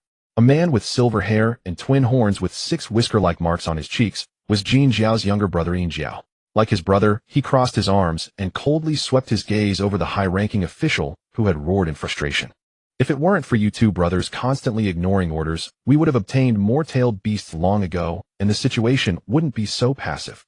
This high-ranking official's words resonated with many others at the meeting. As the most prominent militant faction representatives in the village, Jin Jiao and Yin Jiao held immense power, constituting the largest armed force outside the Raikage faction. However, this armed force was not entirely subordinate to the Yun'in village, but belonged entirely to these two brothers as private troops. This often led to them disregarding orders, making them the biggest headaches in the village. Ridiculous. We brothers contributed the most when capturing the 9 tails. Moreover, the other tailed beasts were never part of our objective. That was your quota. Jin Jiao snorted coldly, indicating that the power of the other tailed beasts was not worth the effort for him and his brother. Regardless, we are now in the same village. Wait, old man, don't talk nonsense. Who said we were comrades? Jin Jiao and Yin Jiao interrupted coldly, their disdain evident. Many high-ranking officials in the Yun'in village turned red with embarrassment. Enough, all of you, calm down. A low voice, yet it made the two sides on the verge of conflict fall silent in unison. The speaker was a middle-aged man in his 40s with dark skin. His slightly messy black hair and black upper lip made him look not particularly imposing, but rather gentle in temperament. This man was the first Raikage of the Yun'in village AI. Even before the establishment of the Yun'in village, he was a renowned lightning-release ninja of the Lei country. Really, you always argue over such trivial matters. Jin Jiao, Yin Jiao, don't say things that hurt your colleague. AI exhaled, his gaze fixed on Jin Jiao and Yin Jiao, who had initiated the provocation, telling them to be quiet and well-behaved. At every meeting, these two brothers were the most restless troublemakers. Jin Jiao and Yin Jiao's lips twitched, but they did not provoke AI as they had done to others, giving him face. Whatever Mu Yi is planning, the Yun'in cannot afford to pass up tailed beasts, which can be used as weapons. Therefore, I have decided to participate in this meeting. AI announced his decision in a calm tone. But Raikage-sama, the high-ranking official who was about to speak, froze when he saw A's calm glance, immediately sweating profusely and sitting back down in silence. Although AI appeared easygoing and gentle in manner once he made a decision, he disliked anyone. The first generation of Kage in the 5 great ninja villages may have been elected through democratic processes among the clans, but in reality, before receiving the democratic recommendation of the clans, they had already subdued all the ninjas in their respective countries through sheer force. I do not oppose the Raikage decision, but if an attack on the delegation occurs again, what should we do? Another high-ranking official worried about Mu Yi repeating their previous tactics. That's why Mu Yi is not holding this meeting in their own village. Probably considering the failure of the previous meeting, they are using another country's territory this time. AI replied calmly. Although he had been severely punished by Ban last time, with his strong mental resilience, he had successfully moved past the trauma. Moreover, if he dared not leave the country for fear of Mu Yi's power, it would damage the Yun'in village's reputation and make people think he, as the Raikage, was a sore loser with a narrow mind. The Yi country. There are rumors that they are in league with the Fire country and Mu Yi. Could this be a trap? Yes, this country seems to have some skill. In that previous great battle, it is said they suppressed the Nine Tails controlled by Uchiha band together with Muyi ninjas. Their relationship with Muyi is indeed ambiguous. Listening to the increasingly off-topic remarks, AI felt somewhat helpless. The downside of a large village was that it always took long drawn-out meetings to decide anything. Even as the Raikage, he could not forcefully oppose them, because using only force without a policy of leniency and not allowing them to express their opinions would reduce their sense of belonging to the village. This would inevitably plant huge hidden dangers in the village. Listening to the reasonable voices and petitions of the ninjas below was also an important responsibility of his as the Raikage. He could not simply implement a high-pressure dictatorship in the village. Don't worry. I will also contact the Kage of the other villages in advance to ensure similar accidents do not happen. If it were just a simple meeting, AI would attend, but not necessarily in person. However, the bait thrown by Mu Yi this time was too tempting. The power of tailed beasts was worth his personal journey to the Yi country to participate in this meeting. Hearing Ace's firm attitude, everyone knew it was useless to dissuade him. In that case, please take more guards with you. The team should include highly skilled sensory and medical ninjas. If anything goes wrong, please evacuate immediately. We will also dispatch a unit to infiltrate the Tian country to provide backup. Considering the ambiguous relationship between the Yi country and Mu Yi, the high-ranking officials were genuinely worried about a trap. After all, distributing tailed beasts to various countries sounded rather unreliable. Perhaps it was just a gimmick Mu Yi created to smoothly hold the meeting. Could they actually be distributing tailed beasts? In the land of Earth, the hidden stone village was nestled deep within the undulating mountains of the country's heartland, surrounded by towering rock peaks that formed a natural barrier. The round tower and fortress-like houses were built entirely from gray, rough-hewn boulders lacking any ornate beauty, but maximizing their sturdiness. A few waterfalls and rivers flowed through the village, providing scarce, yet vital sources of water for the hidden. The tallest round tower structure in the village, built from gray boulders, was the iconic Tsuchikage building, where the Tsuchikage worked and held high-level meetings. Mu arrived at the office door with a stern face. Before he could push it open, a short, big-nosed youth walked out from Damn old man, always talking about the will of stone and telling terrible jokes. In the end, isn't it just making me clean for so long, even wasting my training time? From the youth's grumbling tone, it was clear he had accumulated quite a bit of resentment. Onoki, after all, he is the Tsuchikage and your grandfather. Try to accommodate him a little. Though he is indeed. Upon hearing the short, big-nosed youth's complaints, Mu knew he had been tricked into working by his superior, the first Tsuchikage Ishikawa. Master Mu, you think so too, don't you? Finding a confidant to vent his feelings, Onoki couldn't hold back. Mu nodded. He had followed Ishikawa longer than Onoki had been alive, so he knew exactly what kind of person Ishikawa was. Having been tricked by him in the past as well, Mu and Onoki shared the same plight. How is your training in nature transformation of chakra coming along lately? Mu asked about Onoki's training progress. As his personal disciple, he couldn't afford to be a weak ninja in the future. The training in dust release needed to be introduced as soon as possible. I've already mastered the nature transformations of earth and wind. Once I complete the training in fire nature transformation, I can officially learn dust release from you, right, Master Mu? Onoki clenched his fist tightly. Though short in stature, his aura had grown incomparably stronger than before, and his face was full of confidence. No, mastering the three nature transformations of earth, wind, and fire is only the most basic prerequisite for learning dust release. The path to mastering it is still very long. Mu shook his head. Although Onoki was highly talented, there were too many talented ninjas in the world. Mu couldn't be absolutely certain that Onoki would be able to learn his dust release. After all, dust release was a fusion of three elements surpassing bloodline limits. I will definitely master it. Onoki's eyes burned with determination. He'll be waiting to see that. Mu nodded, acknowledging that spirit. By the way, Master Mu, did you come to see the old man about the upcoming summit in Konoha? Onoki's expression suddenly tensed. The mere mention of Konoha brought back unpleasant memories. Though the man who had caused those painful memories had passed away a few months ago, the powerless agony was deeply etched in Onoki's mind, impossible to forget. You've heard about it too. Many jonin in the village are talking about it. A lot of people don't want the old man to attend the summit. Onoki shared what he knew. Fearing things that are too powerful is human nature. Only by making up your mind to cross that barrier can you grow again, otherwise you'll forever remain stagnant. Onoki never become a ninja who loses courage and will. Seeing that Onoki was also among the dissenters, Mu patted him on the shoulder, said no more, and pushed open the door to enter the office. The space inside was spacious, the decor, neither plain nor extravagant, exuding a low-key and pragmatic restraint. An old man in a white imperial robe about the same height as Onoki, with neatly combed gray-white hair and beard, was floating with his feet off the ground in front of the floor-to-ceiling window, taking in the entire view of the hidden stone village. He was Ishikawa, the first Tsuchikage who founded the Hidden Stone Village. Tsuchikage-sama. Mu addressed Ishikawa by the window. You're here, Mu. Thank you for your trouble with Onoki. That boy is at an age of impatience, unwilling to do even trivial things. Ishikawa turned slightly, his gaze sweeping over, seeming troubled by the education of his grandson. Isn't it because you always trick him into doing various chores with strange rhetoric? You could just communicate directly. Haha, is that what you think, Mu? It seems we have a difference of opinion on raising. My intention was to make him value details by starting with small tasks, but it's backfired somewhat. Ishikawa laughed heartily, his words still full of expectations for Onoki. That's inevitable. He's your grandson. The villagers accept him because of your existence. He has always wanted to become stronger, to change their perception of him.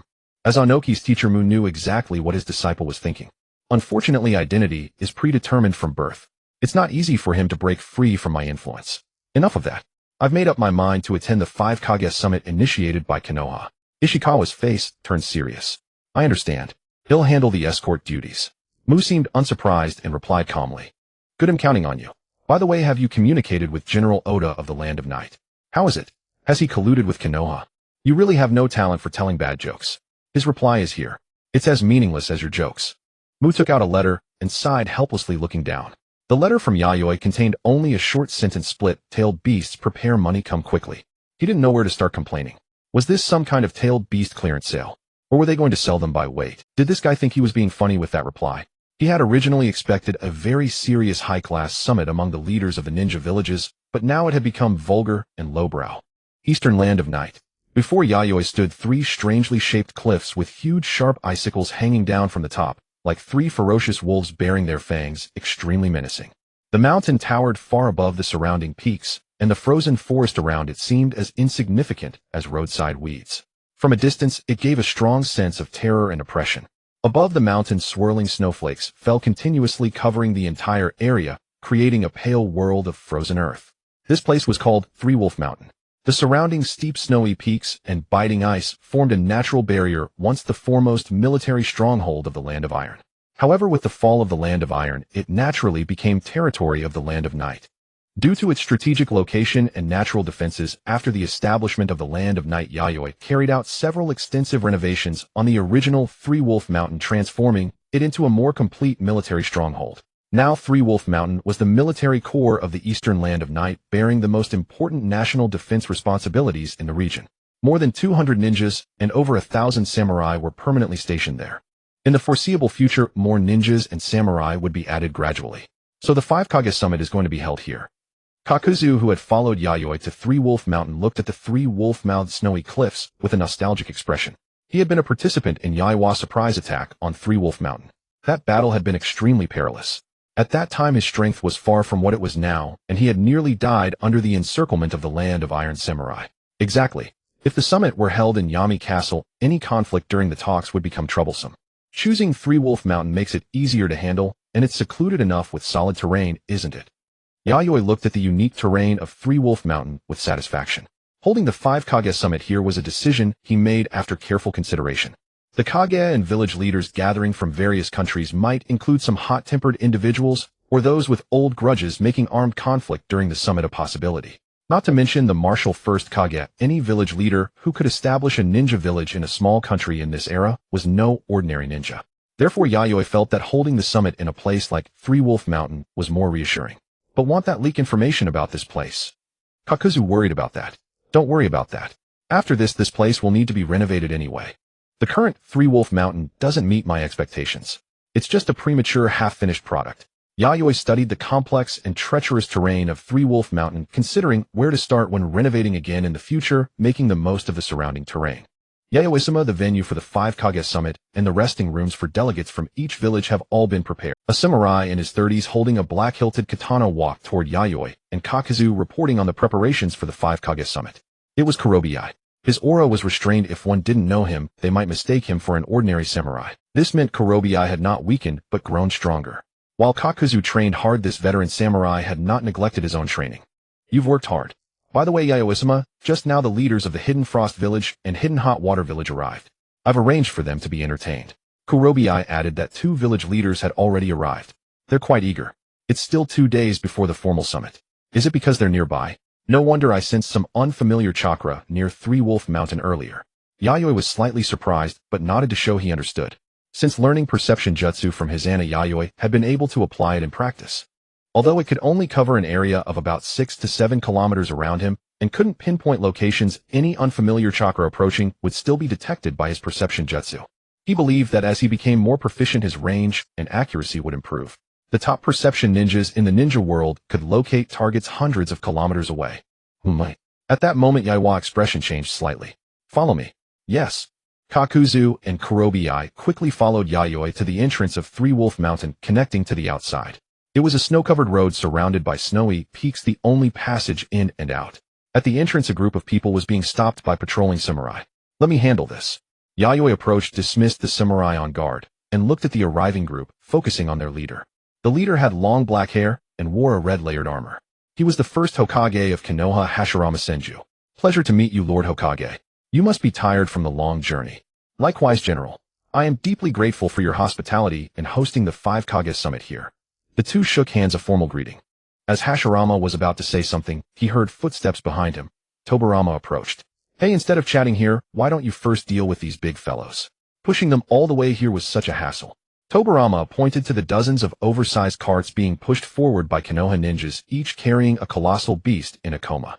For example, a 2-tailed cat, a 3-tailed turtle, a 4-tailed gorilla, a 5-tailed pure white animal resembling a horse-dolphin hybrid, a 6-tailed giant slug, and finally an 8-tailed ox-head octopus.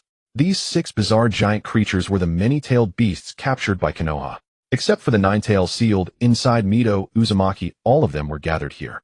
Judging by the typical size of tailed beasts, these 6 had clearly had large amounts of chakra drained, making them even smaller than the 7 tails, which had recovered about 40 to 50% of its chakra. They were also bound with wooden strips bearing sealing talismans, effectively suppressing their chakra, a combination of wood release and sealing techniques. Yaiwa twitched involuntarily at the sight. Though he knew Konoha controlled more than half of the tailed beasts, seeing so many gathered together was a first for him. And they were transported on carts as if they were selling vegetables.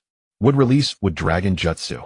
On the snow-covered central courtyard of the giant castle, the 6-tailed beasts that had been unloaded from the large cart had just landed and awakened when they heard a terrifying voice that made their bodies tremble involuntarily. The tailed beasts let out furious roars of unclear meaning. Although Yayoi had no idea what they were cursing, he imagined it must be quite unpleasant. However, before the tailed beasts could continue their grumbling, thick wooden dragons burst forth from the ground, each coiling around a tailed beast, simultaneously restraining their movements and suppressing and absorbing their chakra. Finally, Hashirama clapped his hands again. Wood release, wood clone jutsu. Behind him, 6 blocks of wood rapidly protruded, forming 6 wood release clones that scattered in front of each tailed beast, coordinating with the wooden dragons and constantly monitoring the beast's condition. Although the wooden dragons coiled around the tailed beasts were far inferior to those summoned during Hashirama and Madara's battle against the tailed beasts, not at their peak, this level of wooden dragons and wooden clones combined with wood release and sealing chains was sufficient to perfectly suppress them. Experiencing the power of wood release at close range for the first time, Yayoi marveled inwardly. Before this, he had never imagined that controlling and suppressing tailed beasts could be so simple. As Tobirama had said, suppressing tailed beasts was indeed a task that could be done with ease. But in the ninja world, only this man could accomplish it so effortlessly. He is on a completely different level from everyone else. Yayoi glanced at the carefree Hashirama and couldn't help but think of Yamato from the original series, a former member of the Leaf Seienbyu, who was also a wood release user. While he could only say that he was a fine seedling for civil engineering and landscaping. Though not as formidable as the 9 tails, they are still tailed beasts. Each one's chakra is astonishing. Hashirama let out a breath, and after suppressing these tailed beasts, he remarked on the immense power of their chakra. Yayoi, Tobirama, Kakuzu, and Kurobi exchanged glances, not expecting the god of shinobi to have such a humorous side. However, this joke left everyone unable to laugh. Even Tobirama felt that Hashirama's words were somewhat hurtful, creating an awkward silence as no one knew how to respond. Big brother, you should say less. Tobirama sighed and rubbed his forehead. What's wrong? Hashirama turned around, looking at Tobirama in confusion. Besides, no one can suppress tailed beasts this easily. But their chakra really is incredibly powerful. Hashirama blinked innocently. He wasn't lying. If not for his wood release, dealing with tailed beasts wouldn't be so effortless. Moreover, compared to Madara's Sharingan, wood release's method of controlling tailed beasts was far more troublesome. And I recall that General, you once subdued a tailed beast as well. Hashirama's gaze swept toward Yayoi. That's completely different. Yayoi shook his head, changing the subject. Anyway, let's go inside and have some hot tea to warm up. It just so happens that the leaders of the Frost Village and the Hot Water Village have also arrived. Perhaps you can exchange ideas with them. So there are already people here before us. Hashirama and Tobirama were surprised, thinking that Konoha would be the first to arrive. They followed Yayoi away from the central courtyard and entered the interior of the massive ice castle. By the way, General. At this moment, Hashirama quietly stepped forward, lowering his voice mysteriously, as if about to say something very important. Is there something, Lord Hokage? Does this castle have a hot spring? I heard from Tobirama that the hot springs in the Land of Night are not inferior to those in the Land of Hot Water. Yes, there is. They'll have someone show you there later. Seeing Hashirama's expectant look, Yayoi was speechless but nodded. Arranging for the personnel from Konoha, the Frost Village, and the Hot Water Village to dine in the restaurant area, the three parties got along quite harmoniously without causing any trouble. After the meal, Hashirama directly dragged the leaders of the Frost Village and Hot Water Village to the hot spring, presumably to discuss something. Some of the accompanying personnel also went to the hot spring, while others returned to their rooms to rest. Yayoi didn't join the crowd and returned to his room. It was a standard tubdrum, one living room layout with 2 bedrooms and a small living room. Before he could take off his coat in the living room, he heard a knock on the door. Yayoi walked over and opened it to find Tobirama standing outside. Come in. Leading Tobirama inside, Yayoi closed the door. Would you like something to drink? Just some hot. Sorry, I only have plain cold water here. Then why did you ask? Tobirama, who had just sat down on the living room sofa, looked at Yayoi speechlessly. Yayoi shrugged, ignoring Tobirama's remark, and poured him a glass of cold water. Then he sat on the opposite sofa with only a glass coffee table between them. As soon as he sat down, Tobirama took 3 scrolls from his ninja tool pouch and placed them on the coffee table. This is the Inyang release you wanted. I intended to ask for more money, but my brother decided to give it to you for free.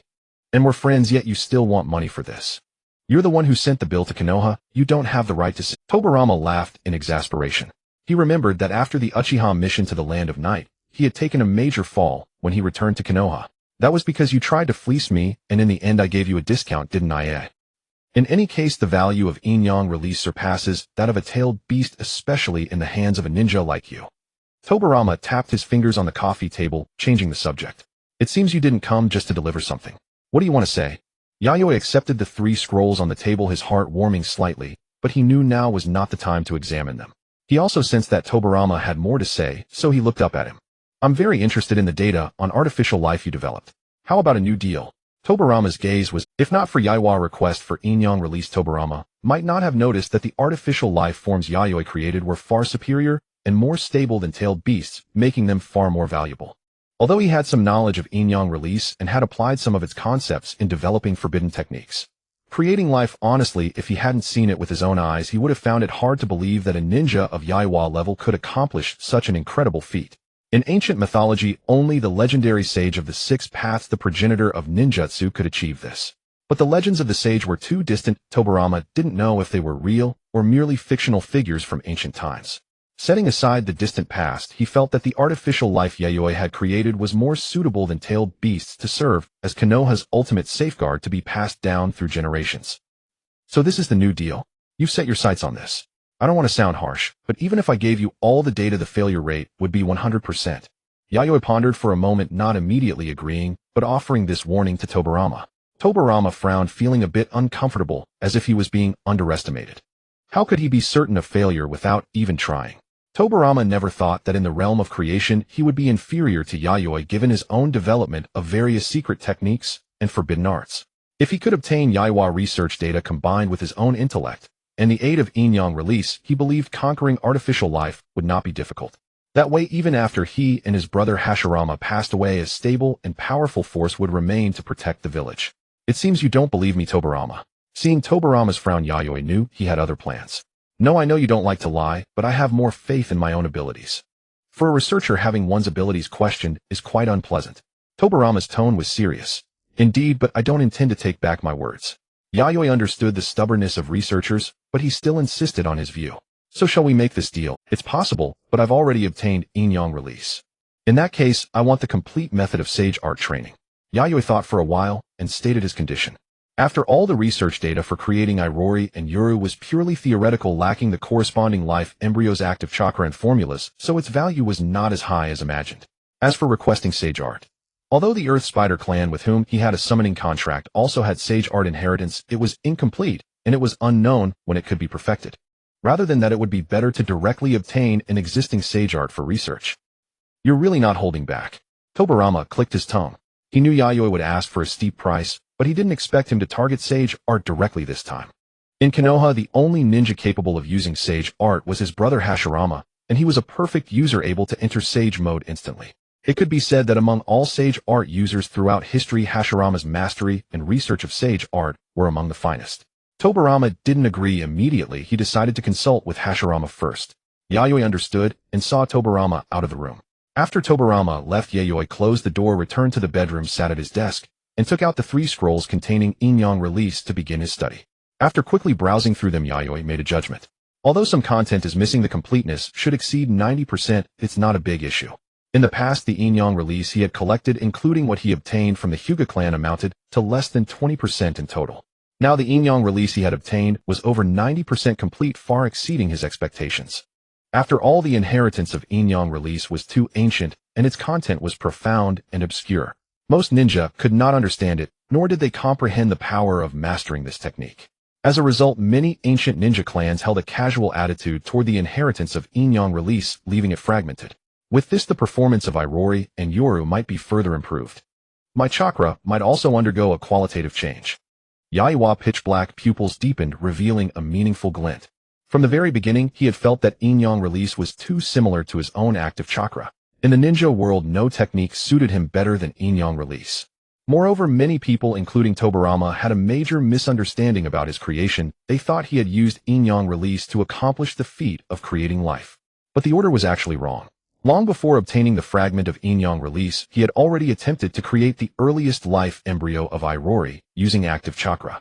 Inyang release had enhanced his active chakra, allowing Irori's performance to leap forward. Yayoi looked down at his palm. Blue materialized chakra began to surface on his skin, writhing and breathing like a living organism. Living beings. The power of Inyang release that has not yet formed the concept of jutsu is the true nature of this chakra. In Hashirama's memories, a scene appeared of young Tsunade holding a stack of money, indicating that she had developed the same gambling habit as him from a young age. Tsunade would not be born for a few more years, and the data book also indicated that after Hashirama's death, the nations lost their restraint, immediately triggering the first Great Ninja War.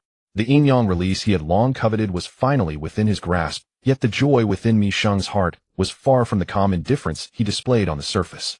The deeper he delved into the secrets of Inyang release, the more he felt an inexplicable intuition that this was the true path to the heavens he was destined to tread.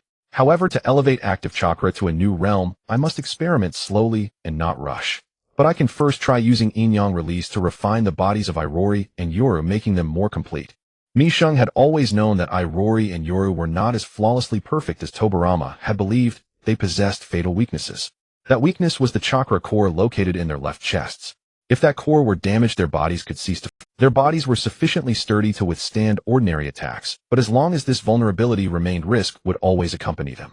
The abilities of ninja in the shinobi world were bizarre and varied, and there might well exist a special existence capable of countering Irori and Yoru. For instance, ninja, like Kicho, who specialized in attacking the internal parts of a target's body.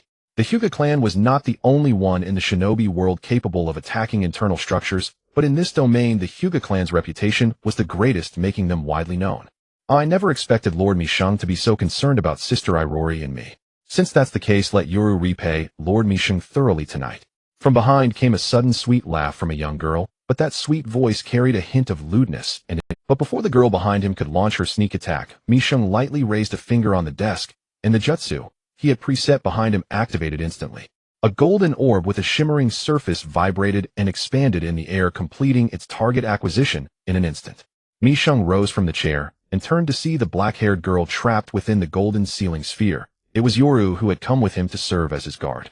Unlike Irori, who handled everything with perfect efficiency, Yoru would cling to him fervently whenever she found an opening, launching attacks without hesitation. It was hard to say whether she was fulfilling her guard duties. I thought you had run off somewhere to play, Yoru. But I believe I told you not to enter my bedroom without permission. Though he said this, Mi Sheng still dispelled the golden ceiling sphere that enveloped Yoru. Under the guidance of Hizana, the sealing technique inscribed on the sphere had been integrated fairly seamlessly with the golden chakra orb. The power of this technique was now incomparable to its past version. Once it struck, even Irori and Yoru could not break free on their own immediately. In a battle between top-tier ninja, the key to victory often lies in a fleeting moment. Honestly, Lord Mi-sheng, you're so shy. It wasn't long ago that you stole Yoru's first kiss. Yoru puffed out her cheeks, slightly, her words twisting the truth so naturally that Mi-sheng remained expressionless. After all, nothing she said ever surprised him. Enough, it's late. I need to rest. You should return to your own room. Mi-sheng waved his hand, signaling Yoru to go back to her room. But Yoru stood rooted to the spot, speaking in a serious tone. No, Yoru must protect Lord Mi-sheng closely. When you say something like that, it's utterly unconvincing. When there was no danger, Yoru herself was the greatest danger. She had no sense of boundaries with him, nor even a shred of shame. Fine.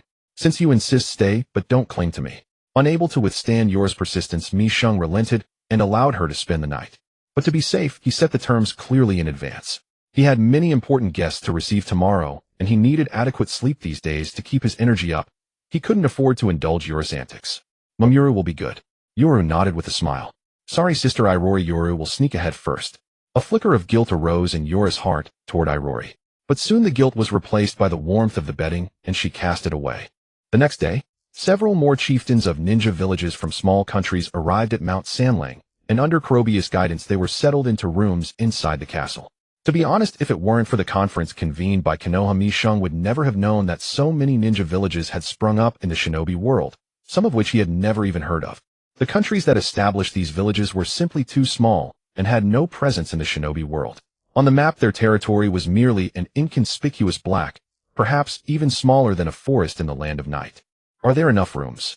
Mi-sheng asked Kurobe, who was in charge of lodging the conference participants. As for security, it was handled by Yoru and Kako. Plenty for now, but I never expected so many ninja villages to pop up out of nowhere. Kurobe clicked his tongue in amazement. Fortunately, he had the foresight to prepare many spare rooms in advance, though otherwise the constant arrival of envoys from minor villages would have been a hassle. The key point was that some ninja villages were not on Konoha's invitation list. They appeared out of nowhere, coming on their own initiative without an invitation. Adhering to the principle that guests should be welcomed and unwilling to cause awkwardness, Mi-sheng still arranged for their reception. Clearly, not only had the Land of Night failed to grasp the intelligence of all ninja villages in the shinobi world, but Konoha had also fallen short in this area. After all, no one had imagined that in some obscure, unheard-of corner people would establish ninja villages, and with names stranger than the last. That's fine. If it's not enough, just clear out some more empty rooms and arrange them a bit. Yes. By the way, have there been any conflicts between these villages? Mi-sheng was concerned about this issue. He knew that in the early days of the one-country-village system, many small countries had engaged in all sorts of dirty dealings with underhanded struggles and mutual hostility among ninja. Some ninja villages were even established by clans that had lost their homeland, and they harbored irreconcilable conflicts with the ninja of the original country.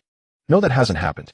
Even though many ninja from different villages look down on each other, it's only been cold remarks and sarcasm, no direct fighting.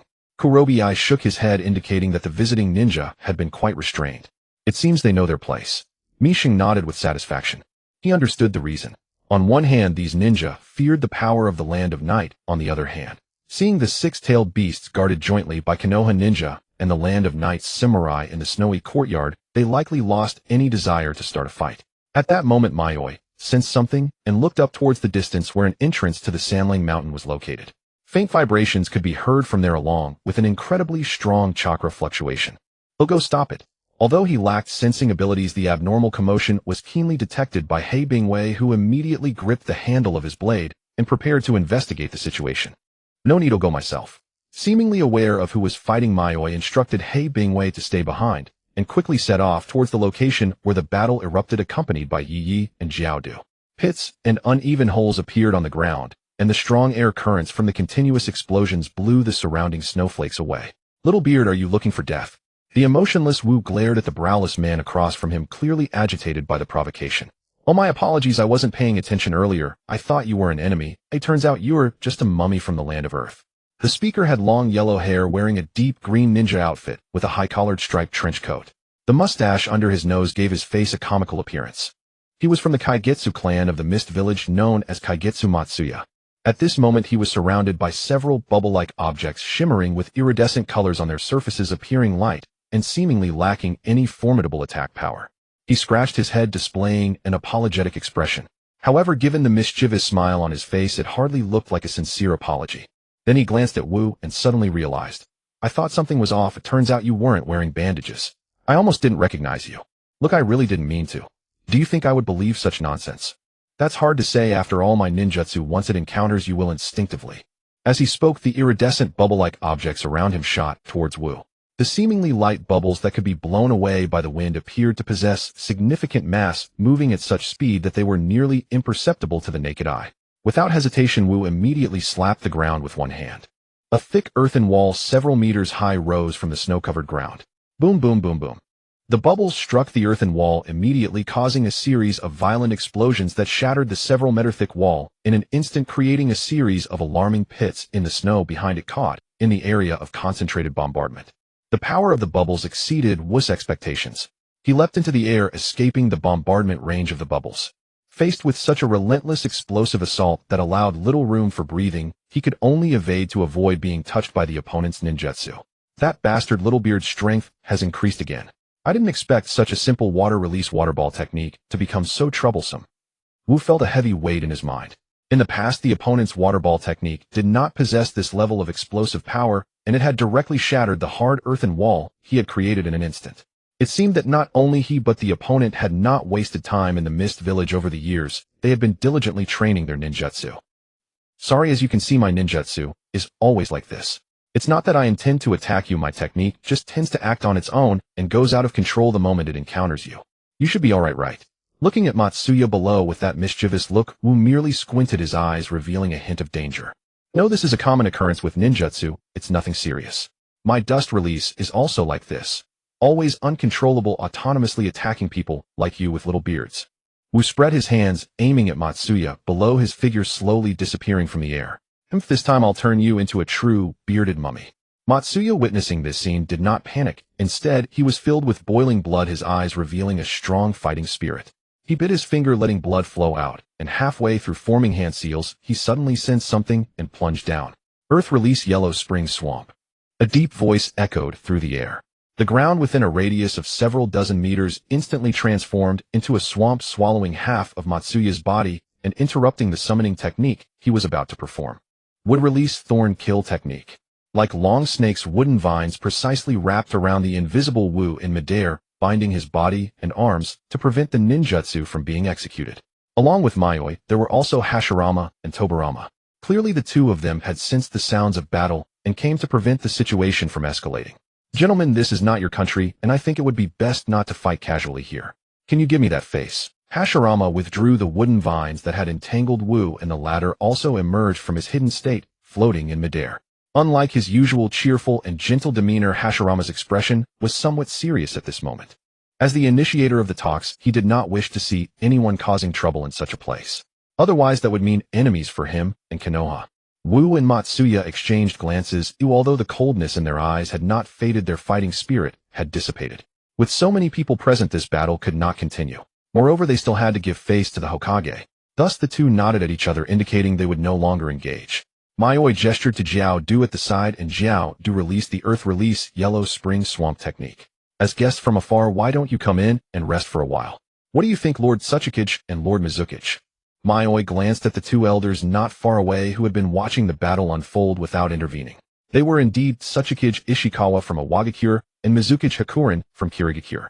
Like Ishikawa, Mizukage Hakuren was also very old, with pale long hair and beard. His left eye seemed to have suffered a severe injury, lacking any luster. A shocking scar ran from his forehead through his left eye and extended to his cheek, coupled with a mouth full of sharp teeth, giving him an image of a formidable elder. Then it would be troublesome. Ishikawa took the initiative to speak, breaking the awkward silence. Wu flew down and landed behind Ishikawa, accompanied by several powerful Iwagakure ninjas. Matsuya also approached Hakuren, standing with the other mist ninjas. However, Matsuya's position was clearly more advanced than the others, indicating his status in the Mist Village equal to Wu, both being candidates for Kage. During this period, it seemed that all 5 major ninja villages had long determined the candidates for the next Kage, not only in terms of generosity and delegation of power, but also regarding the future development of their villages. Each founding Kage had detailed plans. The designated successors would be the best continuation of their will. A spirit of striving for progress was clearly reflected in the leaders of the 5 great ninja villages. You must have seen it just now, your subordinate kept dodging. In terms of battle, Matsuya clearly has the upper hand. Ishikawa walked alongside Hakuren. Along the way, Hakuren suddenly spoke, as if arbitrating who the victor of the previous battle was. No, although your subordinate's ninjutsu is sharp, Wu avoided all of it. Moreover, Wu's dust release has yet to be unleashed. Your subordinate cannot possibly be Wu's opponent. Ishikawa flew into the air, maintaining a higher position than Hakuren, showing no intention of backing down against Hakuren's subtle provocation. Such words are merely talk. No matter how powerful dust release is, if it can't hit, it has no meaning. Once Matsuya unleashes his secret technique, your subordinate will be finished instantly. You idiot one-eyed old man, your subordinate will be the one to finish first. You shorty, after all these years your height hasn't increased, but your temper sure has. Are you looking for a fight, one-eyed dragon? Ishikawa and Hakuren argued until they were forehead to forehead, exchanging insults. At this age their tempers are still so fiery, they really have great spirit. Yayoi reflected on how even at their advanced ages the two Kage still possessed such a competitive mindset akin to that of the youth. It seemed that even time could not take away certain things. Fortunately, the two elders merely exchanged banter and verbal sparring without truly engaging in battle, allowing everyone to turn a blind eye. As great country ninjas, they naturally had a generous demeanor. As Shurha and Balian continued their quarrel, it wasn't until they passed through the snowy courtyard and saw the six-tailed beasts being guarded by ninjas and samurais that they ceased their argument. The expressions on their faces were dazed, as if they had fallen under a powerful illusion, their feet seemingly welded to the ground, rendering their bodies immobile. As an elder who had survived from the Warring States period, his age surpassed that of the other first-generation shadows, making him the most knowledgeable among the ninjas. To be honest, they had never witnessed such a scene of six-tailed beasts gathering together under suppression in their lives. At this moment, Shurha and Balian finally confirmed that the Hokage was indeed serious.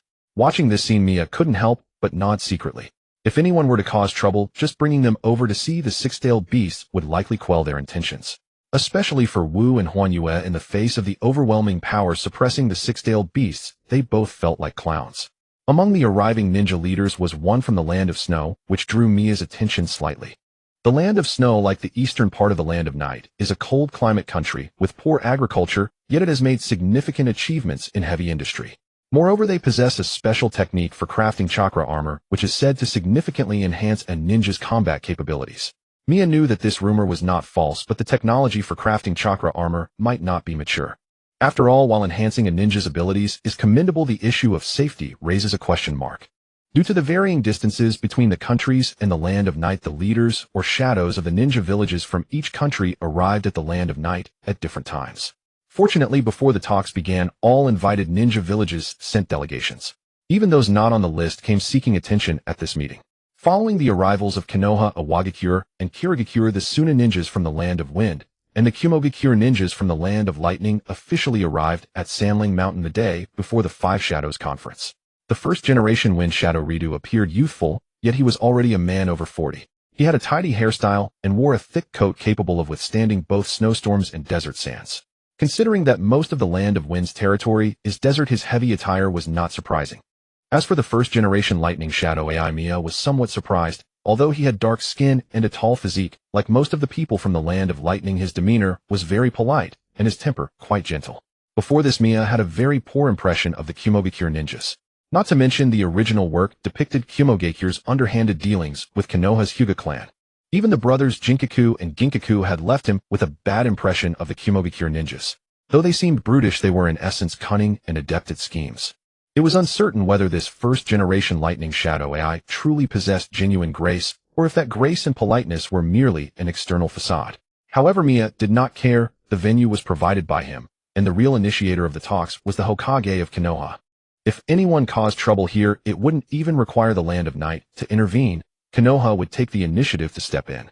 Just as Hashirama had stopped Wu and Wanya's conflict earlier, causing trouble here would be disrespectful to Konoha's Hokage. At the end of October, on the day of the Five Shadows Conference, snowflakes danced in the air, while the castle provided ample heating, warm as spring. If at this moment one could sip a few drinks in the cozy castle paired with some exquisite appetizers while enjoying the snowy scenery outside, it would surely be a delightful experience.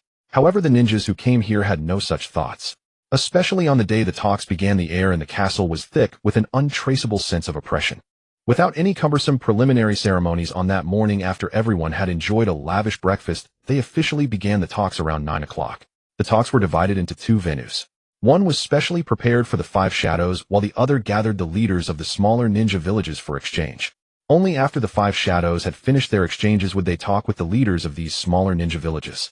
As the five great nations dominate the overall structure of the ninja world, the ninja villages and their leaders, shadows, established within the five great nations naturally hold a leading position in the ninja community, which is why this conference is aptly named the Five Shadows Conference, being the most crucial part of the talks.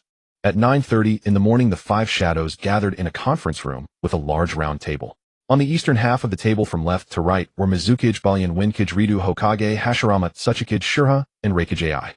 Behind Balian stood Huanyue, behind Hashirama was Tobarama, and behind Shurha was Wu, serving as guards and advisors with the qualification to speak during the talks. Behind Winkage Ridu was a bald man with an eerie tattoo resembling a green dragon and a black dragon claw on his forehead, and right eye dressed in a gray ninja outfit with a sandy yellow cloak. His name was Shaman, a high-ranking figure from Sunagakure, holding a status in Suna equivalent to that of Tobarama in Konoha, Wu in Iwagakure, and Huanyue in Kirigakure. As for Reikage Ai, behind him stood a rugged-looking man with dark skin dressed entirely in black, his expression far from ace calm demeanor, filled with seriousness and composure. Interestingly, his name was also Ai. This seemed to be a tradition in Kumogakure, where the leader of the Reikage was called Ai, and the candidate for Reikage was similarly named Ai. On the western half of the conference table sat Mia, the host of the Five Shadows Conference, with Yi Yi and Jiao Du standing on his left and right sides. Not far from Mia, in a concealed corner blocked by curtains, sat two ninjas from the land of night, spreading papers before them and holding pens specifically tasked with recording the contents of this Five Shadows Conference. At the request of Hokage, we are holding the Five Shadows Conference here. I am General Oda Mia of the Land of Night, and it is an honor to be the host of this conference. If there are no further matters, let the Five Shadows Conference officially begin. Mia initiated the atmosphere with a standardized opening statement, then stepped back to allow the Five Shadows to take center stage, becoming a transparent figure. He had low expectations for this conference. All he hoped was that there would be no fights. As soon as Mia's words fell, Hashirama took over the conversation, speaking with excitement. I truly thank each of you for gathering here today. Bang! The sound of Hashirama's forehead hitting the conference table startled everyone, leaving them dumbfounded and exchanging glances. It seemed they were trying to figure out who had used an illusion on the Hokage. After all, high-level meetings among nations sometimes included insults or even fights, but starting off with a bow was something they had never heard of or seen. Previously, those who attended the Konoha Hokage's inauguration ceremony had said that the Hokage was a serious person with a stern demeanor. Was the Hokage swapped? Or did the people who visited Konoha for the Hokage's inauguration collectively lie upon returning? A Hokage, I understand you're very excited, but as the leader of a ninja nation, you shouldn't bow so easily to others. Hokage, please raise your head. Oh, what you're doing makes it difficult for us. Reikage Ai gently advised, attempting to probe while uncertain of the other's intentions. This is quite troubling. Shurha also felt a headache coming on. Although he was aware of the general content of the conference through Wu and Mia's correspondence, Hashirama's bowing made him increasingly suspicious. Being overly humble raises questions about whether there's a conspiracy involved. Expressing emotions in front of other nations is not a good thing. This conference is solely about the tailed beasts. It is merely a transaction, stated Mizukage Balian and Winkage Ridu, unaware of Hashirama's true intentions, but seeds of doubt had already been sown in their hearts.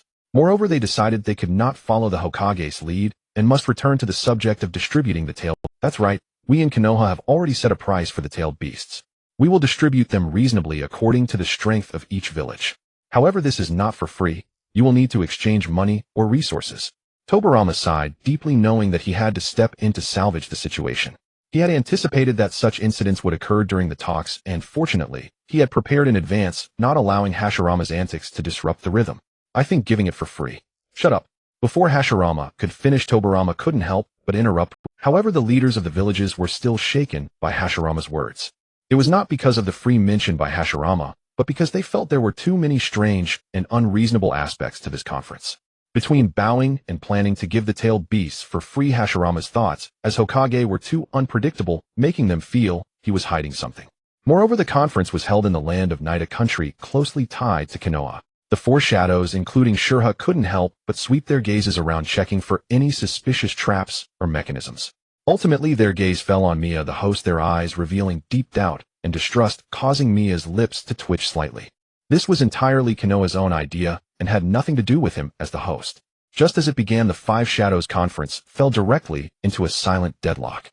Yayoi observed the slightly wary expressions of the four Kage, all seemingly suspecting that Konoha and the Land of Night were secretly plotting something untoward. This was hardly surprising. Putting himself in their shoes, if he were in the position of the four Kage, he too would inevitably doubt Hashirama's concessions, hardly the conduct of a qualified leader. From the moment Hashirama began yielding, the four Kage, falling into a mental storm, was entirely normal.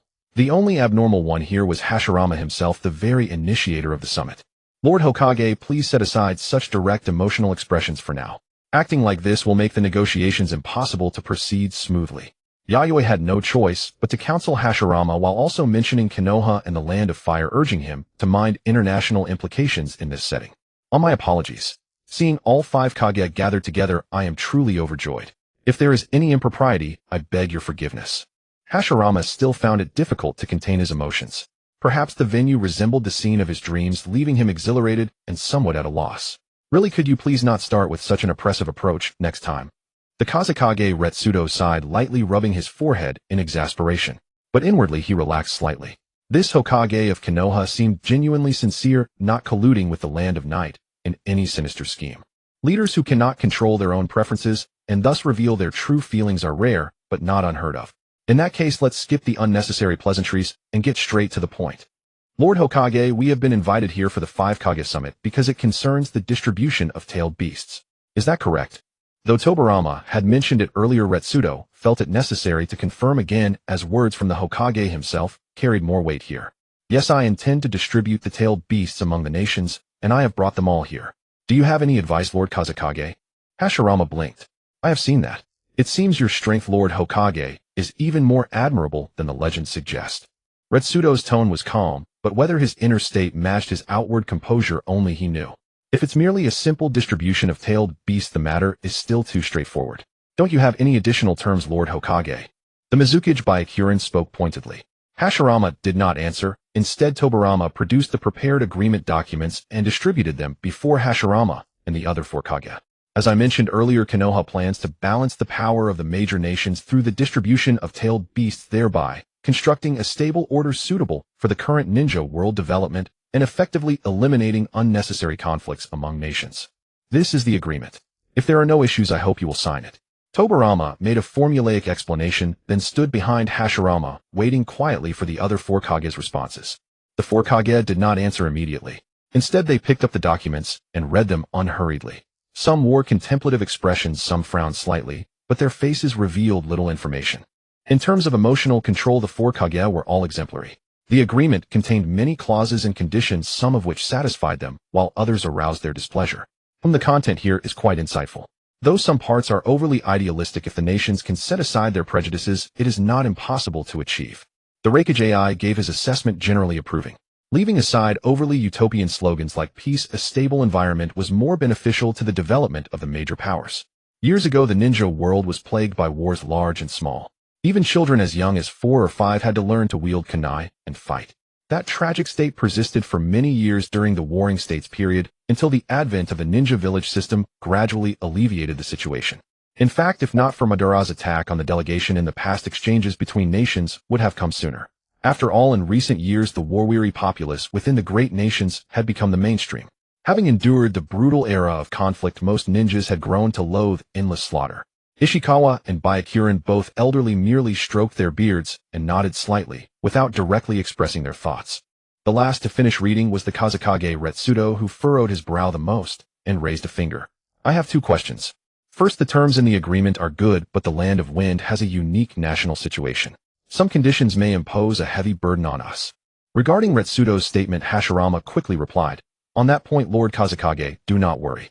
This is merely a template. The specifics can be discussed and modified. Retsudo nodded slowly, then raised a second finger.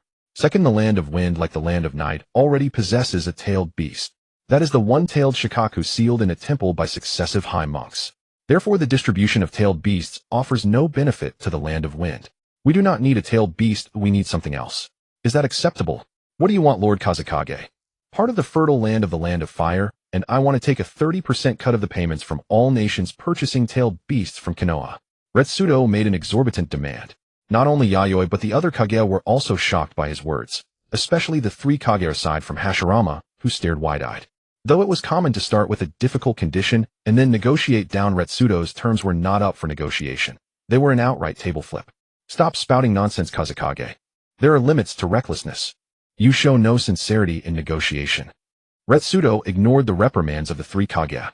If you agree to these conditions, I will sign the agreement. Most of the land of Wind's territory is unproductive desert. As compensation for not taking a tailed beast, you must cede something to us. Faced with Retsudo's excessive greed, the Mizukage Byakuren could no longer hold back. In that case, it would be easy for us to join forces and annihilate the land of Wind and Sunagakure.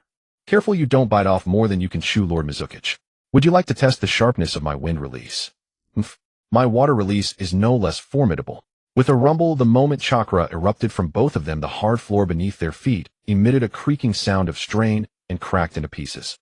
Their chakra became visibly extended from their bodies, and an intense, killing intent clashed in midair, turning the air murky and heavy as lead.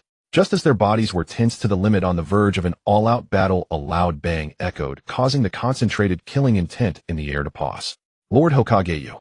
All four Kage turned their gaze towards Hashirama, who had slammed his head heavily onto the tabletop. Even Byakuren and Retsudo, who had been at each other's throats, stared in silence. In the past, to protect our own people and clans, there were indeed many conflicts and regrettable actions. To be honest, even if we sign this agreement today, I cannot guarantee how long this order will last. But one day ninjas will transcend borders, support each other, and work together as one. That is the new world I envision. I sincerely hope that all of you will take the first step toward peace, starting today. I beg you. Hearing Hashirama's heartfelt words conveyed through his actions, the four Kage were all astonished. They were amazed that someone as incredibly powerful as Hashirama would unhesitatingly bow his head and speak to them of his ideals for order and peace. If any of them had said such words, they would have considered it hypocritical posturing. But Hashirama was different. Judging by how easily he subdued the tailed beasts, he needed no proof. He was the undisputed strongest ninja in the ninja world. None of the four Kage possessed the power to effortlessly suppress multiple tailed beasts single-handedly. Hashirama's genuine outpouring, his lowering of himself to speak for the weak, and his selfless dedication to the order of the ninja world, none of them would have done the same for those of equal or lesser strength. The expressions on the faces of the four Kage began to soften into silence.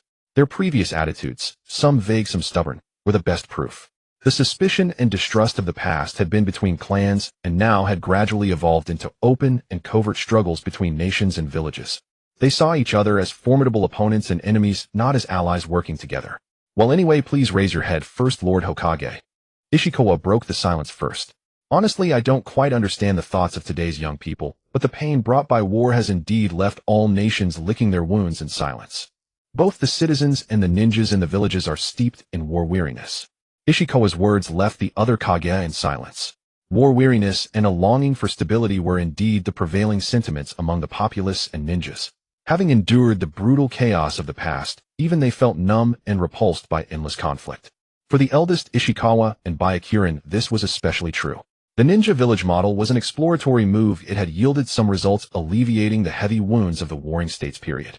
Previously, due to the Madara incident, our relations with Konoha and the Land of Fire were extremely tense, and war could break out at any time. If the Lord Hokage is willing to break this deadlock and take the lead, I can represent Kumogakure and the Land of Lightning in supporting his decision. AI stroked his chin and echoed his support. The ninjas of the Land of Lightning generally had high fighting spirit, especially after the establishment of Kumogakure. But that was merely an illusion fostered by a few high-ranking individuals. They could handle small skirmishes in peacetime, but if real war broke out, they would likely fall silent when asked. Byakuren and Retsudo snorted coldly at each other. Though they said nothing, the words of Ishikawa and AI had exposed their blustering nature. But let me be clear, the Land of Wind must receive certain support before I sign. Retsudo's untimely voice rang out again. Kazekage, do you still want to fight? Idiot one-eyed old man, I never said I'd take your things for free. The Land of Wind may be barren, but it has plenty of other resources. Although Retsudo and Byakuren still had some mutual disdain, the tense atmosphere of before had dissipated. It seems the situation is more complicated than anticipated. The conversation paused temporarily as the atmosphere eased. In a secluded room, Mishing and Feijian stood before the floor-to-ceiling windows, gazing at a world blanketed in pristine white, with snowflakes dancing in the air. Mishing's voice broke the silence that hung heavily in the room. Feijian took a deep breath, clearly understanding what Mishing was referring to. Indeed, now every nation craves stability. This is the prevailing trend. As the strategic mind of Konoha, Feijian could naturally discern that it wasn't just Konoha and the Land of Fire. The other great nations and their ninja villages were also in essence reluctant to engage in conflict. Zujian's pursuit of order might seem like a personal ideal, but in reality, it was a catalyst riding the tide of the times to articulate what the Kage truly desired. And by adopting a humble stance, he offered the Kage and their nations a stepping stone, one that would grant them a sense of security. Ban's earlier assault on the envoy had worsened relations between nations, nearly plunging them back into the chaos of the Warring States period. At such a moment, nothing mattered more than a sense of security. After all, the endless battles and bloodshed of the Warring States era would weary even the most iron-willed individuals. Most ninjas supported the on-evolution system because they saw hope of ending the wars. Anyone who defied this trend would inevitably face isolation and betrayal. Ban was the prime example. His aggressive hegemonic actions went against the overarching desire for peace after prolonged conflict. The era of one village per nation was born from the union of Zhujian and Ban of the Senju and Uchiha. Once this system and the trend of the times took shape, they became a sweeping tide across the ninja world, no longer controllable by Zhujian Ban or their clans. What the future would hold could only be tested by time. But Lord Zhujian's stance is a little too humble. With his intellect, the intelligence Konoha holds, and your reminders, he should have seen this. Mishing was puzzled by this. Even if Zhujian was naive to this extent, he didn't believe Feijian would have failed to warn him before the summit. In Misheng's view, achieving a peace agreement among the 5 great nations should have been straightforward. Focusing on the urgent need for stability shared by all nations would have sufficed to complete the objective without all this unnecessary complexity and lowering of posture.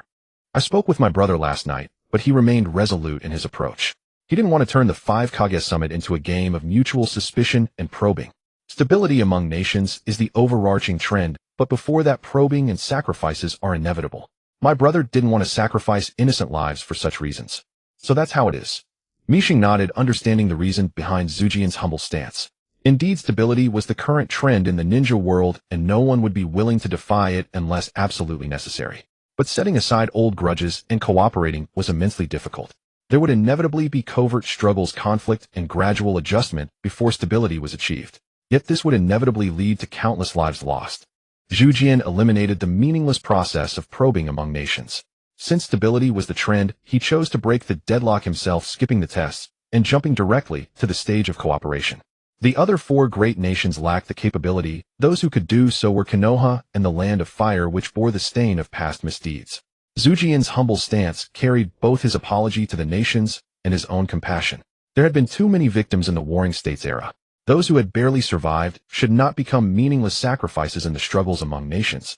Regardless, the next phase of the summit should proceed smoothly. Misheng's prediction was met with Feijian's agreement. At any rate, Konoha's role as the initiator was finally confirmed.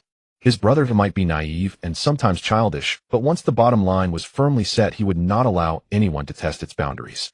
Anyone who mistook his humility for weakness would be gravely mistaken. He could eliminate his own friend for the sake of Konoha. Likewise, he would not hesitate to destroy those ambitious warmongers for the sake of peace. At 2 in the afternoon after lunch, the 5 Kage summit resumed its second session. With Zhujian taking the lead, the atmosphere was much better than the morning session.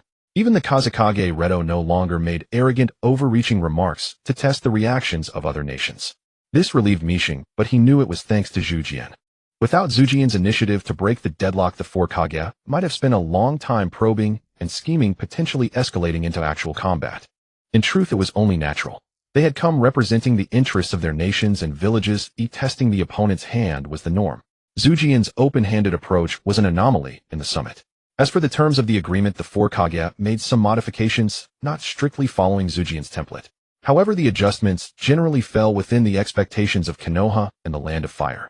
Among them, Kazekage Redo made the most changes, as the Land of Wind's environment was unique and terms suitable for other nations could become a burden for them. Lord Kazekage, do you truly not want a tailed beast?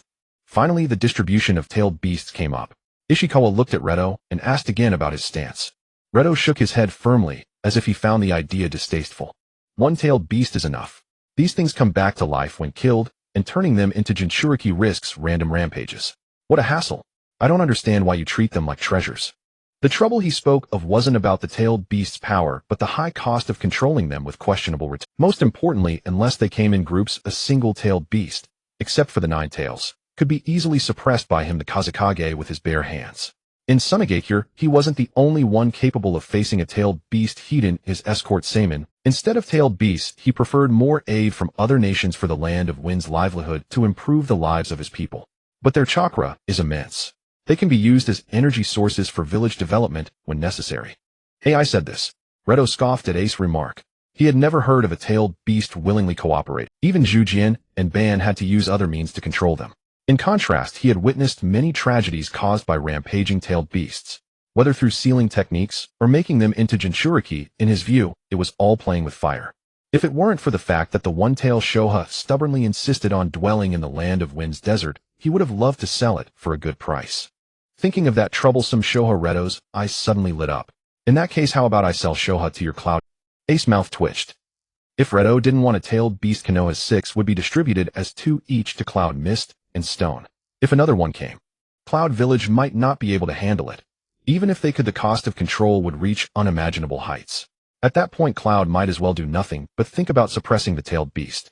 In his view, 1 or 2 were enough, though a third would be a burden, not an asset for Cloud Village. Most importantly, if others took 2, while Cloud took 3, wouldn't that put him on the spot?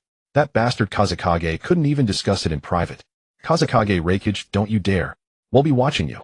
Ishikawa and Byakuren immediately became alert, glaring at Redo and AI with warning. Rest assured, you two am not that foolish. AI calmed Ishikawa and Byakuren, saying he had no. Redo didn't ask Konoha if they wanted a tailed beast because aside from the one tail and 7 tails, Konoha was the distributor. If they needed a second, they would have simply sold 5. After that, Redo dropped the topic of selling Shoha and continued the meeting. The second session finalized more details. Though the terms in the agreement were revised repeatedly, they never deviated from the framework Zhu Jian had set. Overall, each Kage obtained what they wanted. In the distribution of tailed beasts, Mist, Stone, and Cloud each received 2. Mist got the 3 tails and 6 tails, Stone got the 4 tails and 5 tails, and Cloud got the 2 tails and 8 tails. Of course, this was not free. They had to exchange substantial amounts of money, technology, or resources. The land of Wind and Sunagakure, the only ones not requiring tailed beasts, received concessions from the other nations and villages. But these concessions were not free, requiring the land of Wind and Sunagakure to trade in kind. At the same time, Konoha also used a portion of the profits from selling tailed beasts to support the land of Wind and Sunagakure. However, this support was not free either. It merely involved reasonable concessions to allow Redo to gain more, while Konoha and the land of Fire earned less. Thus, the 5 Kage summit concluded successfully. Though it lasted only a single day, all 5 Kage were decisive, and Zujian's initial ice-breaking ensured the meeting progressed smoothly. Then do any Kage have further objections? Finally, Mishing, the host, stood up and looked at the 5 Kage, who also rose with the prepared agreement papers before them. At the bottom of the document, each Kage had signed their name. They represented not only their villages, but also their nations and the will of their daimyo. Led by Zujian, the 5 Kage all nodded, indicating no further objections. The progress of events surpassed everyone's expectations.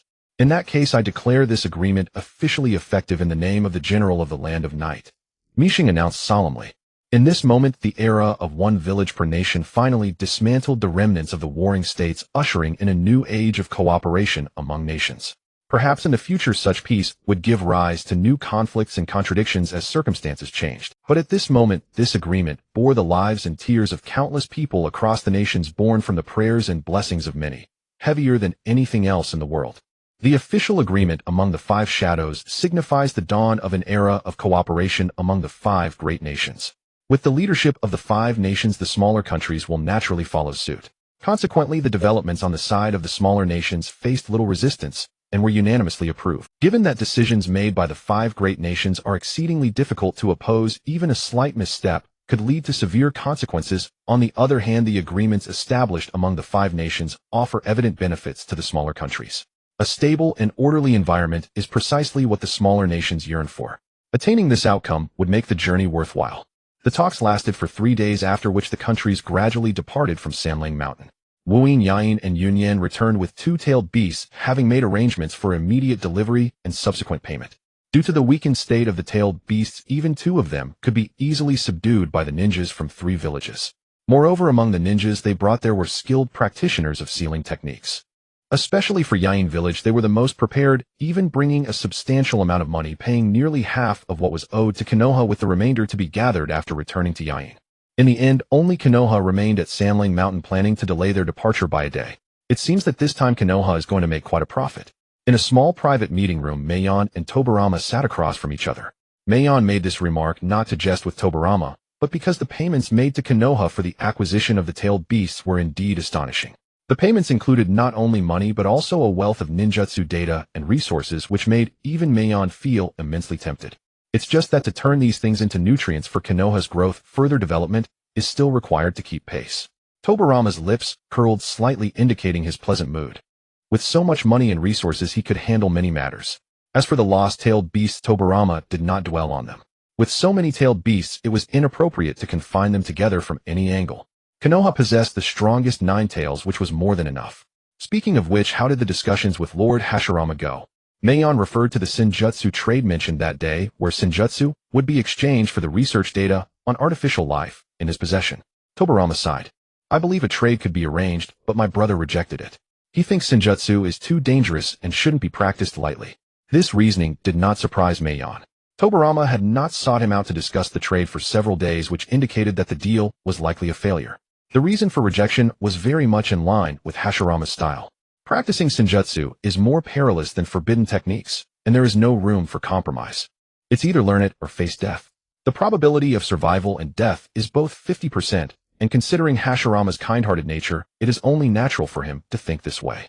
Most importantly, Meion's identity is rather sensitive to any mishap, while practicing Senjutsu could lead to undesirable outcomes, which is exactly what Hashirama would least like to see. Meion could not empathize with Tobarama's regrets. His need for Senjutsu was not to the extent that it was absolutely necessary.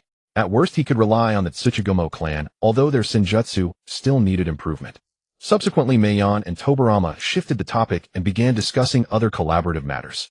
The Land of Fire possesses the richest and most comprehensive resources in the ninja world, while the Land of Night boasts unparalleled technology, especially in the smelting of chakra metal, which surpasses the entire ninja world. The chakra metal produced in the Land of Night is of a quality that exceeds that of other nations, a fact recognized by numerous countries. The next day, Hashirama and Tobarama returned to the Land of Fire with Konoha ninjas. The Five Shadows Conference officially concluded, but the end of the talks marked the beginning of cooperation among the nations. With Konoha leading the way, the upcoming ninja world could finally enjoy a period of peace without worrying about any unforeseen troubles. At least while Hashirama is alive, this peace agreement will maintain a strong binding effect. As for after Hashirama's death, such challenges will have to be left to future generations to resolve. If problems cannot be resolved, one might as well eliminate the problem, which is after all a viable problem-solving approach. Half a month after the conclusion of the Five Shadows Conference in mid-November, the payments for the tailed beasts acquired by Wuin Yain and Yunyan gradually reached Konoha via their respective delegations. At the same time, many countries' delegations also arrived at Konoha. The previous Five Shadows Conference merely established the basic framework, leaving time for all nations to reflect. The true test of whether the nations can work hand in hand has only just begun. As the general of the Land of Night, Meion naturally dispatched a delegation to Konoha to participate in this collaborative matter, hoping to open up more financial avenues through Konoha. While the delegation was on its way to Konoha to seek fortune, Meion himself was not idle. He arrived at the underground laboratory in the inner courtyard of the shrine. After some time away, the overall situation remained unchanged, but the details were evidently more refined, indicating careful adjustments. Did you summon me at this time? Because there has been progress in the experiment. Meion's footsteps echoed in the laboratory as he approached the depths, where he saw a white-haired girl in a shrine maiden outfit busy at her workbench. There was not a single living person around. It was merely a humanoid puppet dressed in a white coat doing the work. She seemed to be becoming increasingly adept at using the puppets here. Under her command, the puppet assistants could perform simple experiments that required no complex processes and only needed to be repeated back and forth. Aside from lacking the ability to think and speak, they were the perfect helpers here. However, in response to Meion's words, Ning Ning did not pause at all and continued with her task, seemingly reaching a critical step. In her eyes, the experiment she was conducting appeared to be far more important than Meion the financier. Meion chose not to speak further and patiently stood still for several minutes. Once Ning Ning completed the experiment, he noticed the fine sweat beading on her forehead and smiled, asking, "Would you like me to get you a glass of water?" "Thank you, I happen to be a bit thirsty," Ning Ning replied expressionlessly, as if it were Meion's duty. Meion's smile became somewhat strained. This white-haired girl is rather arrogant. During this time, she has been eating his food, drinking his water, and wearing his clothes. Even this extraordinarily luxurious laboratory was built with his money. His money. What about your recent results? If they don't meet my expectations, I might really have to cut off your funding. Meion bypassed the topic of water and directly inquired about Ning Ning's recent achievements. After all, he had invested a considerable amount of money. If there were no satisfactory results, he would truly have to teach her how to push her rear end. Ning Ning disregarded Maion's threat and took out a small glass vial from the pocket of her white coat, revealing 7 capsule-shaped red pills inside. This is a new drug refined from tailed beast chakra. I have tested it many times on lab mice, and its safety is very high. As for the enhancement effects, Ning Ning did not elaborate. This needed to be verified by Maion personally, relying on the data obtained through practice. After all, lab mice are ultimately just lab mice and cannot replace a real human body. The only guarantee she could offer was that the risks were controllable. Maion took the vial, nodded, and walked to the supersized computer to find the experimental data for this drug along with the specific testing status of the lab mice. From the analysis of the data, this drug indeed seemed quite mature and should not be something recently developed. Some aspects may have already had a fairly complete prototype while she was still part of the Uzumaki clan. The only thing missing was the critically important main ingredient, tailed beast chakra. I didn't expect you could derive so much through theory. Maion glanced at her. Because the Uzumaki clan had a wealth of research data on tailed beasts and tailed beast chakra, I am merely standing on the shoulders of giants to further refine it. Ning Ning showed no signs of pride or arrogance, delivering her words in an emotionless tone. To be safe, Maion still used the detection instruments here to analyze the drug's specific components, confirming once again with his own eyes whether there were any safety hazards present. After all, this was something intended for human use. It was absolutely unacceptable to hand it over without any check. It looks quite interesting. Come with me. As the developer, you need to have a first-hand understanding of the specific effects of this drug. With that, Maion took the medicine and headed towards the laboratory's exit. Wait, what's wrong? Maion asked in confusion upon seeing Ning Ning not following. Ning Ning walked towards a nearby lounge. I need to put on some underwear first. Soon Ning Ning emerged from the lounge, her expression calm, seemingly unconcerned about Maion's increasingly strange gaze.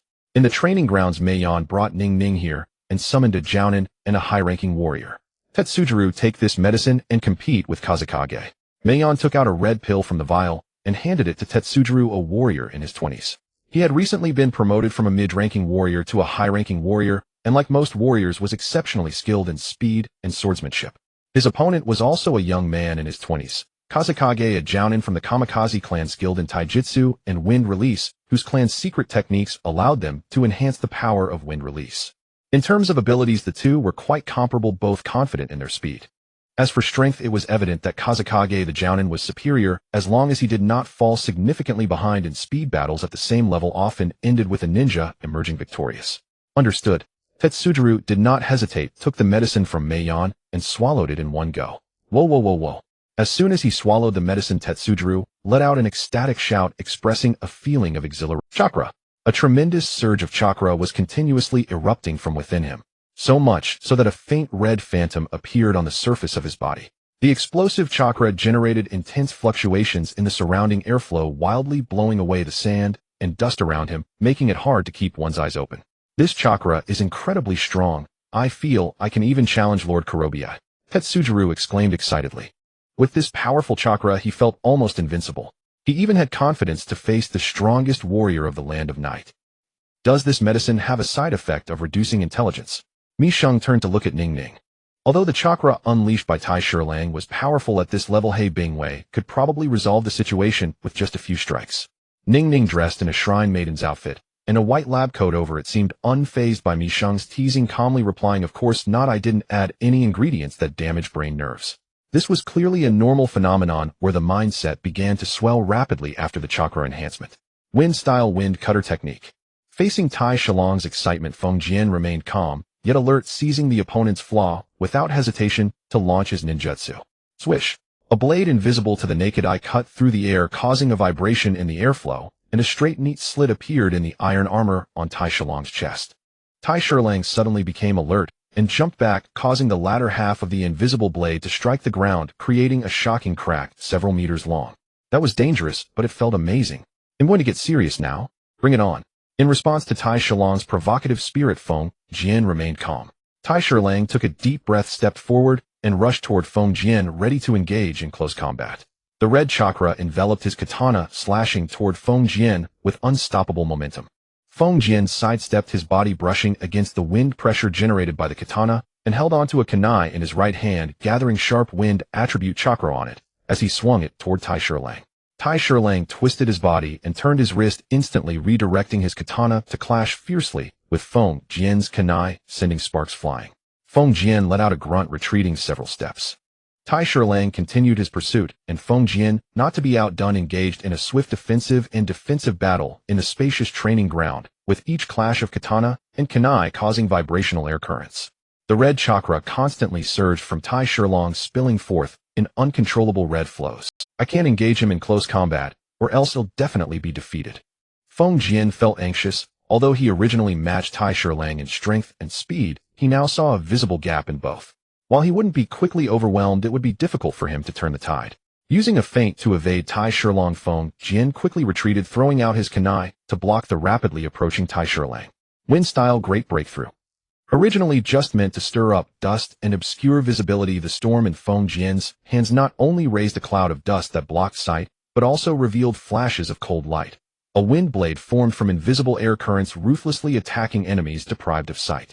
However, a strong wind dispersed the dust created by Feng Jian's wind technique. This was not an attack, but rather the natural force produced by Tai Shilang's red chakra as he moved.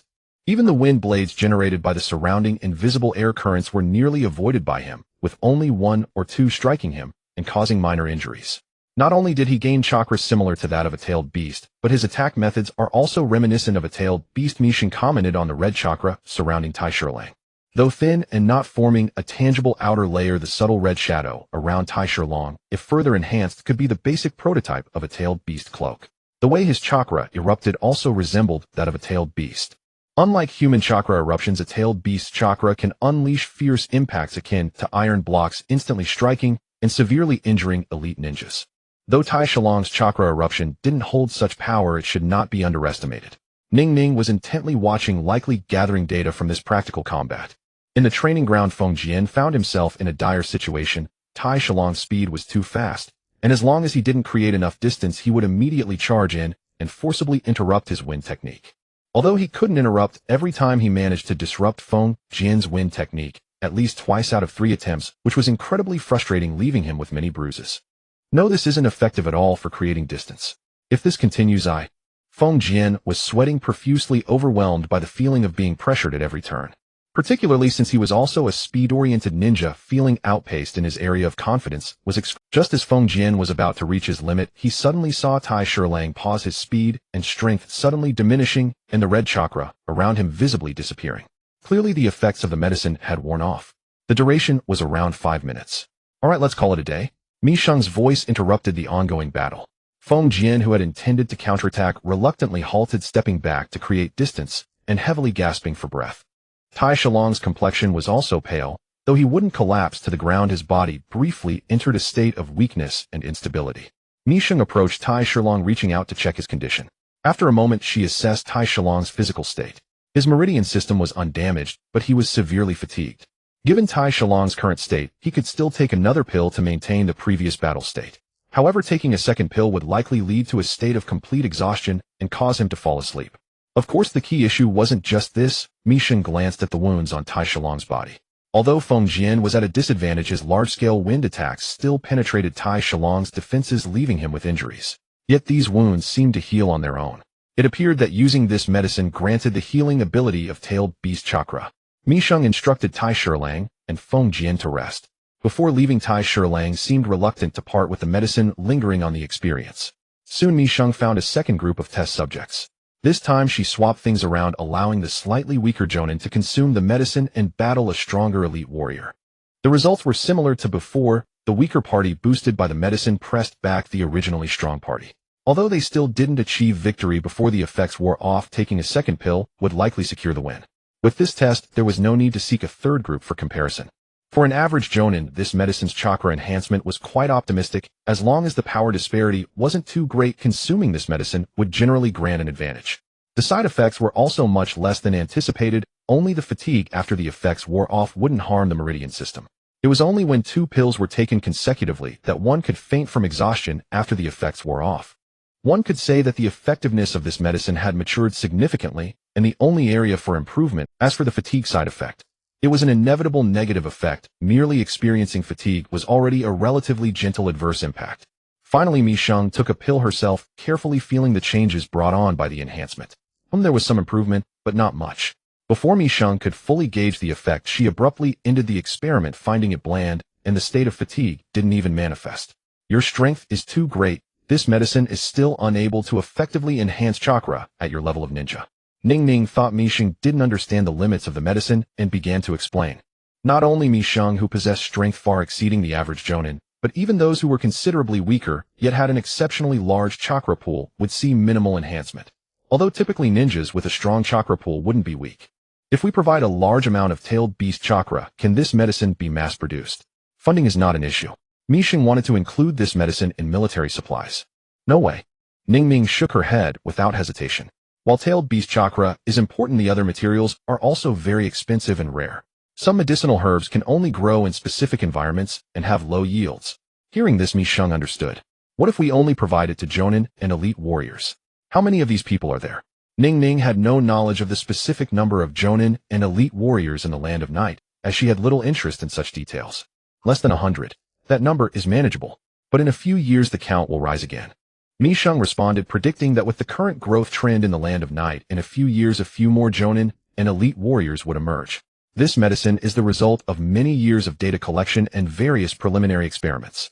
Optimizing it will be quite challenging in the coming years. Ning Ning frowned slightly.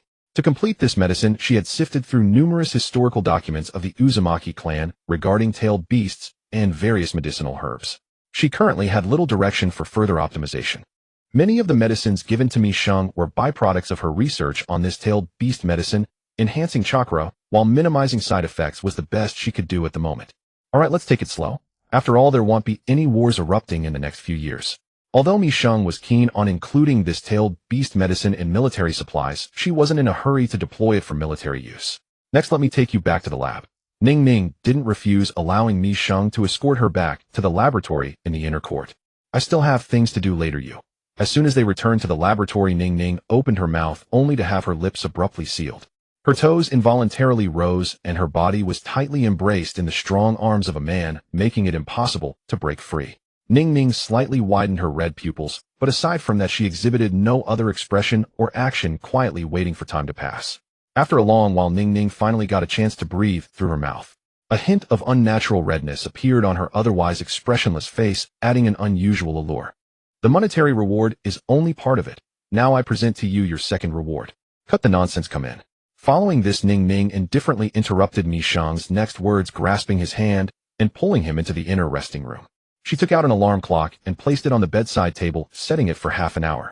Then Ning Ning removed her white lab coat, revealing the pristine shrine maiden outfit underneath. Alright, you now have only half an hour. I have important experiments to conduct later. Her red pupils focused intently on Mi Sheng, as if she needed to observe the upcoming events to draw some data conclusions. Mi Sheng scratched her head. This person truly was an experiment fanatic. Since she was so keen on experiments, let her observe how this one would unfold. Attempting different experimental paths is also an essential quality for a researcher. Let's see if the review can pass. If not, I can only regretfully say sorry. Oh, I had no idea that all traffic would be cut off during the review period, especially since this is a free novel relying on traffic for income. Moreover, when issues arise, the editors say not to reach out actively. I must say this platform is truly like a precious gem. I want to love it to death. So Ning Ning, you can actually show a normal woman's expression too. After finishing the experiment with Ning Ning, Yayoi lay on the bed, offering his final verdict on the experiment just conducted. Especially in the final stage of the experiment, the transition from unflappable composure to utter collapse was nothing short of the finest offensive acceleration gear. Alright, you can leave now. Ning Ning changed into a fresh shrine maiden outfit, pretending not to hear Yayoi evaluation of her face, once again resuming a nearly ethereal indifference, revealing a ruthlessness that discards things once used.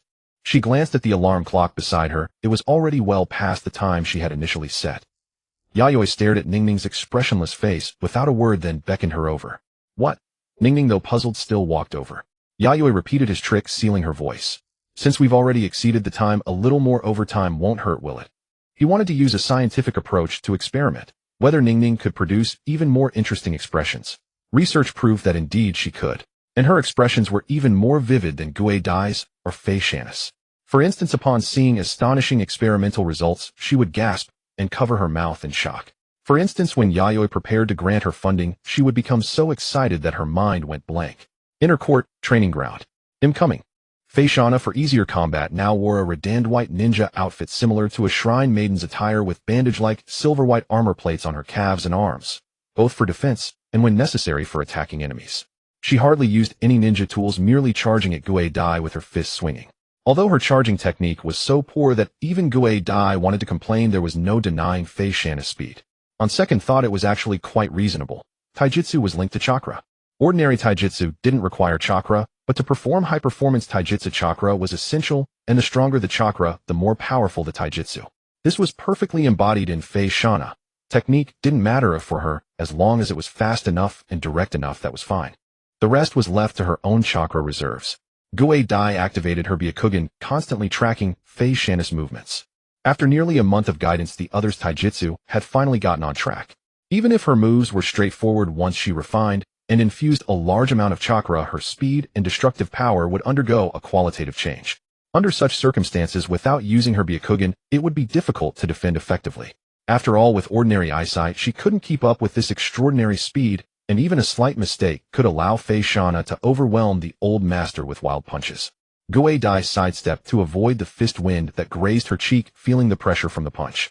The skin on her face tingled faintly, and she couldn't help but marvel again at Fei Shanna's speed and power. Just as she had predicted, as long as Fei Shanna compensated for her lack of practical experience, she could instantly become a top-tier ninja. Dodging the attack, Gue Dai didn't think of countering, because Fei Shanna's other fist was already swinging up, delivering equally fierce fist wind, with chakra bursting out from the fist. Gue Dai continued to evade, lightly touching the ground with her toes, effortlessly leaping out of Fei Shanna's storm-like offensive. Although the opponent's speed and power were ample, her overly wide-open style created many gaps in the offensive, making it easy for Gue Dai to see through. Moreover, while her power might be inferior to Fei Shanna's, she was superior in speed. Within the storm, she was as light as an elegantly dancing butterfly, who, no matter how fiercely Fei Shanna pursued, she could not directly touch her body. The swinging fist wind could only graze her body perilously time and again.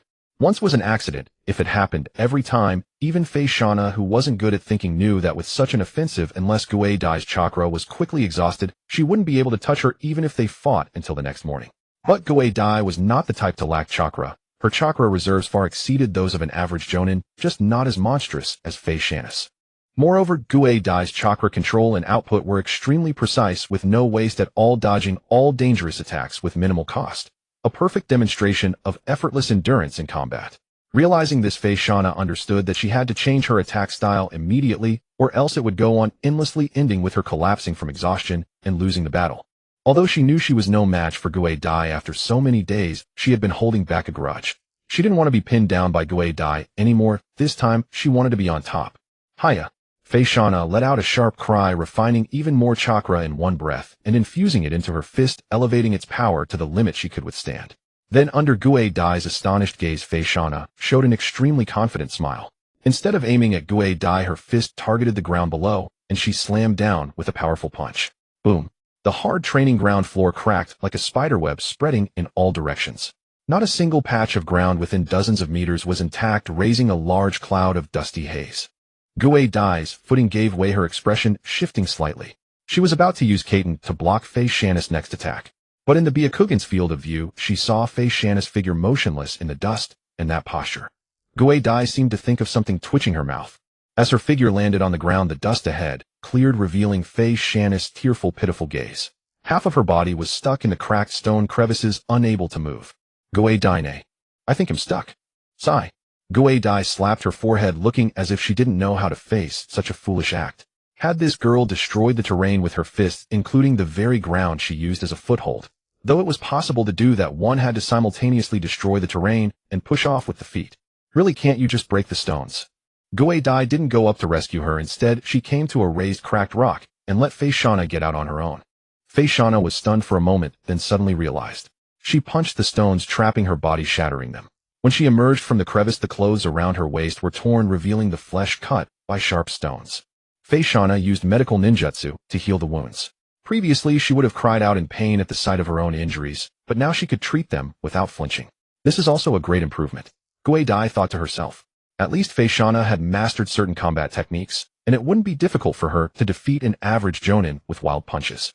However, her combat rhythm was very poor. Many of her attacks were impulsive. But this wasn't entirely a disadvantage, because an attack pattern that even the attacker's own brain couldn't control was even more troublesome for the enemy. The reason novices are novices is that their attacks are unpredictable and cannot be accurately foreseen. The reason Guei Dai could see through them was partly due to her experience, and partly because of her Byakugan, which enabled her to observe the flow of chakra within Fei Shanna's body and combined with the opponent's movements make precise predictions. As long as speed was sufficient, a ninja with the Byakugan could almost never be ambushed by an enemy. Guei Dai looked at the sky, ending Fei Shanna's training for the day. No need to continue. Fei Shanna also looked at the sky, or it was probably not yet 3 in the afternoon. Previously they had started around 8 or 9 in the morning and trained until 5 in the afternoon. No need. In fact, your taijutsu Fei Shanna has barely gotten on the right track. What remains is for you to accumulate a lot of practice on your own to integrate it smoothly. Guei Dai evaluated her taijutsu like this. Generally speaking, it was impossible to complete basic taijutsu training in less than a month. But Fei Shanna's foundation was too excellent as she only lacked experience. This kind of thing other than actual combat could only be accumulated slowly through daily practice. There was no shortcut. Sounds so tough, isn't there a faster way to accumulate? Fei Shanna stuck out her tongue. There is indeed a method for quick success. Guei Dai revealed a meaningful smile.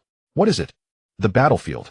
As long as you survive to the end among the dead, you can accumulate unimaginable experience. And that precious experience gained from life and death situations is something that this kind of childish experimental drill can never compare to. Guei Dai said with a smile. I think this current method is just fine. The battlefield and all Guei Dai, you're joking with me. Fei Shanna gave a dry laugh. That's right, I'm joking with you. Guei Dai still smiled, but Fei Shanna sensed a gust of blood and iron approaching. Vaguely she could feel a suffocating oppressive aura from Guei Dai, something cold constantly pressing against her body so much so that scenes of herself struck by countless kunai and shuriken bleeding profusely flashed through her mind. Suddenly Fei Shanna's body shook violently. Powerful chakra burst uncontrollably from within her, and the oppressive aura vanished from around her. Guei Dai was still smiling, but no longer emitting that cold, nauseating feeling toward her. That hat, Fei Shanna patted her chest, stepping back in lingering fear. That feeling just now was as if someone had placed a blade against her neck ready to sever her head at any moment. Her limbs were ice cold and unresponsive. Oh my, better than I expected, breaking free from my killing intent so quickly. Although she knew that simple killing intent wouldn't cause Fei Shanna trouble, the other's performance was even better than Guei Dai had anticipated. Indeed, the advantage of strong chakra was also manifested here. If it were a rookie with a weak foundation facing the killing intent she had honed from the dead, the only escape would be suicide. Killing intent. Combining combat with killing intent is the real battle. This is also what Fei Shanna needs to adapt to in the next phase. Guei Dai responded to Fei Shanna's question with a chuckle at the same time, telling her what to practice in the next. After all, to release killing intent to pressure a target, one could only hone it through countless life and death battles. Since Fei Shanna lacked this foundation, all she could do was adapt to the pressure of killing intent. Only in this way could Fei Shanna experience the most authentic battlefield combat, so that she wouldn't be caught off guard in unexpected battles later. Fei Shanna's face grimaced. Taijutsu training was already exhausting, and now she had to go through this terrifying adaptation training. Don't look so glum. They'll give you 3 days of rest. During these 3 days, my husband is all yours. Guei Dai knew that people needed rest and couldn't be pushed endlessly. She had seen Fei Shanna's hard work during this time, and now it was time to reward her. Hearing Guei Dai's words, Fei Shanna puffed out her chest, instantly entering a bull-like state, nostrils flaring and emitting 2 puffs of white air. Please continue to train me, Guei Dai. The next day, Long was lost in thought as he stared at the clearly visible cracks on the tatami. The 2 last night had been too reckless. Shaking his head, Long began to replace the tatami with a new, sturdier and more flexible one, so he wouldn't have to change it again tomorrow. After arriving in the land of night, he hadn't done much serious work, but had gained a lot of strange and useless knowledge and experience. After replacing the tatami, he left the shrine courtyard. At the training ground, the first thing Long saw was the giant blue beetle, Seven Tails, sleeping under a tree near the training field.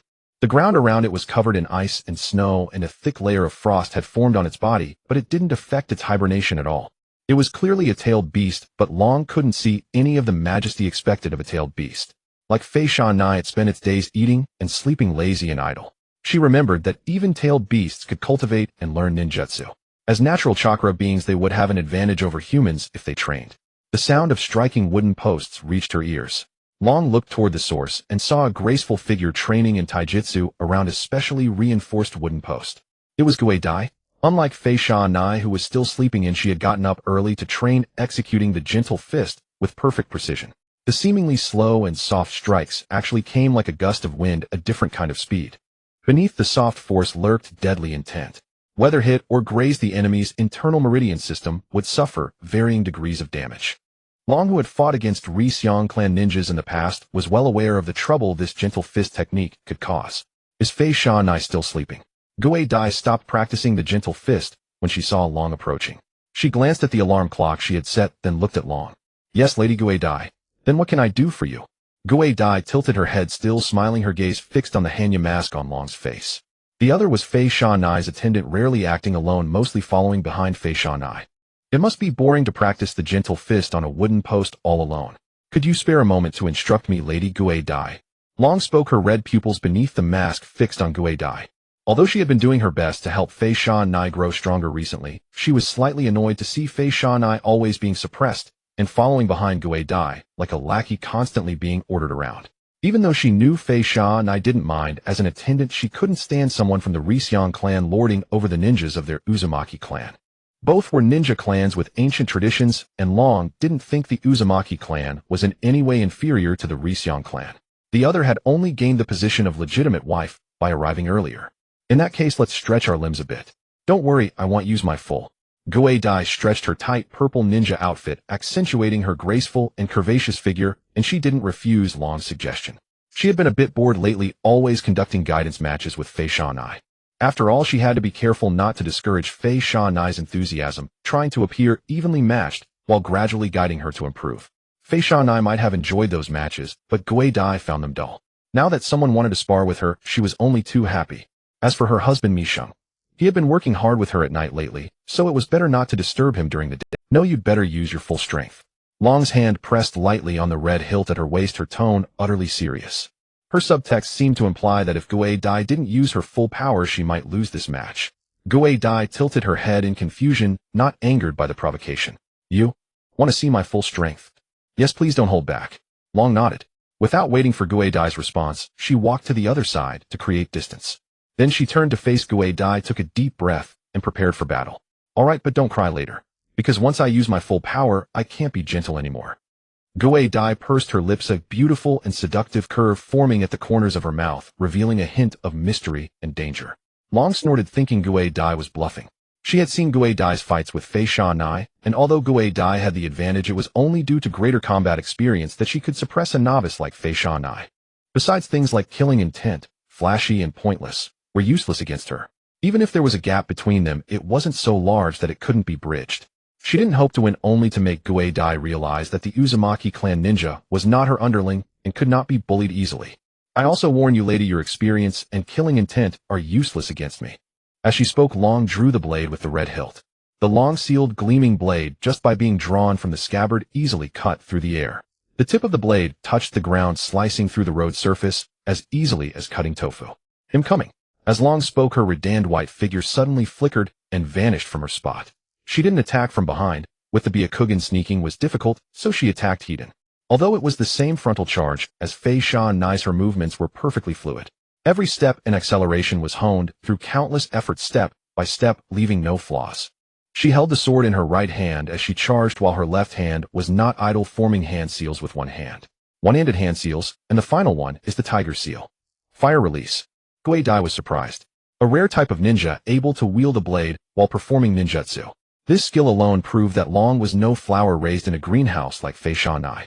But since you want to see my full power, Gui Dai raised her hand, her fingers slightly contracting, giving Long a dangerous and mysterious smile. Shenlai. Chakra flowed, gathered, and was released, all in an instant. Compared to before, this technique was not only faster to release, but also did not require bending the elbow to build up power. A simple raise of the hand sufficed, and its power was greatly enhanced. Long only saw a flash of white light before her eyes, then felt as if struck by lightning. The impact coming from the front was not an invisible air current, but an invisible colorless steel compressed by some force. Boom. The roar of the explosion made her ears ring, her mind dizzy, and her body could no longer bear it, flying backward like a kite with a broken string. On the training ground, several layers of earth were blasted away and dust filled the air. The ground for dozens of meters in front of Gui Dai was completely destroyed, ravaged by the steel-hard air current. Long struggled to get up from the ground, her shrine maiden's clothes torn and bloody. Her red pupils under the mask were wide with shock, her mind still buzzing. Was this also the gentle fist? But calmness prevailed in the end. It seems I can't approach her casually, I must keep my distance. It's over. Gue Dai's smiling voice came from behind, and a kunai was pressed against her fair neck. The cold metal sensation woke Long from her dream. Impossible my sensory ninjutsu. Long couldn't continue. Because her sensory ninjutsu had failed, and not only that, but the chakra in her entire body could be sensed, yet it was completely still. She had been hit with a point-stopping technique. That gentle fist, which was released instantly massive in scale and fierce in power, also had the ability to seal chakra through acupoint striking. Long swallowed, feeling a slight bitterness in her heart. She had expected that she would most likely not win, but in her imagination, even if she lost, she could lose gracefully, not so miserably. I lose. Long's lips moved, and she put down her ninja sword, bowing her head in defeat. Footsteps sounded as Gue Dai came to stand in front of Long. If you want to punish someone, punish me, and leave Lady Fei Shanai out of. Long wanted to maintain a last bit of defiance, but Gue Dai simply reached out her finger, gently lifting her chin. Gue Dai nodded, showing a very satisfied, gentle smile.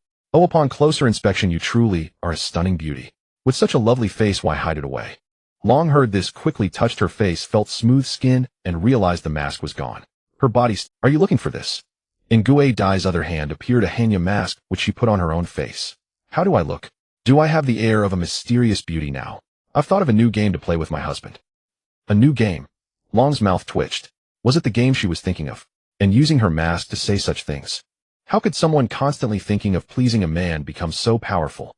She couldn't keep up with Gue Dai's wildly unfettered, unrestrained thinking. After wearing the mask, briefly Gue Dai took it off and handed it back to Long. Gue Dai said nothing sarcastic, she just patted Long on the shoulder, gave some encouragement, and turned to leave. Long looked down at the mask in her hand, feeling it was a bit dirty. She decided to wash it before wearing it again. Next time I won't lose so miserably. Watching Gue Dai's retreating figure, Long clenched the mask tightly, as if making a promise to Gue Dai, or to herself. In mid-December the land was cold and frozen. Mai Xing sat in the Skywatch Tower reviewing the documents submitted from various regions. When it was time to review the report submitted by Base No. 3 of the Heishan mining area, particularly the elegant and delicate handwriting that exuded a youthful charm, it looked oddly familiar. Instead of looking at the content first, she glanced at the signature, Uchiha Shirayui. Mai Xing couldn't help but be taken aback. What could she want? Surely it wasn't yet another irrelevant lyrical essay. Despite such thoughts, Mai Xing picked up the document and began to read the graceful characters flashing before her eyes. Initially it started as a relatively serious report, but it quickly became more and more offbeat, and things began to feel a bit off.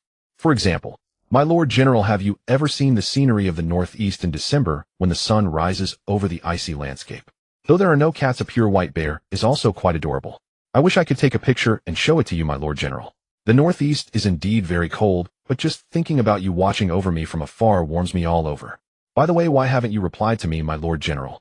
Have you been too busy lately? Can I call you Mai Xing Darren? Mai Xing, after reading this, opened her mouth wanting to say something, but hesitating, scratching her head instead. How on earth did this strange little essay come to be? No matter how she looked at it, it seemed mismatched with her temperament. Northeast sunrises, white bears, and a warm feeling. Was this something a girl who frequently wielded a sword could write? Mai Xing felt a bit awkward, unsure how to respond. Yet she sensed something was off, though she couldn't quite put her finger. She felt that this kind of sentiment seemed a bit clingy. Clingy. Suddenly Mai Xing had an epiphany, finally understanding what felt wrong. This girl was clearly flirting with him. If that was the case, it made sense. All the things she didn't understand suddenly. After all, which girl would casually write such peculiar little essays to a man, speaking of warmth and all? Understanding Shilia's intentions, Mai Xing stroked her chin and then retrieved a seldom-used small mirror from the first layer of the right drawer. Well, although he was already 30, he still maintained a youthful appearance that resembled that of 10 years ago. From an external perspective, he seemed only a few years older than Shirayui and was of the same age as Gue Dai. Even so, the idea of a little girl actively flirting was hard to fathom. Mai Xing didn't believe Shirayui was the kind of girl who craved vanity and sought power. Eliminating that possibility, the only thing that could have prompted Shirayui to take such an initiative would be the collective will of her family. Although Mai Xing didn't quite understand why this group of Uchiha from the Land of Night would do such a thing, Shirayui seemed to show no reluctance. With the knowledge of the Uchiha clan's motives and Shirayui's flirtations, Mai Xing looked at this mixed report with a fresh perspective. She had to express her affectionate sentiments without being too overt, showcasing the shyness and subtlety of a girl. Mai Xing shook her head and smiled, imagining Shirayui sitting at her desk, pulling her hair in frustration, brainstorming for various flirty little essays. Then Mai Xing opened the third drawer on the right side, which she used to store small items. She took out a rather exquisite black camera, one that was suitable for both men and women, and it was a rapid. Next, she took out several pieces of photo paper and packaged them together with the camera, storing them separately in a file bag with Shiliu's report. Summoning technique. With a bang, white smoke lightly dispersed, revealing a 20-centimeter tall cat-faced spider appearing before Mai Sheng. This was the summoning beast of the Tsuchigumo clan with whom Mai Sheng had signed a contract.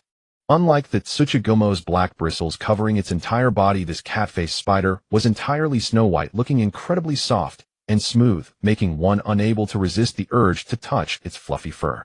Moreover, its poised stance exuded a certain elegant beauty. "Hello, my Shangdarin, is there anything I can—" The cat-faced spider looked around, realizing this wasn't a place for battle, and inquired Mai Sheng, who summoned it, if there was anything she needed assistance with. Its tone was quite cheerful, as this seemed to be the first time Mai Sheng had summoned any of their clans since signing. "Don't worry, it's not a troublesome matter. Yuki, just follow this map and deliver this file bag to a girl named Uchiha Shiliui." "Oh, a delivery task. Got it." Yuki glanced at the map and file bag handed over by Mai Sheng, her gaze fixed on the clearly marked route and terrain on the map. This location should be in the former Iron Country. Even though Yuki had never been there, she was confident she could find the recipient in 2 to 3 days. "And this? When you get there, show the inspection staff the seal, and they won't stop you." Mai Sheng took out a small red seal, made from a special jade that could absorb chakra, containing her unique chakra signature, making it impossible to forge. Yuki accepted these items, and had Mai Sheng strap a backpack on her back to store the items, then nodded at Mai Sheng. "I'm off then, I'll wait for my good news, Mai Shengdarin." Saying that, Yuki zipped away, creating a breeze, and disappeared from Mai Sheng's sight. Mai Sheng wasn't surprised. During her time with the Tsuchigumo clan, she got to know many spider-summoning beasts with various special skills through their introductions. Among them, Yuki was one, and although small in stature, her speed was astonishing. Even an average jonin wouldn't be able to catch up. Not only that, she was proficient in sensing ninjutsu, with a coverage area of several dozen kilometers, allowing her to avoid danger in time. She was perfect for tasks like delivering messages, transmitting information, and reconnaissance. "Iruri, I'm going to check on the Seven Tails. You can handle things here." "Understood, Mai Shengdarin." After receiving Iruri's response, Mai Sheng planned to check on the condition of the Seven Tails. She was quite satisfied with the tailed beast medicine that Ning Ning had developed. Thinking about not forgetting her old friend, she mixed a tailed beast medicine made from Nine Tails chakra into the Seven Tails' favorite drink, hoping to see if there would be any special reactions. In the inner court beneath a large tree at the edge of the training ground. It was a chakra giant tree, standing 40 to 50 meters tall, lush with branches and leaves capable of sprouting tender leaves even in the harsh winter. Even with snow blanketing its branches, it could not conceal its vitality. Furthermore, beneath, it was a great spot for resting in the summer and hibernating in the winter. Since the Seven Tails regained its freedom, aside from occasionally flying up to stretch its stiff body, it mostly lay lazily beneath this giant tree, daydreaming. It had a demeanor akin to a retired bureaucrat who did nothing all day. When Mai Sheng arrived, she saw the Seven Tails dining there. Not on fried golden earthworms and chilled plum juice, but rather on fried pork strips with a different flavor, paired with honey lemon tea suitable for winter, along with essential fresh fruits. The cup was taller than a person, and as Mai Sheng got closer, her reflection appeared on its surface. "You've come, Oda Kid." Hiccup. The Seven Tails let out a loud hiccup, its belly seeming slightly swollen. Mai Sheng nodded. It seemed that even tailed beasts would become lazy once they settled into a comfort zone. However, due to the unique physique of the tailed beasts, no matter how much they gorged themselves, they could never gain unnecessary weight. "How does today's drink taste?" Mai Sheng asked the Seven Tails if the honey lemon tea suited its taste. "Oh, this is quite delicious, sweet and sour with a hint of natural honey fragrance." I just wonder why there's suddenly a hint of that Nine Tails taste." The Seven Tails commented on today's meal beverage with the flair of a top-notch gourmet, becoming quite professional in its choice of words. Yet as it spoke, its tone began to sound odd, discontentedly clicking its tongue. Suddenly, its compound eyes beneath the shell scanned over Mai Sheng, who seemed lost in thought. "Oda Kid, did you add something strange to it again?" Perhaps initially unaware, but as Mai Sheng increasingly added ingredients, even the dullest of nerves would catch. But the Seven Tails didn't mind much, as long as the taste of the food wasn't ruined, it could turn a blind eye. Because unlike humans, tailed beasts were purely chakra beings. Whether it was regular poison or chemical or biological toxins, they had no effect on them. "Oda Kid, I really like today's honey tea. But mixing in Nine Tails chakra scent, I really don't like that." The Seven Tails' tone suddenly turned serious. "Do you really dislike Nine Tails?" Mai Sheng was puzzled by the Seven Tails' reaction. "Yeah, that guy often boasts about being the strongest among the tailed beasts. I'm not fond of his arrogant tone." The Seven Tails nodded, showing no concealment of its likes and dislikes. "Besides, you already have me. Why do you need to obtain Nine Tails chakra?" At this point, there was a noticeable displeasure in the Seven Tails' voice. "It's just that during the previous mission, I occasionally acquired Nine Tails chakra. But you really know nothing about the going sun outside. Are you tailed beasts really this slow? Mai Sheng sighed helplessly. If this guy keeps lying down, wouldn't he become— What's happening outside? The Seven Tails, hearing Mai Sheng, suddenly became curious about what was happening outside. If it were something trivial, Mai Sheng wouldn't go out of her way to explain it, and this matter was undoubtedly related to the tailed beasts. Ever since it came out, it hadn't even stepped out of the general's manor, its activity range extremely limited. After all, this kind of life where everything was handed to it was far more enjoyable than its previous free and easy life in the forest. That guy Ninetails has already been sealed by the Leaf Ninja. Huh? What? You mean Ninetails has been sealed? The Seven Tails was initially stunned, then its voice echoed loudly in the air, as if it had heard something incredibly unbelievable. It even doubted whether there was something wrong with its hearing. Although it wasn't very fond of Ninetails, it also knew that he was indeed the strongest among the tailed beasts.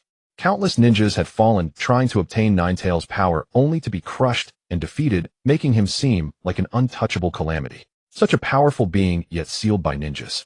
Before the Seven Tails could digest the shock of this news, Mai Sheng threw out another bombshell. And not just Ninetails, now aside from you, the remaining 8-tailed beasts are likely also sealed. After all, it had been a few days since the 5 Kage summit concluded, long enough for each ninja village to seal the tailed beasts within their Jinchuriki. The Seven Tails didn't react with the excitement or anything else one might expect. The news was too sudden, leaving its mind blank and unsure how to respond to Mai Sheng. Suddenly, a wave of unexpected agitation coursed through the Seven Tails' mind, causing its body to tremble. Oh no, this feeling. The Seven Tails realized that a tailed beast was using telepathy to summon the remaining tailed beasts. This was a special space used by the tailed beasts for communication, regardless of the distance. They could engage in mental exchanges face to face. However, such occurrences were rare. Since the Sage of Six Paths passed away, it had happened only a handful of times. Hurry. Oda Kid quickly inscribed the sealing technique on me. There's no time to explain. The Seven Tails urged Mai Sheng to inscribe the sealing technique on its body, as if it had faced a significant calamity. Mai Sheng didn't know what was happening to the Seven Tails, but she followed its instructions, raising her palm and inscribing the sealing technique 7-star seal on it. Under the guidance of Hisha, she executed this move even more skillfully, its power greater than ever before. Before Mai Sheng could inquire, the Seven Tails stood still like a statue, as if it had lost its soul. Is it communicating with the other tailed beasts? It seems the tailed beasts have a special way of contacting each other. After a brief contemplation, Mai Sheng quickly deduced what was happening to the Seven Tails. Meanwhile, the Seven Tails opened its eyes in a pitch-black, profound space where silhouettes of other tailed beasts appeared around it. 1 tails, 2 tails, 3 tails. And finally, the orange-eared fox with 9 swaying tails. Now, these companions emitted a slightly different aura from what the Seven Tails had felt before. Clearly, the sealing technique was in effect tightly binding their bodies. As a result, the projected spiritual forms were mixed with a chakra aura uncharacteristic of the tailed beast. Originally, it thought Mai Sheng was deceiving it, as there had never been such a precedent of so many tailed beasts being sealed by ninjas. Today's Seven Tails was truly enlightened. The Seven Tails let out a laugh. Just as Ninetails, who intended to speak, shot a displeased glare at it. What are you laughing at, Shomei? Nothing, I was just surprised that you all got sealed by humans, even you Ninetails. Not speaking won't suffocate you, and weren't you sealed by humans too? Ninetails continued to glare at the Seven Tails, noticing the strange chakra aura that also clung to it, making it evident that the Seven Tails was in a similar predicament. Right, he. What are you laughing at now? Ninetails, already in a bad mood, turned redder than any words could express upon hearing the Seven Tails' somewhat mocking laughter. Oh, nothing, I just suddenly remembered something happy. Ninetails, you don't need to mind me. The Seven Tails trembled slightly, as if trying to suppress something. Ninetails gave the Seven Tails an exasperated look, wondering if this guy had lost his mind due to humans. This has been reviewed, but some chapters still need editing, such as the terms of address that need to be double-checked. For now, just 1 chapter. The remaining 1 will be updated during the day. Also, updates should be normal, if not displayed refreshing, or reading to the bookshelf will do. So you lot have finally met your match. After Shichibi fell silent, another voice echoed through the vast, boundless space.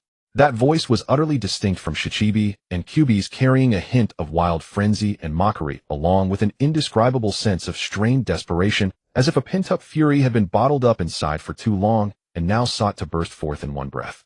The tailed beasts followed the sound and saw a creature with a single tail, its entire body sand yellow and covered in purple cursed seals, a tanuki-like being. It was none other than a chibi Shoha. The sneer and contempt now plastered across its face stirred anger and annoyance among the other tailed beasts, making them feel deeply humiliated.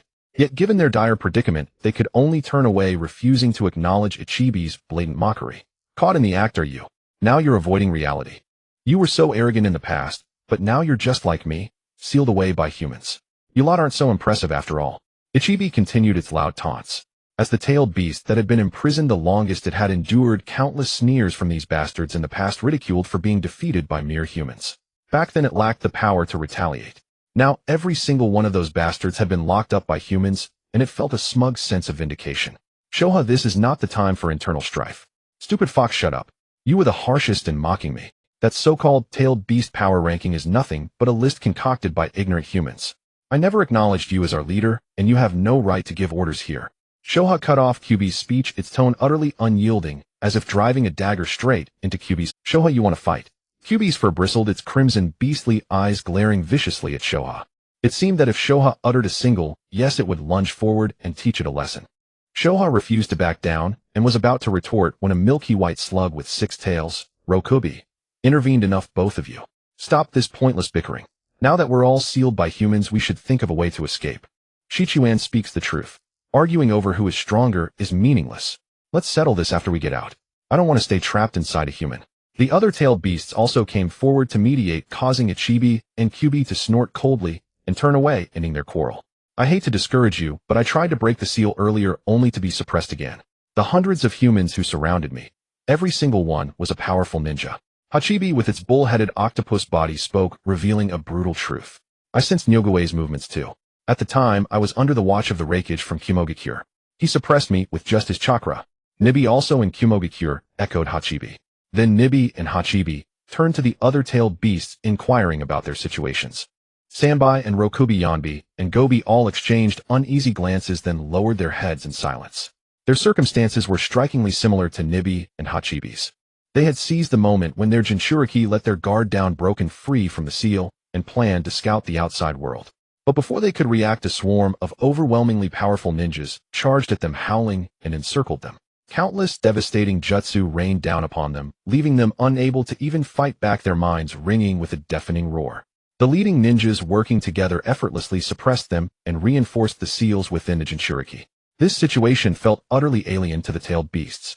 In the past, ninjas were strong but scattered, operating in clans. For a single clan to produce a top-tier ninja in an era was already a stroke of fortune. Thus, when harassed by such ninjas, the tailed beasts could easily repel them or escape. Even if they were inadvertently sealed, once the clan's strongest died of old age and the clan declined, they could seize the opportunity to break the seal.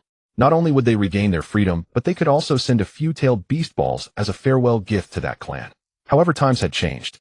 Ninjas no longer operated as clans, but as alliance-based ninja villages with top-tier and high-combat power ninjas emerging in an endless stream. When these people swarmed together, backed by 1 or 2 elite ninjas and masters of sealing techniques, the mere thought sent chills down the tailed beast's spines.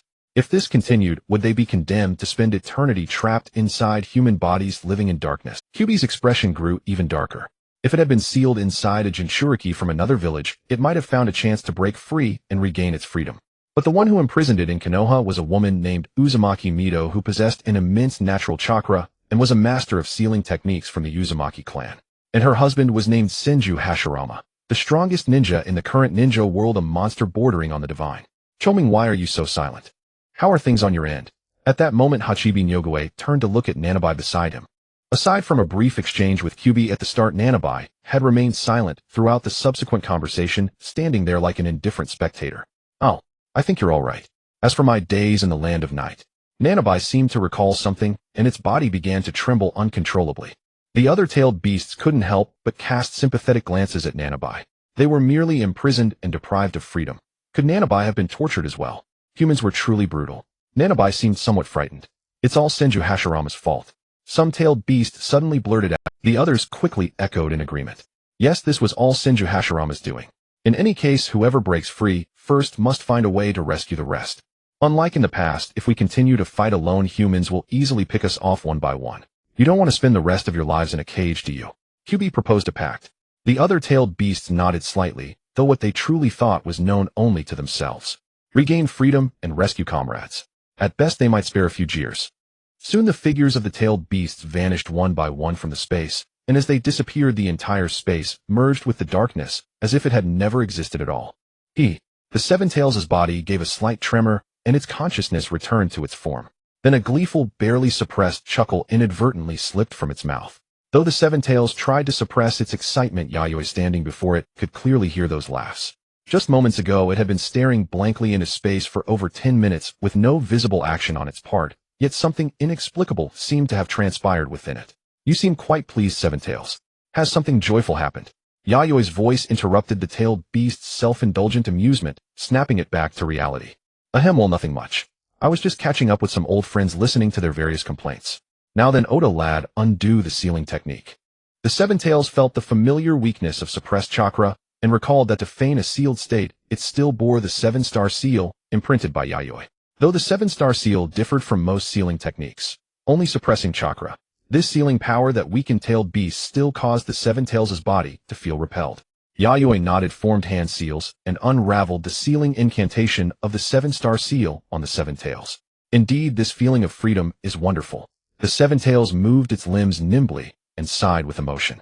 Then, thinking of its other companions suffering in the dark, cold cages, the corners of the Seven Tails' mouth subconsciously, sorrowfully, teared up at their miserable plight. Watching the Seven Tails become engrossed in its gluttonous feasting, Yayoi did not disturb its meal, but silently turned and left. His purpose in coming was merely to observe what changes would occur in the Seven Tails after devouring the tailed beast pill infused with Nine Tails chakra. The results showed that the Seven Tails experienced no change at all, easily digesting the pill as a savory snack. Perhaps the dosage of the tailed beast pill was insufficient, leading to a low intake of Nine Tails chakra. However, continuing the experiment seemed pointless. The peculiar constitution of tailed beasts determined their dull senses in this regard. After all, they didn't absorb the medicinal properties within the pill, they merely consumed the chakra energy stored inside. Yet it's not entirely without gain. The tailed beasts' relationships seem strained, but they do share a peculiar connection. As Yayoi walked toward the underground space of the general's residence, he recalled the Seven Tails' remark about listening to its old friends' complaints. He could be certain that those old friends were the other tailed beasts already under the control of the 5 great ninja villages. But when the Seven Tails spoke, there was no sympathy or pity in its tone. Only the schadenfreude of an observer utterly indifferent to the plight of its own kind with no intention of lending aid. Though they belonged to the same race, at their core their bond was colder than imagined, more akin to familiar strangers. From this perspective, Yayoi didn't particularly care whether the relationships among tailed beasts were harmonious. What intrigued him was the unique method of communication between tailed beasts. Perhaps he could adapt it for use with Iroh and Yoru, enabling long-distance exchange. Lost in thought, Yayoi arrived at the storage room area of the underground space. Each storage room here housed items that Yayoi deemed useful but dangerous to wield. These rooms served both as containers for the items and as specially crafted isolation barriers, ensuring the safety of the collections. Reaching the deepest storage room, Yayoi unsealed it and pushed the door open. The space inside was a standard 100 square meters with a height of 10 meters, resembling a perfect cube. The chamber contained nothing but a single display stand in the center, devoid of any other decorations. In a minute, Yayoi approached the stand where a meteorite the size of a human head covered in pockmarks rested. The meteorite's overall shape was an irregular sphere, its surface emitting a hypnotic purple glow, both beautiful and dangerous. This was the treasure star brought back from the land of bears by Yoroi and his companions over a year ago, a special meteorite that had fallen from the sky onto the land of bears. Within the meteorite, a peculiar energy radiated continuously, different from chakra, yet capable of merging with chakra, amplifying its power and granting it the ability to materialize flexibly. Over the past year, he had come here periodically to allow this strange energy to enter his body and chakra, enhancing the materialization properties of his chakra. At the same time, he used the meteorite's energy to assist himself in completing a certain secret technique worth anticipating. This time I should be able to smoothly execute the peacock mystic art. After all, if I absorb any more, I'll become oversaturated. Yayoi murmured to himself. The peacock mystic art, a special secret technique developed over many years by the Star Village after obtaining the star in the original storyline, and a technique Yayoi had long looked forward to mastering. This technique allowed externally released chakra to form into various beasts, even dragons, to attack targets. It could even materialize peacock-like wings behind the user, granting flight, a privilege only a handful of ninja in the ninja world possessed. It was an extremely practical and powerful secret technique capable of serving as the core art of a strong ninja clan. Though the concept of air superiority did not yet exist in ninja battles, the ability to fly was a decisive factor in combat between ninja of the same level. Even if outmatched, a flying ninja could retreat at any time, placing them in an invincible position before the battle even began. In short, flying ninja were inherently superior. Now that the star had fallen into his hands, the peacock mystic art, a highly versatile secret technique, would belong not to the star village but to the night country's legacy. Yayoi placed his palm on the surface of the meteorite star and began releasing his chakra, drawing forth the energy within the stone. As expected, with the release of Yayoi's active chakra, the purple glow on the meteorite's surface instantly transformed into a dazzling, blinding purple light, as if it had been parched for rain. Yayoi's face was bathed in purple radiance, his eyes slightly narrowed to reduce the glare. After a long moment, Yayoi withdrew his hand, and the purple light on the meteorite gradually dimmed back to a faint purple glow, emitting a weak energy fluctuation around the stone. What a peculiar energy. After merging with chakra, it makes chakra feel as if it has come alive. This sensation of living chakra was not unfamiliar to Yayoi. His own active chakra had similar properties, though in the end it was merely analogous. If his active chakra was like a living organism, then the chakra infused with the star's energy possessed a more adhesive quality, forcibly piecing together the meteorite's energy and chakra, granting the ninja's chakra powerful materialization abilities. Now let's verify the effect. I hope it won't disappoint. Yayoi began forming hand seals. With a hum, the air around him trembled uneasily. Visible materialized chakra flowed over Yayoi's body. Rather than forming a chakra cloak under his conscious control, it transformed into a dozen-meter-long chakra dragon that coiled around him. Moreover, the released materialized chakra did not turn purple like the meteorite's glow, but retained its original color, indicating that the meteorite's energy had not simply merged with his chakra. It had been devoured by his body and active chakra, becoming an integral part of him, obedient to his will. Yayoi glanced at the azure chakra dragon winding around him. Like a mythical true dragon, it shone with brilliant golden eyes, lifelike and vivid. With a thought, the azure chakra dragon instantly sped around the chamber, stirring up the air within the space, sending layers of air currents crashing against the stone walls, producing a dull, violent rumble. Yet no matter how the chakra dragon flew, its tail remained connected to Yayoi's back. Yayoi nodded slightly, then altered the dragon's form, conjuring azure chakra wings behind his back, strikingly similar to a peacock's tail. As the peacock tail-like materialized chakra gently flapped Yayoi's feet, slowly lifted off the ground, floating upward. The sensation of being buoyed by the air currents was utterly novel to him. Perhaps because it was his first flight, Yayoi's movements were clumsy, his floating posture unsteady like a toddler learning. But as time passed, Yayoi quickly grew accustomed to this unfamiliar sensation of floating, gradually mastering balance. In flight, his movements becoming smoother. Having confirmed that the materialization and flight capabilities of the peacock mystic art met his expectations, Yayoi willed the chakra wings behind him to dissipate and landed steadily on the ground. To be honest, this ability to freely control materialized chakra had even exceeded his predictions.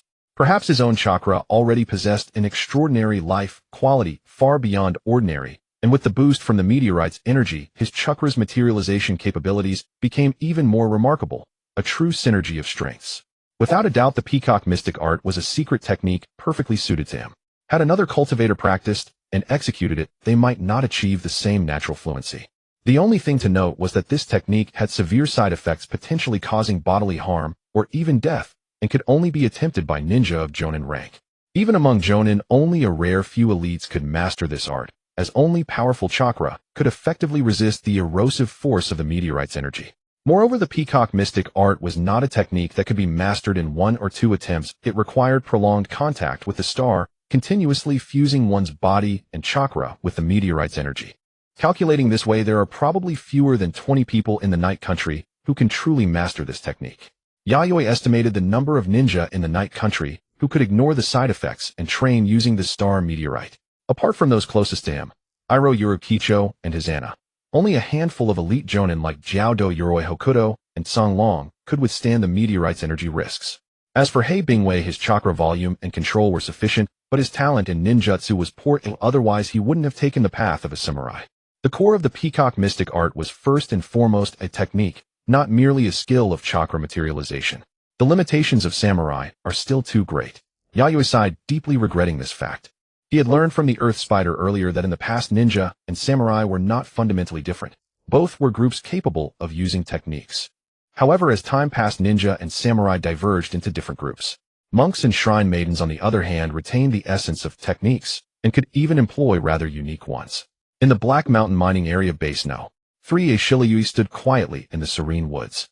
This forest was only a short 600 or 700 meters from the mining area, a distance she could easily cover in just a few blinks as a seasoned jonin. The work in the mining area was often quite dull, as it was impossible to have rebellious prisoners providing entertainment for the guards at all times. Therefore, most of the guards would cultivate various hobbies during their breaks to pass the time. For instance, the commander of Base No. 3, the elite warrior Sirius, would gather a few like-minded individuals to go ice fishing on a nearby frozen lake, sometimes sitting there for an entire day. Some enjoyed playing cards and chess, while others liked woodworking or keeping small animals. Although Shirayui occasionally joined in, most of the time she dedicated her free moments to training and honing her skills. Having experienced war, she was acutely aware of the importance of strength. This snow-covered forest perpetually blanketed in white became a frequent training ground for her since arriving at the Black Mountain mining area. It was spacious and uninhabited with a relatively flat terrain, making it easy to spot any intruders from a considerable distance.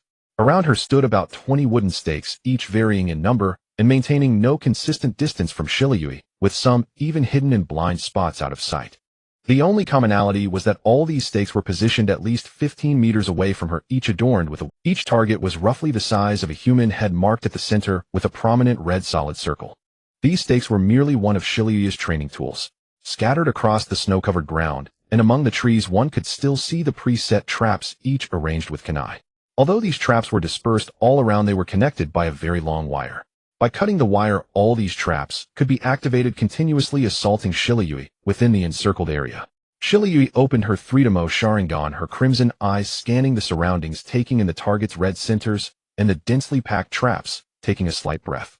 Then she retrieved a standard shuriken from her ninja tool pouch, aimed unhesitatingly at the wire connecting the traps, and with a swift motion, the shuriken shot out like a streak of light, severing the wire. Whoosh! Countless kunai shot out from all directions, resembling a pitch-black downpour, forming a trap, with no blind spots, tightly encaging Shirayui. Shirayui leapt from the ground, after her body moved. The space she once occupied was filled with numerous. In midair, the sound of metal clashing echoed as Shirayui wielded kunai in both hands, either striking upwards, slashing down, or sweeping sideways, deflecting all the incoming kunai. After fending off the first wave of attacks, Shirayui immediately flung the kunai away, creating sparks upon impact, altering their trajectory, and with 2 quick sounds, she instantly hit the red centers of 2 stakes hidden in the blind spots. This series of actions was completed in the blink of an eye. After landing, Shirayui repeated her actions, retrieving another kunai, deflecting the incoming kunai from the traps, and then swiftly launching the kunai again, embedding it deeply into the red center of a stake. She had to simultaneously dodge and block the suffocating barrage of kunai while utilizing her own kunai or shuriken to attack the red centers of the surrounding stakes. Bang! With a few crisp sounds, the mechanisms beneath 4 stakes activated, launching the stakes marked with red targets into the air. The stakes instantly transitioned from static to dynamic. Not only that, but the barrage of kunai from the surrounding traps continued unabated, giving Shirayui no chance to catch her breath. However, facing this scene, Shirayui's expression remained calm, with no trace of panic. The 3-tomo in her crimson Sharingan rotated slightly, her sharp dynamic vision instantly revealing the vulnerabilities within the barrage of kunai and clearly capturing the trajectory of the launch stakes. Using her agile body technique to evade all kunai, Shirayui seized the fleeting opportunity, quickly forming hand seals with both hands. Fire release, great fireball technique. A wave of heat erupted from Shirayui's mouth, unleashing not 1, but 4 fireballs. Each fireball had a diameter of over 4 meters, accurately sweeping towards the 4 stakes moving in midair. The intense heat melted the surrounding snow in an instant, creating vast clouds of white vapor as the rapidly moving stakes were engulfed by the incoming fireballs. After the fireballs disappeared, only black ash remained in the air, with a few sparks still flickering. At this moment, Shirayui stood upright, surveying the situation of the stakes around her.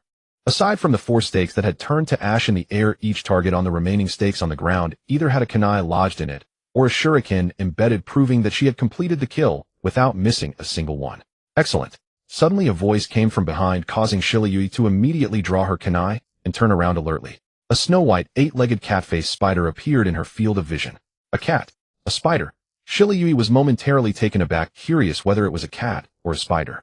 Its fluffy snow-white fur covered its round cat face, and its sapphire-like eyes sparkled with a hint of liveliness. Its 8 long legs were slender and proportionate, steadily supporting its body, each movement exuding an unexplainable elegance and beauty, completely devoid of the eerie, sticky vibe typical of ordinary spiders.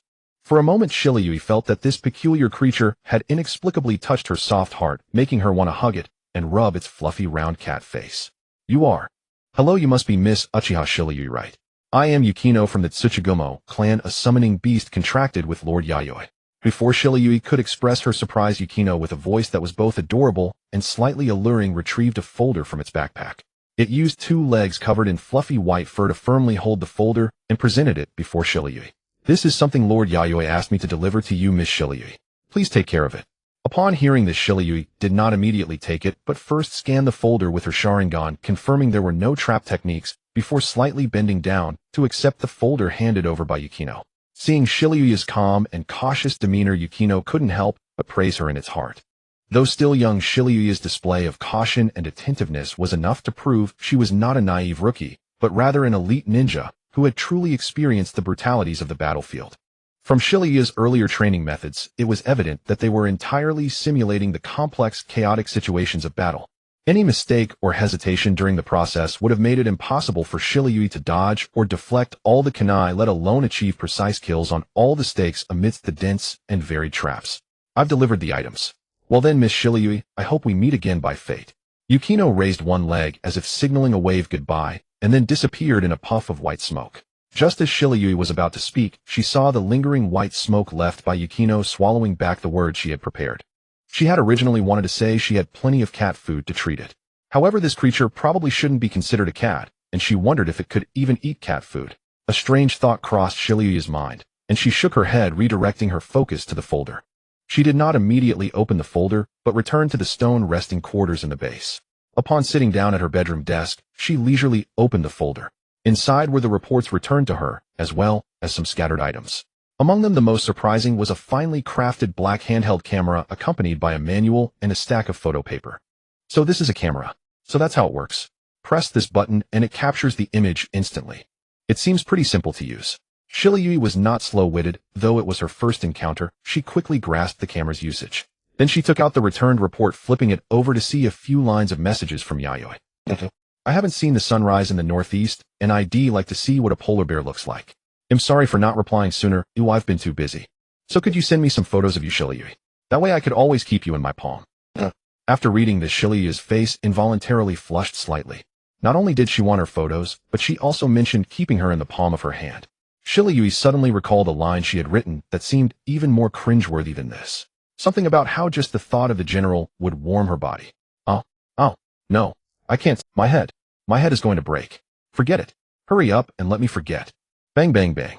Shirayui continued to knock her head against the table while letting out cries of extreme embarrassment that echoed throughout the bedroom. She could hardly imagine how she had gone so wrong at that moment, writing such cheesy and embarrassing words on paper to flirt with a man. Die. Just die. The person who wrote such words should quickly commit suicide to atone. Shirayui was in inner turmoil. After a long while, Shirayui lifted her head from the table, her once smooth long hair, now disheveled, like weeds, her forehead flushed bright red. As if she had lost her important soul, her eyes were hollow and devoid of spirit. Is dating really that exaggerated? Is this really how humans talk? Shirayui muttered to herself, glancing sideways at a pile of reference materials on her desk, all of which were popular romance novels on the market. Marriage first, love later, the overbearing lord falls for me, little darling, don't run away, the lady of the clan regrets, she escapes, he chases, she can't fly, woman, man, you've caught my interest. Just seeing the titles made Shirayui feel suffocated, unable to breathe. She scratched her hair, feeling an unbearable itch on her scalp. Her toes in her ninja shoes were constantly poking around, almost tearing through the shoe's sole. The person who could come up with such titles must have surpassed humanity. Woo! Shirayui let out a pitiful and frantic whimper, scratching her hair while using the reference books. Then suddenly, at a critical point, her forehead crashed against the table repeatedly. Her mouth continuously uttered die and die. It was as if by doing so she could temporarily awaken herself from the mire of embarrassment. Go to bed early today, no need to wait until midnight, you should all sleep early. The updates will be posted around noon. The next chapters mainly involve Shirayui's interactions. The length will not be too long, interspersed with other plots. After all, the true emotional scenes between the main characters will only occur after marriage. Late December. On the inner training grounds of the general's mansion, Kicho, standing not far from Mishing, was now forming hand seals in the order of the technique. A pale purple chakra soon enveloped her entire body, and then this solidified mass of pale purple chakra spread out like a peacock's tail, unfurling slowly behind her. This peacock tail spreading behind Kicho required little effort to flap. It stirred the surrounding air currents, lifting her body and suspending her upward. She stopped descending only when her feet left the ground by nearly 2 meters. It wasn't that she didn't want to continue rising, but she could sense that this distance from the ground was already the limit of her current ability. If she ascended further, she might lose her center of gravity and be unable to balance, causing her to fall from midair. So this is the peacock wonderful method that my lord husband spoke of. I must say it is truly a miraculous secret art, actually allowing one to master the ability to fly. Kicho marveled, for shinobi who could fly were extremely rare in the shinobi world. She had only just begun learning this technique and was not yet proficient. Given more time, she would be able to freely soar through the sky like a bird using the chakra wings on her back. This technique not only enhanced her mobility, but also significantly increased her combat power. It seems you have already achieved initial mastery of this technique, Kicho. Mishing nodded with satisfaction at Kicho's current state.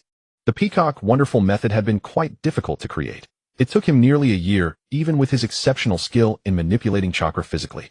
However, once the technique was perfected, teaching it to others became much easier. Especially for a highly skilled shinobi like Kicho, who could control chakra with great precision.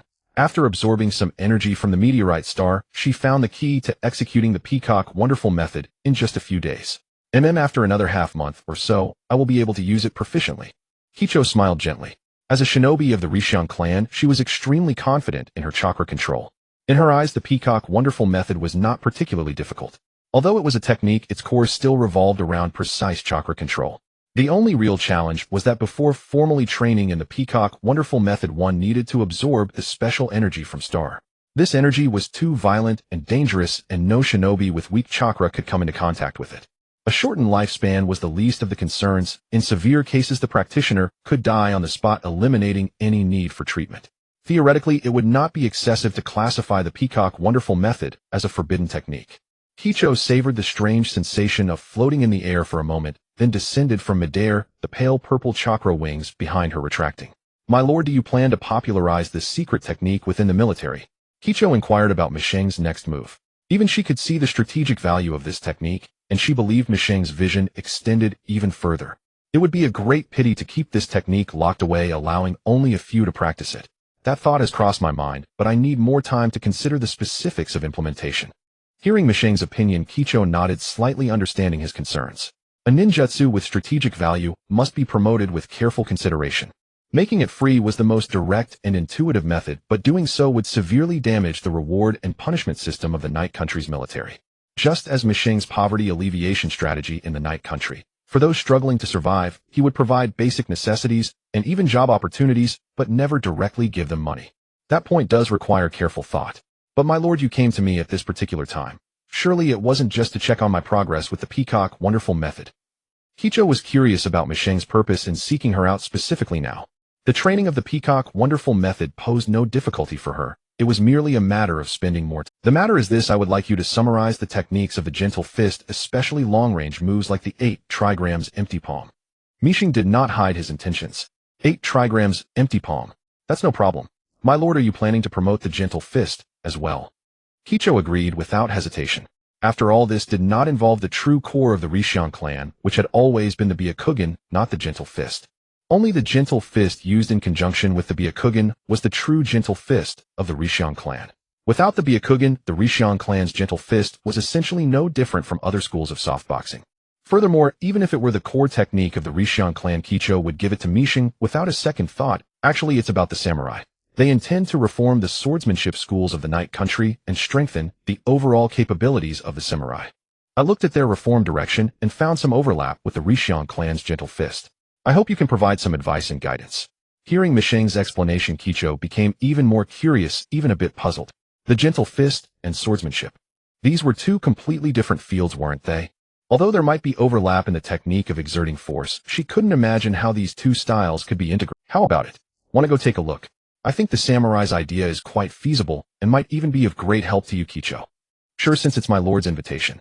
Seeing the mysterious smile on Misheng's face, Kicho's interest was, she also wanted to see what kind of swordsmanship the samurai could reform. My lord, I want to come too. Fei Sha Nai, who had stopped her physical training and was eavesdropping from a distance, immediately raised her hand, indicating she wanted to join. She had never seen how samurai fought in her entire life. Although in this era the samurai class was in decline, this decline actually added an air of mystery and legend to them in the eyes of those unfamiliar with their ways. All right, come along then. Misheng nodded, allowing Fei Sha Nai to join. You come too long. Training alone all the time will make you narrow-minded. Besides, if I remember correctly, you also use a blade. Kicho smiled warmly at Long, who was still practicing taijutsu and ninjutsu on the other side, causing her to pause. Long's face under the mask showed reluctance, but she nodded. Though Kicho's provocation was blunt, it was effective, because the moment she heard the words narrow-minded, she couldn't help but recall that sunny morning when Kicho defeated her in a single strike, teaching her what it meant to overestimate oneself. Then the three women followed Mishing to the outer court. On an open-air simulation training ground, various obstacles were placed, especially boulders several meters high scattered throughout the field. Some rocks were even over 10 meters tall, which only high-ranking samurai and a very few mid-ranking samurai could split cleanly in half. These boulders, much taller than a person, were the targets samurai used to practice their cutting strikes, enhancing their slashing power. At this moment, Mishing and the three women stood in a shadowy corner at the edge of the training ground, holding their breath, not disturbing the proceedings, merely watching from afar. Hei Bingwei stepped out from the crowd of samurai who surrounded him like stars around the moon.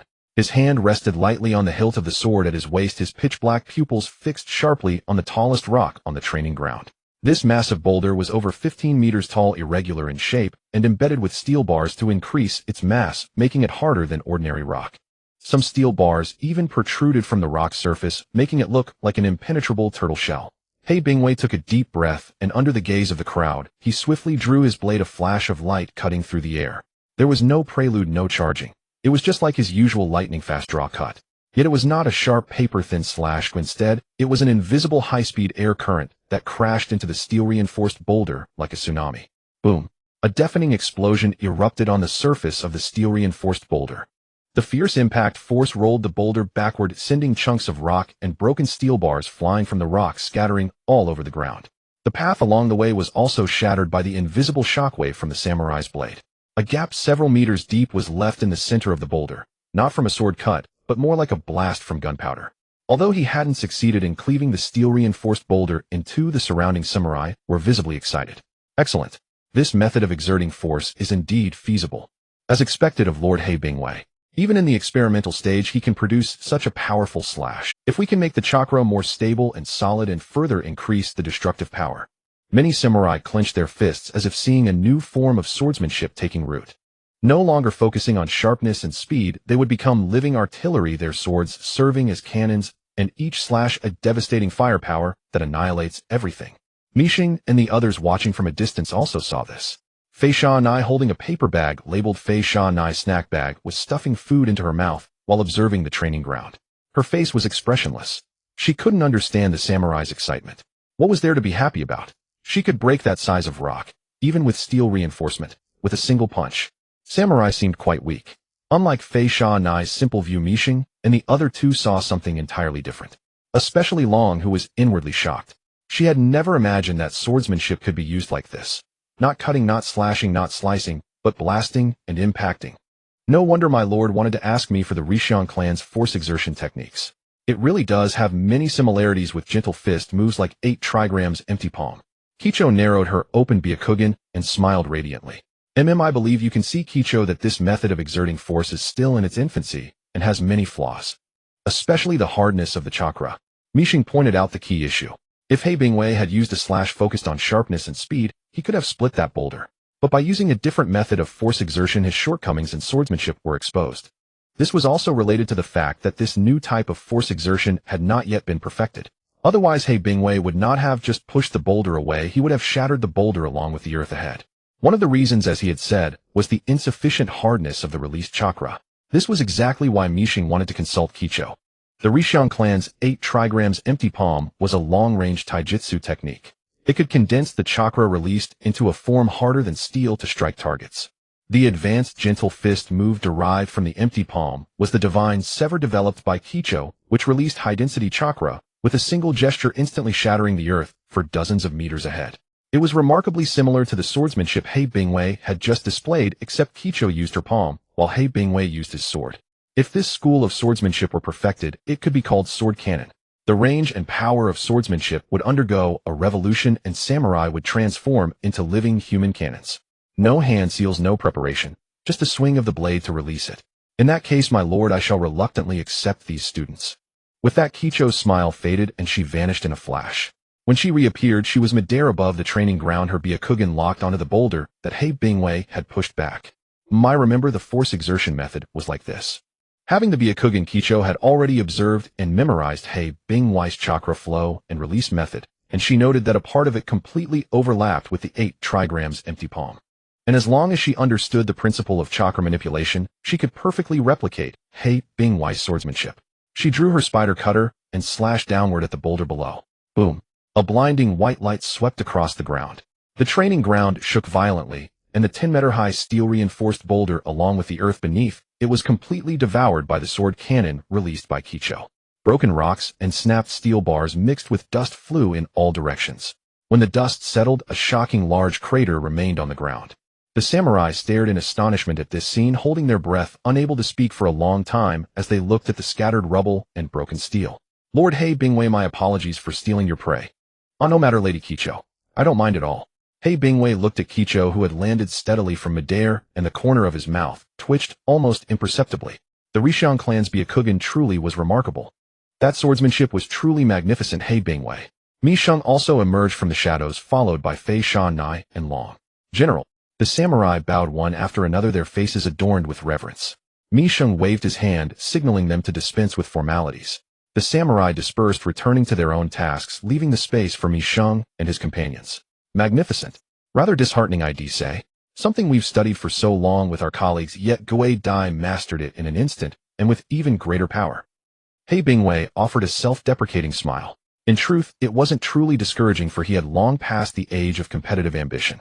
It was more a lamentation of how utterly unreasonable the existence of shinobi could be. Samurai cannot learn shinobi techniques, yet shinobi can seamlessly adopt the abilities of samurai. This was simply too unfair. Such disheartening scenes had befallen him countless times in the past. That's because Guei Dai possesses the power of the white eye, allowing her to see through the principles of samurai swordsmanship and master it swiftly. Most shinobi do not possess such learning ability. Mi Sheng patted He Bingwei on the shoulder, urging him to rise from the setback. Rest assured, Mi Sheng-sama, I am not so fragile.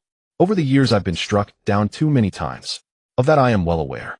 So this time I specially brought Guei Dai to study new sword techniques with you all. Consider it a mutual exchange. The chakra-infused striking techniques of the Hyuga clan's gentle fist might just inspire you. Mi Sheng truly wished to assist these samurai led by He Bingwei in developing a new school of swordsmanship. But unfortunately his own proficiency in the blade was limited, merely adequate for use. Even the puppet samurai he controlled through his puppet technique, though they wielded swords and slashed, were essentially a swarm of soldiers striking targets via explosive devices installed within the puppets. Yes, I understand. He Bingwei did not dally, nodding in agreement. He could vaguely discern that the shockwave Guei Dai had released earlier resembled swordsmanship in form, but was fundamentally different. Rather than swordplay, it seemed she was releasing the gentle fist through the katana. If he could master that chakra-based striking technique, it would indeed aid the development of new swordsmanship. At the very least, in terms of release form, the two shared many commonalities. I look forward to your guidance, He Bingwei. Guei Dai smiled faintly, sheathing the spider cutter back into its scabbard. No, the honor is mine. He Bingwei was rather reserved. Not only due to Guei Dai's noble status, but also because her strength commanded respect as a shinobi. In the entire Night Country, those who could surpass Lady Guei Dai in power could be counted on one hand. Fei Sha Nai, overhearing this, brightened. Did that mean Guei Dai would have no time to bother with her? She could slack off a bit during this period, maybe even sneak off at night. She cast a sidelong glance at Mi Sheng, slowing her snack consumption, staying silent, and stealthily retreating half a step, becoming a transparent, unnoticeable accessory. Fei Sha Nai's little antics naturally did not escape Guei Dai's notice. In fact, the moment Fei Sha Nai twitched, Guei Dai knew exactly what posture she would strike next. There was no need to expose her. Let her enjoy a few days of ease lest she become stifled.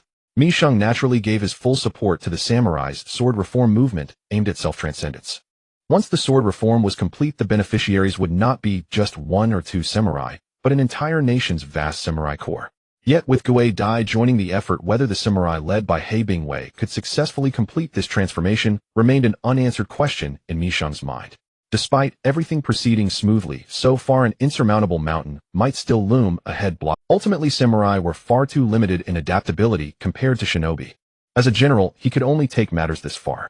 The rest required the samurai to rely on their own wisdom to overcome and surpass their predecessors. Mi Sheng-sama shaman of the Hidden Sand Village in the Wind Country has come to visit, requesting an audience on a matter of importance. Just as Mi Sheng settled down in the Tianshou Gu, Li reported this to him. Mi Sheng was momentarily surprised, then regained his composure. Sha Min of the Wind Country, the tattooed bald man who had followed the first Kazekage Lido during the Five Kage Summit. Mi Sheng's impression of him was limited to a stern, unsmiling demeanor. Compared to the diverse guards of the other first Kage, Sha Min was not particularly outstanding in that regard. However, Mi Sheng did not underestimate this guard of the Kazekage. To be personally placed behind the Kazekage implied he was likely the next Kazekage, and his strength was undoubtedly among the finest in the sand-hidden village. Among the 5 great nations, the Wind Country possessed the most vast land, yet it was also the most barren. However, this poverty was rather cliched when compared to the other great nations. For smaller countries, the Wind Country remained an insurmountable entity. ELV arrange a meeting. I will see him. Given the high status of a shinobi village's top brass, proper attention was necessary. At the same time, Mi Sheng speculated what important matter could this Kazekage's guard have come to discuss with the Night Country. An alliance. Shouldn't the first choice be the Fire Country and Mai rather than the Night Country? After all, that was where the god of shinobi Qianshou Zhujian personally endorsed things, and it possessed resources that made all nations envious. In the past, countless shinobi clans had fought tooth and nail over those lands and resources in the Fire Country. ELV nodded and left to arrange the meeting between Mi Sheng and Sha Min. Half an hour later, Mi Sheng met Sha Min, who had traveled from the distant Wind Country in a conference room reserved for important personnel from the 5 great nations. He wore black garments with a yellow cloak over them. The most striking feature was the ferocious tattoo covering his right eye and bald scalp, exuding an intimidating presence.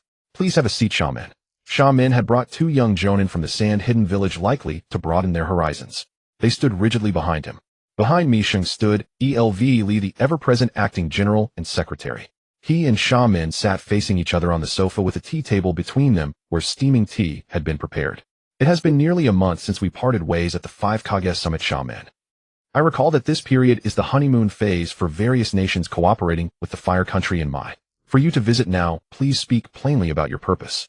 Mi Sheng looked directly at Sha Min, seeing no need for probing and opting to go straight to the point. Compared to He Wu and Fei Jian, he knew far too little about Sha Min.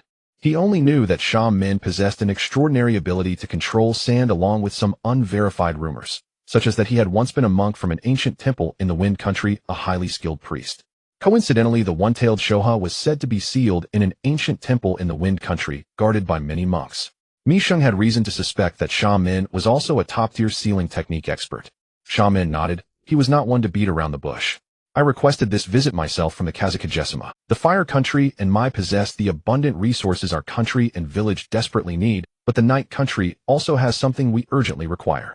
Sha Min observed Mi Sheng's expression as he continued, a glint of sharpness in his eyes. I wish to trade for the puppet technique you command. The art of controlling dozens or even hundreds of puppet warriors in battle, a technique that transcends the age. Puppet technique. Upon hearing Sha Min's words, a flicker of interest crossed Mi Sheng's eyes. An unexpected yet anticipated revelation. In the original tale, Shine Village was a ninja village adept at puppet manipulation, even boasting a specialized puppet corps. Yet at this point in time, he had never heard of Shine Village achieving any profound development in the realm of puppet techniques. Most likely the village possessed ample combat power during this era, leaving little thought for the exploration and advancement of puppet ninjutsu.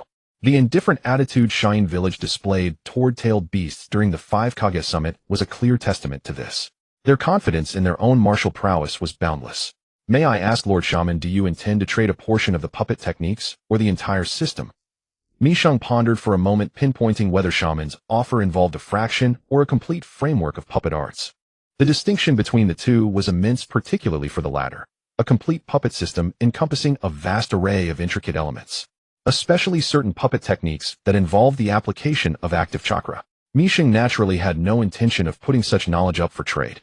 Even the degraded version of active chakra technology alone constituted a system far more valuable than puppet techniques. Naturally, it is a complete puppet system. Sha Min slightly straightened his back, voicing his true thoughts.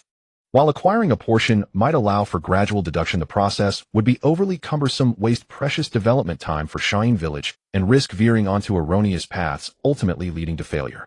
Since Yi Country possessed a complete puppet system, he might as well adopt it directly rather than endure unnecessary hardship. In that case, allow me to first explain some aspects of the puppet system. Perhaps to prevent Sha Min from underestimating its value due to unfamiliarity, Mi Sheng produced a scroll laden with records on puppet techniques, serving as a primer for outsiders unacquainted with the art, covering the difficulty and power of puppet construction, simplified tactical configurations, and control methods, among other facets. These were merely an overview. Mi Sheng would not readily reveal the true details and core aspects to outside. He only needed to convey that the complete puppet system he was about to trade was a ninjutsu system of exceedingly, to his surprise, and that of Yayoi shaman, occasionally pinpointed key aspects of the puppet techniques with piercing questions. An acuity so sharp it left Mi Sheng's gaze laden with profound meaning. He came prepared, likely having gathered intelligence on me, especially regarding the puppet techniques before arriving. A ripple stirred in Mi Sheng's heart, prompting him to reassess Shaman of Shine Village. The leakage of information about his puppet techniques did not surprise Mi Sheng. For a ninja, the greater one's renown, the more abilities become exposed. Especially the techniques upon which survival depended. They would be studied, analyzed, and countered by ninjas from various nations. It was akin to his covert efforts to unravel the secrets of Senju Hashirama's would release. Cooperation was one thing, but he would not remain idle regarding Konoha. After nearly half an hour of exposition, Mi Sheng finally paused. The dialogue was not one-sided. Shaman interjected with numerous questions throughout the session. Some of his ideas led Mi Sheng to instinctively feel that if this man ventured into the domain of puppetry, he would undoubtedly become a terrifying puppet master. Lord Shaman, this concludes my demonstration of the puppet arts. I trust you now comprehend the true value of this system. So tell me, what does Shine Village intend to offer in exchange? Mi Sheng leaned back into the sofa, raising a teacup to moisten his parched throat. Shaman rested his arms on his thighs, fingers lightly interlaced, and replied without hesitation. On this matter, I consulted with the Kazekage prior to my arrival. However, after your detailed exposition, I realize my understanding of puppet techniques remains superficial. He spoke plainly, almost to the point of excessive candor. Considering that the trading partner was a general who governed his nation with order, resorting to deceit would be like showing off one's skill before an expert. As the Kazekage's guard, he too abhorred empty formalities, preferring to lead reforms directly with force when something was amiss in the village. As for the stubborn dissenters, the harsh desert environment of Feng country occasionally made a few disappearances quite normal. Mi Sheng slightly raised his chin, refraining from interrupting, adopting an attentive posture. Originally we intended to trade a complete wind release system with you, General. But now I wish to add some new chips. Shaman paused, his gaze earnest as he met Mi Sheng's eyes, countering with a question. General, I presume you have heard of magnet release. I have heard a little. It is said that some clans in the ninja world inherit such a Kekkai Genkai. Mi Sheng showed a hint of surprise before nodding. Having lived in the ninja world for so many years, his understanding of it relied not merely on the omniscient perspective of the original story. Rather, he treated the original information as a reference and often used his own experiences to comprehend this world of shinobi. Then I trust you also know that this type of Kekkai Genkai can be artificially created through research. As he spoke, Shaman's gaze subtly drifted toward Irori, who stood behind Mi Sheng. A living artificial puppet and ice release surpassing the Yuki clan of the Land of Water. The rumors surrounding the general's proxy who existed as a shadow in Yi country were countless. Could it be that Shine Village has already? Mi Sheng's pupils dilated slightly. This time, he was genuinely. Shaman's implication was clear. Shine Village's research on magnet release had reached an advanced stage, perhaps even. The research on magnet release was conducted by the ninjas of Feng country in temples even before the establishment of Shine Village. The completion level is already high, and I believe magnet release ninjas will emerge soon. Mi Sheng fell silent, his enthusiasm abruptly dampened. He had thought Shine Village had already produced magnet release. It turned out they were still in the research phase. As for Shaman's claim of high completion, Mi Sheng quipped internally that he could create a folder and solemnly declare that his wood release research was also at a very high completion level. But upon reflection, if magnet release ninjutsu were fully developed, Shaman would not rashly offer it. After all, magnet release was a superior Kekkai Genkai capable of hereditary transmission once developed. Nonetheless, Mi Sheng did not consider his puppet system inferior to magnet release in value. Mi Sheng did not immediately accept Shaman's terms. A complete wind release system plus incomplete research data on magnet release were tempting, but he needed to deliberate carefully. Especially the latter part, the magnet release research data. He wanted to know exactly how far Shine Village. If it was like his would release research, merely a new folder, then he would have to regretfully decline. Shaman expressed understanding on this point, but noted that the magnet release research data was a top secret in Shine Village, requiring the Kazekage Retsudo's approval to act upon. He could not decide alone. He needed to report back to the Kazekage before continuing the transaction. Fortunately, neither party was in a rush, as such exchanges of core domains could not be concluded hastily. Moreover, no matter how perfect the theory, it remained mere words on paper. Shine needed to demonstrate their wind release to Mi Sheng, and Mi Sheng needed to showcase his puppetry to Shine. Only after both sides observed the actual effects could the next negotiation proceed. Magnet release, what a rare Kekkai Genkai. After Shaman departed, Irori furrowed her brows, an unusual expression on her face. Yi country had gathered extensive intelligence on Kekkei Genkai, but many bloodlines had already been lost in the ninja world, leaving the information incomplete. Magnet Release was one such example. Indeed, the ninja clan with the Magnet Release Kekkei Genkai seemed to have vanished a century ago, whether hidden or annihilated. The last time it appeared in public was 20 years ago. However, the authenticity of that rumor itself is highly questionable. Mishing nodded. He kept track of all known Kekkei Genkai in the ninja world. He had even obtained the corpses of several Kekkei Genkai users. Some bloodlines were lost while others continued to thrive. The next step would depend on Shine Village's progress in magnet release research. Otherwise, he would have to offer only part of the puppet techniques in exchange for the wind release from Feng Country.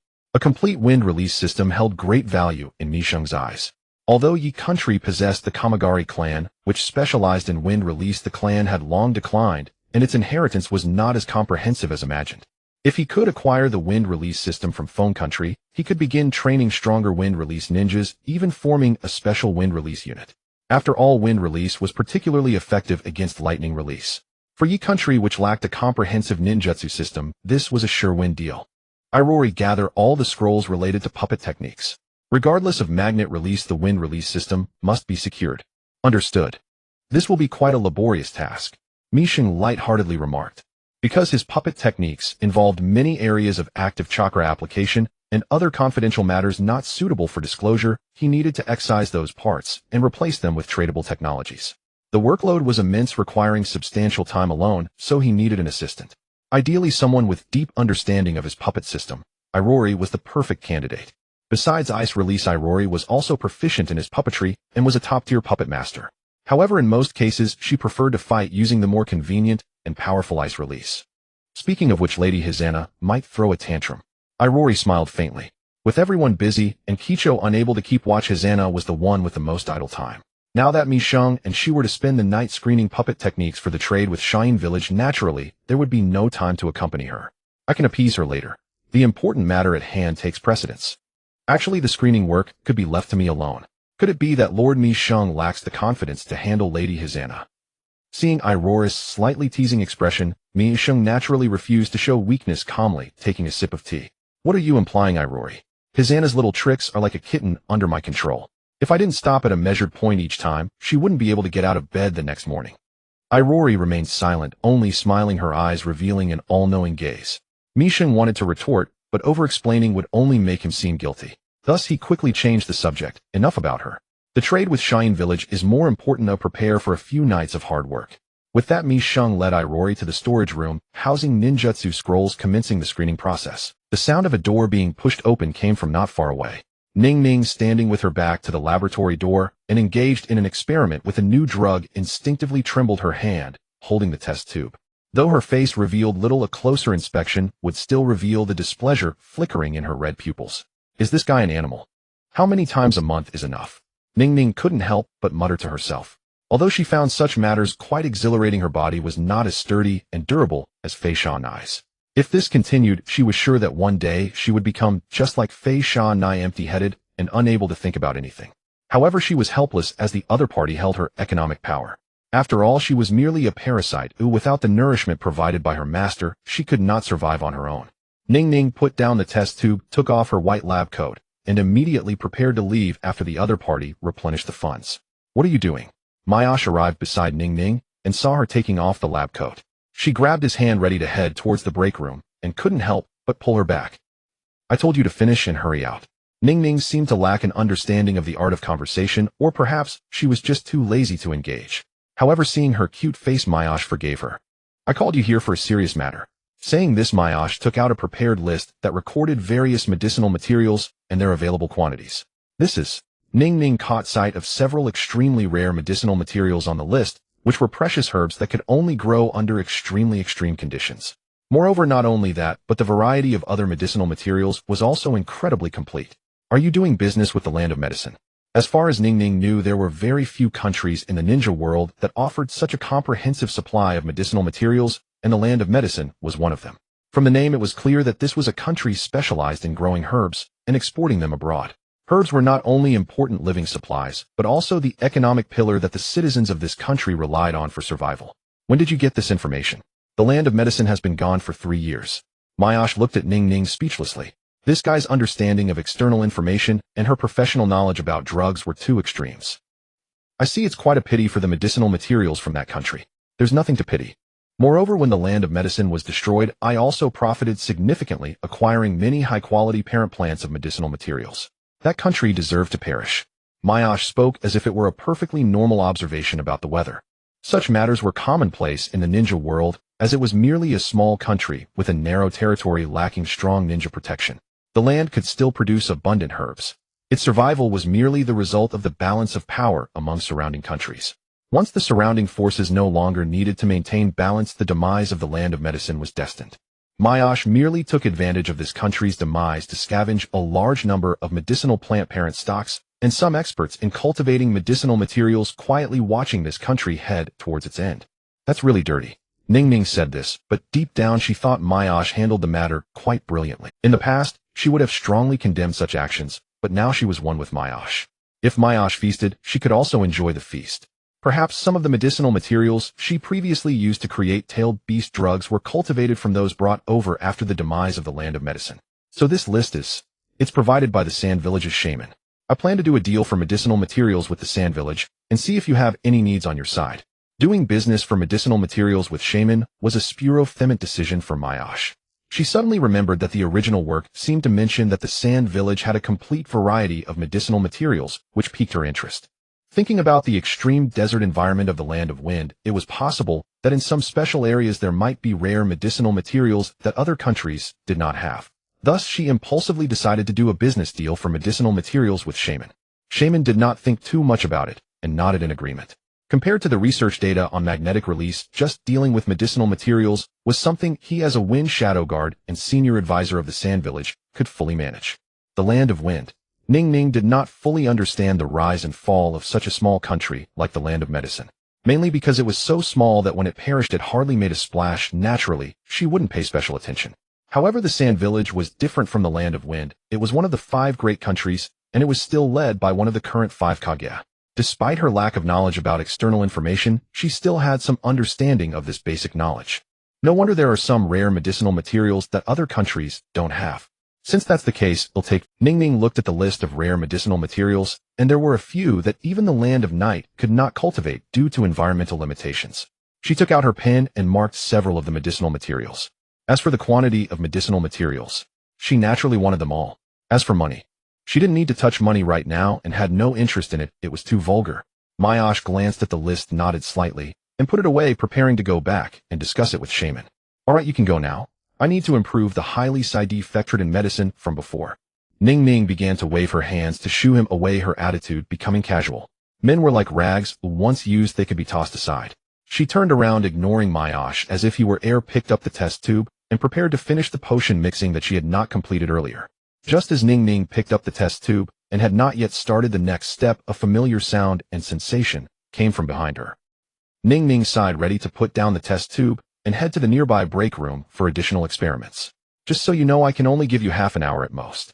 Before she could move, her body was pinned down and she couldn't go anywhere. No need to be so troublesome. I'll leave in a bit. Oh, by the way, don't turn around. Hold the test tube steady. If it accidentally falls, you wouldn't want your budget for next month to be deducted, right? Several days later, outside the Night's View city, there was a quarantined forest area. Heavy snow fell and the cold wind howled. Mayash arrived at this place with Yi Jiaodu and a group of ninjas and samurai. Following Mayash were Shaman and a group of Sand Village ninjas. After Shaman relayed the message back to the Sand Village, a team of Sand Village ninjas quickly arrived at Night's View city. This was a Wind-style ninja team carefully cultivated by the Sand Village, consisting of 10 members dressed in the standard ninja uniforms of the Sand Village, wearing ninja headbands. Though not many in number, Mayash could tell that each of them was a Jonin-level ninja. There was not a hint of flaw in their movements. They were not just mere decorations. Let's begin. Mayash gestured to Judo, who nodded in understanding and walked towards the opposite side. He stopped about 30 meters away and turned back. Shaman also nodded and gestured to 3 Jonin from the Sand Village. The 3 Jonin stepped out of the formation, arranged themselves in a triangular formation, and faced Judo directly. Judo saw the 3 Jonin from the Sand Village standing firm and did not greet them. He quickly formed hand seals. Lightning release, lightning whale technique. A torrent of lightning surged from Jiaodu, forming a sea of thunder in midair vaguely resembling a giant orca roaring towards the three-sand village Jonin with a sound that tore through the air. The crackling sound of the lightning overwhelmed the wind and snow, and even the ground was cracked by the shockwave of the orca-shaped sea of thunder. Wind release heavenly net. The three-sand village Jonin remained unfazed in the face of such a fierce attack, merely following their usual rhythm to unleash wind release ninjutsu. The high concentration of wind release chakra quickly intertwined before the three of them, weaving into an enormous invisible net larger than the thunder sea of the orca, as if a giant beast opened its gaping maw to engulf the lightning whale. The giant net, composed of countless wind blades, seemed to be performing a brilliantly intricate surgical operation, firmly locking the raging lightning whale in place no matter how violently it charged and struggled.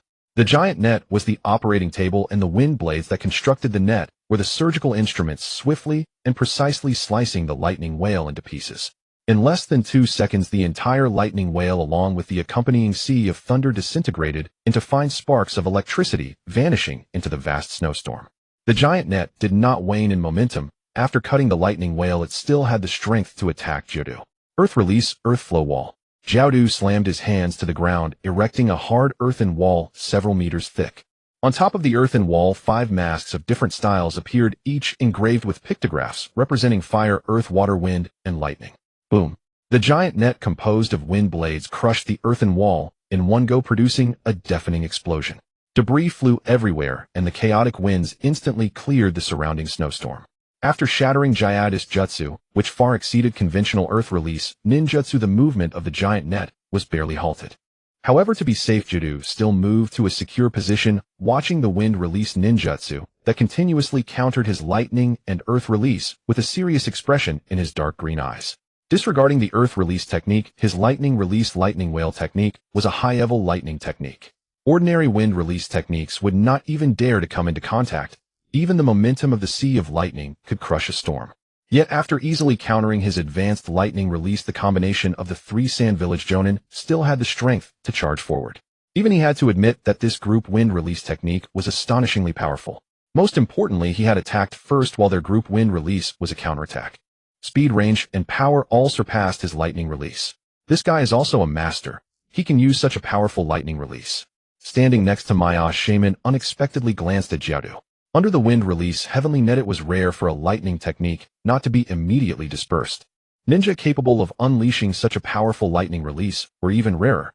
Moreover, the hardness of the earth release proved that the other party was not just skilled in lightning release, but also had considerable expertise in earth release. The Night Country is indeed teeming with talent. Shaman did not hesitate to praise. You flatter me, Lord Shaman. I suppose there will be an upgraded wind release next. Yayoi turned to the remaining 7 Sunagakure Jonin who had not stepped forward. Shaman nodded, signaling the other 7 Sunagakure Jonin to advance and arrange themselves in formation alongside the previous 3. Each position seemed meticulously measured, allowing each of them to exert their full power without interfering with one another. Just achieving this alone proved that Sunagakure had invested considerable effort in researching group wind release techniques. This time Yayoi did not send Kakuzu to test it. The power of the 3-person group wind release was already astonishingly immense, now with 10 of them performing it together. As Yayoi pondered, the 10 Sunagakure Jonin completed their hand seals in unison. Wind release, great heavenly net. Boom. If the previous blast was a sharp, blade-like current of air, this release was a cataclysmic shockwave that swept everything before it. A light whiter than snow robbed everyone of their vision, nearly blotting out half the sky. When the white light dissipated, the scene that lay before them was nothing short of horrifying. The hard frozen ground was shattered. Within 100 meters ahead, nothing remained but crushed earth and rock covered with dense cutting marks. Trees, snow, and wind had vanished as if evaporated. Even half a minute after the technique vanished, an invisible dense net still isolated the surrounding snow and wind. In an instant, it had obliterated the entire 100-meter area ahead. The speed was so incredible that by the time the naked eye caught the white light, the body might already have been finely minced by the dense, tangible wind pressure. Is this level of wind release to be traded as well? Yayoi turned to Shaman. Shaman nodded. Our wind country is vast and sparsely populated, and Sunagakure has the fewest shinobi among the 5 great villages. The polarization problem is severe. The strong are exceptionally strong, the weak are pitifully weak. I hope puppetry can compensate for the lack of combat power among mid-tier shinobi. Moreover, I believe that if puppetry can be applied in groups, its power would be equally astonishing. The shortage of shinobi had always been a headache for him and the Kazekage. Since living people were hard to find, they might try using something else to replace them in battle. Puppet dolls. That system of techniques thus caught Shaman's attention. You're right. Puppetry is well suited for group combat. As he spoke, Yayoi produced a scroll and casually tossed it forward. The scroll unrolled as it hit the ground. Whoosh, whoosh, whoosh, whoosh. A stream of black shadows flew out from the scattered scroll, lifelike puppet dolls clad in armor, holding various weapons. These puppets densely covered the sky, casting a shadow that enveloped the group. Yayoi merely raised one hand, and from each of his fingers shot sturdy, resilient chakra threads connecting to every puppet. Each puppet immediately gained life, its movements becoming incredibly fluid. No longer a lifeless doll, but a standardized legion. 50, 100, 200, 257 puppets in total. And he can control that many with just one hand. What an astonishing chakra control technique. Shaman gazed at the puppet legion blotting out the sun. He felt no panic, only shock, and a barely concealed fervor in his eyes. Indeed, it was exactly as he had envisioned. The puppet doll tactic could perfectly fill the gap in Sunegakure's manpower shortage. Sunegakure lacked not experts, but the mid-tier power. If puppetry could fill that void, Sunegakure would have no weaknesses. Moreover, if someone in Sunegakure had enough talent, they could become top-tier shinobi through puppetry. Go! Yayoi middle finger twitched slightly, and a dozen puppets shot forward with a sharp whistling sound, reaching a spot 30 meters away in the blink of an eye, rivaling the speed of shinobi. Boom, boom, boom, boom, boom. The dozen puppets neared the ground and exploded without warning, spewing flames that engulfed an area 20 meters around. Then Yayoi controlled the puppets to fly toward the untouched forest on the side. After a series of flashing sword lights, a large section of trees was cut down, crashing to the ground and sending up flurries of snow. Let me try. A Sunegakure Jonin, itching to test, rushed forward. Yayoi did not stop him, merely sending several puppets to surround him. Before the Sunegakure Jonin could react, the eyeballs of several puppets shot out. As they tumbled through the air, he saw the faintly visible character explode on each puppet eye. Explosive tags. The Sunegakure Jonin's heart nearly stopped, cold sweat streaming down his back. The clicking of mechanical mechanisms in his ears terrified him, his face pale, as if he had already seen himself blown to pieces. However, the ejected puppet eyeballs bearing the explode character never detonated. They merely rolled to the Jonin's feet, as if mocking him silently. The Sunegakure Jonin gasped for breath and plopped down on the ground. In a real battle, he would have been utterly obliterated by now. His recklessness in charging in was one thing, but the key point was that these seemingly rigid objects could eject their eyeballs as explosive weapons. That was just too treacherous. After a brief demonstration, Yayoi recalled the puppet legion he had deployed. This gave Shaman a more intuitive sense of the mystery and danger of puppetry, especially the ingenious mechanical designs. Seemingly simple puppets with their full-body mechanical features could derive countless tactical arrangements. He could think of several just off the top of his head. General, the chakra you refine must have a special nature, right?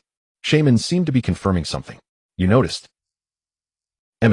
I've seen other puppeteers. The chakra threads they condense, controlling one puppet with 2 or 3 fingers, is already top tier among puppeteers. In other words, Yayoi chakra was definitely not normal. Otherwise, he could not release hundreds of chakra threads at once and control all the puppets.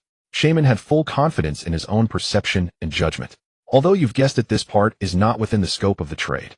Yayoi felt it necessary to declare in advance. Shaman was a bit regretful, but understood that such a core technique as chakra refinement could not be traded by Yayoi. With normal chakra, how many puppets can one hand control? Shaman shifted to this question. After several improvements to the chakra thread technique, even with a normal shinobi's chakra, if they have enough talent, they can control a dozen puppets with one hand. Yayoi answered without hesitation. Shaman nodded, slightly matching his own estimate. However, that was not a major issue. After acquiring the puppetry technique, he could try to modify it to better suit Sunegakure's shinobi. Then let's proceed with the trade. Agreed. Just as the wind release displayed by Shaman's Sunegakure shinobi was only part of the wind release techniques, the puppetry Yayoi demonstrated was also only a portion. The wind release technique system was straightforward, no matter how it varied, the core lay in the manipulation of wind nature chakra. The puppetry system was different, encompassing puppet construction, control, tactical drills, mechanical setups, and even poison and explosive knowledge. It even included instructions on using taijutsu, though only superficially, more as a reminder of its importance. This left Shaman slightly puzzled. Well, that works too. Somehow the general's puppetry system seemed a bit odd. After the trade was completed, Yayoi immediately examined the research data on magnet release. Yes, as Shaman had said, while magnet release was not perfected, its completion level was already high, not just a folder created. This data also included many clinical records of experiments on human subjects using magnet release. If all went well, the Night Country would gain the magnet release bloodline limit in a few years. Before Shaman left, Yayoi made a proposal. You mean to exchange students for training? Exactly. I will teach puppetry to your Sunagakure shinobi. With these apprentices, the subsequent development of puppetry in Sunagakure will be much easier. In return, I also need Sunagakure to train qualified wind release shinobi for me. Shaman pondered Yayui's proposal for a moment and found it promising. After all, figuring it out alone, even with a complete system, would require time and trial and error. It would be better to directly select individuals suitable for puppetry and send them to the Night Country for training, saving time and resources. Yayoi had the same idea. After witnessing Sunagakure's group wind release, he also wanted them to train a wind release shinobi unit that he could immediately deploy. Thus, Yayoi and Shaman finalized this agreement. Since selecting suitable personnel would take time, they agreed to officially launch this exchange student program after the following spring. After concluding the transaction with the Sand Gate, Kicho's instruction of the samurai in martial arts also proceeded without a hitch. After all, she didn't need to teach every samurai the technique of the bagua empty palm. As long as the leading samurai like Kurobi mastered it, she could report back to Yayoi. The remaining part required the samurai to discuss and delve into it among themselves, innovating their own swordsmanship. Under the corridor of the inner court, Yayoi sat there admiring the scenery of the courtyard, enjoying a rare moment of leisure. By his left hand lay an unopened folder. Just as Yayoi was about to pick it up, a fair-skinned hand reached from behind and snatched the folder into its grasp. Yayoi turned around and saw a girl with long black hair wearing a black kimono with exposed shoulders and white thigh-high stockings standing behind him. She held the folder with a stern expression as if it were a dangerous object. It's you, Yae. Didn't I give you and Irori the day off? Where's Irori? Irori is coming right away. Moreover, as Yayoi-sama's bedmate and guard, Yae must protect his chastity even during the holidays. Yae's voice was loud, as if declaring her presence emphatically. It's quite something that you can say that without any hesitation. But the thing in your hand isn't dangerous. Yayoi shook his head and asked for the folder. Yae, however, tightened her grip on the folder, her small brows. Yayoi-sama, you're too careless. Such an unknown object should be destroyed immediately. It might be a trap that sprays poison when opened. Your imagination is quite vivid. It's just an ordinary report. No, there's a very dangerous. Yae's expression turned serious. She stared at the folder, then suddenly brought her nose close and sniffed it. Suddenly her face changed drastically. She quickly covered her mouth and nose with one hand, as if she had smelled something unbearable. Just as Yae thought, even through the craft paper, Yae can clearly smell it, the stench of a new little vixen. Before Yae could make another move, a cracking sound of freezing echoed in the air. Her hands were sealed in ice. Irori walked over from the other end of the corridor. She wasn't wearing her usual blue kimono, but only a thin white yukata tied with a blue sash to keep it from slipping. Her silver-white hair wasn't completely dry, yet some damp strands casually draped over her shoulders and the yukata.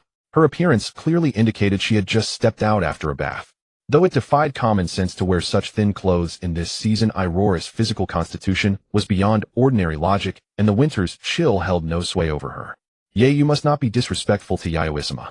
Irori took the folder from Yae's hands and placed it in Yayoi. Thank you, Irori. Yayoi took the folder and opened it unhurriedly. As he had said, it was a report from afar, but within it were many photographs. One of the photos slipped out and fell. Before Yayoi could pick it up, Yae snatched it with quick eyes and nimble hands. She held it before her face, and her cheeks immediately puffed up in displeasure. Yae was right, it's a new little vixen trying to seduce Yayoi-sama. The photo showed a black-haired girl of about 16 or 17 squatting beside a warm fireplace with a snowy landscape outside the window. The squatting girl held a cute tiger-striped cat in her arms, her face beaming with a clean and refreshing smile full of life. Even though the black-haired girl in the photo did nothing in Yae's eyes, she was no different from someone flaunting herself. It's Shirayuya-san. Irori smiled knowingly, then accompanied Yayoi to view the remaining photos. They were all ordinary life and landscape shots. Among them was a photo of Shirayuya with a three-turtle white bear. However, the bear's posture in the photo seemed a bit awkward, as if it were somewhat reluctant. While presumably Shirayuya deeply moved it with friendship, love, and bonds, thus obtaining this precious group photo showcasing the harmonious coexistence of humans and animals. Besides that, there were also some private photos, such as one in a ninja outfit, one in samurai armor, and photos in pajamas and casual clothes. Indeed, another little vixen. Yae also saw these photos and felt increasingly displeased. Yae knows, but is Shirayuya-san so idly at the mining area? Should we add some burdens to make her focus more on work? Irori maintained a gentle, polished smile, lightly brushing a strand of hair behind her ear. As long as the mining work is completed without incidents, there's no need to be too strict in that regard. After all, life there is inherently dull. This might be her way of relieving mental stress. Yayoi said, I was only offering a small suggestion. Yayoi-sama, you're being a bit too eager. Ignoring Ye, whose cheeks were still puffed, Irori covered her mouth with a smile. Moreover, I didn't say I'd add burdens to Shirayuya-san at the mining area. If I were to add burdens, it would be better to recall her and have her serve as a guard or clerical staff by Yayoi-sama's side. What do you think, Yayoi-sama? One guard Ye is enough. At those words, Ye could no longer sit still. You say that, but it's precisely because Ye hasn't been doing her guard duties well that I have to consider other candidates. Irori sighed. Damn. Ye knew she couldn't go head-to-head with Irori, so she looked at Yayoi with tearful eyes. Yayoi-sama. Don't worry, I won't take away your guard duties. Irori is just joking with you. Yayoi patted Ye's head to calm her down. Unlike the composed Irori, Ye was someone who took every wind as a storm, her emotions easily swayed by the slightest irregularity. Combined with her straightforward personality, if she got riled up it could become endless. Husband-sama, Irori and Ye, you're all here. At that moment Kicho walked over from the other end of the corridor wearing a light purple kimono that exuded an air of nobility and elegance. Compared to Irori's calm expression, Ye looked at Kicho with some wariness. She often eavesdropped and knew very well that this woman was far from noble and elegant at night. The tricks she used were so lewd that even Ye found them indecent. Because today is a day off. Kicho, did you come from Aoi and Rinze's place? Yayoi replied, then asked Kicho back. Since Aoi and Rinze became pregnant, they had set aside their work to focus on prenatal care. Kicho usually took care of them.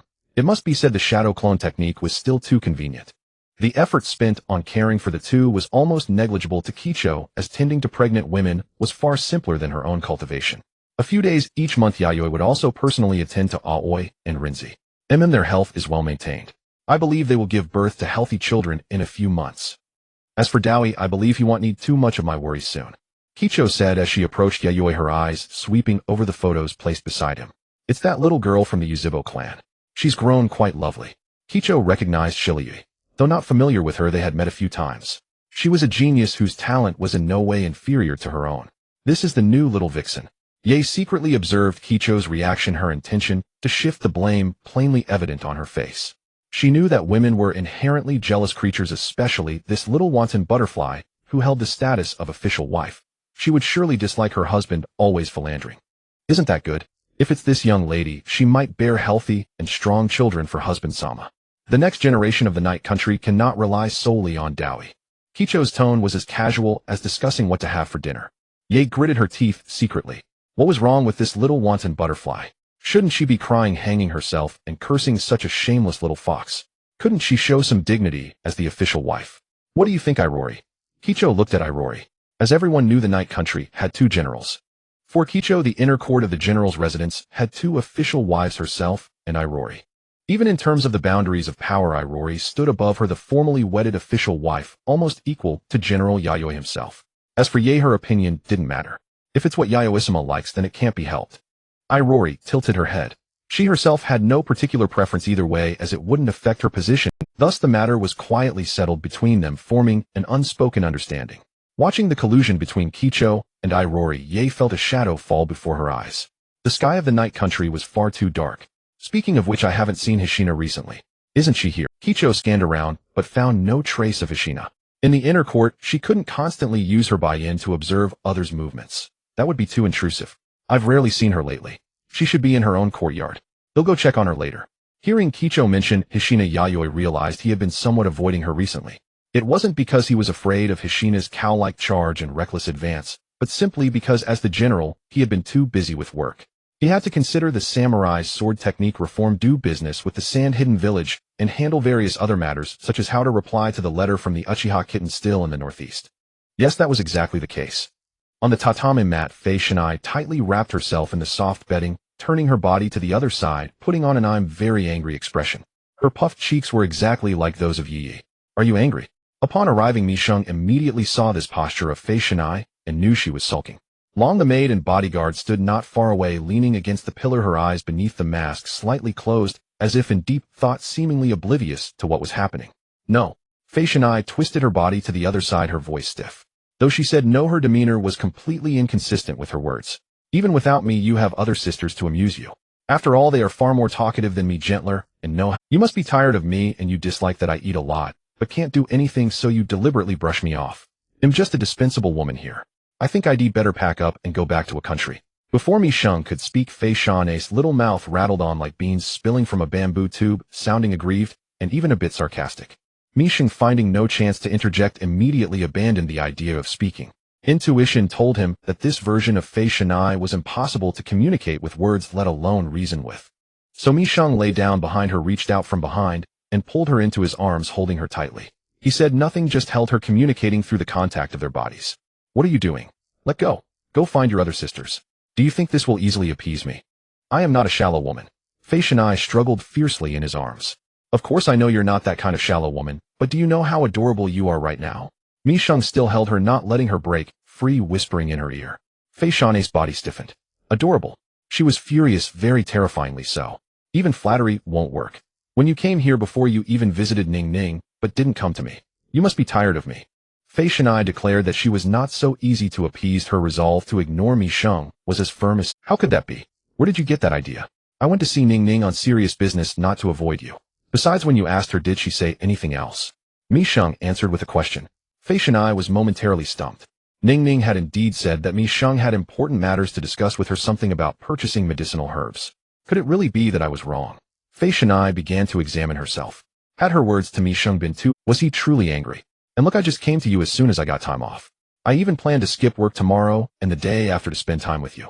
Misheng held Fei Shanai tighter, pressing his advantage. Really? Fei Shanai turned her head slightly. Misheng didn't speak, but turned her body to face him directly.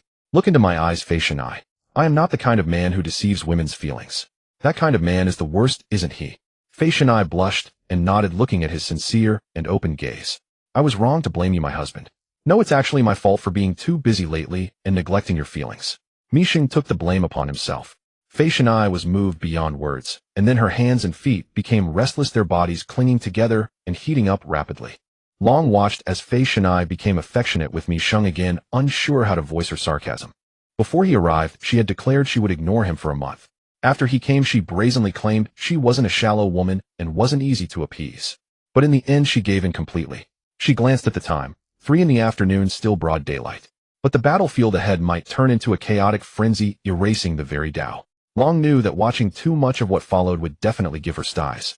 She just needed to calculate the right time to return and replenish Fei Shanai's water. So Long stepped out of the room silently. Once outside, she immediately saw someone kneeling on the floor, having dug a small, inconspicuous hole in the door to peek inside. It was Yi Yi, who had followed Misheng all the way. Between gritted teeth and seemingly eager anticipation, her complex expression left Long speechless.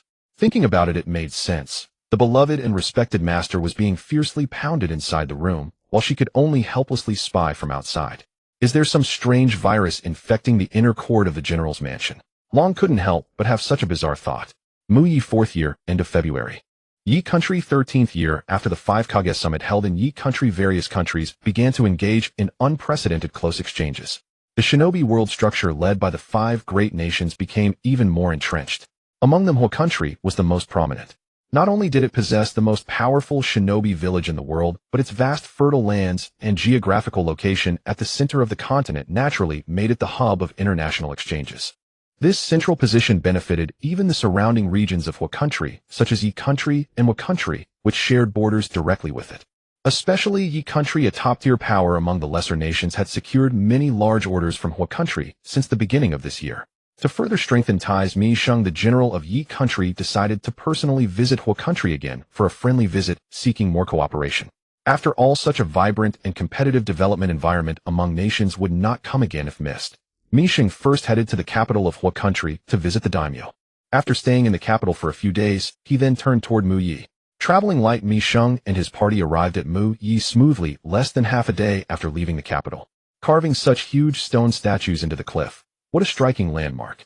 Stepping through the main gate of Mu Yi, Gui Dai, who had accompanied Misheng, was dressed in a luxurious pale purple kimono. She looked up and immediately saw the prominent stone statues carved into the high cliff. It was the head of the first Hokage, Senju Zhujian. Below the statue was the political center of Mu Yi village. The Hokage building, an important facility for the Hokage and advisors to work and hold high-level meetings. The village has changed a lot too. It's becoming more and more like a city. Misheng followed the receptionist, observing the developments in Mu Yi over the past few years. If during the Hokage inauguration ceremony a few years ago Mu Yi was filled with shinobi everywhere, with civilians rarely seen, confined to their clan compounds, now the situation was vastly different. Over the past few years, Mu Yi had attracted a large influx of outsiders, mostly non-shinobi civilians.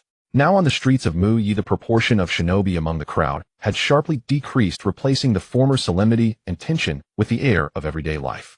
The architecture and style had not changed much, but they had become more refined and aesthetically pleasing, enhancing comfort. Commercial streets and shops selling all kinds of goods had sprung up like bamboo shoots after rain, and many foreign merchants could be seen doing business here.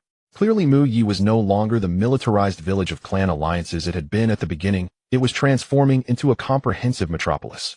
With the end of war, both civilians and shinobi living here increasingly valued quality of life. Under the receptionist's arrangement, Mi Sheng and his party arrived at the area designated for foreign guests. Coincidentally, the residence arranged for Mi Sheng was the same large mansion where he had stayed during his first visit to Mu Yi years ago. However, compared to the Spartan mansion that had only basic living functions back then, this residence for important foreign guests had been completely renovated. With mountains, water, flowers, and grass, the layout and arrangement of the rooms were more refined, meticulously polished. Clearly, after the initial period of rapid growth, Mu Yi had begun to settle down and focus on refinement. Husband, when will we eat? Fei Shanai had also come along with Mi Sheng and Gui Dai. Dressed in travel-friendly shrine maiden attire, her stomach began to growl uncontrollably as soon as the other attendants left, reminding her it was mealtime. You didn't have to come along. Bear with it a bit longer. Mi Sheng ruffled Fei Shanai's head, telling her to be patient. I didn't want to, but my clan informed me they hoped I would bond with Senior Mito. Fei Shanai pouted in grievance. She was not adept at handling complex interpersonal relationships, especially conversations with specific purposes. She feared she might say something wrong and cause unnecessary trouble. In the past, when she was in the clan, she had met Mito, but only briefly, exchanging greetings without further. Moreover, she was still young at the time, and after Mito married into the Senju clan, her impression of the woman became even more blurred. She only knew that Mito, like herself, possessed immense chakra and was a foremost sealing technique expert of the Uzumaki clan. As for her personality and character, little was mentioned. Don't worry, I've met Uzumaki Mito. She won't make things difficult for you. Mi Sheng reassured Fei Shanai, telling her not to worry unnecessarily.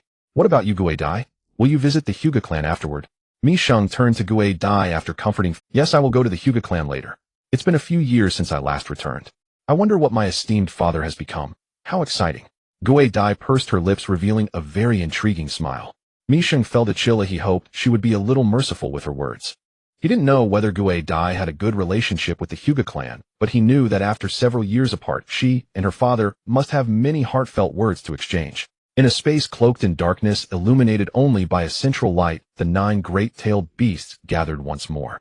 Before the caller, the 9 tails, could speak, one-tailed beast erupted with grievances, aware that it was now different from the others. These colleagues were sealed within the Jinchuriki, and not only did they lack freedom, but they were also subjected to the Jinchuriki's chakra disturbances. As for it being sealed within an object, though it lost its freedom, its days were relatively peaceful. The sand-hidden ninja rarely disturbed it, as if they had forgotten about it. Just a moment ago, it was in a sweet dream when the 9 tails suddenly disrupted its slumber, which one can imagine made its mood quite poor. Shut up, you filthy raccoon cat.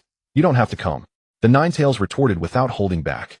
After all, it merely sent out a signal. Whether or not to come depended on each one's willingness. Zhoming, you are in the land of night. You should also be sealed within a member of the Uzumaki clan, right? That Uzumaki ninja is her name, Uzumaki Hina. After retorting at the 1-tailed beast, the 9 tails shifted its gaze to the 7 tails beside the 8 tails, a slight ripple appearing in its red, beastly eyes, as if it was confirming something. Although in a sealed state, it could still do something while inside Uzumaki Mizuho's body. Occasionally, when it was unbearably bored, it would look at the outside world through Mizuho's vision. Otherwise, staying in a pitch-black cage would bore even it to death. Then within Mizuho's body, it heard a piece of surprising news that could possibly help it escape. Ah, yes. The 7 tails didn't expect the 9 tails to directly ask it, and after a moment of surprise, it quickly nodded, afraid that it would be noticed by the other tailed beasts if it hesitated. It was just that it was wondering who the Uzumaki Hina mentioned by the 9 tails was. Then it thought of that red-haired little witch in the training ground who never parted from her food. That's great. Great. Kurama, what do you mean by that? Seeing the 9 tails' repressed smile, the 7 tails became even more confused. The other tailed beasts were equally puzzled, looking towards the 9 tails. The 9 tails had no intention of being a riddle master and directly revealed its plan. According to the information I received, the delegation from the land of night has arrived at Konoha, and your sealing vessel will also come along to Konoha. It seems to be a request from the ancient Uzumaki clan, hoping that I could check the sealing condition of your vessel. At that time, we will release as much chakra as possible together and break free from the seal. The 9 tails' plan was straightforward. And this was indeed the simplest and most efficient method for the tailed beasts to break free from their seals. After all, the essence of sealing techniques is to suppress the chakra of the tailed beasts, but the chakra of the tailed beasts is not something that can be easily suppressed. Even the Uzumaki clan's physique and sealing techniques could never completely restrain them. As long as an opportunity arises, the tailed beasts can release chakra to affect the Jinchuriki's mental state, causing the Jinchuriki to go berserk. In that case, the tailed beasts could quickly control the Jinchuriki and gradually tear apart the sealing technique. This opportunity would be when the two vessels came into contact, and it would then join the seven tails in going berserk. As the strongest among the tailed beasts, it had such confidence. As long as the seven tails cooperated fully with its plan, it had at least a 50% chance of success. As for whether the seven tails could escape on its own after succeeding, that was not its concern. After all, the slogan of tailed beasts helping tailed beasts was merely a verbal agreement. Seven tails. For a moment, it didn't know how to respond. Zhoming, what do you think of this plan? Facing the nine tails in tense gaze, the seven tails hesitantly nodded. Good plan. The key issue was that it wasn't sealed at all. Just before coming here, it had a hearty meal and was sleeping under a tree. Kurama, Zhoming, after you break free, you must come and save us. Yes, we are all tailed beasts. We should tailed beasts helping tailed beasts. That was our agreement. The other tailed beasts could no longer sit still upon hearing the conversation between the nine tails and the seven tails. The attitude of the one tail made a complete turnaround. Kurama, big brother, you know that I, Shikaku, have always respected you the most. As soon as the one tail said this, all the tailed beasts looked at it with disdain. Nothing for the filthy fox, but once there's trouble, it's Kurama, big brother. Shikaku really is. Looking at the nine tails enjoying the compliments from the other tailed beasts, the seven tails felt a bit uncomfortable. Although it wasn't sealed, it still felt deeply displeased with the situation. Did it think that in the upcoming events, it was merely a sidekick to the nine tails? So it felt there was no need for compliments. You all are so noble, you are truly remarkable, yet this group of birds doesn't regard it, the seven tails, at all. Unable to bear it, the seven tails silently severed the connection, its projection vanishing from the space. Why did Zhoming leave? It seems to be a bit clueless. Can it see that Kurama is the focus of the plan next? Forget about Zhoming. Let's go over the escape plan once more so we aren't caught off guard later, and then we can inform Zhoming afterward. The other tailed beasts began to discuss enthusiastically as if freedom was just within reach. In the empty space, the tailed beasts were invigorated, bursting with vitality and a competitive spirit. The personnel accompanying Mia this time were not many, counting Gudai Hina and the bodyguard Yi. There were no more than 50 people in total. Due to the easing of relations between the countries, Mia saw no need to increase the number of bodyguards dramatically. If it weren't for the issues of showing off, he would have reduced the number of accompanying personnel again. On the first day of arriving at Konoha, Mia did not take immediate action, but instead rested for half a day, meeting with Konoha's higher-ups the next day. Naturally, the person he met was his old friend Tobarama. Having not seen each other for a while, the expression on this Konoha Hokage advisor's face seemed significantly more fatigued than during the 5 Kage summit, and even noticeable dark circles were visible around his eyes. It was understandable. Ever since the 5 Kage summit, the communication ties centered around Konoha and the Land of Fire had gradually expanded among the ninja villages of various countries. Even the Land of Night had secured several substantial orders through Konoha and the Land of Fire, with other major nations communicating even more frequently through this platform than the Land of Night, especially the Land of Wind, which was the most proactive. Given this backdrop, it was easy to imagine the burden on Tobarama as a Hokage advisor. Seeing you like this, I'm genuinely worried you won't last until the next Hokage takes office, Mia teased with a smile upon noticing Tobarama's serious dark circles. Do you think I want to be like this? But in a while things will improve significantly. Our new Hokage advisor will assist me and my brother in our work. Tobarama sighed. If he could, he wouldn't want to work so hard. It's just that Konoha lacks capable individuals to take on significant responsibilities right now. Of course, this referred not to strength, but rather to managerial and governance abilities. Unlike the development of the ninja clans, for a ninja village to thrive, its high-ranking officials must think beyond their own clan's perspective. Otherwise, assuming high positions would lead to an invisible disaster for Konoha. This was something Tobarama had to prevent. Initially, there were 2 Hokage advisors. One was him, and the other was the deceased Uchiha Madara. Due to the ongoing search for a suitable candidate, the position of the other advisor had remained vacant. However, after this period of consideration, he had already identified a candidate for the second Hokage advisor. Mia nodded, not inquiring about who Tobarama had in mind, as it was an internal decision of Konoha that he did not wish to interfere with. Well, if there's anything, just say it directly, Tobarama said, sitting down with Mia, his posture quite relaxed. Engaging with Mia was one of the few times he could truly rest during this period. With others it was all about squabbling and nitpicking, but with Mia the situation was vastly different. Mia was quite straightforward, especially in inter-country negotiations where he was decisive and generous. Plus, as a sole decision-maker, his offers and processing speed were on an entirely different level than those of him. It's nothing major. Firstly, I hope to procure a batch of textbooks for the ninja school from Konoha. Upon hearing this, Tobarama's mouth twitched. It sounded as if procuring a ninja textbook was as simple as having a meal. If that were the case, then the matter would have been simple. But the truth was ninja textbooks were different from other materials. They contained crucial knowledge for training ninjas. Although prepared for budding ninja schools, the content involved the core secrets of a village. Some even elaborated on the core principles of certain jutsu systems. What do you think? Mia stared at Tobarama's face. Just as Tobarama liked to negotiate, he too enjoyed bargaining. Regardless of whether there were any jujubes on the tree, he would knock a few times. It was a risk-free endeavor. Tobarama did not respond immediately, but took a sip of tea, pondered for a moment, then nodded. All right. However, you know some things cannot be traded, but if it's for enlightening students, many basic textbooks can be negotiated. He understood Mia's purpose for doing this. In the realm of basic ninja education, the Land of Night faced unavoidable shortcomings. Not just the Land of Night, other small ninja villages also had similar issues.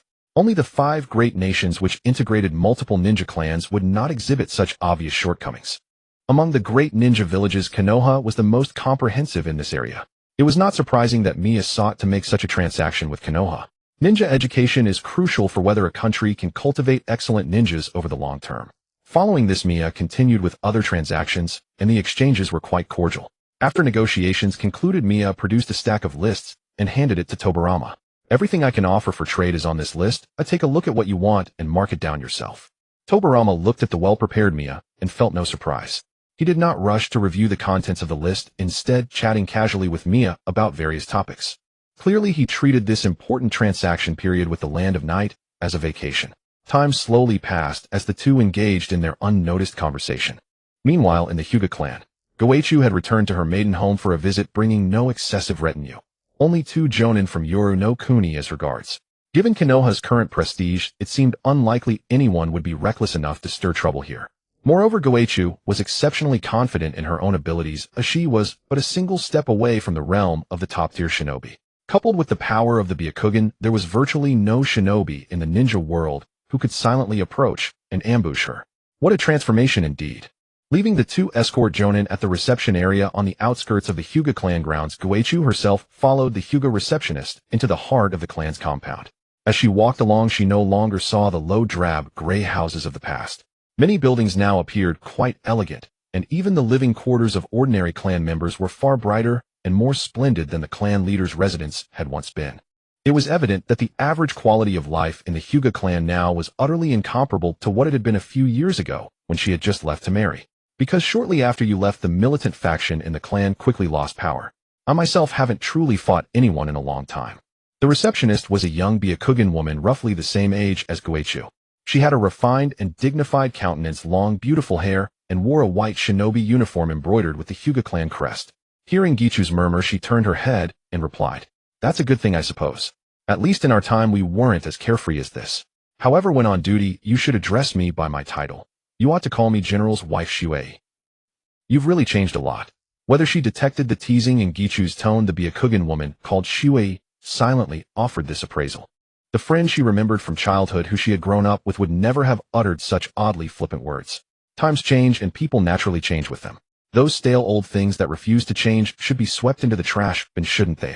Goeichu seemed to be implying something. It was clear that she still respected her father in that way. Lord Shojin has completely lost his influence now. I think it would be best for the general's wife not to provoke. Aware of the rift between Goeichu and her father, Shojin Shuei did not attempt to dissuade her, but instead subtly used the title general's wife to remind Goeichu to mind the consequences. Rest assured, my husband doesn't mind such things. He dotes on me greatly. And you? I heard you're married too. Goeichu chatted with this former close friend as she walked forward. Shuei nodded, brushing a strand of hair behind her ear. A few months after your wedding, I also married successfully. My husband is a main family member like me. He is a man of great talent. As for matters of affection, she chose to avoid the topic. But from her rigid, almost meticulously measured gait and demeanor, Goeichu could guess the situation without needing an explanation. Even though the living environment and quality of life had improved, the ancient maxims and rules that had existed in this clan since time immemorial still bound all its members. Do you have children? One eldest son, one second daughter. As she spoke, Shui unconsciously touched the forehead protector on her brow, and a shadow of gloom flickered across her pure white eyes, vanishing in an instant. Then how about betrothing your second daughter to my son? Gichu's casual remark caused Zuya's steps to falter slightly before she resumed, continuing to lead the way. This is a wonderful idea, isn't it? To have your daughter become the next general's wife. Stopping before a courtyard, Guichu turned to look at Shui, who had halted behind her.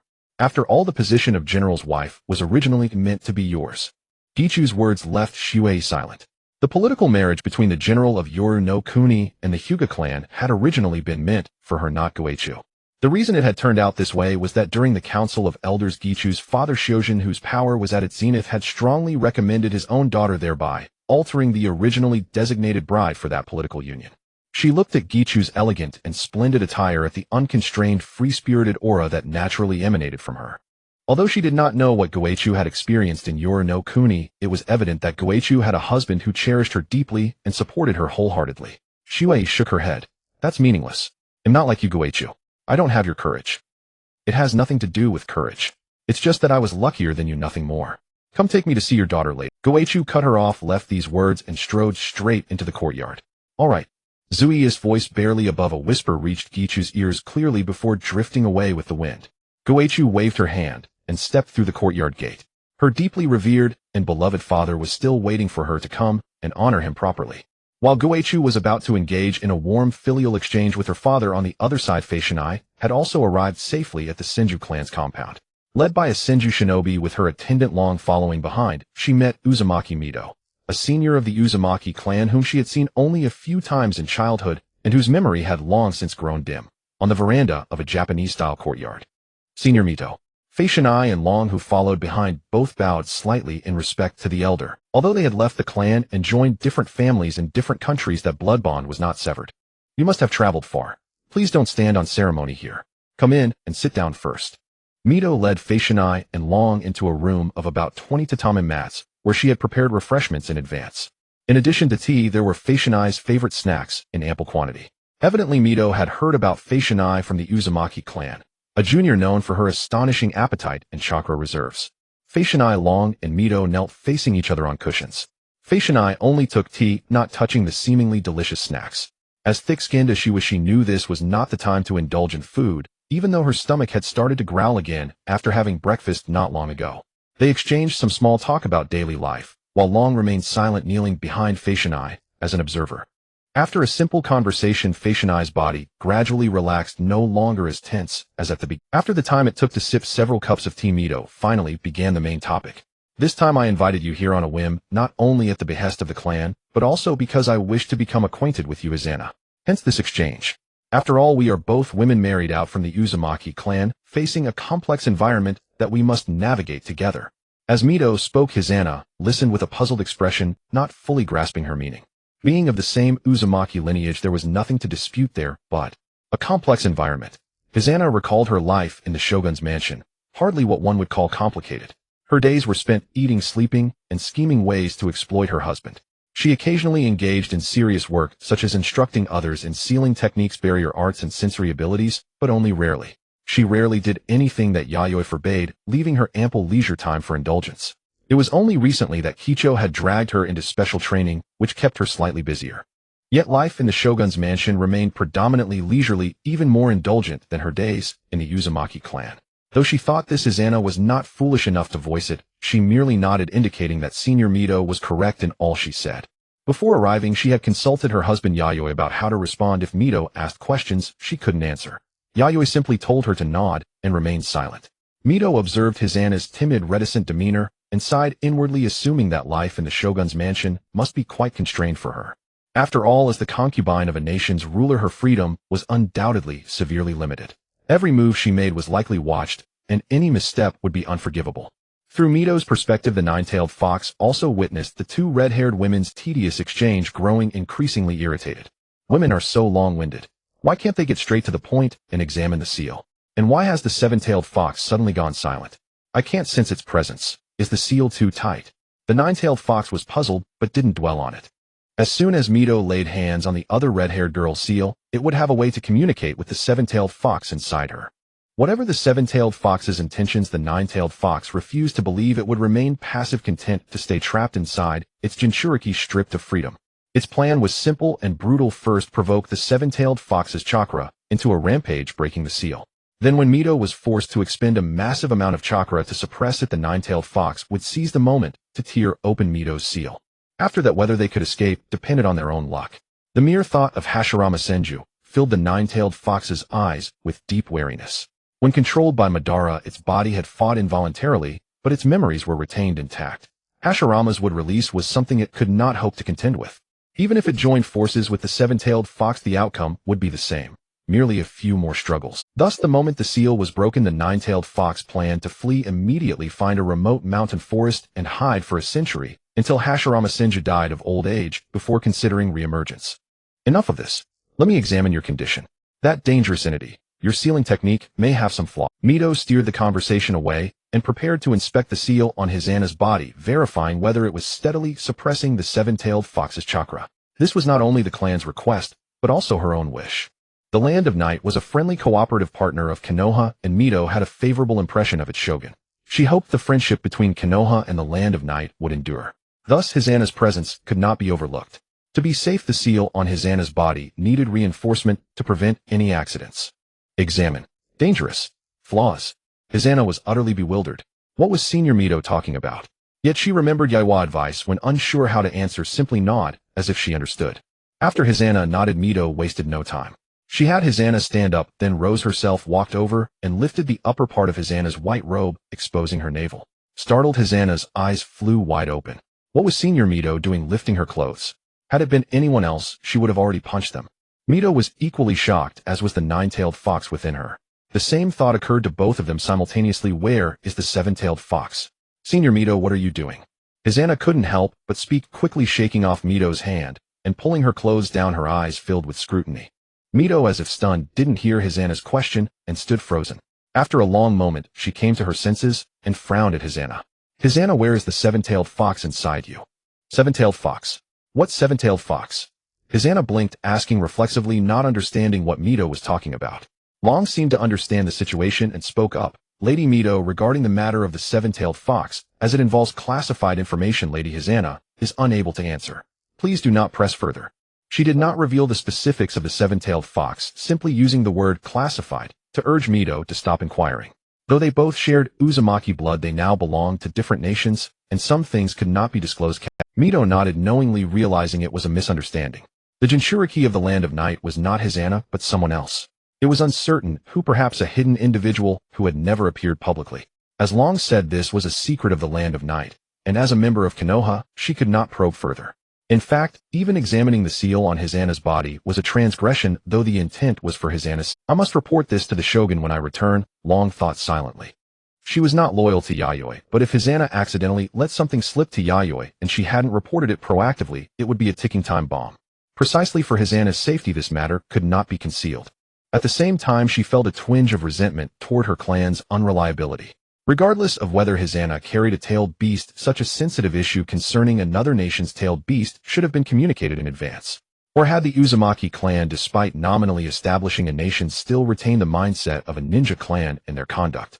Where did such a strange thought come from? Long chided herself. After spending so long in the inner circle of the Land of Night's power, whether reluctantly or actively, her thinking had inevitably undergone changes from the past. The Hyuga clan. Amidst the swirling dust of training, two figures appeared faintly visible. One person stood while the other maintained a single kneeling posture, gasping heavily, clearly exhausted after a fierce battle. The standing figure was naturally Gue Dai, her kimono only slightly dusted, breathing steadily as she stood there, showing no signs of injury. Even her smile remained unchanged from usual, with her white eyes radiating pure light, subtly tinged with a hint of purple, as she looked down at the man kneeling before her. A man in his 50s with half of his hair turned white, wrinkled, and dull-skinned, deep-set eyes resembling an unlikable, rigid old man. Due to the severe depletion of chakra and stamina, the old man was forced to kneel with a trickle of blood seeping uncontrollably from the corner of his mouth. The bulging, hideous veins around his eyes began to recede. The depletion of chakra and bodily injuries were now insufficient for him to maintain the activation of his white eyes. You really have aged, father. Gue Dai looked at the old man kneeling before her, still gasping, his figure hunched, unable to help but express her sentiments. This old man was her long-lost father Hyuga Hyuzen. In just a few years he had aged so much that even in terms of strength he had been completely surpassed by his eldest daughter. Since I left you consumed by power struggles, have forgotten the true foundation of a ninja, strength. This was the principle you instilled in me over countless days and nights, yet you have forgotten it yourself. Gue Dai's lips curled into a smile that was both ironic and regretful, as if lamenting how her once mighty father, who had seemed invincible in her eyes, had faded under the erosion of power and time. Now he was merely an ordinary old man marginalized by the clan, stripped of all power, living a muddled existence at home. Is it pleasurable for you to humiliate me as your father, because you have surpassed me in strength? Then why have you completely forgotten the glory of the Hyuga clan? Answer me, Gue Dai. Hyuzen raised his head, his pure white eyes filled with deep resentment and anger, almost shouting his questions. As the saying goes, a married daughter is like spilled water. This Hyuga. I haven't used this surname in a long time. Gue Dai's words directly provoked Hyuzen, his eyes reddening with fury as he sprung up, launching a swift punch towards her face. Facing her father's enraged strike, Gue Dai maintained her smile, simply extending her palm to firmly grasp Hyuzen's arm, forcefully redirecting his attack to strike the air beside her face. Bastard! Hyuzen attempted to break free from Gue Dai's grip, only to find that no matter how hard he struggled, he couldn't escape her hold. Whether it was chakra strength or the application of gentle fist techniques, his daughter had surpassed him in every aspect. Why are you angry? Shouldn't you feel joy at my growth? The weak must obey the will and arrangements of the strong. This is the rule you established at home, dear father. Everything I do now is merely in accordance with the family rules you once set, because I am the head of this family. Hyuzen hesitated, staring at the daughter before him, whose face had not changed in comparison to years ago, but whose overall demeanor and gaze felt completely unfamiliar. He had to accept the cruel reality that the daughter who once obediently listened to him like a puppet was now, the daughter standing before him now had long since been replaced by another. Oh, get out. You are not my daughter. My daughter would never become like this. She could never betray. Bang. Hyuzen's voice abruptly stopped, pain stabbing through his chest. He looked down to see Gue Dai's empty hand mercilessly strike his body. You? Hyuzen tried to say something, but could only open his mouth and painfully managed to utter a single word before collapsing to the ground, completely losing consciousness. Father! An 8 or 9-year-old boy rushed in from the side, hurriedly approaching to check on Hyuzen's condition, fearing he might be in trouble. Gue Dai did not stop him, merely watching the suddenly appeared boy, whose face bore some resemblance to hers, with exceptionally pure white eyes. Don't worry, he's fine. I didn't use much force, I only made him quiet down a bit. Gue Dai's words completely reassured the boy, who let out a quiet sigh of relief. Sister. Once the boy confirmed that Hyuzen was okay, he turned to Gue Dai, his expression and movements somewhat awkward. Seemingly unaccustomed to his sister's sudden domineering demeanor, everything about her aside from her appearance felt like a completely different person from the sister he once knew. Long time no see, Kiyoshi.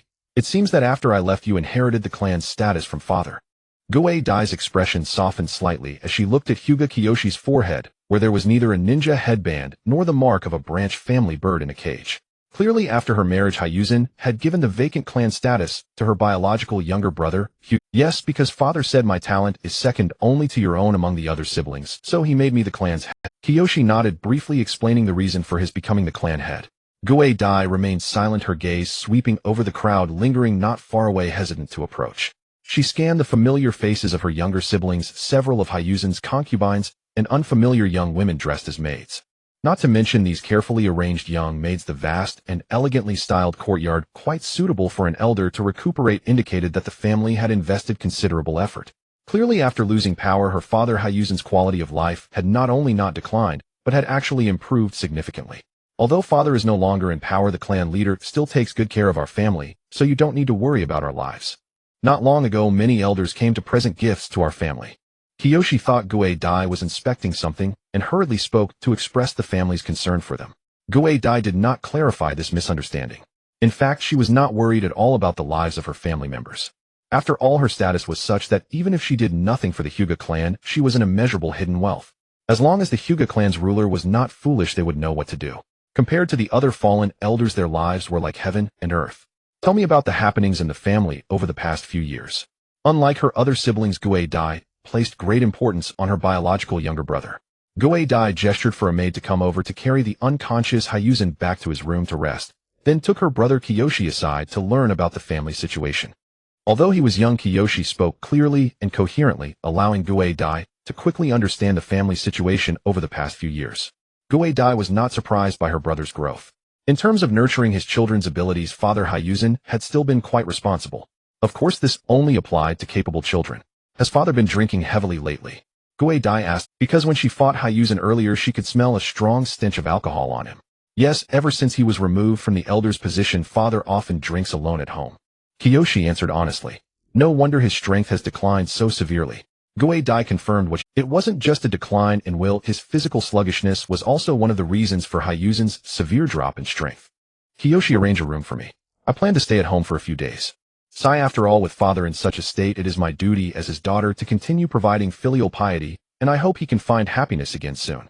Dai sighed, her tone filled with concern for her frail and ill father, who could not take care of himself. Kiyoshi scratched his head, feeling that his sister Dai's words sounded a bit strange. Evening. Miyoshi and Tobarama emerged from the hot spring inn in Kanahagakure. After friendly exchanges, the various transactions between the Land of Night and Kanahagakure had been swiftly negotiated. As soon as Miyoshi returned to the Land of Night, these transactions could commence immediately without any unnecessary delays or weighing of pros and cons, astonishingly fast. Puppet Theater. As they exited the hot spring inn, Miyoshi became interested in the upcoming arrangements though Puppet Theater, which emphasizes stage presentation, has existed for a long time, it was under the guidance of this general from the Land of Night that it gained prominence. To this end, he had localized many famous scripts from the past, personally penned them, and subsequently moved them to the stage for performances by the puppeteer artist group, gradually making Puppet Theater one of the cultural symbols of the Land of Night. He didn't expect Tobarama to bring the culture of Puppet Theater back to Kanahagakure since his last diplomatic visit to the Land of Night. In that case, let's go enjoy it. With the transaction settled, there was nothing pressing to attend to, so Miyoshi allowed Tobarama, the host, to make. Mainly Miyoshi was curious about the Puppet Theater that Tobarama had introduced and how it had developed. Upon arriving at the theater, it was neither too large nor too small, but the crowd surrounding it was quite substantial, clearly indicating that this new form of entertainment was gradually flourishing in Kanahagakure, gathering a considerable fan base. However, upon seeing the name of the Puppet Theater performance on the flyer, Miyoshi couldn't help but lose her composure. The flyer boldly displayed the title of the Puppet Theater, Senju Romeo and Uchiha Juliet. At 9 in the evening, Yayoi finally emerged from the theater, parting ways with Tobijima and returning to his residence. It must be said that the puppet play, the Senju Romeo and the Uchiha Juliet, was performed with remarkable brilliance. Moreover, it carried a special political undertone, such as the intricate and tangled relationship between the Senju and Uchiha clans that had endured for countless years, a bond that was both impossible to sever and yet perpetually broken. Needless to say, the mastermind behind this puppet play was undoubtedly Tobijima. How to handle the relationship between the Senju and the Uchiha had been a paramount issue for Konoha ever since. As the two founding clans of the village, if they remained in opposition, it would undoubtedly send an extremely unfriendly signal, undermining internal unity within Konoha and causing adverse effects. Considering this complex reality, Yayoi could discern the unusual political signals in the puppet play. He wondered what would happen if in reality a man from the Senju clan actually plucked a little cabbage from the Uchiha clan. Only heaven knew. Returning to his residence, Kicho was spending the night at the Hyuga clan, while Hizana had come back early. Yayoi did not disturb Hizana and went to his own room to prepare for rest. Is there something? Just as he took off his coat, he heard a knock.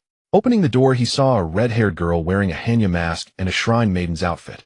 None other than Hizana's attendant Oboro. There was no sign of Hizana. She came alone. General, I have an important matter to report. Oboro. Without thinking much, Yayoi let her in and closed the door. As the sound of the door closing behind her echoed, Oboro's heart trembled slightly. Being alone with a man in this setting made her uncomfortable.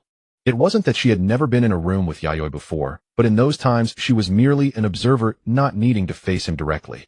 Though she had seen every part of Yayoi from the side or hidden countless times. Alright, just say whatever you need to say. There's no one else here. Yayoi sat on a chair, tapping the table, interrupting Oboro's chaotic thoughts. Oboro quickly snapped back to focus, composing her words for a moment before reporting to Yayoi what she had seen and heard during her visit to Uzumaki Mido today. General, it's like this. As Oboro recounted the events, Yayoi learned of the various misunderstandings that had occurred when Hizana met Uzumaki Mido, and he fell into contemplation. Was he angry? Not exactly. He didn't care much about the leakage of the tailed beast matter. It was far from being a top secret. Still, he was certainly speechless, but this was also a conclusion derived from normal reasoning. The Land of Night, lacking a solid foundation in sealing techniques, had expended tremendous effort to suppress the Seven Tails, then married a woman from the Uzumaki clan, yet that woman did not become the Jinchuriki of the Seven Tails as expected. This fact in the eyes of outsiders was simply incredible. Not to mention that Hisana's physique, chakra, and mastery of sealing arts were precisely what the Uzumaki clan had carefully selected for the Jinchuriki candidate for the Land of Night. From the Uzumaki clan's perspective, they had earnestly requested Uzumaki Mito to look after their junior for the sake of Hisana's safety, and also to maintain a long-term friendly relationship between the Uzumaki clan and the Land of Night. The safety of Hisana the Jinchuriki was of paramount importance. However, the Uzumaki clan's contradictory approach, not wanting the Land of Night to think they were probing the secrets of the tailed beasts, yet acting in a petty covert manner by asking Uzumaki Mito to check the seal, was what truly left Yayoi speechless. Please forgive me, General. In truth, the clan did this for Hisanasuma's safety, not to deliberately test you. Seeing Yayoi sit in silence, without a word, Oboro's heart sank, and she quickly explained the Uzumaki clan's true intentions, insisting they had no desire to pry into the Land of Night's highest secrets. She did not try to make excuses. Not only did she lack the eloquence, but from her understanding of Yayoi, she knew he was not a man easily fooled. The more she tried to deceive him, the more dangerous her situation would become. Yayoi, who had originally intended to wave his hand in acknowledgement, instead swallowed his words upon hearing Oboro's eager attempts to justify herself. He did not answer immediately, but casually tapped the tea table beside him. The crisp thump-thump echoed in the silent room, causing Oboro's heart to nearly stop. Her mind flooded with terrible associations. Hisana being locked in a dark room weeping day and night, the Land of Night cutting off all ties with the Uzumaki clan, the Land of Night launching an attack on the Uzumaki clan, causing them immense losses. After all, the power of a tailed beast was too important for outsiders to casually probe. Though well-intentioned, the Uzumaki clan still chose to test me, and you cannot deny that. I cannot simply take your word for it. Yayoi calm words chilled Oboro's heart. Before she could continue explaining, Yayoi shifted his tone, but considering you stopped it in time, I will not pursue the matter further. However, some projects currently being cooperated with the Uzumaki clan must be suspended. They need to understand that some actions come with consequences. Oboro breathed a sigh of relief, but not completely. She knew that the national projects the Uzumaki clan was working on with the Land of Night, if halted, could cause the Uzumaki clan severe losses. It wasn't that there were no other countries to cooperate with, but the terms from other nations would not be as lenient as those of the Land of Night, and their efficiency would be much lower, severely delaying the development of the Land of Whirlpools. However, I intend to give you a chance to atone for your mistake. It depends on whether you can seize it, Oboro. Yaiwa's repeated twists made Oboro's heart feel like a roller coaster, her mind completely drawn into his rhythm. Yayoi rose from the chair and stepped closer. Oboro's face beneath the mask was anxious. Instinct told her to leave quickly, but her feet seemed welded to the floor, unable to move an inch. Moreover, she could not run away. Soon Yayoi stood before her, leaning down slightly, his lips close to her ear. The warm breath from his mouth made her tremble uncontrollably. Before Oboro could prepare, a voice like a demon's whisper echoed clearly in her ear. Oboro, you wouldn't want Hisana to be abandoned by me, or for the major projects of the Land of Whirlpools to suddenly come to a halt, would you? The next day, Oboro woke up in a daze. Last night Yayoi had done nothing to her, he just told her to be prepared when she returned. By return, he meant back to the Land of Night. Though relieved that he hadn't acted recklessly in that place, the mere thought of his meaningful words kept her awake almost all night after returning to her room. Oboro, did you not sleep well last night? I called you several times, and you didn't answer. Hisana's concerned voice brought Oboro back to her senses. Apologies, Hisanasuma. I did have trouble sleeping last night. Would you like to go back to your room and rest a while longer? I can go to Mito-senpai's place alone. Seeing Oboro's listlessness, Hisana suggested she rest, while she could easily handle the sealing arts lesson at Mito's house alone. Learning sealing arts was something she had agreed upon with Mito yesterday. Although Hisana was usually content with just enough knowledge of sealing, Mito's enthusiasm was hard to refuse. No, as Hisanasuma's guard, I must be present. Hearing this, Oboro perked up, her drowsiness vanishing. She dared not let Hisana be alone with Mito, especially since Hisana was so innocent and trusting of acquaintances and might accidentally reveal a secret that shouldn't be exposed. By staying close, she could interrupt their conversation at any time, ensuring the Land of Night's secrets remained safe, especially regarding the tailed beasts, as Mito had not probed further since that incident. All right, as you wish. But if you get tired, feel free to tell me. Hisana didn't insist, allowing Oboro to follow. Oboro followed silently behind Hisana as they headed to the Senju clan's compound to visit Uzumaki. Gazing at Hisana's back, recalling the words Yayoi had whispered in her ear last night, Oboro felt away. Forgive me, Hisanasuma. I am also forced to do this. It's for the sake of the clan's interests. Because the future of the clan now rests on my shoulders. Oboro kept convincing herself that this was for the greater good, not because she wanted to become this way. Yet the more she rationalized, the stronger the guilt of betrayal filled her heart. Unconsciously, she involuntarily tightened her legs beneath the red hakama of her shrine maiden outfit. After returning, I will probably become an even more depraved woman than Hisanasama. Meanwhile, Yayoi also left early that morning to visit the Hyuga clan, planning to discuss matters with Tobijima in the afternoon. Arriving at the Hyuga compound, he first paid respects to the current clan head Hyuga Tenjin. Then, led by a Hyuga attendant, he arrived at his father-in-law Hyuga Shushin's residence, where he met his wife Kicho. Father-in-law hasn't gotten up yet. In the room, Yayoi wondered why Shushin was not around at 9 in the morning. He remembered Kicho mentioning that her father was a man of strict routine and would never still be in bed at this hour. He did get up, but after our morning exercise he went back to sleep. An old man's energy is indeed not what it used to be. Kicho smiled gracefully, her words full of respect and affection for her father. Hyuga Kayaharu, sitting nearby, had a twisted expression, unsure how to respond. Yes, their father's energy was indeed lacking. After being knocked down by his sister with a single palm strike, he fell into a deep sleep. Is his daily life all right? Yayoi asked further. Although his father-in-law might not be the most likable person, he was still Kicho's father, so Yayoi wanted to check if there was anything he needed. Kicho didn't answer, just looked out the window. Yayoi followed her gaze and saw a group of young maids ranging from their teens to 20s. The common traits were that these young maids were all strikingly beautiful in appearance and figure, and they were pregnant. It was truly hard to guess who was responsible for this. Yayoi looked at the pregnant maids, convinced that his father-in-law's quality of life was certainly not lacking. However, his health. Kicho, when we return, let's send some nourishing gifts. He was a bit worried the old man might suddenly die on a woman's belly. Kicho smiled wryly and nodded. It was clear she hadn't expected that during her visit home. Not only had she given her father a surprise, but he had also given her an enormous one in return. Kayaharu, you'll have your hands full. Kicho looked at her younger brother Kayaharu with a hint of pity. Luckily, she had gotten out, otherwise with so many younger siblings, she would be overwhelmed. Kayaharu just shrugged. It's fine. These younger brothers and sisters will become my future allies in the clan. That's what father said. This was a path neither Yayoi nor Kicho had anticipated. The old man father truly never gave up. You really are pathetic, stinky fox. In a pitch-black space where only the center retained a special brightness, the sharp laughter of a guardian crane echoed like nails scraping across glass, reverberating throughout this peculiar space. Not long ago it was still calling him Big Brother Ninetails, but upon learning that the plan to release the Ninetails had completely failed, the demeanor of the One Tail towards the Ninetails changed, without hesitation, unleashing a cruel mockery, showcasing a flexibility that could bend and stretch. However, whether it was the Ninetails or the other tailed beasts, they all ignored this fickle character, shifting their focus to the position between the 8 tails and 6 tails.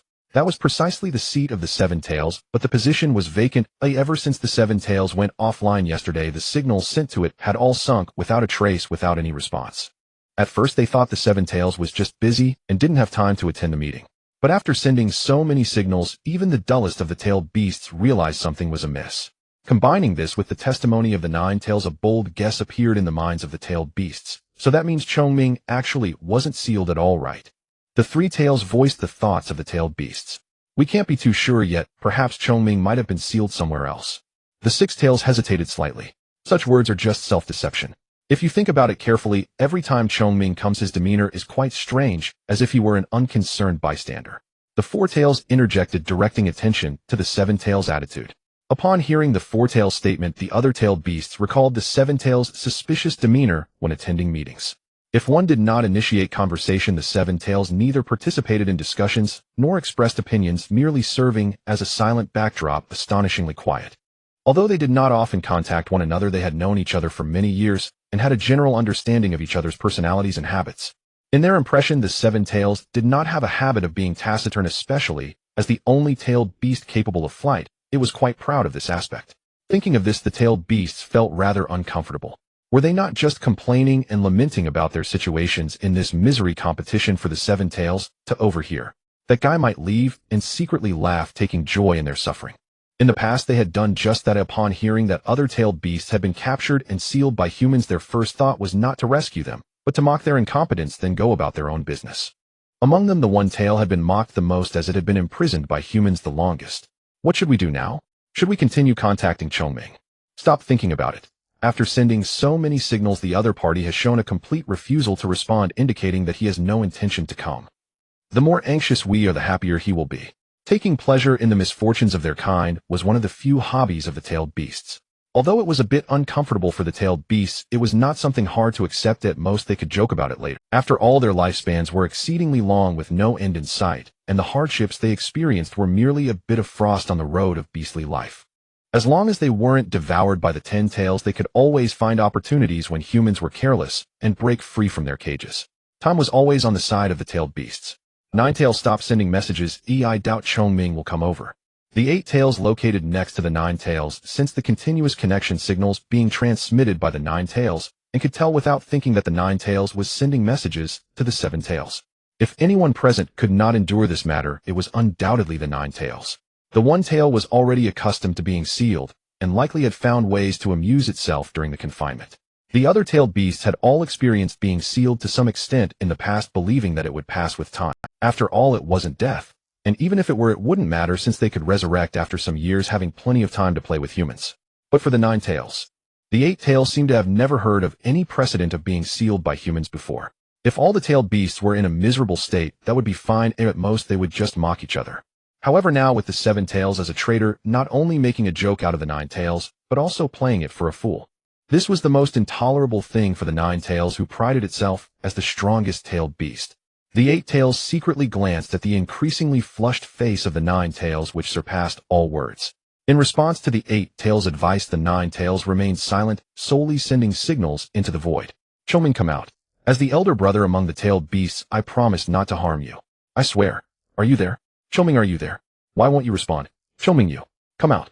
If you have the ability to laugh at me, then you have the ability to come out. Inside the general's inner court. Gulp, gulp. The 7 tails took a big sip of honey lemon tea, letting out a refreshing sigh. The sweet and sour taste was just right, and incredibly delicious. Listening to the increasingly explosive, irritable voices in his head, the 7 tails could imagine the 9 tails' furious posture red with rage. That kid Oda has a point. There was no need to engage with the 9 tails, after all it couldn't win, and arguing would just waste time. It was better to sleep in peace. Thus the 7 tails did not block the junk messages sent by the 9 tails, merely treating them as a free lullaby, and quickly fell asleep under the tree. Yayoi lingered in the Hyuga clan for half a day, leaving only after having lunch. During this time, she met Gitzi's younger siblings, especially Gitzi's biological brother Hyuga Seiji, the heir of Gitzi's clan. Though young, he already possessed a certain mature demeanor. After all, with his father Hyuzan losing power and indulging in wine and pleasure, as the heir, he had to step up and support the family. For this, brother-in-law Yayoi felt a bit of envy for his good fortune. He should have been relegated to the branch family, but because Goeiji married out, he gained the status of the heir of their clan. After inheriting the clan, the system of one country and one village swept through the ninja world, bringing peace, and no longer was there large-scale turmoil, allowing for safe growth in a peaceful environment. It can be seen that this little brother-in-law has some destiny in him. As for the quality of life, Yayoi was not too worried. The Hyuga clan did not treat them harshly, but rather granted many privileges. Even many powerful elders in office did not enjoy such favorable treatment. One could say that aside from not granting power, the Hyuga clan had given almost everything they could. The numerous pregnant maids in the estate could prove that her father-in-law's recent life was rather rich and moreover, the quality of sleep for her father-in-law, who woke up for a nap in the morning, was also excellent. He was still sleeping in his room when Yayoi left in the afternoon. Yayoi could understand the retired elderly's lifestyle. After leaving the Hyuga clan, Yayoi found herself with the affairs in Konoha being so busy. Many tasks were on Tobarama's shoulders, and it wasn't convenient for Yayoi to seek him out. However, during her idle time in Konoha, Yayoi encountered quite a few familiar faces from the 5 Kages. Among them were several leaders from small country ninja villages who were currently staying in Konoha, seeking cooperation in certain areas. As fellow small countries, Yayoi had a meal with these ninja leaders, exchanged some words, and then parted ways. The person Yayoi paid particular attention to was AI from the Cloud Village, the personal guard of the first Raikage AI, and the next Raikage of the Cloud Village, who was also seeking cooperation in Konoha. He had the unique dark skin of the Land of Lightning, and his appearance was rather rough and tall, giving off the impression of a barbarian who lacked refinement. However, after officially interacting with him, Yayoi realized that he was like the first Raikage AI, not only very polite, but also spoke appropriately, appearing humble and gentle. Recalling that at the 5 Kage summit, the first Raikage was nearly the first to support Hashirama's beliefs and ideas, perhaps early on the Cloud Village was indeed a ninja village advocating for peace.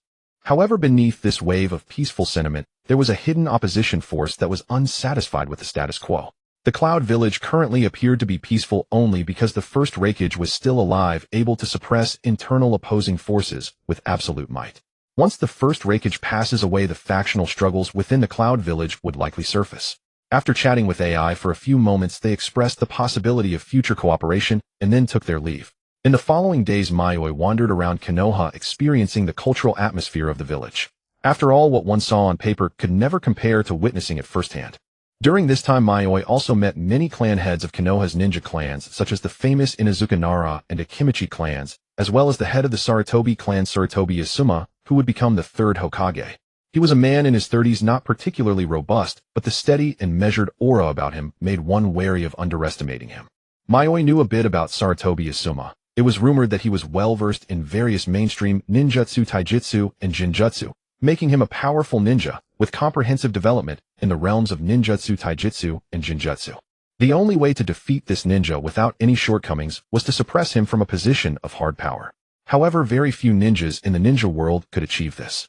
Under his leadership, along with the support of the Inazuka Nara and Akimichi clans as staunch allies, one could say that his status in Konoha was such that even the prominent Uchiha and Hyuga clans could not ignore him.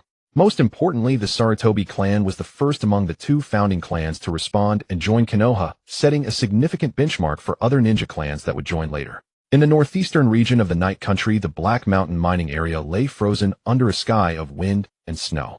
From above, a vast swarm of convict miners could be seen like diligent black ants toiling ceaselessly across the site. Some miners ventured directly into the perilous caves, seeking the minerals within. As for safety, Earth Release Ninja accompanied them. Should a cavian or other danger occur, the accompanying Earth Release Ninja could immediately employ their techniques to protect the miners awaiting rescue. Thus, with no threat to life, and despite the long daily work hours, the miners, composed of convicts from various regions, remained fairly motivated, especially given the decent meals. Moreover, this was not unpaid labor. Each month they received a modest salary, though less than that of regular miners. It was still hard-earned money. Thus, when their sentences ended, those without families would not be left penniless, reduced to beggars awaiting charity by the roadside. For those with parents, wives, or children, they could send their wages home to support their families. As a result, tears often welled in the eyes of many miners.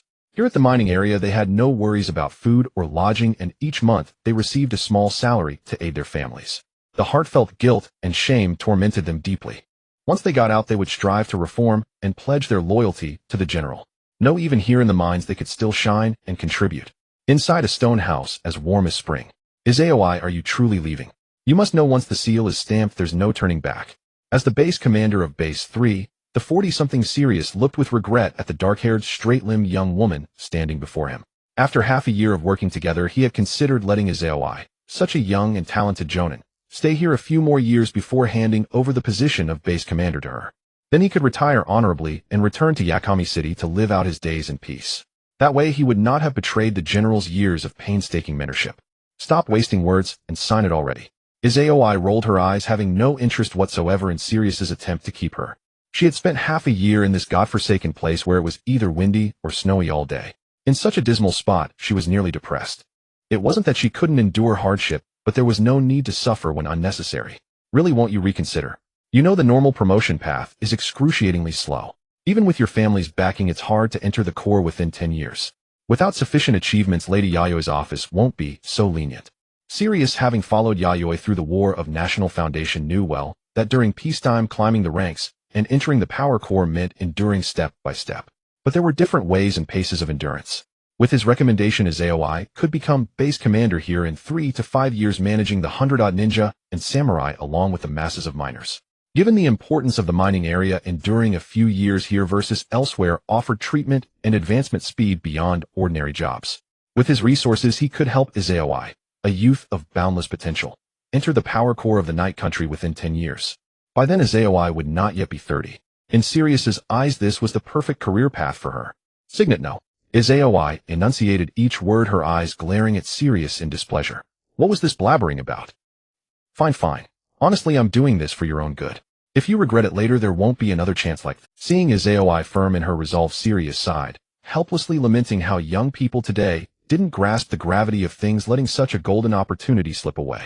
Though the rules allowed a transfer every 6 months in the mining area, simply by applying, almost no one did so, because it would leave a bad impression on superiors and lower evaluations.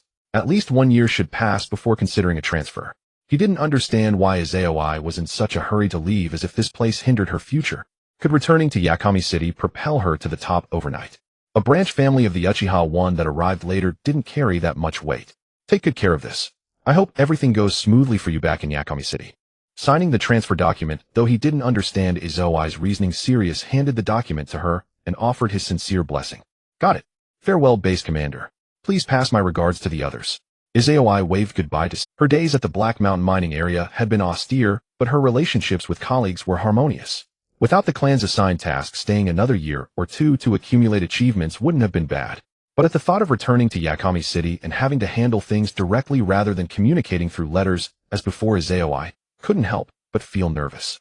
However, having read so many love strategy manuals, she should be fine, right?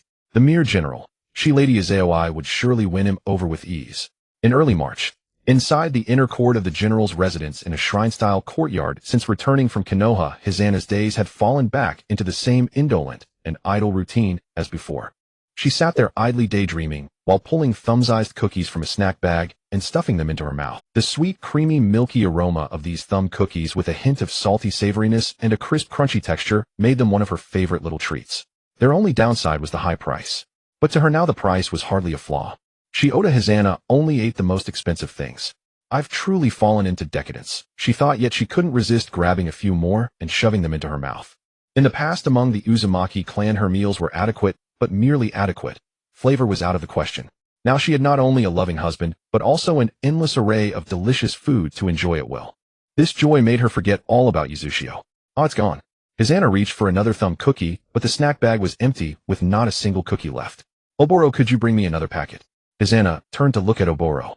To keep her snack bag perpetually stocked, she would go out each month to buy a large supply of snacks and store them in the shrine's Kagura Hall.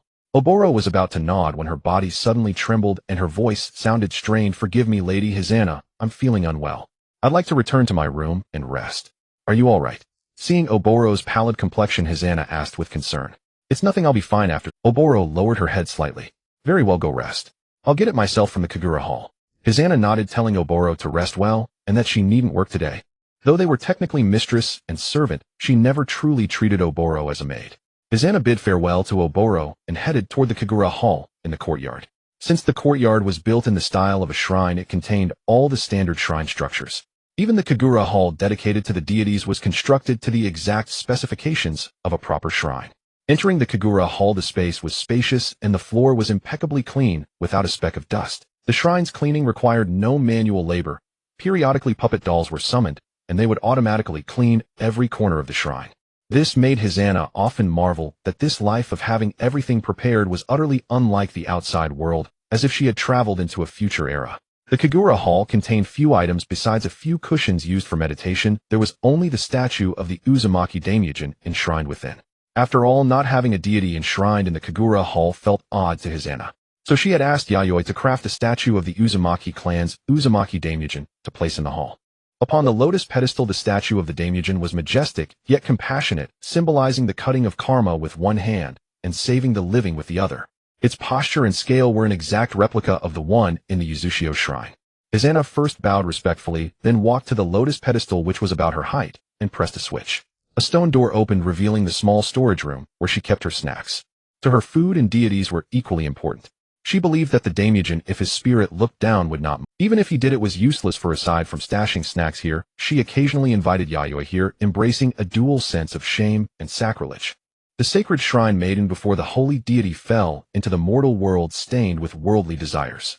What, already gone? Hisanna complained.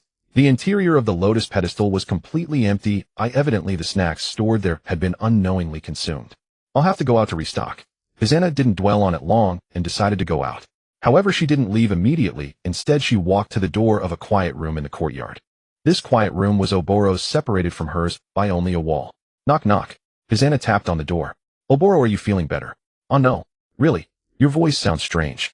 Are you ill? Hisanna's curious voice came through. Really? I'm just very tired. Your voice is so odd. It's nothing, I might have caught a cold. Is that so? Yes. Oh, by the way, I forgot to mention, the snacks in the Kagura Hall are probably gone. Please. Lady Hisanna, go out. The voice in the room seemed to be suppressing something. I saw that. But are you really okay? Okay, Lady Hisanna, please go out. I'll rest. Just a while. On the corridor, Hisanna's footsteps faded away. Then a faint sobbing-like melody echoed softly in the Madam Facianai, please take good care of this. Thank you, that's kind of you. Taking the package handed over by the shop assistant, it contained the thumb biscuits she had been longing for, and in the latest flavor at that. After receiving the snack package, Facianai turned and left the dessert shop. As for the rest, someone would later come to the shop to collect and transport them back to the general's residence. The quantity was quite substantial, she couldn't carry it back alone. Leaving the dessert shop, Facianai began to wander aimlessly along the nearby streets. She tore open the packaging and poured the thumb biscuits into her specially made snack bag. Putting one into her mouth, the perfectly balanced sweet and salty taste along with a wondrous rich cream flavor immediately made Facianai's eyes light up, and she couldn't help but quickly stuff a few more into her mouth. As she ate, she scanned the surrounding shops with her eyes. This was a commercial street mainly selling various kinds of food, where even premium brand pet food for cats and dogs could be purchased, making it quite famous in Yorinokuni. Whenever Facianai went out, this commercial street was almost always a place she would visit. Once she saw something fresh and delicious, she would have it all packed up and sent back to the general's residence to savor slowly at home. Are you Madam Facianai? A voice suddenly sounded beside her, clear and cold with a hint of tentative inquiry. Facianai turned her head, her movements pausing almost imperceptibly. The one who had called out to her was a young woman with long black hair, so smooth and without a trace of frizz or curl, with delicate features and pitch-black pupils that were clear and bright. She was slightly younger than Facianai, but at most a year or two difference. She wore a black ninja outfit with a blue knee-length open front coat over it, giving off a straightforward and refreshing aura. Of course, what concerned Facianai most was the highly conspicuous fan-shaped emblem embroidered on the black-haired young woman's blue coat. Uchiha. The name of this clan immediately surfaced in Facianai's mind. They were enemies, almost like arch-rivals to the Senju clan, who were distant relatives of the Uzumaki clan. Back when Facianai was still in the Uzumaki clan, she had heard many clan members complain about the Uchiha clan's arrogance, finding them difficult to communicate with. Coupled with the fact that the ninja of this clan possessed overly powerful and unstable strength, the Uzumaki clan had issued multiple statements internally demanding that all clan members keep their distance from the Uchiha and avoid contact with them. Hello, and you are. These pieces of information about the Uchiha clan quickly flashed through Facianai's mind. However, she did not share the discriminatory views of her clansmen, as she was simply curious about why the other party had called out to her. I am Uchiha Izayoi. Izayoi stared at Facianai's face and announced her name. Meeting Facianai was just a coincidence, as she had returned to Yorinokuni a few days ago. Since her next assignment hadn't been arranged, yet she was currently free. Just then she realized there was no cat food at home, so she went out to buy some premium cat food to avoid letting her little darlings go hungry. As for why she knew what Facianai looked like, it wasn't because she had deliberately investigated her or collected her appearance. It was just that on the day of Facianai's wedding she had caught a glimpse of her. Therefore she had firmly remembered 3 traits: red hair, shrine maiden, and an outrageously large bust. Judging from her appearance and temperament, she doesn't seem scheming, not a difficult person to get along with. However, what kind of person she truly is can only be known through close contact. Izayoi studied Facianai, pondering inwardly. Within the Uchiha clan of Yorinokuni, there had always been a rather pessimistic view regarding this concubine of the general who hailed from the Uzumaki clan. After all, the relationship between the Uzumaki and Senju clans was far too close. It was inevitable that this concubine might have been tainted with the extreme ideas of the evil Senju clan, which sought to suppress the Uchiha. Although there had been no such signs so far, it was also possible that she was still gathering power in secret, waiting to unleash something big against the Uchiha clan. This was also related to the seclusion of the general's inner court. It was extremely difficult for outsiders to learn what went on inside unless they were part of it. So it's Mrs. Aoi. Is there something you need from me? Facianai quietly set down her biscuits. She didn't know Aoi, but she could sense the extraordinary aura emanating from her. According to the current era's classification of ninja, the other party was likely a jonin of Yorinokuni, and not just an ordinary jonin. She was far more powerful than many of the jonin and high-ranking samurai Facianai had seen in the general's residence. Could it be that such a powerful jonin had suddenly called out to her for some important matter? Would you like to sit over there for a bit? Izoi pointed to a park bench not far away where there were few people, making it a relatively secluded spot suitable for a stroll to aid digestion. Sure. Facianai agreed, without a second thought. Perhaps the other party really did have something important to tell. But before heading over, Facianai silently used a perception jutsu to sense the surroundings. I'm very safe, no danger. Izayoi raised an eyebrow, surprised that the other party was so agreeable. She had expected a flat refusal. That was fine. Perhaps she could get an early understanding of her personality and whether she, like the evil Senju clan, intended to target the Uchiha. Seated on the bench, Facianai sealed her snack bag and set it aside. Although she wanted to finish them all in one go considering she was in front of an outsider, she still had to pay some attention to her outward image. Madame Fashion, I won't beat around the bush. I want to know what you truly think of our Uchiha clan. Izayoi sat beside her staring intently at Fashion-I's profile, trying to discern something. What do I think? Fashion-I scratched her head wondering why this girl was suddenly asking such a profound question. What could she possibly think of the Uchiha clan? Back in the Uzumaki clan, she was just a shrine maiden working at the shrine, and she had never directly dealt with anyone from the Uchiha clan. Well, even if you ask me like that, I don't know how to answer.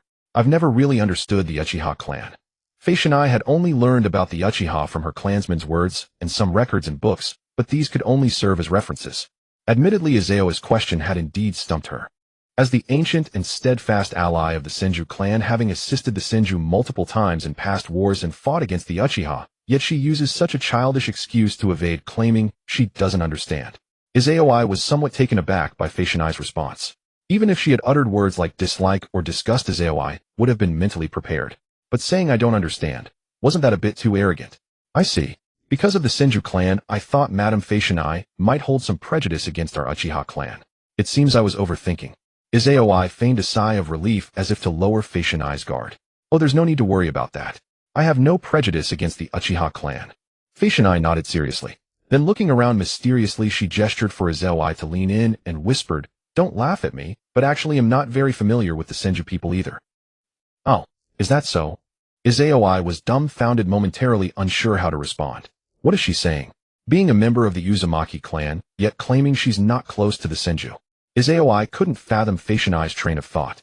Was this woman really from the Uzumaki clan?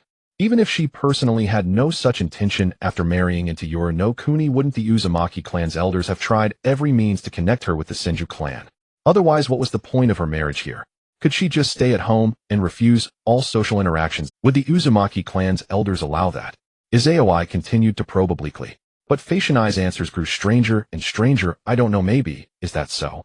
Izayoi felt like hitting someone. Madame Fashion-I, are you even listening? Oh, what were you saying? Fashion-I snapped back to reality, somewhat regretting agreeing to chat with Izayoi. It felt utterly torturous. She didn't understand why Izayoi kept dragging the conversation back to the Senju and Uchiha clans. The problem was she wasn't well acquainted with either clan. What made it worse was that she had to maintain her composure and couldn't eat, which made her even more uncomfortable. The only blessing was that the conversational tactics Yayoi had taught her were becoming more and more adept. When dealing with others' difficult questions, she would neither take the initiative nor refuse outright, responding with ambiguous attitudes that left the other party in a fog, unable to discern her true thoughts, while considering her a formidable opponent. Watching Fashion-I's absent-minded, dazed demeanor, Izayoi grew even more wary. What an arrogant and dangerous woman. She cleverly used her absent-mindedness to lightly evade my questions, clearly influenced by the evil Senju ideology. Her dismissive attitude shows she doesn't take our Uchiha clan seriously at all. Not understanding the Uchiha nor the Senju, Izayoi didn't believe a single word of the nonsense coming out of her mouth. A dangerous and evil woman. Izayoi silently made that assessment of Fashion-I. After about an hour of conversation with Izayoi, Fashion-I finally escaped her ordeal. She decided she couldn't just casually agree to chat with people anymore. Not only with strangers like Izayoi, but also with the clan elders who always tried to introduce her to connections that was best to avoid them as much as possible. As long as she holed up in the inner court and lived her own comfortable little life, no one could do anything to her. It wasn't as if those old fossils could barge in and drag her out. After all, she really didn't like socializing, nor did she want to know any random people. Perhaps the elders who had chosen her as the bride were already starting to regret picking such a good for nothing. She stayed cooped up in the general's residence all day, not knowing what she was doing, and the only time she went out each month was to restock on food. In the evening, Fashion-I returned to the inner court of the general's residence. The lights in the courtyard were already on, shining brightly all night. "Oboro, are you feeling better?" Seeing Oboro standing in a daze under the eaves, Fashion-I came over and asked. Oboro's red hair was damp, and a faint pleasant fragrance emanated from her, suggesting she had just bathed. Her shrine maiden attire was also a fresh set. "Yes, I'm much better now. Thank you for your concern, Lady Fashion-I." Oboro's voice was a bit hoarse, but her words were clear. "That's good." Fashion-I looked at her and suddenly changed the subject. "By the way, did you and my husband just finish?" "Just finished." Lady Fashion-I, what are you saying? I don't quite understand." Oboro's body suddenly stiffened. Behind her mask, her eyes darted away, avoiding Fashion-I's gaze. "Still playing dumb with me? Oboro, you don't think I didn't notice the commotion in the room earlier, do you? When it comes to experience, I'm ahead of you." Shinai wore an expression of having seen through everything. It couldn't be that Oboro was practicing water release alone in her room, could it? She had practiced the water release that Kicho had taught her many times, and it was nothing like that. I was forced. Oboro, seeing she could no longer hide it, lowered her head and stared at the floor like a child waiting for punishment after making a mistake. That doesn't look like being forced. Oboro, are you some kind of expert? Shinai suspected this was a new realm she hadn't yet touched. Oboro's mouth opened slightly beneath her mask, unsure how to explain. Especially when she remembered that the other party would come to inspect her Roppa Kunai tool the next day. Oboro was both troubled and expectant. What will become of me tomorrow? Within the Celestial Keep. The transaction with Konoha proceeded smoothly, and a few days after Yayoi returned, he received the basic ninja textbooks sent from Konoha. Other transactions were also advancing concurrently, but he delegated those matters to his subordinates, only needing to review and stamp the final stages himself. Only the basic textbooks intended for the school and ninja education Yayoi decided to personally inspect and verify. Is this all? The quantity is quite substantial. Looking at the stacks of books and scrolls on the floor, Yayoi couldn't help but marvel. The number of books and scrolls alone numbered in the hundreds. Not only were there basic ninjutsu, taijutsu, and jinjutsu, but books on the understanding and exposition of chakra also occupied a significant proportion. In addition, subjects such as history, herbalism, and chakra mineralogy were diverse. These accumulated knowledge from numerous ninja clans over thousands of years covered almost every aspect. Among all transactions between the Land of Night and Konoha, the procurement cost of these textbooks was the highest. The importance of ninja knowledge in this era was self-evident, especially this foundational knowledge for teaching ninjas from scratch, which was an invaluable treasure. According to Konoha's reply, this is only the first batch, Yayoi-sama. Irori corrected the error in Yayoi. This is the first batch. Hearing this, Yayoi was somewhat stunned. Yes, the second and third batches of textbooks are still being organized by Konoha. According to the description, they should be some extended knowledge. If all goes well, they will be delivered next month. Irori sighed with a wry smile.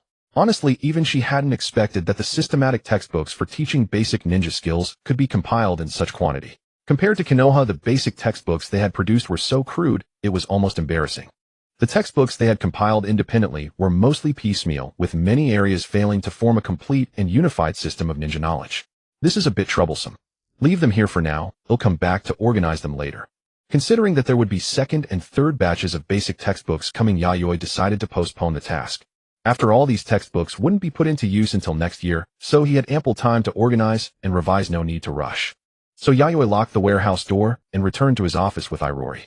Speaking of which, I forgot to mention something.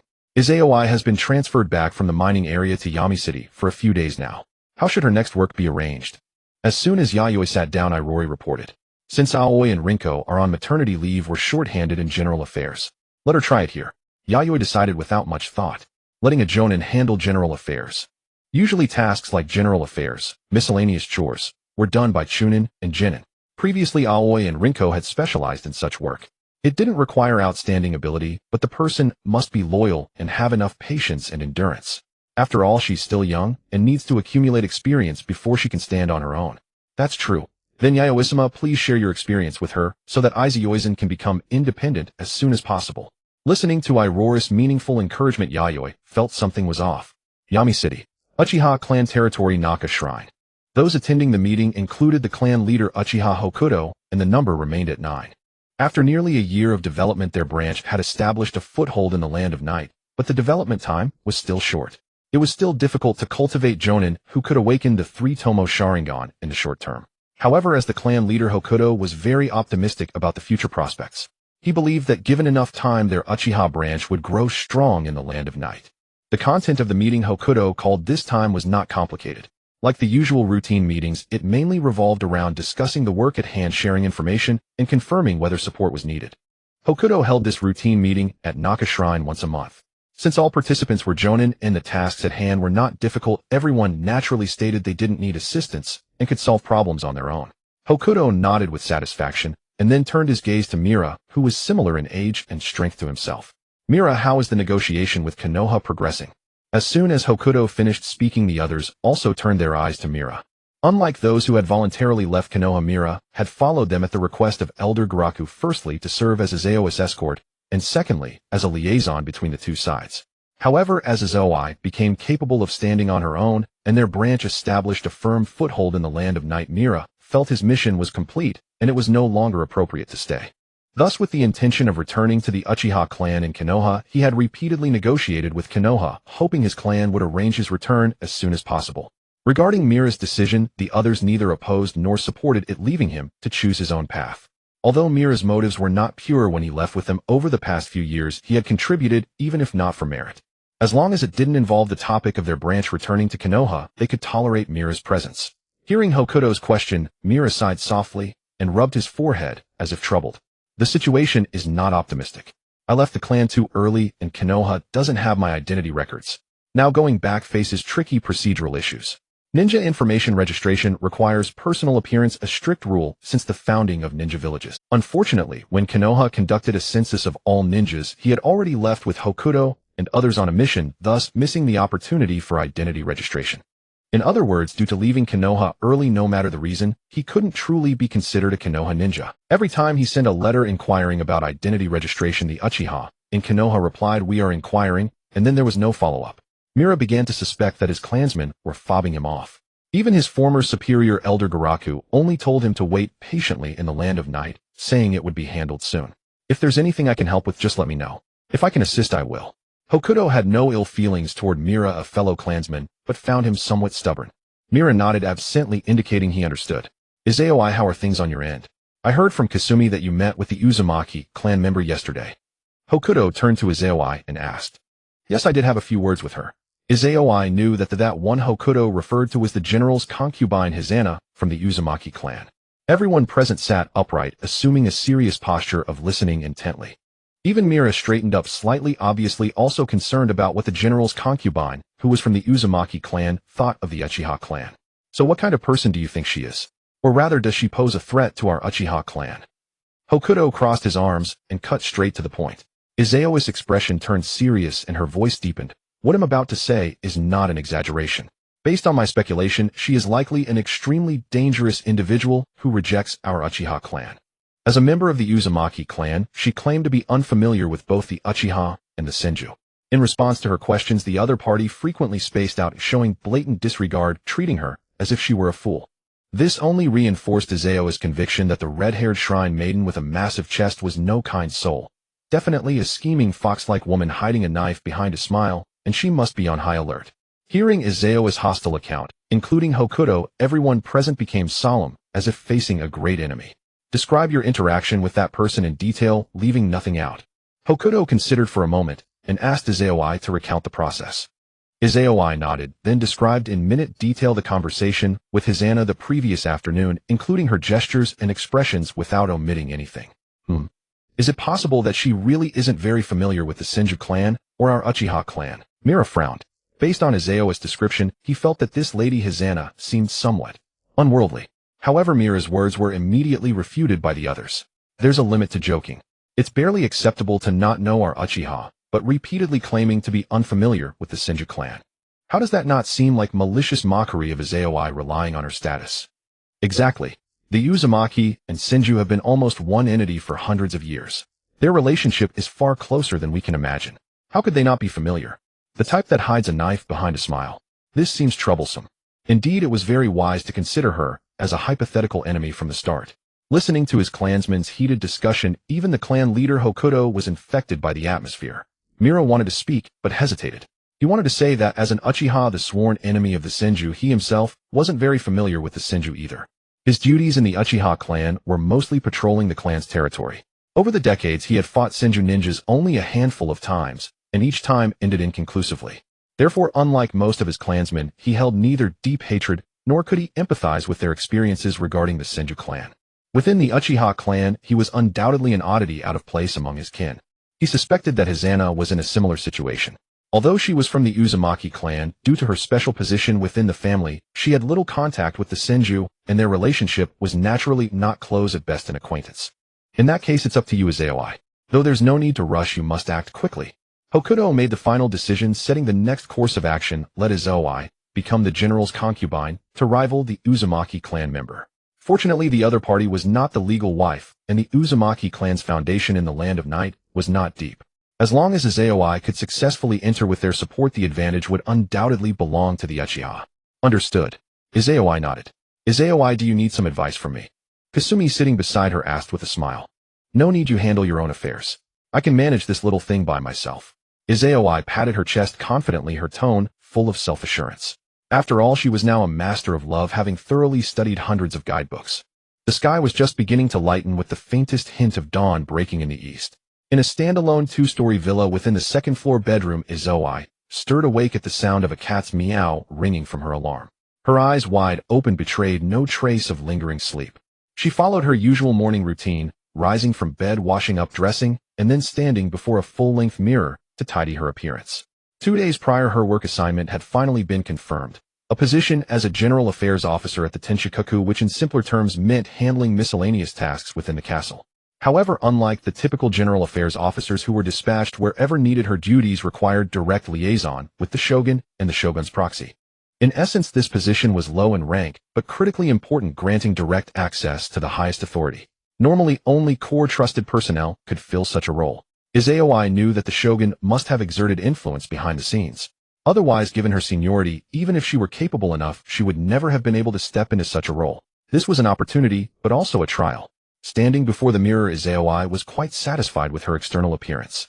Although her figure wasn't as voluptuously scandalous as Hibana's, her development surpassed that of most girls. Clad in a tight black ninja outfit, her physique displayed both feminine allure and the power befitting in. Her waist-length hair was perfectly straight without a single curl or kink, a clear sign of meticulous care. Its texture was thick, jet black, and impossibly smooth and silky. A tight black ninja shorts that reached her thighs were wrapped on the right side, with white bandages from which hung a ninja tool pouch. Inside, kunai, shuriken, steel wires, explosive tags, scrolls, and other ninja tools were packed to the brim, utilizing every inch of space to the fullest. Below the ninja shorts, Izayoi deliberately wore black knee-high socks that left the toes and heels exposed, designed to pair with women's high-heeled ninja shoes. This design, besides enhancing aesthetics, also facilitated the concentration and release of chakra from the soles during movement, improving grip on complex terrains like trees and water surfaces, a crucial combat function. This should be fine, she murmured to herself, gazing at her reflection. To accomplish her mission objective, a new image was certainly necessary. Ordinarily, she wouldn't bother with such flashy attire, especially the knee-high socks. This was her first time wearing them. According to the new knowledge Kasumi had shared with her, this was an essential armament for modern women. Yet after much thought, she couldn't fathom how an extra layer of strange fabric could become a necessary armor. Men truly were strange creatures. Dressing didn't take long. Izayoi grabbed a blue trench coat to wear over her shoulders, left her bedroom, and descended to the ground floor living room. She first poured some cat food into a bowl, then prepared her own breakfast, sitting at the table to enjoy it leisurely. After eating around 6 o'clock, Izayoi stepped into the courtyard, a small training ground consisting of 100 square meter open space and several wooden posts hung with circular targets. She practiced throwing techniques for shuriken, kunai, and other projectile tools against the targets on the posts. While tool manipulation was fundamental for ninjas, mastering it was difficult and often overlooked by many. However, for Uchiha clan ninjas with the Sharingan, this became a lethal combat skill in their hands. The Sharingan's terrifyingly powerful dynamic vision made the Uchiha clan unrivaled in the art of ninja tool manipulation across the entire shinobi world. Izayoi vividly remembered that on battlefields against the Senju clan, when chakra was running low, she had relied on this very technique to turn the tide and kill several Senju ninjas in desperate situations. After all, ninjas die when killed. Being killed by a jutsu or by a tool made no difference. Even though the shinobi world was now relatively peaceful, Izayoi had never abandoned the combat skills honed through countless battles. Huff. After an hour of continuous practice, Izayoi exhaled, feeling the time was right, and stopped. At that moment, a tabby cat with black and white fur emerged from the house, its amber eyes clear and bright, radiating a human-like intelligence. "Iori, I'll leave this place to you," Izayoi said, pointing at the scattered shuriken and kunai littering the. "You always dump such troublesome work on me. After all, I'm the one who raised you since you were a child." The black and white tabby cat named Iori muttered in a distinctly adult female voice. "Don't complain. They'll bring you some of your favorite dried fish tonight. Make it premium brand fish. Don't try to fob me off with cheap stuff." The tabby cat Iori drove a hard bargain. "Got it, premium brand dried fish," Izayoi replied, calmly nodding to acknowledge the demand. "At least you have some conscience." "Fine, go ahead and head out. I'll take care of the house," Iori said, satisfied. Then it casually glanced at Izayoi's unusual attire. "That's quite a flashy outfit. Doesn't seem like your style, Izayoi. Are you heading out like that to meet a man?" "No, this is just proper work attire," Izayoi responded without flinching to Iori's probing. Iori hummed, saying nothing, but her expression said it all. If Yayoi wasn't dressed like that to seduce a man, she would go a month without high-grade cat food. Upon reaching the top floor of the Tenshikaku, Yayoi had just arrived when she heard an outrageous command. Hey, take off your clothes. Let Yoru properly inspect you for any dangerous weapons. For a moment she wondered if she had come to the wrong place, but based on her previous memory she hadn't. This was indeed the crucial facility where the shogun of Yoru no Kuni handled official documents and held high-level military meetings. What are you standing there for? Hurry up and strip. Coming here in such lewd clothes. You must be plotting against Lady Yayoi. I knew something was off about you from the start. See, you're speechless, aren't you? How can I talk when you're like this? Yayoi looked helplessly at the black-haired girl blocking her path, Yoru, who appeared younger and smaller than her in build and features. But that youthful appearance was just a deceptive facade to lower one's guard. She knew exactly how violent this girl's power could be. A single punch had made Kinkaku of Kumogakure spit blood, and she had kicked back a tailed beast ball while he was in his tailed beast form. Such physical prowess was nearly on par with a tailed beast. Even if she activated her Sharingan to perceive Yoru's speed, her body would never be able to react. Yoru would only need to charge forward and throw a single punch to instantly kill her. So confrontation was out of the question. Is this an order from Lady Yayoi? Of course. Yoru is Lady Yayui's personal bodyguard, even in bed. That was quite a perverted statement. But I haven't received any such order. Lady Yayoi is extremely busy. How could she bother with such trivial matters? But in Yoru's opinion, your outfit is too frivolous and doesn't meet our workplace dress code. Go back and change into something else before coming again. Yayoi instinctively glanced at Yoru's own attire. A black off-shoulder kimono with a hem that barely reached her thighs, white knee-high socks covering her legs, and a skirt that swayed lightly as she walked. Even with safety shorts underneath, the absolute territory between the socks and the skirt kept her in a perpetual black box state of almost exposure. This outfit was far more frivolous than hers. She strongly suspected that even if she returned in a different outfit, Yoru would find another excuse to send her away. If you try to force your way in, that would be disobeying orders. Want to taste Yoru's fist? Yoru clenched her small fist, eager to strike. Yayoi was at a loss. She hadn't expected to face bullying on her very first day. Although she knew Yoru was spouting nonsense, the girl's status and strength meant she absolutely couldn't resort to force. Taking a hit from that fist would land her in the hospital for at least half a month. Just as Yayoi was trapped in a dilemma, the sound of footsteps echoed, tap tap. The newcomer had a dreamlike, ethereal beauty that surpassed human limits, with silver-white long hair clad in a light blue kimono, exuding a calm, gentle, and composed demeanor.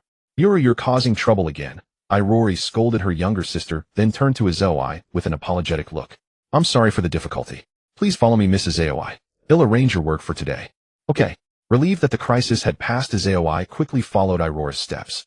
Yoru puffed out her cheeks, sulking as she trailed behind them, deliberately making loud clacking sounds with her wooden clogs on the floor to express her displeasure. In her view, these newcomers were getting more and more disrespectful. Didn't they understand the principle of first come, first served? Lady Yayoi, Mrs. Yayoi has arrived. Upon reaching the office, Irori, who had escorted Yayoi, reported to Yayoi. Irori, please guide Yayoi through the work here. Don't worry with your abilities, Yayoi. I'm sure you'll pick it up quickly. As if sensing her nervousness, Yayoi reassured her that the work wasn't difficult.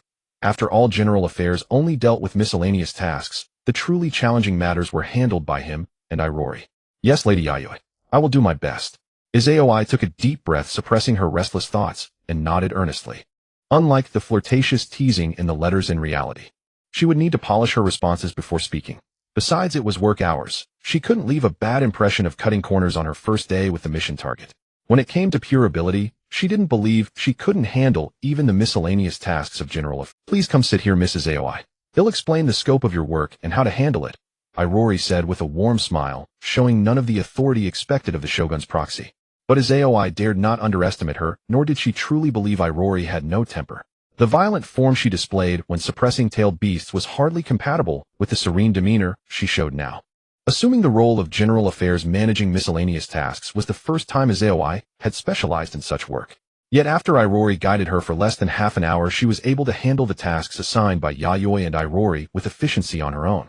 Moreover, the results of her work were so meticulous that even from Yayoi and Irori's perspectives, it was difficult to find any fault. Yayoi, who appeared to be a combat-oriented ninja, also possessed considerable talent in clerical duties. After half a day, her speed and accuracy in handling miscellaneous tasks were almost more efficient than the combined daily output of Aoi and Rinko before. Seated in the chair, she was like a precision machine operating at high efficiency, her face devoid of any emotional fluctuation.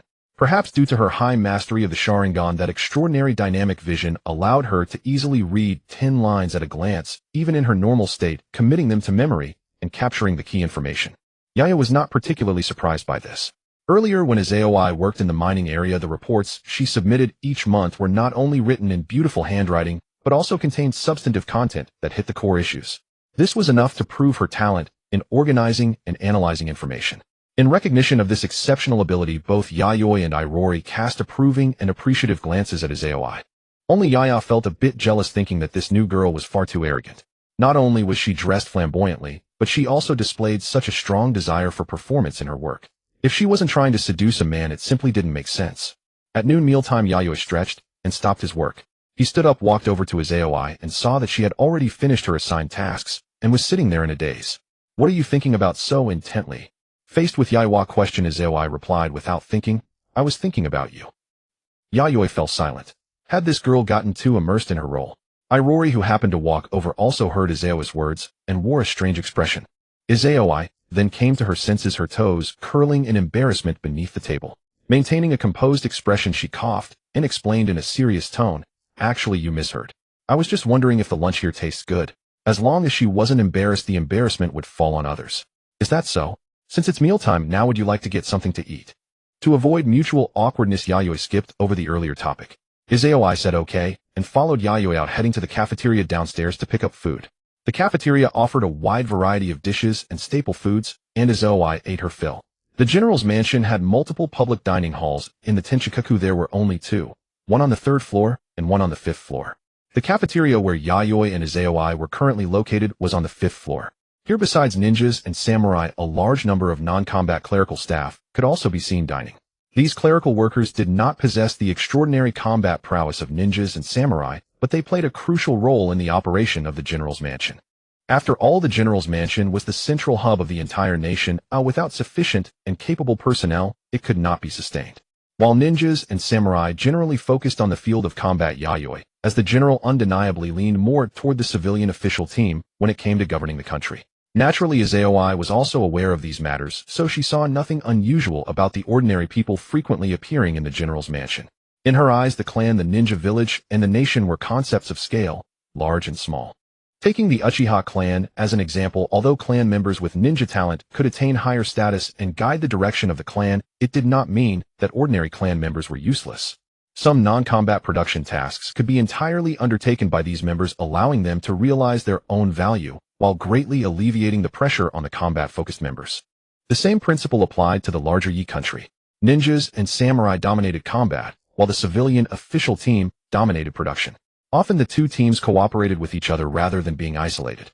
However, unlike the management model of ninja clans, the management costs of ninja villages and nations were higher and more complex.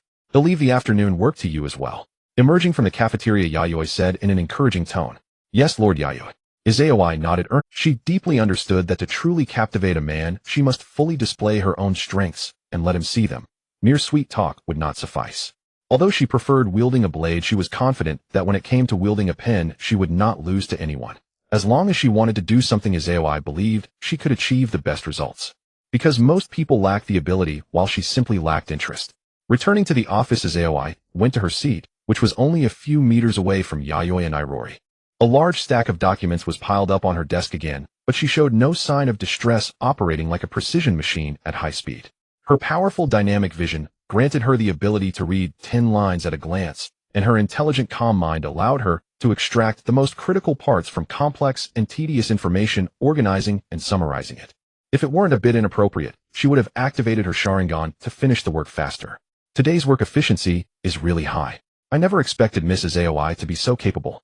At 3 in the afternoon, after approving the last document, Iroha put down her pen and marveled at the improvement in work efficiency. Following the usual pace, she and Yayoi might have barely finished processing these documents by tomorrow. With the Zeo's addition, they completed the work a full day ahead of schedule, making tomorrow much easier. This is all due to Lord Yaiwa's excellent guidance earlier. Yayoi quickly stated that the credit was not hers, but the general's. "Oh, is that so, Lord Yayoi?" Iroha turned her gaze, a hint of teasing in her expression. Yayoi coughed. "Don't be overly modest. This is the fruit of your own hard work, Yayoi." Although he had given many suggestions on the reports Yayoi submitted earlier, her ability to absorb the essence so quickly was also a testament to her own efforts and capability. By the way, what would you like to eat tonight? Yayoi wanted to reward Yayoi with a feast for her hard work. I'd like something sweet. Then Yayoi looked at Yayoi. Do you like sweets, Lord Yayoi? Not particularly, but when I'm tired I occasionally eat something sweet to refresh myself. Yayoi's words instantly sparked inspiration in Yayoi, and she blurted out, in that case, could a sweet me lift your spirits, Lord Yayoi? But as soon as she said it, she regretted it. She had spoken out loud without polishing the words in her mind. Lately, she had been constantly reviewing guides and simulating various scenes and dialogues in her head, so that any words from Yayoi automatically generated a response in her mind. However, contrary to Yayoi's expectations, both Yayoi and Irori maintained their usual expressions as if they hadn't heard anything. Only Yaya sat a little farther away, clicking her tongue, as if afraid of catching some strange virus. This girl's tone was way too cheesy. Lord Yayoi, Miss Irori, I was just talking nonsense. Yayoi tried to explain in embarrassment. It's alright. You might be too tired from work. Remember to rest more when you get back. Oh, by the way, Yayoi, could you deliver these documents to the archive room downstairs? Yayoi pointed to the processed documents on the table. Yes. Yayoi quickly stepped forward, hugged the documents, and walked out. As soon as the door closed, a strange sound suddenly came from inside. Yayoi turned the door handle and opened it only to see Yayoi and Irori leisurely drinking tea. Yayoi, do you have anything else to add? Yayoi put down his teacup, his gaze puzzled. Yayoi stared at the scene in confusion. Had she misheard? She had no choice but to walk out again and close the door. However, shortly after closing the door, that sound again seeped through the crack. Bang! Yayoi pushed the door open again only to see Yayoi and Irori still leisurely drinking tea. Yayoi and Irori exchanged confused glances, then their eyes collectively fell on the returning Yayoi, full of bewilderment. Yayoi pursed her lips and silently withdrew from the room. Then she once again heard the faint sound coming from the door crack. It seemed to be some kind of laughter, the kind of laughter that was painfully suppressed. Yayoi finally understood what was going on. She lowered her head to look at her own feet, and her face instantly flushed crimson. Damn it, were these lines really that strange and funny? The next day, bracing herself for public humiliation, Yayoi trudged to the Tenshikaku for work. However, both Yayoi and Irori seemed to have forgotten what happened yesterday afternoon, greeting her normally and directing her to her seat to work. This made Yayoi breathe a sigh of relief.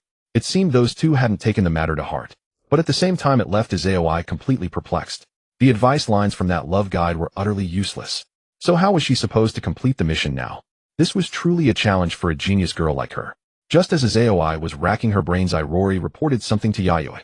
Lord Yayoi, the exchange students from Sunagakure have arrived. Here is their list. Already here. Shaman moved quite quickly. Yayoi took the list Irori handed him. It showed the names of 10 students from Sunagakure dispatched to Yi Country to learn puppetry from him. A few days earlier, he had also selected 10 ninjas from Yi Country with the greatest wind release talent to go to Sunagakure to learn their wind release techniques. This exchange of ninja instruction was an agreement he had made with Shaman of Sunagakure the previous year, and now it was time to fulfill it. Yayoi scanned the list, his gaze lingering on 2 familiar names lost in thought.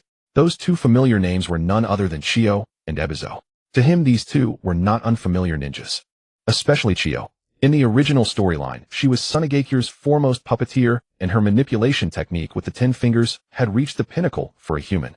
At the advanced age of over 70, she could still operate puppets with dexterity, her limbs as agile as if she were not an old woman on the verge of death. If memory served, she was also a medical ninja proficient in medical ninjutsu. As for her younger brother Ebizo, his abilities and strength were entirely unknown in the original storyline. Even if he was sent to Yi Country to learn puppetry now, it didn't mean he would necessarily follow the path of a puppeteer in the future. After all, these 10 students from Sunagakure had never been deeply exposed to puppetry before. They had been selected as exchange students to come to Yi Country solely because of their exceptionally precise chakra control. Since there's nothing much to do today, let's go see their quality and arrange their accommodations. Yayoi put away the list and, accompanied by Irori, Yaya, and Yayoi, went to meet this group of students from Sunagakure. On training ground No. 7 of the General's Mansion's outer court.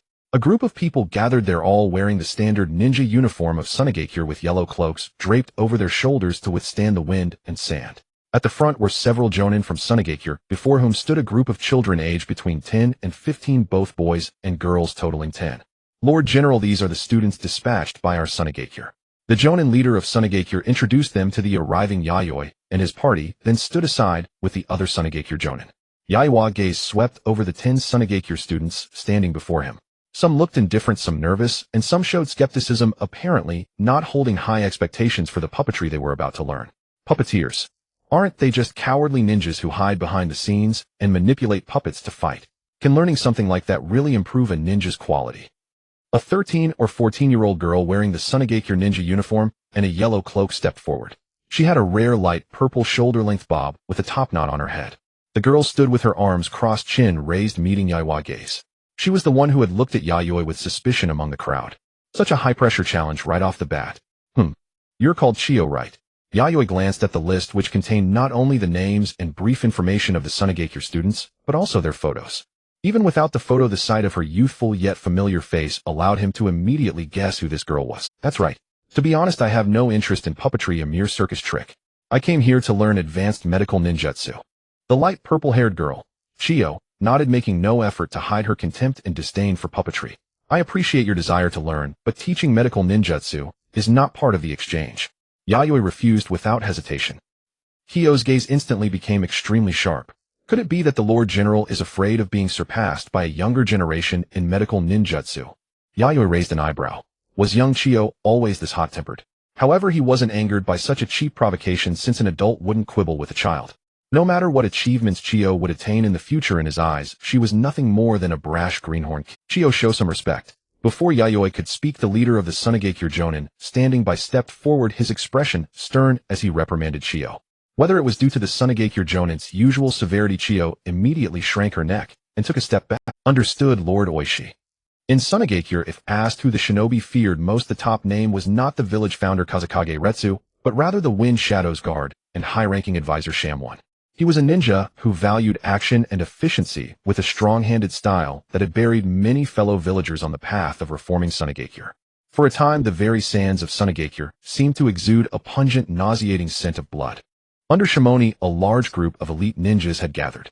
The Jonin Oishi, who led the group to the Land of Night, was one of Advisor Shaman's trusted confidants. Chiyo's fear was less of Oishi the Jonin and more of the Shamwon behind him, a presence in Sunagakure more dangerous and lethal than the Kazakage himself.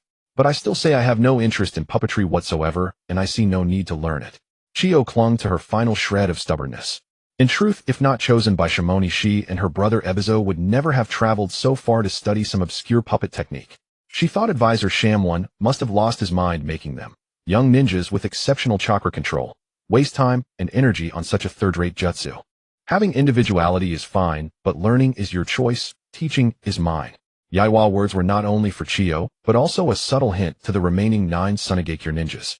Among them, more than Chiyo harbored the notion that puppetry was not worth learning. Prejudice in the heart is in. The newly introduced puppetry in Sunagakure was still in its infancy. However, Yayoi said this, but knew that since it was a formal transaction with the village, he could not simply abandon them. So, since you don't understand puppetry, I intend to give you a proper lesson here. Is anyone willing to come up and try? Of course, coming all at once is fine. Yayoi calmly took out a scroll, gently unrolled it, and cast his gaze over the 10 Sunagakure exchange students, including Chiyo. Unsurprisingly, they were all outstanding youths carefully selected by Shamwon. Though their average age was only 12 or 13, their overall strength was far from low, at least at the Chunin level. Yayoi even suspected that among the 10 some might have already reached the Jonin level. Chiyo looked back at the 9 behind her. They did not disappoint her, all stepping forward to stand shoulder to shoulder. State your names, consider it an early introduction. Yayoi did not immediately strike, but had them introduce themselves. The 10 Sunagakure youths were not introverted. They each gave their names to Yayoi. Muzo, Ebizo, Onamaru, Sayan. As each name was spoken, Yayoi silently memorized them. Among the 10 besides Chiyo, 2 others caught his attention. One was naturally Kiyo's younger brother Ebizo, a 12-year-old boy whose face bore a resemblance to Kiyo's, his head wrapped in white cloth, a unique decoration of the Wind Country. However, his personality differed slightly from Kiyo's. While she was more extroverted and emotional, he was taciturn, preferring to silently observe everything from the shadows with a very low presence. As for the other, a youth named Muzo, also became a focus of Yaiwa attention.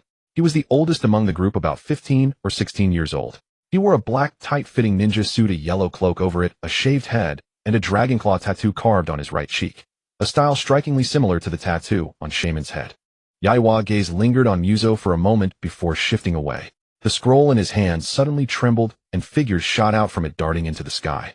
Yayoi extended a finger, shooting out threads of chakra that connected all the puppet dolls suspended in midair. Exactly 10, no more no less. Each puppet doll was clad in armor, wielding a sharp katana, hovering like ghosts under Yaiwa chakra threads, looking down at Chio Ebizo and the others below. See, I told you. Puppeteers are sneaky fellows hiding behind their puppets. But bringing out only 10 of these toys. Is that underestimating us? Seeing Yayoi use only 10 puppets, Chio felt slighted. Not just her, the other Sunagakure youths also frowned, sharing similar thoughts. If he had fought personally, it would be one thing, but using puppets in such a small number seemed to imply that each of them only needed one puppet to be dealt with. Be careful, don't just rush at the puppets. Muzo with the dragon claw tattoo spoke halfway when a figure flashed beside him. Chio had already charged forward. Whether she was confident in her skills or simply didn't believe the puppet toys could threaten her, as an important medical ninja in the team, she directly charged in. Honestly, that sister of mine. Ebizo sighed, seemingly resigned to his sister's reckless behavior. After he spoke, the other Sunagakure youth, seeing a girl like Chio charge ahead, also quickly moved closer to the Ebizo and Muzo exchanged a glance, then followed along, not wanting to be left out. Considering it was just a guidance battle, the difficulty likely wouldn't be too high. Indeed, as they thought, since it was a demonstration of puppet abilities, Yayoi didn't fight with full force. To let them intuitively experience the combat performance of puppets, Yayoi matched their speed and strength, having the puppets display equal capabilities in battle. Yet even so, in just a few exchanges, 3 of the Sunagakure youths were killed. The process was fluid and pleasing to the eye. The 3 killed youths, staring at the katana suddenly resting on their necks, broke out in a cold sweat. They were utterly confused, unable to understand how the puppet that had been knocked away suddenly appeared from a blind spot. Those 3 idiots. Chio, seeing this, felt immense pressure. She had charged first, confident in her abilities, and also used her agility to test the puppet's combat prowess. But she hadn't expected her teammates to be taken down so quickly. Holding a kunai, she forced back a puppet, swinging a katana, gradually shedding her contempt. Fighting puppets was entirely different from fighting ninjas. No matter how strange a ninja's movements, they were still human, but puppets had no pain, no concept of death. They were essentially extensions of the puppeteer's hands and feet. So the best strategy was to eliminate the puppeteer. Otherwise, the cost of trial and error was too high. Ninjas risked their lives, while a puppeteer's failure only cost them a puppet. But she couldn't get around. Chio found that no matter how she moved, she couldn't break through the puppet blocking her path to reach Yayoi behind. Though this guidance battle had no explicit victory conditions, breaking through the puppet to directly attack the puppeteer was undoubtedly one way to win. Wind. Chio started to form hand signs for a jutsu to create an obstacle and break through in one go. Swish. The katana's cold light split the air, and Chio quickly stopped her hand signs, dodging backward. The puppet's movements are too strange, nothing like a human's, and it can fly. Highly flexible. Chio frowned, feeling the battle was extremely tricky. Even though their speed and strength were on par, the puppet's erratic attacks, which defied human anatomy, put her on. Even when she tried to use ninjutsu, it was quickly interrupted.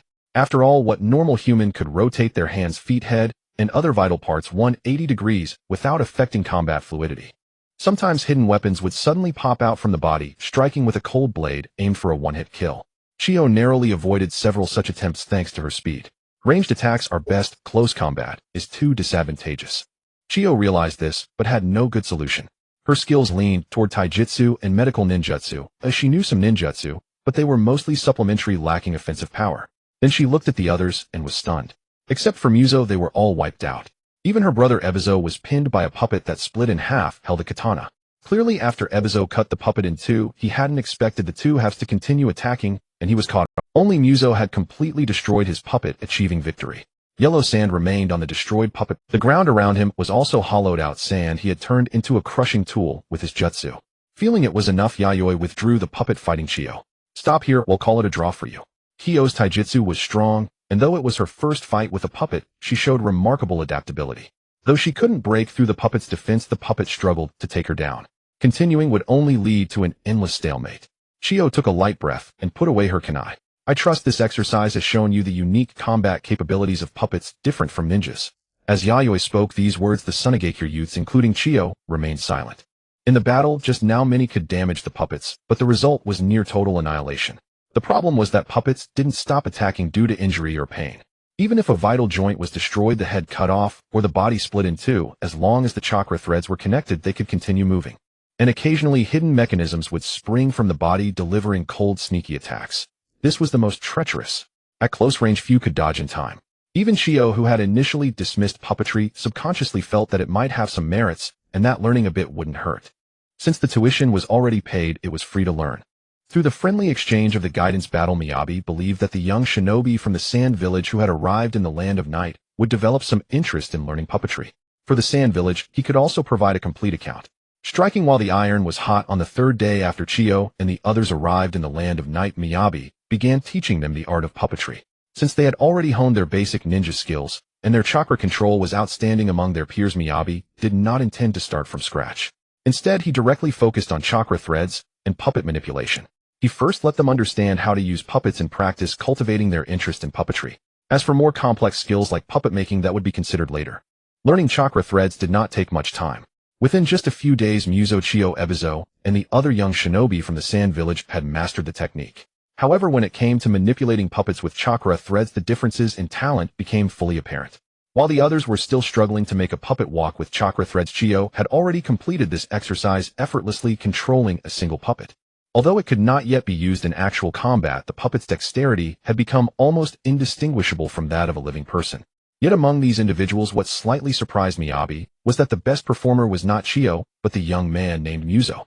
If the others were still learning to crawl, Chiyo had mastered the skill of walking. But when it came to Muzo, he had already grasped the ability to run.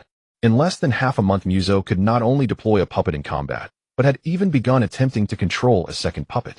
His talent in puppetry was nothing short of astonishing. Within the Celestial Keep, truly remarkable, this young man called Muzo is already preparing to control a second puppet so quickly. Not only Miyabi but Yayoi was also curious about the exploration and development of puppetry among these young Sand Village ninja. Indeed, somewhat unexpected. I never imagined that the Sand Village could harbor such an extraordinary talent. Miyabi held a form in his hand recording the results of the 10 Sand Village exchange students. On the report card, the young man, named Muzo, had scores in every subject that far surpassed the second-place Chiyo. Miyabi had originally believed that among this batch of Sand Village exchange students, Chiyo would be the most outstanding in learning puppetry. Yet the result was that this young man, named Muzo, stood out, displaying an extraordinary dominance in puppetry. If Chiyo was a genius in the eyes of ordinary people, then Muzo was a genius in the eyes of geniuses. Is he really that impressive? He looks rather ordinary. That day he expended considerable effort just to destroy a single puppet. Yayoi, having finished her work, came over to join the conversation. She appeared unimpressed by the scores displayed on the report card. She had watched the entire guidance battle that day. In her opinion, even if the puppet manipulated by Miyabi moved in ways that defied human anatomy, making bizarre and unpredictable attacks, she could see through everything with her Sharingan in an instant. Although Muzo ultimately destroyed the puppet and achieved the kill, the battle process was somewhat sluggish. If it were her, she would have already cut through several puppets. Mrs. Yayoi, not everyone possesses the Sharingan. Yayoi smiled helplessly. After all, puppets were a special type of ninja tool. The extent of their abilities depended on the puppeteer's skill level. No matter how high Miyabi's skill level was, 10 standard-issue puppets could never be a match for Yayoi. The reason was simple: the dynamic vision of the Sharingan could see through even the movements of puppets. Moreover, fighting against puppets and manipulating puppets are different domains. This young man, named Muzo, possesses an incredibly strong talent in puppetry. Yayoi pointed out the distinction. She suspected that if he continued to grow at this rate, within a year of study, Muzo might be able to control more than 5 puppets simultaneously. Is that so? Yayoi raised an eyebrow, looking half understanding. After all, puppetry was a very niche field within the ninja system. She had never formally fought against a puppeteer before, so, as an outsider, she did not really understand the intricacies involved. It seems that Lord Miyabi will have to demonstrate some real skills next. It's a pity that such a puppet genius is not from our side. Yayoi's voice was filled with regret. Among the few complete ninja systems native to the Land of Night, puppetry was one of them. Yet what troubled her and Miyabi was that perhaps due to some unfavorable feng shui in the Land of Night, the Special Operations Unit, composed of local puppeteers, had not developed well over the years. Among the 10 exchange students dispatched from the Sand Village, not to mention Muzo and Chiyo, the others were also making rapid progress in puppetry. She was a little worried that the puppetry born in the Land of Night would one day flourish in the hands of the Sand Village. If that happened, it would be a rather dark irony. Let's wait and see. Miyabi nodded, not immediately making a judgment. Instead, he wondered where this young man, named Muzo from the Sand Village, had come from. With strength close to that of a jonin at such a young age and talent in puppetry surpassing Chiyo. Logically, such a puppet genius should not have remained so obscure in the original storyline. Then Miyabi thought of a possibility. Among the various characters mentioned in the original Sand Village, one name was referenced, but never appeared in person, yet his existence was closely tied to the development of puppetry. Men's Wei Men. The name surfaced in Miyabi's mind. In the story, he was the legendary first